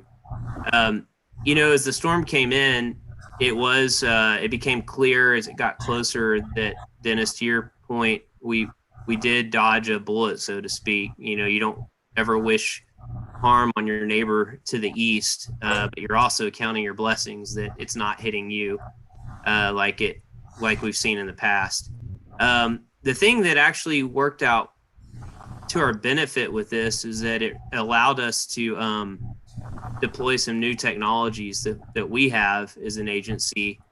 After Hurricane Harvey, we learned a lot about and really working with EPA, because they have their Taga bus, which is a mobile monitoring van. They have their Aspect aircraft. We don't have an aircraft, but we went to the legislature last year and they funded some mobile monitoring assets for us. And then we also found some dollars to be able to get new handheld monitors that could speciate for benzene. And so as soon as we were able, we deployed those assets into the Beaumont, Port Arthur, Orange area, and then even out towards the east to monitor, watching making sure that if a chlorine plume was possibly coming across the border, we could alert the local officials so they could put the proper procedures in place to protect those citizens. So for us, this is sort of like one of those events where you don't want to have to deal with it. We had some damage, but at the same time, we've got to deploy all these new resources, these new assets, and test them out and troubleshoot them. And we learned we had some bugs we had to work out, and we dealt with that as they arose. But I think it put us in a much better position for the next storm. Hopefully we won't have another one this year or the next event. But we're still in response mode at this point. All of our air monitors, I believe, are back up. I think we have one in Orange that is not at this point because of power issues. I think there was a tree that fell on something that just hasn't been fixed yet. But for the most part, we're back at 100% now, and I think industry is back at 100% as well. So it was as good of a hurricane as we could have had as far as being able to take it as a learning experience and getting ready for the next, really bad one that might be coming. Okay, let me go ahead and direct the next question to Hector. And Hector, first, let me ask, how did your members in the Southeast Texas area fare, and then maybe share with us some of the lessons learned there as well. Sure. Well, thankfully, Texas escaped the brunt of Hurricane Laura. However, some facilities did have some minor structural damage in the Golden Triangle region. So sites have been making repairs and carefully assessing all their equipment to get back up and running as quickly as possible. The biggest concern, as Mr. Baker mentioned, was getting power in Southeast Texas back in the region. It took about 8 days for many facilities to get full power, sustained power back in the region. There's still some facilities and areas that are without power. But clearly our friends in Louisiana have really took the brunt of this. And I know that many of our companies have been providing support to those areas, many of them still without power. And in addition, many of our contractors have been running materials and providing construction and repair support to facilities over there. So certainly our thoughts and prayers for all the folks in central Louisiana, central southern Louisiana that were impacted by this storm. Yeah. Hector, let me do a quick follow-up there. You mentioned planning. Toby Baker mentioned planning and doing tabletops. Can you drill down a little bit, maybe give us a little more color? What does planning and what does preparing for storms mean to your industry, or mean from your industry? Sure. So chemical manufacturing sites plan extensively for hurricanes and undergo drills before each hurricane season. It's also important to note that industrial facilities located throughout the U.S. coastal regions are designed and built to withstand major weather events, unlike residential or commercial structures in our communities. Facilities also contract with private weather services that track storms in the Atlantic Ocean early on and begin modeling those storms days before most local weathermen and women start to talk about them on the local news. Sites take specific actions to manage the risk based on the projected strength and trajectory of a storm. And I can tell you it can take days in some instances to safely shut down a facility should it be necessary. There are some that suggest that a direct hit by a hurricane to an industrial complex would be catastrophic, and that all facilities should shut down completely before a storm.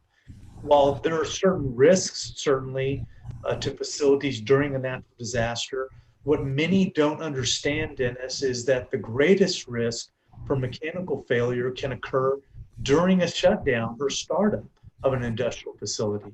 Chemical manufacturing sites operate under extreme temperatures and high pressures in order to crack the molecules and create the wide variety of products that we all demand.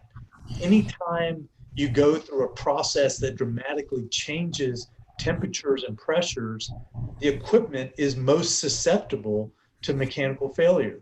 So sites must manage their risk by following detailed procedures to safely shut down a facility. And that's why it can take several days to safely shut down a site. In fact, plants are safest when they remain operational and idling, not subject to major changes in temperatures or pressure. Now, all this being said, it's important to note that sites always prepare for the potential necessity of a full shutdown, depending on the trajectory and strength of the storm.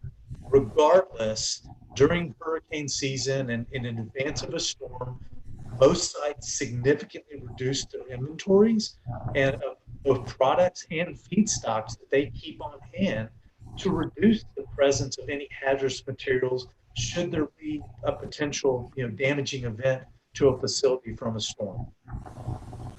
Hector, thank you. That's insightful. I don't think many people really understand that, so thanks for calling it to our attention.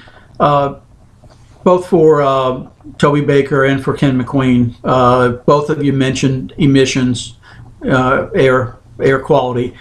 So one of the questions we have here, and I'll let each of you answer or decide who should. The Houston region has shown significant improvement. The question is, what's driving that? What's being done to improve the air quality in the greater Houston region? Administrator, would you like to go first? I'll take a shot at that one. First of all, there's been a widespread cooperation among industrial users in the Houston Ship Channel and the larger Houston area to do what they can to do to reduce emissions. Additionally, technology is driving us in the direction of improved emissions. As newer automobiles come on the road, they're much more efficient and less polluting than the vehicles that we've had in the past. In fact, in the Houston area, I'm guessing that the majority of air pollution, probably at least a third, is due to automobiles and trucks. And so I know both TCEQ and EPA has had programs in place to encourage and help subsidize replacement of some of the older diesel technology engines for better, more efficient, fuel efficient. I know Houston has done some work on mass transit that always helps with cutting down on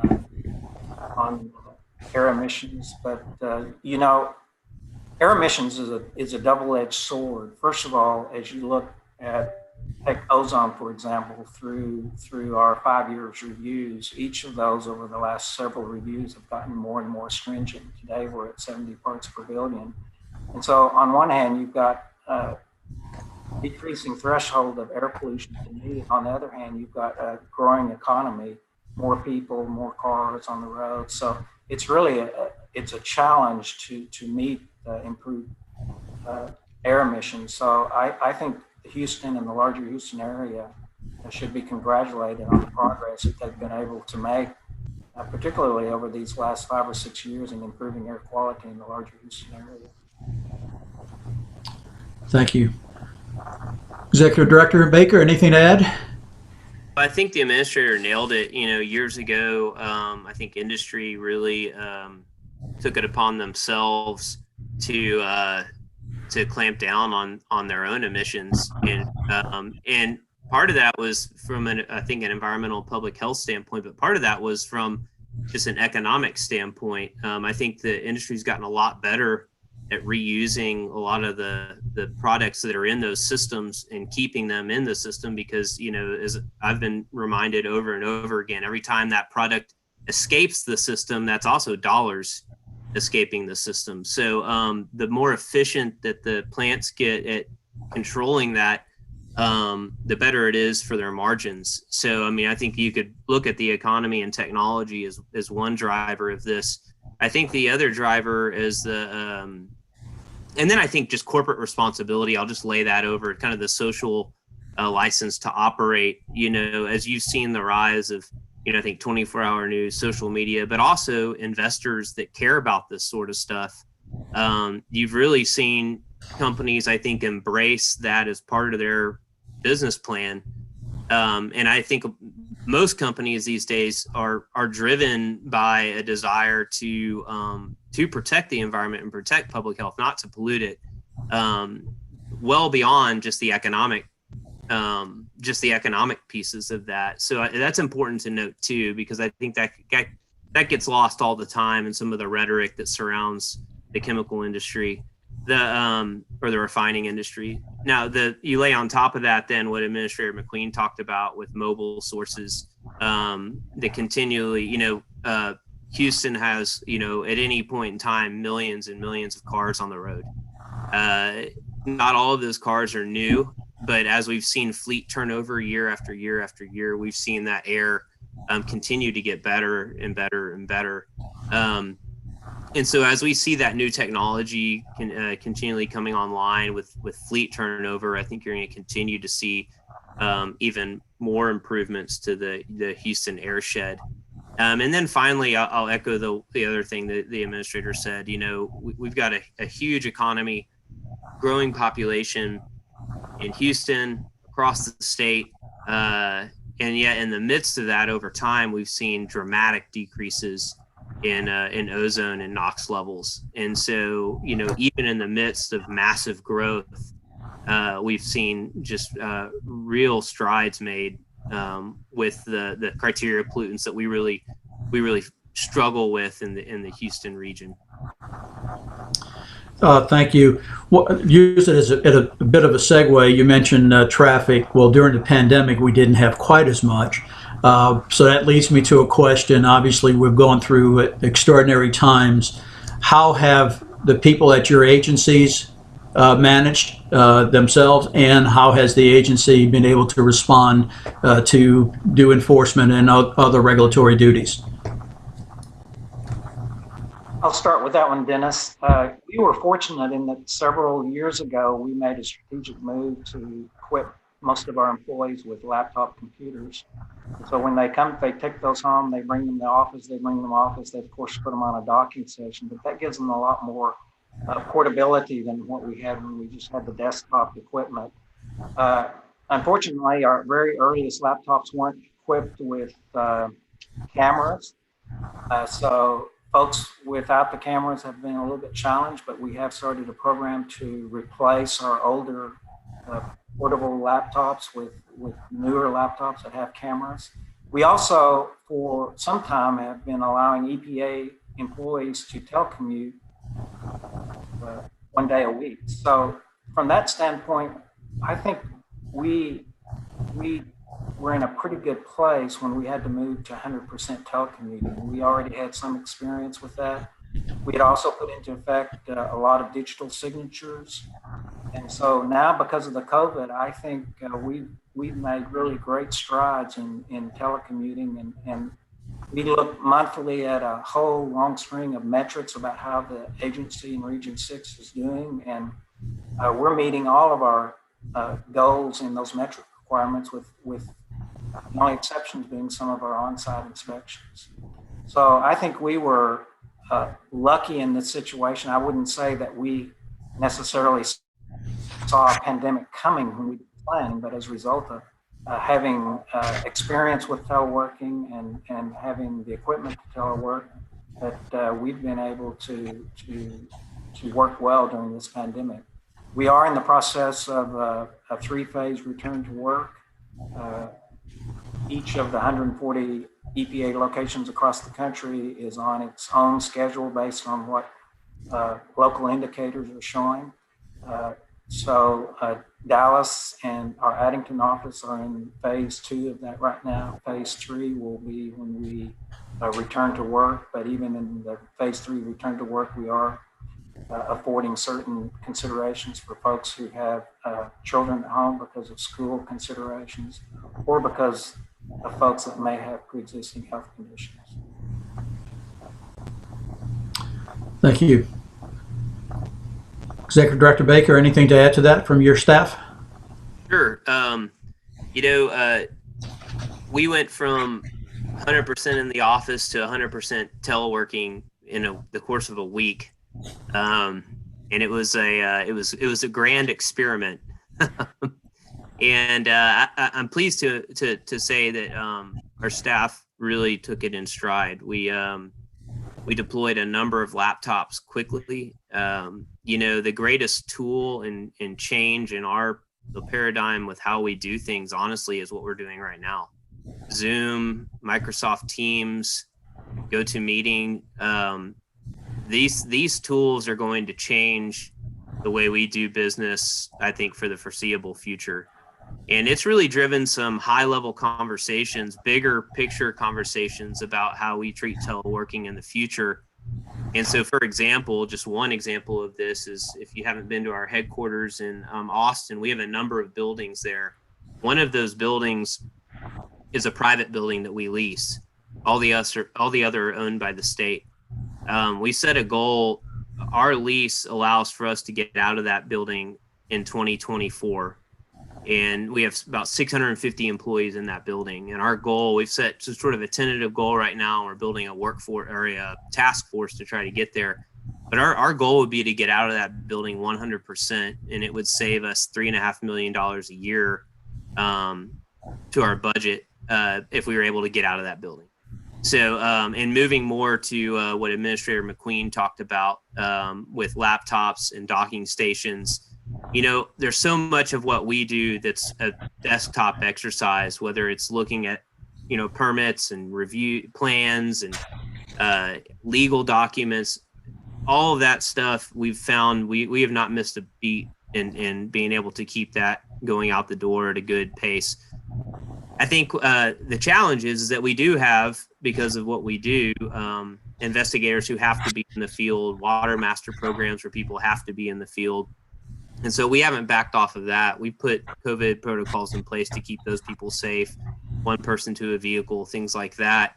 Honestly, we're off maybe by 10% with some of our investigations early. We're running those numbers right now to see where we are. But that's where we were, about halfway through this. And part of that's driven by us. Part of that's driven by, honestly, the regulated entities. They have COVID protocols in place too. And I don't think people realize, again, going back to that partnership idea, we're not going to go onto a site and put their sort of sync their COVID protocols because we want to go and do an investigation there. And so we actually work very closely with industry to make sure that what we're doing is aligned with what they're doing at their plants, so people feel safe and they can continue to do their job without us interfering there. And so I think we'll sort all that out over time, and I think we'll get better at it. But in general, we're also sort of mirroring what EPA is doing. We're building back towards the idea of bringing people back into the office. We allow people into the office right now on an as-needed basis. We are making all sorts of tools in place to help out families. I think I'm one of these families. I have two boys who are in elementary school who are having to do school from home right now, and I have a working spouse. And so, I think coordinating with my spouse, coordinating with school, trying to get all that worked out creates some interesting things. I work odd hours now, but that's not, so I think it's helpful that I'm dealing with that, because that's, I have so many people in my agency that are dealing with that. I think the biggest challenge through all of this is, I think we're going to learn a lot of great things that we can apply in the future. But the challenge that I have, and I think one from a leadership perspective that we're going to have to continue to wrestle with, is more of the morale issue. And for the employees who really thrive on the face-to-face contact, being in the office, or the employees who live alone, where the office really is their family, how do you keep them engaged, and how do you keep them positive and make them feel like part of the team? And so that's a lot of the discussions we're having right now. If we move this way in the future, how do we do that in a meaningful way that sort of takes the whole workforce into consideration, and not just the ones who have the families who are dealing with kids or taking care of older loved ones, or things like that. Great. Thank you. Hector, I would love to give you a chance to brag on what the industry's been doing. And, you know, Toby kind of teed that up a little bit for you. But I do want to at least get it on the table. There was a shout out in one of the questions the audience asked. They said, hey, TCC does a great job. And I think we all agree that. And they want to know, what are the 2021 legislative priorities? So if you'll kind of keep that in mind as you answer the other question. Sure. Well, first of all, I want to compliment my team. All of our staff have done an incredible job of responding to the pandemic and pivoting and adapting to a work from home environment while continuing to advocate on behalf of our industry. As you know, chemical manufacturing is a critical infrastructure sector under the Department of Homeland Security and an essential business for the production of PPE and other materials that are critical in the fight against coronavirus. And as Senator Cornyn pointed out earlier today, many of our members have ramped up production of PPE and PPE materials, including face masks and gloves and gowns, goggles, as well as plastics that go into face shields used by healthcare workers and plexiglass that we see at our stores and restaurants, and now in many of our classrooms that are meeting in person. Companies that produce hand sanitizers and disinfectants have increased productions, and many companies that don't typically produce those things started retooling their operation to produce large volumes of hand sanitizer and have donated thousands of gallons of hand sanitizers to local hospitals, emergency responders, and to the Texas Department of Emergency Management for the distribution of hand sanitizer to workers around the state.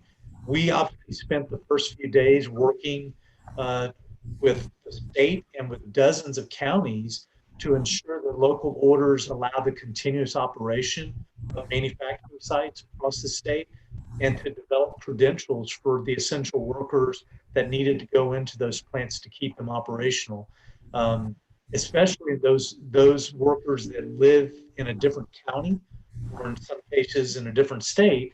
There were orders that would prevent travel, and so having the state and help us with credentials for them was instrumental.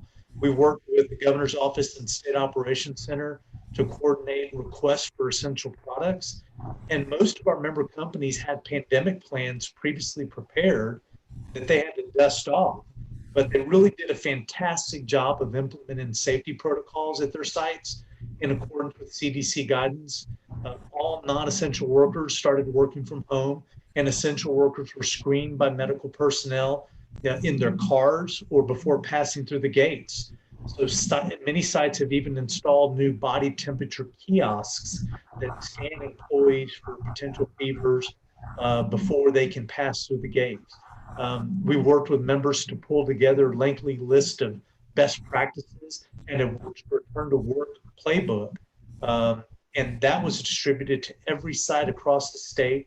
And I'm told that our best practices that we put together were being used in sites around the world. So really proud of not only our team, but our members for the incredible collaboration to respond and to pivot and adapt to this current environment. Current operations are by no means back to normal. And as I stated earlier, many of the contractors that support our industry have been severely impacted. And I'm really proud of the work that we're doing to try to support them in this effort. But the goal is to continue the operations so that we can continue to manufacture the products that are in demand around the globe. Thank you. We probably have about 3 minutes left in our session. I can't believe the time has gone by that quickly. Administrator McQueen, let me ask you one of the audience questions. EPA just awarded $500,000 in a grant to Dallas to clean up waterways. What can we, as either business, industry, or just community, do to keep our waterways clean?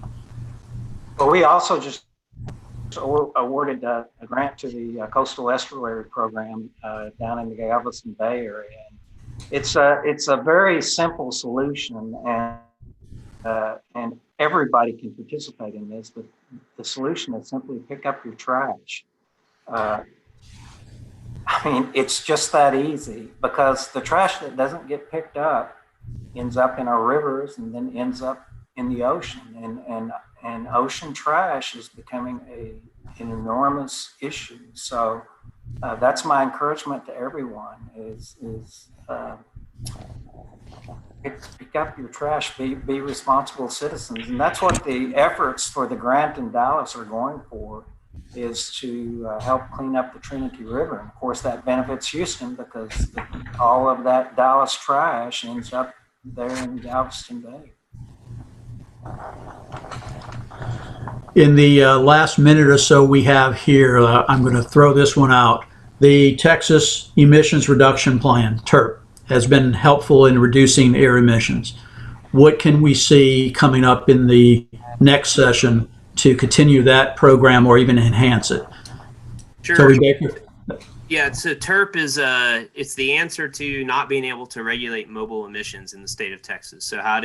So we do that through a carrot approach, not a stick approach. And the idea is a grant program that replaces really older diesel engines. I'm sure you get the biggest bang for the buck with clean ones. And over the years, I think that program's reduced NOx by over 186,000 tons in non-attainment areas in the state of Texas. It's a hugely successful program.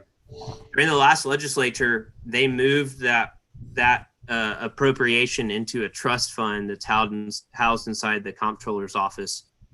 We will still oversee the program, but from now on, that appropriation will go into that trust fund. So it won't look quite the same as it has in the past. We'll still administer it.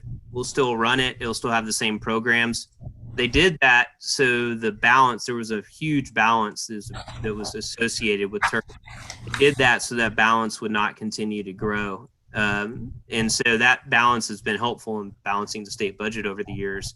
But it was sort of just getting out of hand. Important to note that it wasn't because we couldn't spend the money. We weren't appropriated the money. And so it slowly built over the years. So this year it's going to be interesting for us. I think you'll see TERP continue. I think at some point you're going to see some expansions into some different ideas about how to use that money. It's happened systematically over each legislative session. But, as we sort of get the low-hanging fruit, we're going to have to find better ways to spend that money. For us, just personally, it creates an interesting challenge because on the books, on our appropriations bill, it's going to show up as a 23% cut to our budget. Even though that's not, it's going into a trust fund, we're still going to oversee it. It's going to be a messaging issue for the public to try to convince them that the environmental agency didn't have a 23% cut to their budget through this legislative session. So we have some work to do there and some education to do. I think we'll get it done. Okay. Well, hey, I see Chad Burke is popping up on our screen again, so that means our next guest is ready to join us. Is that correct, Chad? That is correct. Let me say thank you to you, Dennis, for moderating. Dennis did double duty today with our congressional panel and our environmental regulatory panel. So thank you, Dennis. And then Hector, Administrator McQueen, Toby, fantastic job. We really appreciate everything that you guys do and just the accessibility and the relationships between these organizations in this region and y'all at the level that y'all are at. It makes it easy for the companies to do business and do the right thing around here. So we really, really appreciate it. Thanks for having us. Yeah. Outstanding. So we'll sign out. Thanks, Chad. We'll let y'all hop off. We'll see you, Hector. We'll let y'all hop off. I do want to try and go back and recognize another one of our gold sponsors, Chevron Phillips. We'll see if we can get to that video real quick. Here we go.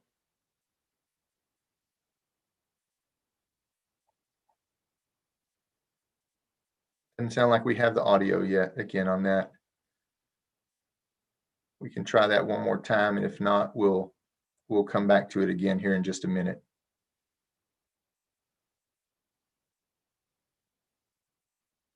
Yeah, we'll have to come back to that. For some reason, we can't get the audio to work on Chevron Phillips. But at this time, before we bring in our final keynote speaker, I do want to say thank you not only to Chevron Phillips, but to all of our our sponsors. There we go. I do want to say thanks to all of our sponsors that we've had today. And if we'll pull that slide up, we'll walk through that real quickly. Obviously, you've heard from our presenting sponsor, Port Houston. Always great having them to support us. Our gold level sponsors, or excuse me, platinum sponsor, Verizon. Thank you to Verizon. And now our gold level sponsors include Chevron Phillips Chemical, Chevron, Shell, ExxonMobil, Air Products, excuse me, the Houston Business Journal, Pasadena EDC, and the City of Pasadena. Our silver sponsors include McDonough Engineering, Texas Mutual, Wood, Mobile Steel Fabricators, Centerpoint Energy, Diamondback Works, ABC CMEF, BIC Alliance, Lee College, Winkler Public Relations, and TCC ACIT. Our bronze level sponsors include the Gulf Coast Authority, the Houston Pilots Association, LBC Tank Terminals, Gorondana Engineering Services, McCarthy Building Companies, Houston Safety Council, Satterfield and Ponticus Construction, Orion Group Holdings, and now for our virtual exhibitors, Impact Strategic Consulting, H&M Industrial EPC, Terracon, BGE, and then finally our individual sponsors, Qualified Properties, Kinko Bucket Trucks, Workforce Solutions, BBVA, Reliant Workforce, Power In Energy Corporation, PDG Architects, Cajun Industries, Oil Patch NDT, Microsoft, Tolene Wong, and Aerobotics. So again, thank you to all of our sponsors. At this time, I'd like to bring in our final keynote speaker, Chris John. Chris is coming to us again from Washington, D.C. Chris is the president and CEO of the American Chemistry Council, the leading association representing the $553 billion U.S. chemical industry. Chris joined ACC in 2019 after serving 6 years as president and CEO of the Fertilizer Institute. He began his career on Capitol Hill, including time as chief of staff to U.S. Senator Craig Thomas. He's a native of Wyoming. He and his family now live in Fairfax Station, Virginia.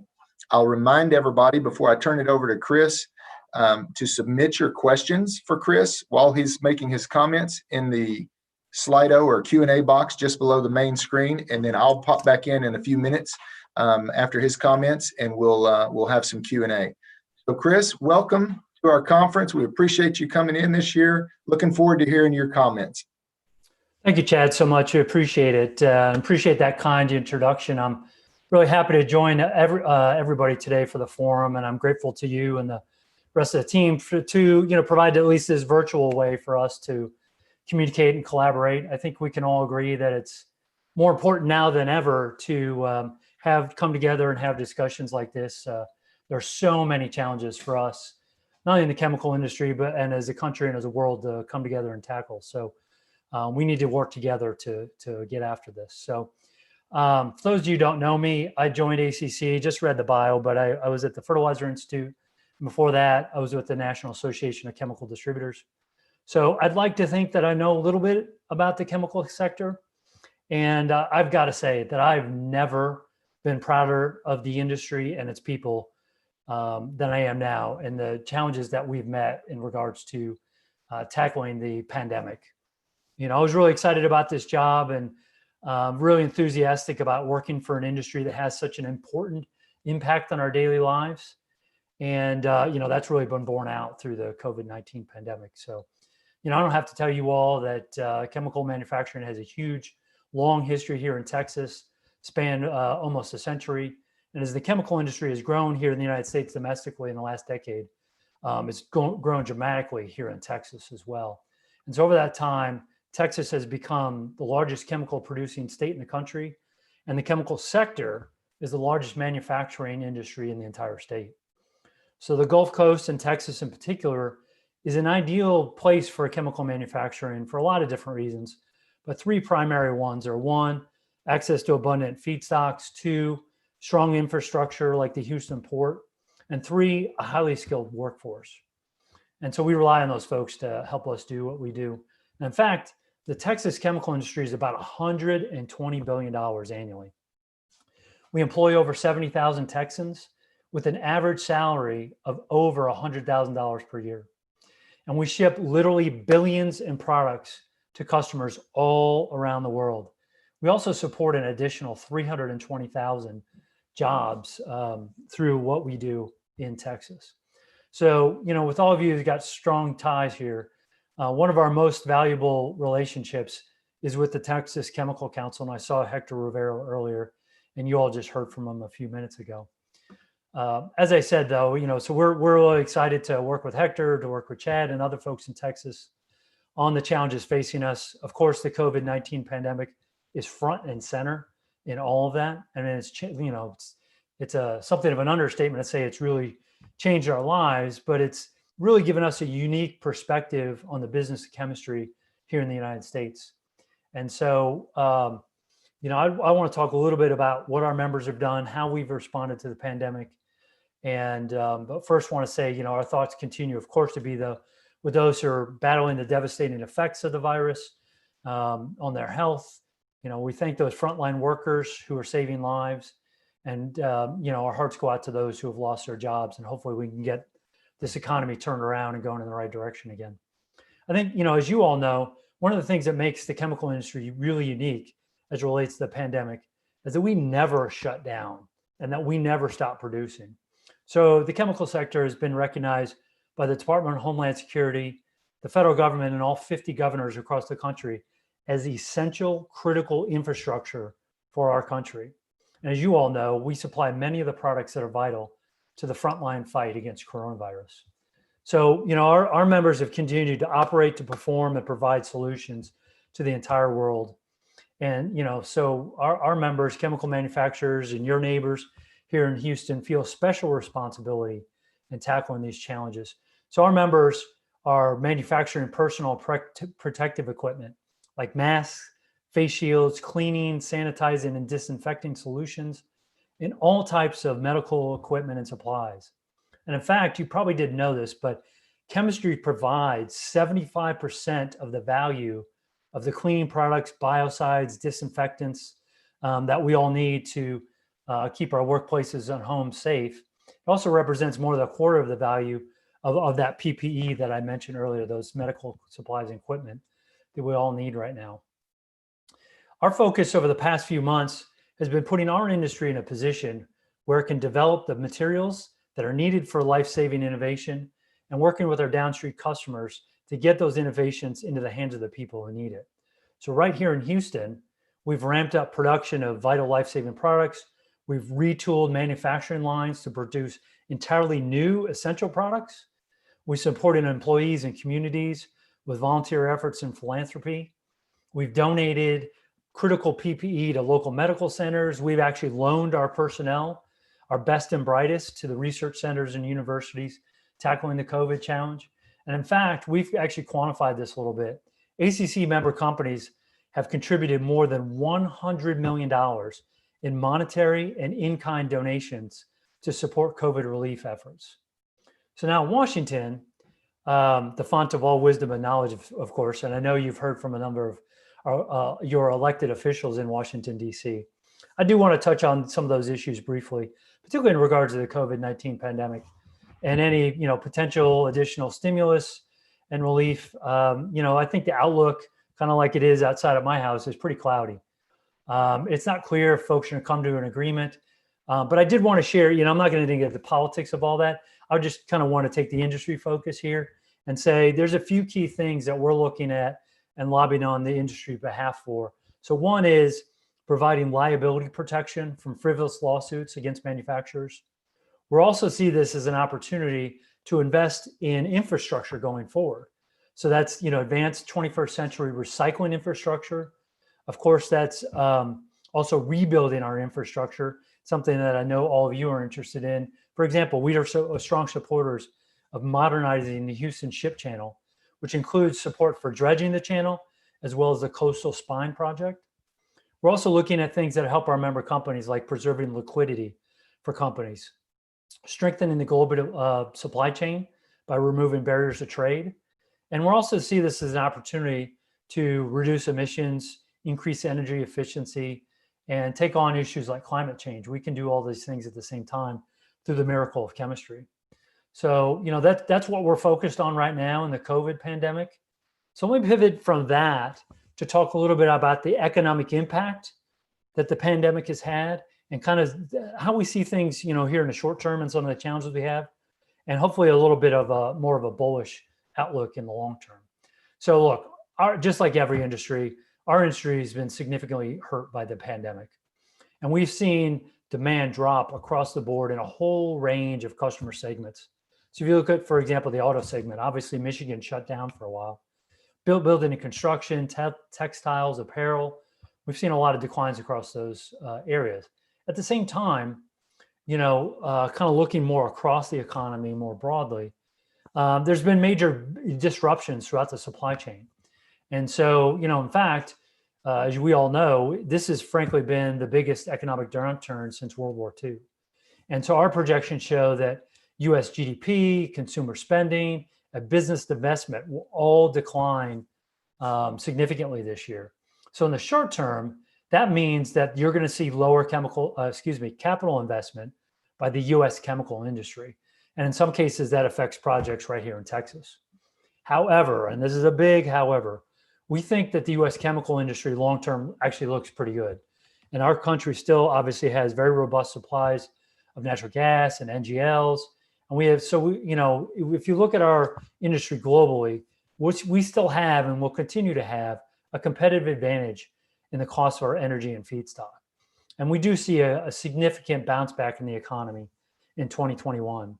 So the American Chemistry Council has something we call the Chemical Activity Barometer, which is a recognized leading economic indicator. And it shows consecutive gains over the past few months, which typically indicates economic recovery. And we expect that will continue. It might be slower than we would like. It might be, instead of kind of a V shape, it might be, a little more inching up. But the fact remains that, we're headed in the right direction. And then we believe long-term, the US is by far one of the most attractive places in the world to invest in chemical manufacturing. As I mentioned, the investment we've seen over the past decade because of the shale gas revolution is we've had huge investment of almost $200 billion, that's billion with a B, in either investment completed or in progress or under consideration. And half of that $200 billion is foreign direct investment. So those are companies that are based overseas that are investing right here in the United States, investing right here in Texas, because they see this as the place to be. And so I think that's good news for all of us in the industry. I think that's good news for the Alliance, for the state of Texas, the Gulf region, and really our country as a whole. So let me pivot a little bit from kind of the domestic economic outlook then to the broader kind of global view. Trade is a significant issue for the chemical industry. Typically in a normal year, we would look at something in the neighborhood of $30 billion surplus in the trade of chemicals in our industry. So promoting fair and balanced trade policy is really important to us. And just to be quite candid, the US tariff policy and the approach that this administration has taken on trade has hurt us. It's been a challenge. And I want to be really clear on something when we talk about tariff-led trade policies, that tariffs ultimately are taxes that are paid by American businesses and by American consumers. So again, for our industry, tariffs have done far more harm than good. They raise manufacturing costs. They cut us off from critical inputs in the manufacturing process. They erode demand for that export, and they damage our ability to keep that big trade surplus. And frankly, they also damage long-term trading partnerships and relationships. And I want to give you some numbers behind that. So that's just our opinion. But in fact, in 2019, kind of this on-again, off-again approach, particularly specifically with China, caused basic industrial chemical exports from Texas, this is from the state of Texas to China, last year in 2019, fell by 36%. And that's a direct result of this battle we're having with China. And we're not saying we shouldn't take China on. We're not saying that we don't need to hold them accountable. What we are saying, though, is a tariff-led approach to this does not make sense. It makes it harder for us to, when we're fighting COVID, there's some essential materials that we need to source from overseas to develop these products going forward. So our view is, and we've communicated this with the administration, is that if you want to fortify the global supply chain, if you want a strong economic recovery, we need to work in partnership with the world. We need to work with partnership with our allies elsewhere in Asia, in the Middle East, in the European Union. If we want to take on China, let's do that together. Let's not do that on our own. Further, what we'd like to see the United States do in terms of trade policy is pursue market opening trade agreements with the EU, with the UK, with Japan, and that will help offset some of the damage that these tariffs have caused us. We're also looking at non-tariff trade barriers that will help us address some of our trade challenges going forward. We can get better regulatory cooperation like we're starting to see now, hopefully, through the renewal of NAFTA, now the USMCA, where we have pretty good regulatory cooperation between Canada and Mexico and the United States. We'd like to see ourselves do that globally as well. So that's the outlook on trade. We've got plenty of other issues we could talk about. I'm just going to hit on a few of them very quickly. Clearly, look, the political landscape is very volatile. You've heard from a number of folks today in that regard. I'm not going to get deep into politics here, but it's clear that from investors, from policymakers to customers and consumer demand, they are looking for the chemical industry to reduce the impact of our operations and our products on the environment. And they're looking for us to go beyond regulatory requirements. And that demand on us as a chemical global supply chain has never been higher. So, to deal with these rapidly changing expectations of us, our employees, the communities in which we operate, we have a few key initiatives I'd like to talk just briefly about.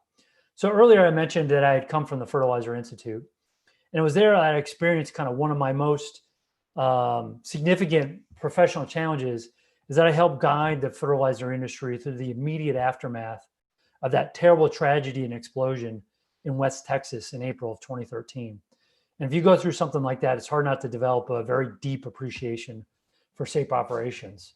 And unfortunately, we saw another massive and tragic explosion in Beirut just last month, also involving ammonium nitrate. But we have to be, really careful about, hey, these aren't just things of the past or that they happen halfway around the world. Well, we need to make sure that we take care of business here in our backyard. We need to make sure that we are committed to being safe operators and being good neighbors.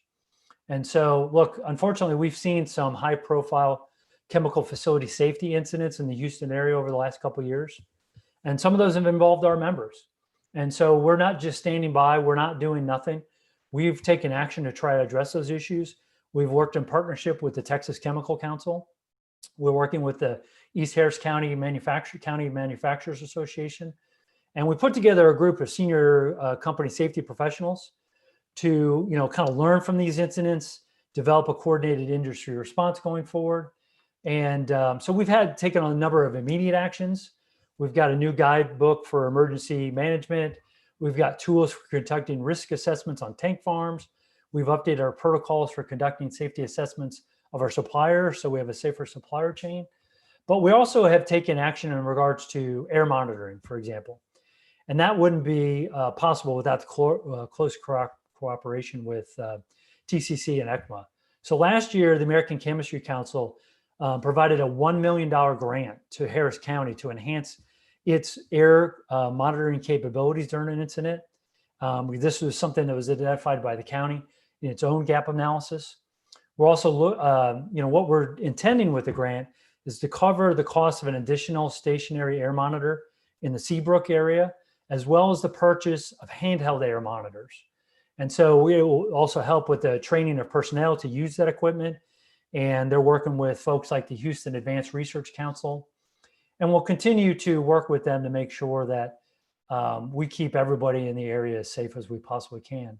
So in addition to taking action there, we're also moving forward on some cross-cutting initiatives to make sure that the communities in which we operate have information about our industry and understand that we are good stewards in the communities where we operate. So I want to talk a little bit about that and what that means. One of the things we're doing is taking a really close look at our responsible care program and making sure that it's living up to the expectations of ourselves, but of course of our key stakeholders. And so we try to have what I would say is a forward-looking vision for the program and planning for what's next. And I think it's really important. I can stand here and say all these great things, but what really matters is about what our members do. It's about our actions. It's about improving our reputation. It's about taking responsibility for our future. So again, that's in our responsible care initiative and our commitment to safe operations. And so what we're doing is taking a fresh look at all of that. We're doing a strategic review. Now, we know that already that responsible care has caused our members to be 5 times safer than U.S. manufacturing as a whole and 3 times safer than non-members. But the whole thing we're built on in terms of responsible care is continuous improvement. So it's not, that doesn't just apply to our member operations, but that applies to the program itself. So we've decided it's time to get better. We need to move faster. And we're going to make sure that we remain relevant, credible, and valuable to our members and those communities in which we operate. So that process is just getting underway. And but we're very excited that we'll be able to continue to raise the performance of the industry going forward. Closely related to that is our sustainability initiative. And I wanted to say a few words about that. We launched a pretty broad and forward-leaning initiative in 2017 to define the role that we can as an industry play in addressing global sustainability challenges. And so we adopted some principles that were fairly broad in nature that would help us promote the safe and sustainable use of chemicals, hold ourselves accountable, and exceed the performance required of us by government regulations. So what we're in the process of doing is identifying the opportunities to improve our transparency, reduce the impact of our operations on air quality. We are supporting numerous efforts to reduce greenhouse gas emissions throughout our value chain. We're also trying to enable and support solutions that improve the health and resilience of the communities in which we operate. And most important, I think, we're trying to increase the opportunity not only for transparency, but for innovation and taking appropriate actions on risk management to support the greater confidence in the operation of our members and their facilities going forward. So this is a cornerstone, I can't overstate this, of our strategy going forward as an organization and as an industry. It's going to have a huge impact on us as we go forward. So I look forward to coming back in future years and sharing with you the details of the implementation of that. Let me pivot now as I start to wrap up, and talk a little bit about elections and just give you a taste of that. Again, I know you've had a number of politicians today. I have learned my lesson, particularly from 2016, but even earlier, that I try not to predict the outcome of these things. But I think what I want the audience to understand about the American Chemistry Council is it's really important for all of us to be engaged in the process. It's important for all of us to vote. It's important for us all to be informed voters. And also the other takeaway I'd like for you to have is that what we are doing at the American Chemistry Council is making sure that our members are prepared for any election outcome, whoever's in charge of Washington, D.C. and state capitals all across the country. So we've got a very good relationship with the Trump administration and some of the key officials at OSHA and EPA and the Department of Labor and Department of Transportation. But we also have good relationships with folks who work on the Biden campaign and who would be in a potential Biden administration if that's the way the election goes. Because that's the way we at ACC operate. We engage both sides in the aisle at all levels of government, whether it's Congress, agencies, departments, literally in the White House, and even at the international level. Excuse me. I get so excited about the elections, I get all choked up. But to succeed in our advocacy issue priorities going forward, it's really important for us as an industry to engage members of Congress and build them into champions of our industry. And so, we have a number of different ways that we do that. But what I want to share with you, something we did just in the past few weeks, is we went on the airwaves across the country.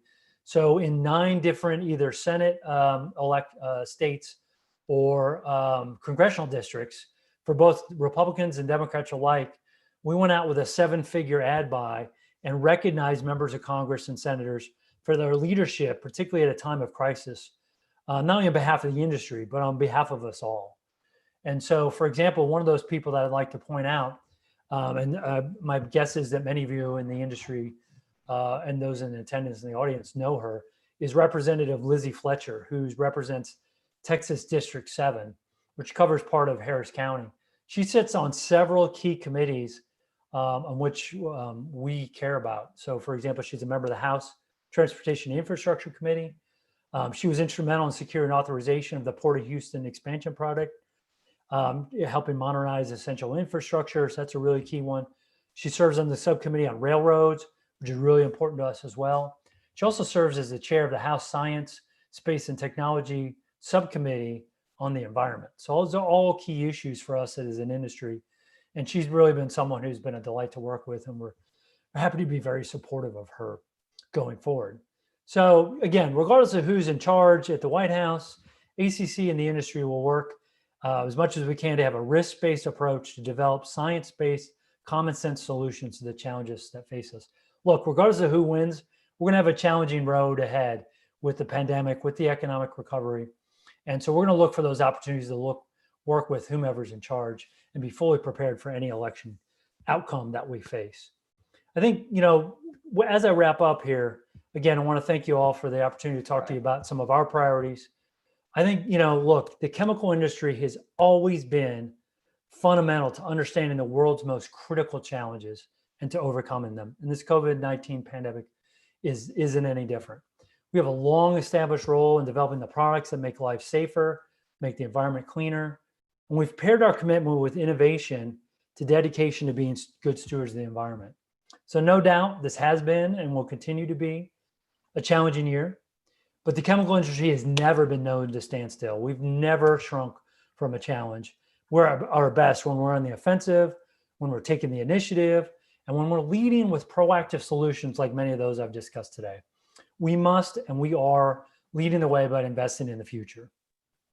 So I'm proud of how we've responded to the current crisis, and I'm excited about the future. So again, thank you all for the opportunity to be with you here today. I ask that you all please stay safe. I really look forward to connecting with you in person when that's possible. So again, to Chad and the Alliance, thank you for having me. I know you've had a great event today, and I'd be happy to answer any questions. Great, Chris. I appreciate it. Really good overview of really all the initiatives and duties that the ACC carries for us across the country. We do have a few questions. We've got time for a few questions here. I'll toss them at you. First and foremost, so you talked really in depth and gave some really good numbers on how tariffs affect our industry and really kind of some of the negative effect that that's had, especially over the last couple of years. We heard from Senator Cornyn this morning or this afternoon about the impacts of the USMCA on Texas. So what does USMCA mean for our chemical industry? Yeah, so in fact, we're critical in making sure, believe it or not, there's actually a chemicals title to the USMCA. And so there's provisions in there that govern that. And what we try to do here in the chemical industry, and we do this globally, is really take a North American approach to the chemical industry. And we try to align that's what I was talking about in regulatory cooperation. We try to align that as much as we can in North America so that when we're dealing with the EU or we're dealing with China or other trading partners across the globe, is that it's not just the United States, but it's actually North America that stands together. And so if you think about, for example, the auto industry and the number of times that car parts go back and forth across the border, if you think about there's $3,000 worth of over $3,000 worth of chemicals in every automobile. So it's a tremendous amount of value of that car. And so we need to be able to go back and forth under the new USMCA in a tariff-free environment and able to make those supply chains work. So that's a big deal for us. And we were very pleased to see the leadership by the administration and the president be able to get that done. Outstanding.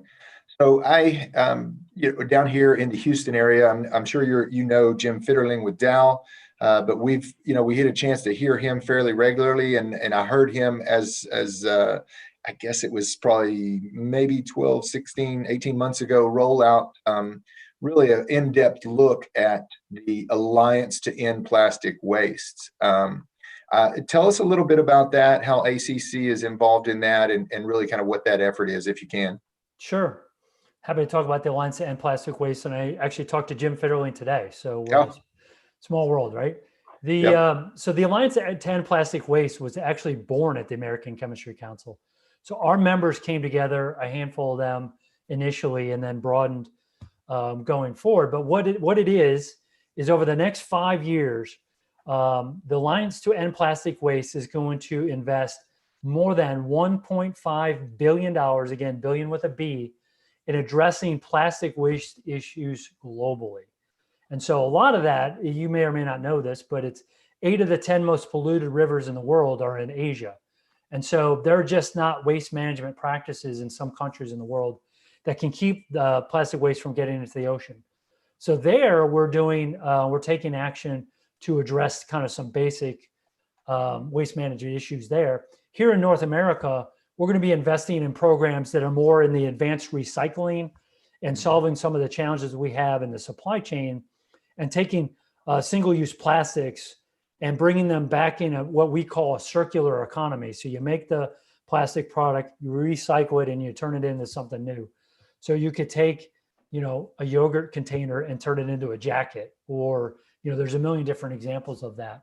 So that's what we're trying to invest in going forward and address here in the US. So that's not only just our members, though. I want to be clear about that. Our members have provided the intellectual muscle and a lot of the seed money, but now we've expanded the Alliance significantly. There are over 50 global companies involved. You've got brands like Coke and Pepsi and Procter & Gamble, who all have a role to play in regards to ending the challenge of plastic waste. Let me just wrap up by saying, at the end of the day, plastic pollution, whether it's in the environment, oceans, wherever it is, it's really an engineering problem. And so it's solvable. And so we just need to be able to have the resources and the technology to make it happen. And so it's our goal to have the Alliance kickstart that process. Outstanding. And I had heard that originated with ACC and kind of how that came to fruition there. So fantastic leadership there, the organization and by the individual companies that really stepped up to make that happen. So fantastic job there. Here's another really good question that's kind of near and dear to us. We started the day today with a industry careers panel focusing on the chemical industry. So chemical industry jobs create the highest number of indirect jobs of pretty much all of the sectors. Even in manufacturing, if I'm not mistaken, chemical industry is the highest. With our aging workforce, our kind of ready to retire workforce, what is your forecast? What is ACC? Are we doing a good job out there in replenishing that talent and marketing that to kind of the next generation of our chemical engineers and operators and instrument techs and all of those careers that really feed and support this chemical industry? That's a great question. So that's, in fact, one of the things I was talking to Jim Federline about. So we need to do more and we need to be better. We're, as you said, with baby boomers retiring, we have a lot of opportunities for folks who have technical backgrounds, technical knowledge. And so we're trying to make sure that, everybody wants to be in the tech space. So they want to create apps, right? And say, look, the chemical industry is a high-tech environment, and we're doing the original high-tech environment. Absolutely. And we're doing a lot of really cool things that, with all due respect to the kind of the Apples and the Amazons, it's actually making a hell of a difference in the world. If you want to address, for example, if you care about climate change, or if you think climate change is a big issue, top priority for us, whether it's alternative sources of energy, there's 10 tons of polymers in a windmill, for example. There's a million different opportunities in the chemical industry. So we are trying to explore ways and partner with folks to make sure that we got the best and the brightest coming in the door. In addition to that, Chad, we're also, I can't publicly disclose anything yet because it's not ready for prime time, but we're also looking for opportunities to bring a more diverse workforce into the industry. And so really creating opportunities for people of color, women, and other folks who candidly are probably underrepresented in our industry, and bringing those folks in to work with us as well. So you're going to be hearing more from us on this issue going forward, but there's a huge demand. And for anybody out there who's interested in a great job, the chemical industry is ready to hire you. Outstanding. No, that's good to hear. We look forward to working with you on that. Our workforce development initiative here is generally priority 1 or 1A, and has been for the last half decade. And you're right, we're targeting the entire demographic spectrum to try and take advantage of those groups that didn't grow up with a father in the industry or an uncle in the industry, and really expose all of the demographic groups that we have here in Houston, the most international city in the country, right, to the great careers that we have right here. That includes everybody out there. And it's just a matter of getting that information to them at the right time so that they can make that choice, turn down that road in their life and career, and then be rewarded with a 30, 40-year career that pays great, that is safe, that takes care of your family, that gives you a good retirement. All of those things feed into this industry. So we'll definitely want to work with you on that moving forward. We got time for one more question, and I like this one. We'll end on this one, okay? And I'll just let you kind of give your projection there. So even while our economy is still slow, right, we haven't bounced back completely, the specialty chemicals market volumes rose 0.5% in August, up from July. Are we now on our way back? And what does that look like for us over the next 6 months? Yes, we are on the way back. Now, obviously, the COVID virus will have something to say about that, right? We're not entirely in control of this situation, but we are definitely on the way back. And you see that, I don't want to say across the board because it depends on what market you're in, but we are definitely on a glide path for growth. And it's not just specialty chemical sales or plastics or some of these things that bounce back.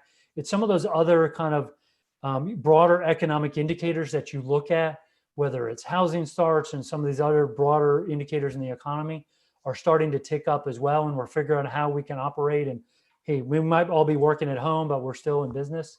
So again, the next 6 months is probably more of the same, and hopefully it keeps going in the right direction. Mm-hmm. But winter is going to have something to say about that too. And we'll see as more people spend more time indoors and how do we do? And then obviously, too, the potential for more treatments and vaccines will have a role to play in that going forward. So I would say we have a view of cautious optimism going forward. And I think that's maybe a great way for me to wrap up is we've really been punched in the gut, but we've come back strong, and we feel good about the direction we're going in.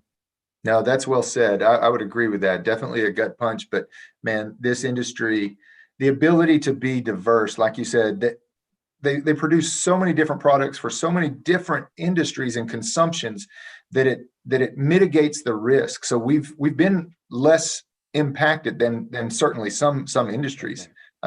So it's part of the beauty and strength of this chemical industry. And I just want to say thank you to you. I know you're about a little over a year on the job now. Not quite a year. Not even a year yet. Not even a year.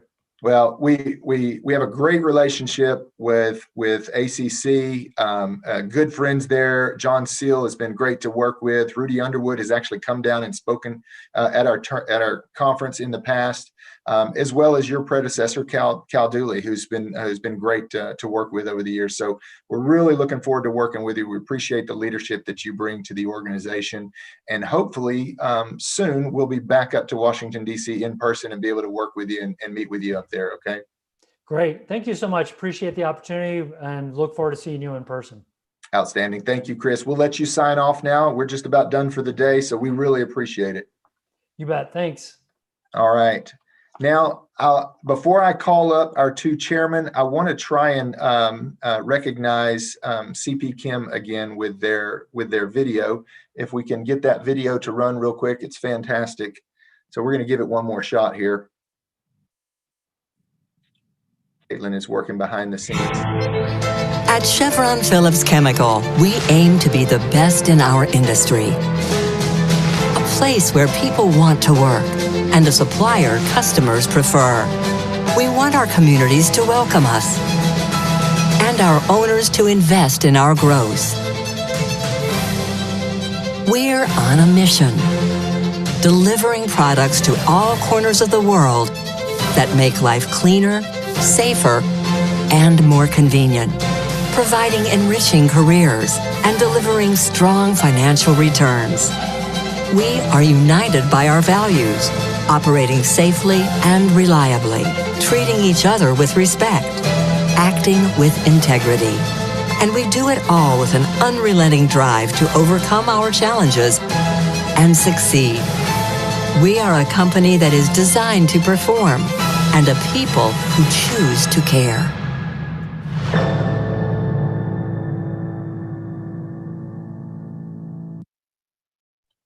All right. All right. Again, thank you to CP Chem for being one of our sponsors. Now I'll call up Roger Blackburn and Steve Cody to hop back in with us. There's Steve. That was a really good video. It took us a while. Third time was the charm, but we made it work. So no, it was well worth the wait. Guys, that's it for the day. But before we sign off, I want to turn it over to both of you guys for some closing comments. Maybe what did you hear today that we can take away from this all-day conference? Steve, we'll cue you up first there. Okay. Well, I'll tell you what, the conversation with Commissioner Sitton on the data and how it's best used is really interesting. I love the examples of, ways that you can see data being used and taking the wrong approach or seeing things incorrectly. And so that's going to be huge. And I look forward to reading his book and seeing some of the other things that come about on that. I really like Senator Cornyn's answer to that question that you teed up with intermediate parts, in this industry, making it more cost effective for eventually getting away from relying on foreign manufacturing because the labor's so cheap.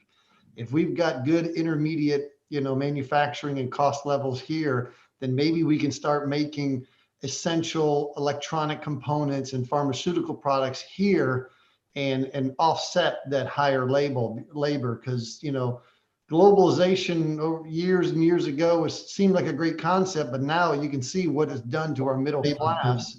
That's got to come back. And so those were the couple of things that really jumped out at me. Very good. Very good. Roger, you've got some closing comments? Yeah, I think it was what I would call a great day. I remember a statement that was said years ago and copied. It was put out by William Blake. What he said is this. He said that knowledge is life with wings. I want you to think about what we've heard today. We heard what our own folks said. We heard what others brought in. We heard Enterprise talking about growth and expansion still within this area and along the coastlines. And we heard about technical education, how it's still so very key to the importance of what's taking place within our world. We heard not only that, we heard Larry Kudlow said, policy. It's still very important. We don't want to lose another 2 million jobs here within the United States. We want to keep people working. And I thought that was key. I heard what was stated by Mark Millett, a fourth train to be released and built soon. Good things. Good things that gives us wings for tomorrow to make sure we build on the progress and future of our world and our area. So I'm pretty excited about what was brought. I think we saw a great highlight throughout the day of what great information can do for all of us. So I want to take that information and let it be a key to success. Outstanding. First and foremost, I want to thank you two gentlemen, Steve as chairman of our Economic Alliance, and then Roger, again, really the heart and soul and chairman of this conference. This has been a unique experience, obviously, to convert this into a virtual event. What really strikes me every year, but especially this year, being able to sit right here in front of the computer and watch this, is the leadership that is represented in this region, from DC to our local, to the port, to the industries, to our local county commissioner, the leadership, TxDOT, the cooperation and leadership that is demonstrated on a day like today, where you can see all of these different pieces of the puzzle working together for one cause, and that's to make this region prosperous, to make this region grow. And it's not a divisive region. It's a region that works together. I think that's born out of its blue collar roots. And it just gives me a good feeling in here to see our petrochemical leadership panel, to see those folks working together and just making this entire region what it is. We're just fortunate. I'm completely blessed, and we're fortunate to work in this region. Well, I'm very fortunate. Yeah, absolutely. The alliance is, like you said, it's the glue or the connector. And so by being able to connect all those pieces, government, industry, all those things, that's what to me is a crucial role that you've helped this organization with your leadership. So I really Well, appreciate and that leads me to my final comments. This day does not happen without the staff that we have here. The entire staff has done a fantastic job. I mean, just the technology ramp up alone has been amazing. I want to point out two very quickly. Caitlin Blue Jacket and Kaylin Cheshire. You try to say those names all day long, but those two jumped in and were able to ramp us up technology wise. Maricela Ramirez, our events coordinator, has been outstanding. You heard from Patty Bell this morning with our careers panel. Regina Lindsay has been not editing, but approving questions all day long behind the scenes. And then of course our office manager, Bridget Yeary, has been making sure that we're all doing our jobs throughout the day. So I have to say thank you to the staff. I won't go on very much farther, but as soon as we log off here, it's going to be a big celebration because it's just been a fantastic day. I'm just as pleased as I could be. Well-deserved celebration. A great job. They did. All right. Thank you both. And with that, Caitlin, one last thing. I'll have you pull up thank you to our sponsors and roll that, and then we will log off. Thank you, guys. Steve, Roger, thank you all so much. And we're out.